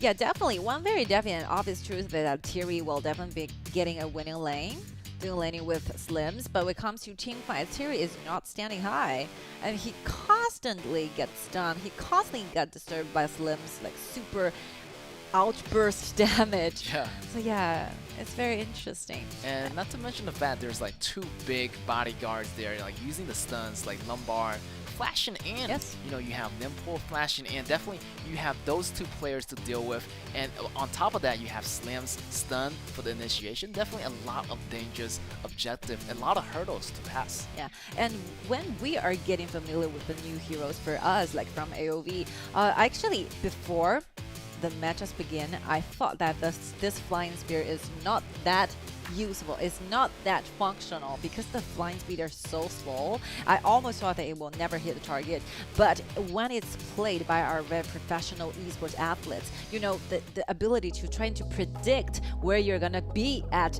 after 2 seconds, it's so accurate. So they basically can throw away the spear and travel through it a lot, and finally when he gets it, the destination, wow, you'll find those marksmen being hit on. Yeah, I think it's really practical for them to do that. They've been practicing these heroes so well, and these are really talented esports players, and they just learned this hero so quickly. And at first, I thought this skill was just a normal skill, but later on, it's a really, really crucial skill that this Slim is carrying. Really, really good ability that is built into his kit. Yeah, it's very easy for Slims trying to use the spear, trying to aim at the front line, but it's very difficult if you have to travel through the crowd and hit at the right target at the back lines. So amazing. Yeah, I think Hua Yun is doing a great job just now. Awesome plays. 37% of the team damage contribution, and our MVP goes to Xiaoyan the Lumber. Very accurate execution of those strategies, and you can see those performances using the Shadowed Earth every single time, like launches a lot of people and trying to create a better like team fights for the entire team. Yeah, you can see from the replays, like he does a lot of CCs like to the back row, definitely providing a lot of damaging great environments for the ADC to carry himself. Definitely we're gonna see that in the replays. The armor provided by his passive, also the CC, the crowd control is there, and always in the front line, you know, be the vision opener, opening up the visions for the entire team. And his combo, you know, actually it's a chain combo with Limpo. Limpo can actually go in to do the damage he do at the same time right there. Wombo combo by the two members of RW, the top lane and the support, and bringing in the champion, bringing in the win in this round for RW.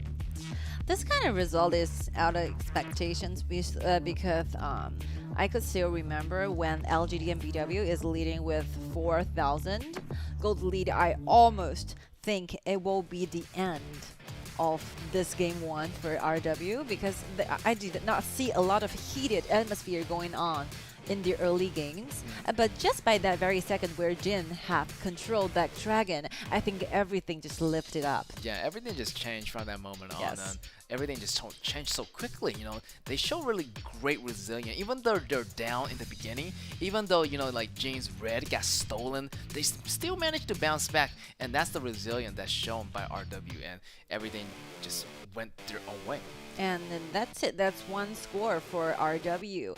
And whether it's going to be a 3 points back toward RW or otherwise, LGD and BW is going to be figuring out a new way, new strategy, you know, change some playing style to fight 1 point back. This is a very essential moment for LGD and BW because even though they have like adding to this, there are 3 more rounds to go, but you have to cherish every opportunity when you can fight for the scores. You need it really desperately. All right, we will take a short break and we will be back soon.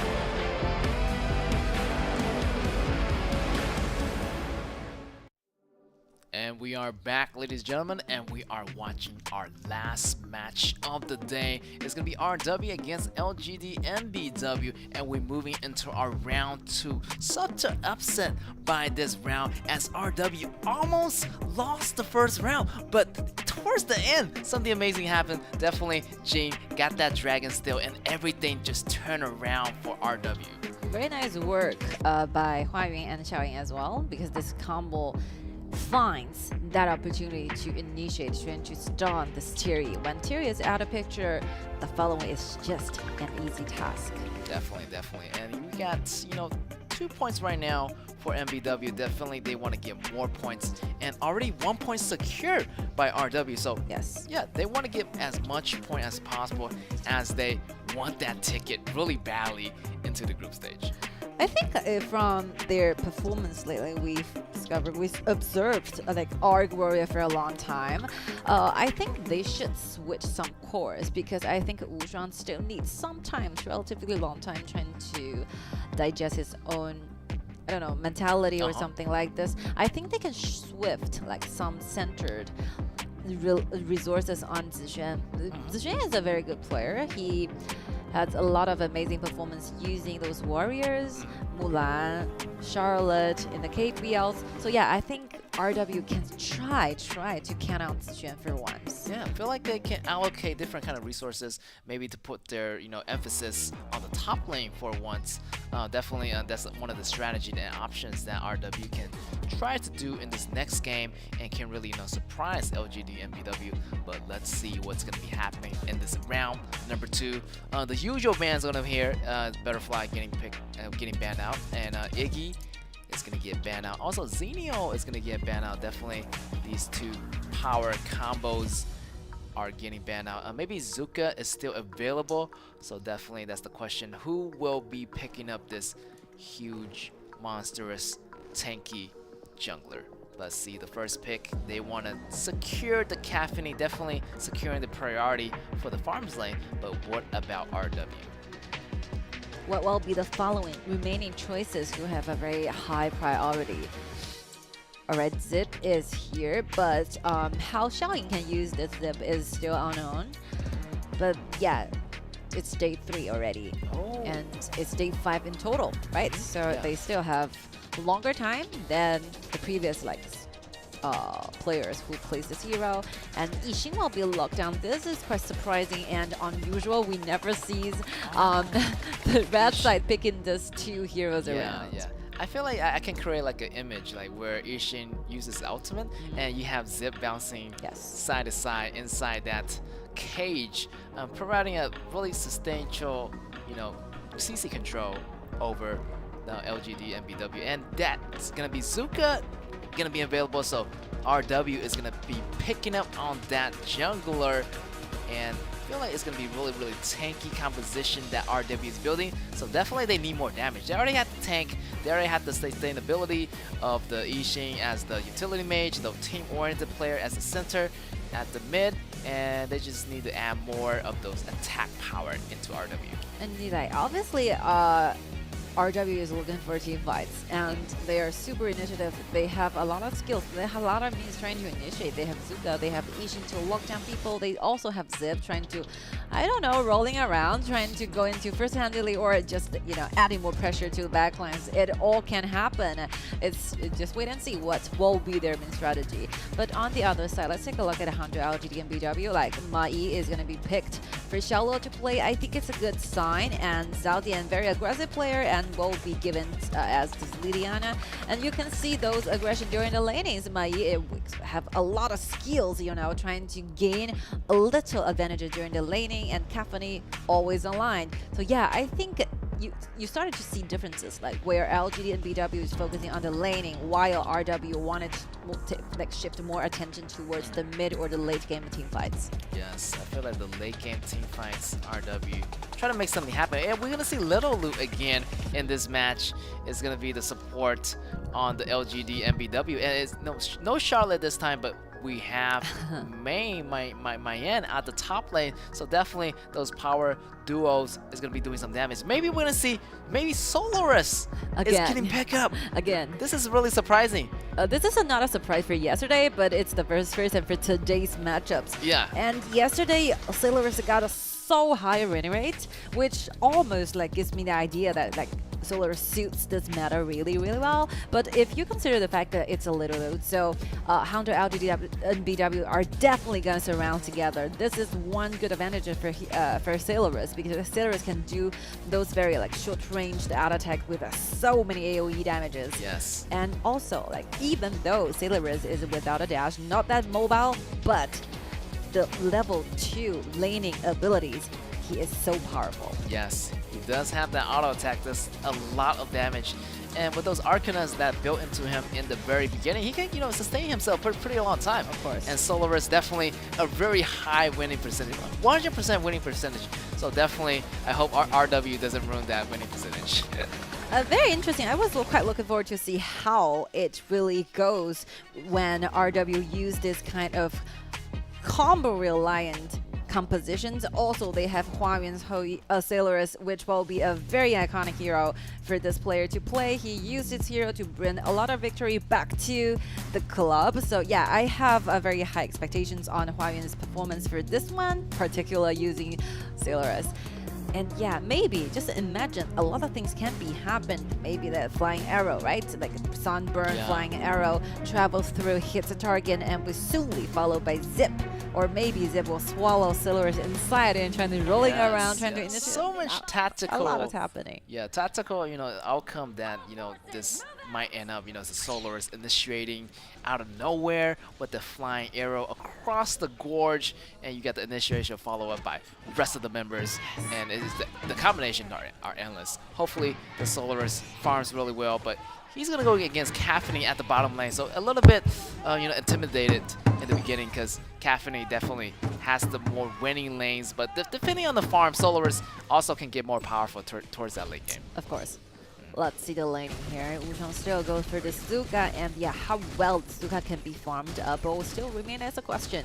And Little Lu trying to join the club, but with Little Lu together with Caffeine is going to be very difficult trying to deal with when it comes to laning. And Zishan still wants to steal away those minor objects from LGD side. Stunned again, Xiaoluo getting very low. Have to use a flash to go away. Almost getting caught. I feel like the burst blood almost being forced out of him right there, but the flash has to be blown in order to escape from that first blood. RW doing a good job actually, locking down, getting the flash, getting burned out from Mayan at the top lane, but here, bottom lane, Little Loot and Caffeine doing a slightly good job. 2 versus 3.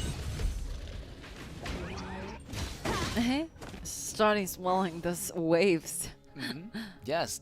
Denying your enemies from taking away my minions, denying the goals. So really try to slow down Caffeine's farming rates as usual.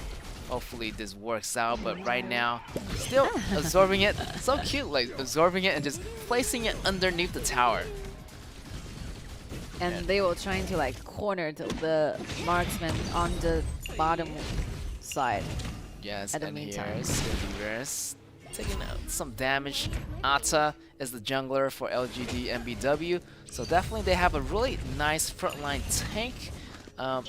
Depending on the engagement with that Ata's ability, can really create a blockage of the pathway of locking Solaris inside if they're not too careful. But I feel like the CC's combo coming from RW is going to be more devastating, because the chain combo definitely is going to be more compatible with each other.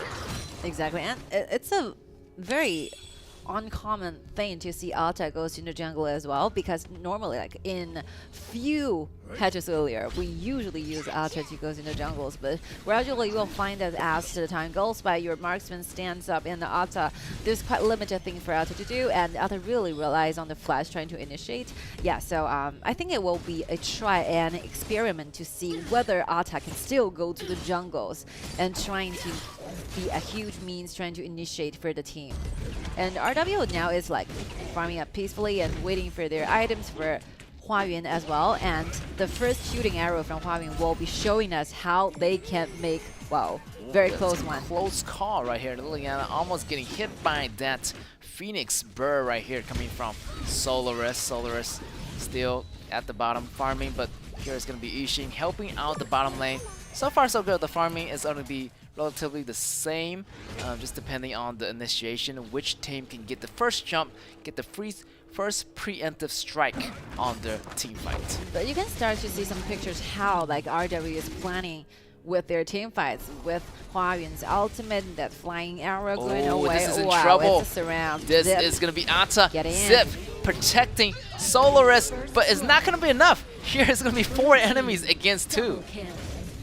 Unfortunately, like the flicker is just getting to the wall, so there's no way to change directions. And Zuka diving in, getting one. It's so close. So close. Liliana getting away, but the rest of the enemy are just surrounded by RW. One member goes down. Zuka still in play. Here's trying to fight back. Ata, the bird, missing. Here's the knockback damage coming from Ata, still low. Underneath the tower, jumping in. Zuka want that kill so badly, but nobody gets the kill. They both have to back off. 1-for-1 trade there. Yeah, this is a very showcase of how like mobile, how many dashes like Mai has when he's trying to go away from his life, because he can always use a dash. You always use the second ability twice, trying to dodge those differences. The immunity is gonna be off-range lure with a lot of time trying to figure out what will be the best direction, what will be the best thing to do when he's running away from his life. And yeah, initially I think RW is doing a great job, but one thing missing is another time, like Huayuan's ultimate, that flying arrow does miss the target. If it hits on the target, I think, yeah, at least they can have one more kill to their back. And very nice surrounding strategy. 4 surrounds 1. And yeah, this is the beginning of a very sad story. Yes. Like Zip trying to go away but hits on the walls. So yeah, that's the end story for the bottom 2 like duels. Yes, beginning of the end for Solaris and Zip. Definitely, there's nothing they can do here. You know, they have to do their best to protect themselves. But there was like facing 4 enemies here. Varus getting caught in the rivers by Ata and the rest of the crew. Here's gonna be Little Luke using the ultimate and the healing ability, and it helped the team pushing forward even with no minions. They're gonna click on the towers, and the tower just falls below 50% HP. Here's gonna be Zip in the open. The ultimate coming in from Caffeine is gonna strike that flash in, getting Yixing, and here's gonna be Zuka cleaning up Caffeine. 1-for-1. So far so good. Zip flash out. He's gonna remain safe. Miami doing some damage, but Solaris is in the back catching up, and he's gonna get that kill.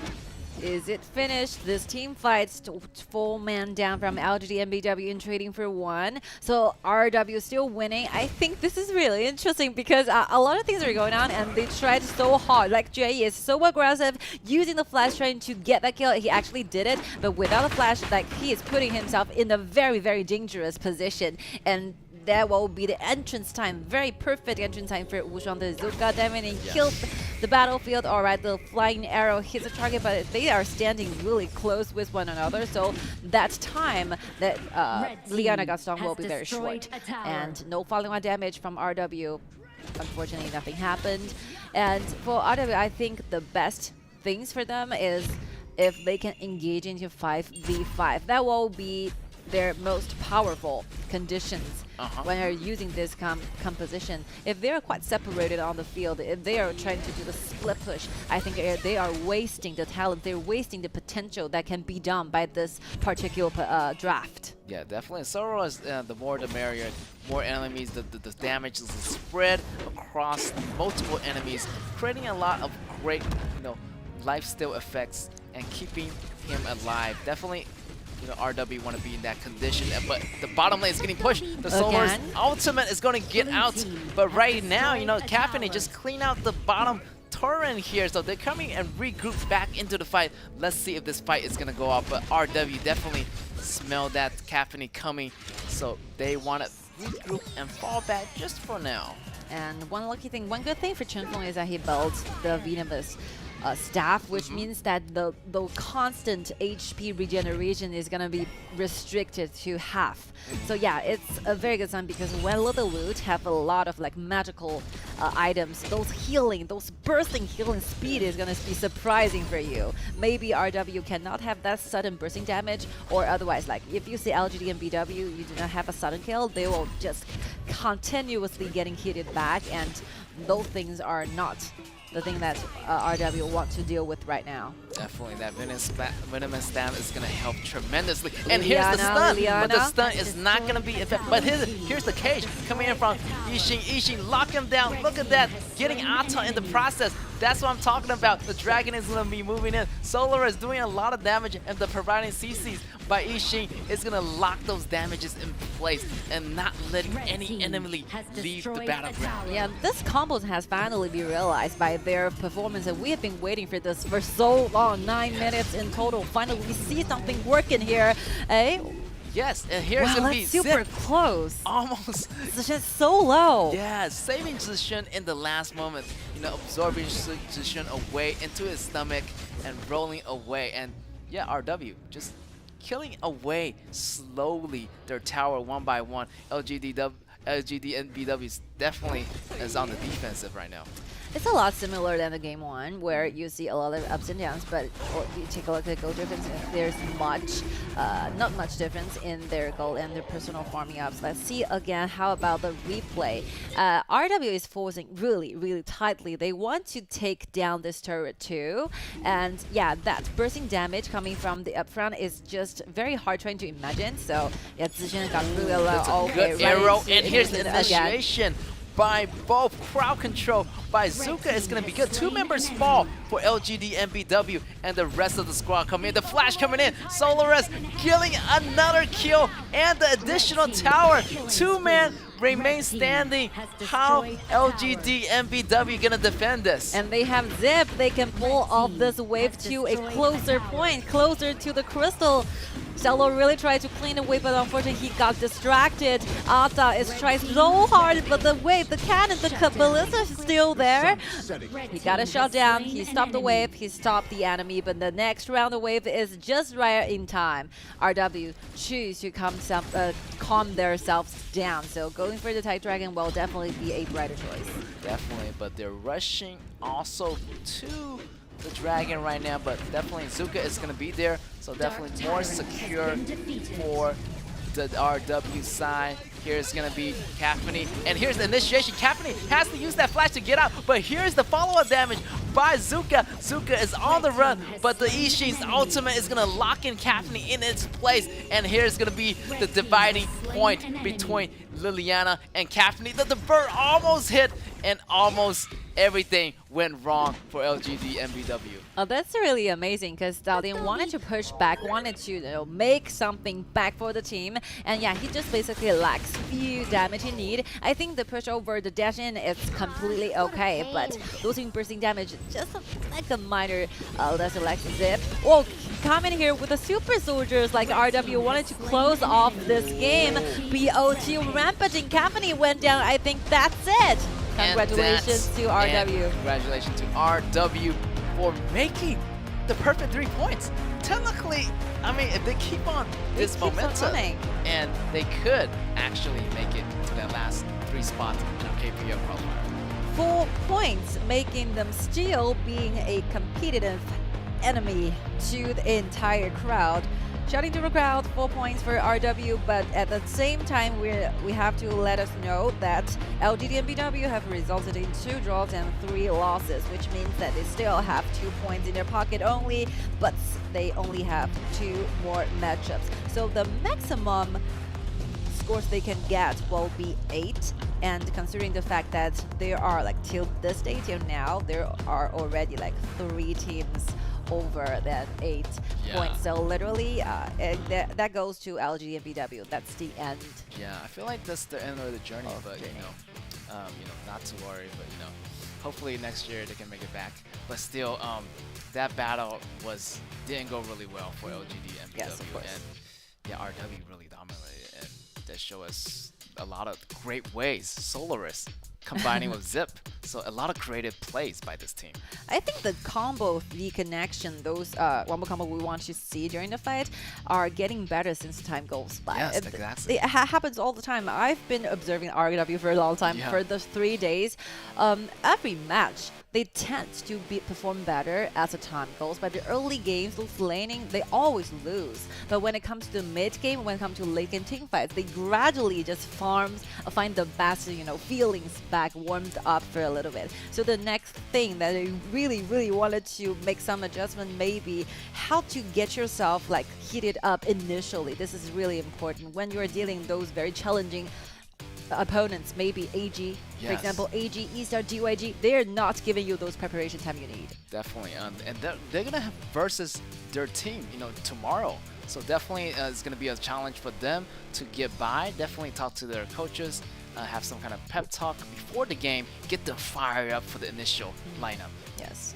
And for LTV and BW, I believe they're super confident before the KIC 2023 actually begins. But the truth is they are losing a lot of opportunity by their own hands. They made those unforgivable mistakes, which will cost them the opportunity trying to win the scores. But for today's matchups, I still think they hold a lot of potential, a lot of opportunity to actually bring the victory back to their side, but they're missing it every single time. That's right. Unfortunately, they won't be able to make it as far as we think, as they only have maximum of 8 points if they do win this next 2 matches. So definitely, things are not looking too good on their side. And I love how Chenfeng plays. I really think like Chenfeng shows a lot today. For example, the first one, Liliana, that aggression, those very crucial like team initiation skills are provided by Liliana's second ability. I like this, and for this one you can see every single time when that arrow hits the target,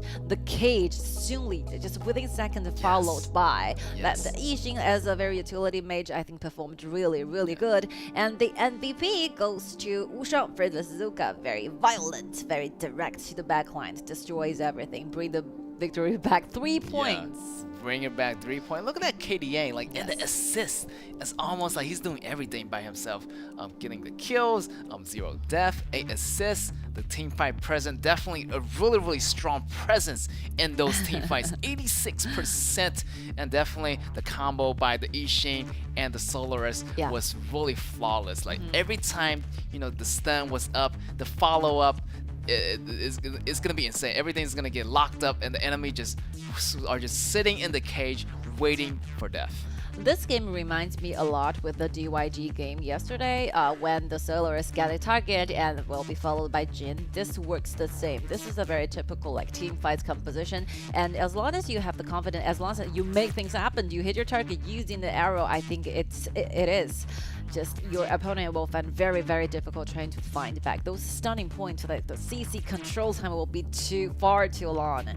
Nobody can survive being stunned for that much. Yeah, definitely. It's gonna be the upgrade skill of the the first skills of Slims, and also the Zuka definitely has a lot of stun capacity, 4 movement speed in his kit. He's able to clean up the enemies even if Solaris didn't. So a lot of potential plays can be made with this composition. So as the time moves by, they're gonna be essentially better. We're gonna see more combos, and definitely the combos is gonna get more adept, the more involved into the play. Like Solaris and Zip today did a really good job of doing the combos together. And this is the one that I think JM misses some calculation of the damage. He used a flash train to take Chenfeng's life, but he will be showing his landing position to Huayuan as well, so will be aimed. This is killing spree another time, like Kefani went down, Pip, Zip using the ultimate with a flash trying to initiate, and Zaldian have to runs for his life, even though like Huayuan does not give up on chasing him. Yes, definitely Solaris is doing a really good job, and the protection from Zip is unparalleled. Using that second ability, he was able to absorb Solaris in at protecting him at all time, and that towards the end, even absorbing one of the super minions to keep the super minions safe. Yes, I think it's very interesting for RW to finally have this victory back to them. There will be a huge lift when it comes to the mentality, and still they have 3 more to go for tomorrow. So yeah, maybe still they have the potential to make miracle realized in 2023 KIC second round of the KPL qualifiers. If they win 3 in 1 row, definitely we're going to be joining in the top 3. Definitely, it's going to be a miracle matches tomorrow. Definitely, the competition is going to be really intense because the team they go against is going to be also heavy contenders of the KPL region. So definitely, you got to stick tuned for that. From the upper brackets. Yeah, upper brackets. Yeah, give you a challenge sign. Go for this. Because, sometimes when you're quite low in the ranking, it gives you literally no pressure to deal with those upper brackets. Because, normally, a lot of people are simply just assume that those earlier ones, leading ones, is going to be the winner. So you actually have less pressure on this. You got less pressure being the underdog. Yeah. So RW definitely going to try their best. This is going to be their last shot tomorrow at the group stage. So definitely they're going to try their best. They're going to give the 100%. Definitely they want to get fired up initially when they start the fight. Keep this pace going on. I think it's okay. Comparing with game 1 and game 2, you can see the mentality, how they execute the whole thing is getting better and better each time. All right, we are ready for the interview, and let's give our time to Nora.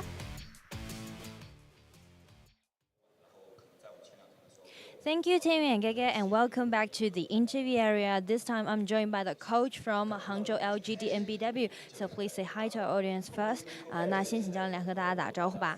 大家好，我是杭州 LGD MBW 张角。Alright, so our first question is, after this 0-2 loss, actually Hangzhou LGD MBW has been put in quite dangerous position. Did you ever thought that you would suffer this, and how you gonna describe the journey so far in KIC 2023? 那我们第一个问题想问一下教练，就是其实这场输了以后，你们积分压力相对比较大一些嘛？就是在你们 KIC 开赛之前，有预想过队伍会经历到这样的一个局面吗？以及你怎么样形容打到目前为止整支队伍的一个状态呢？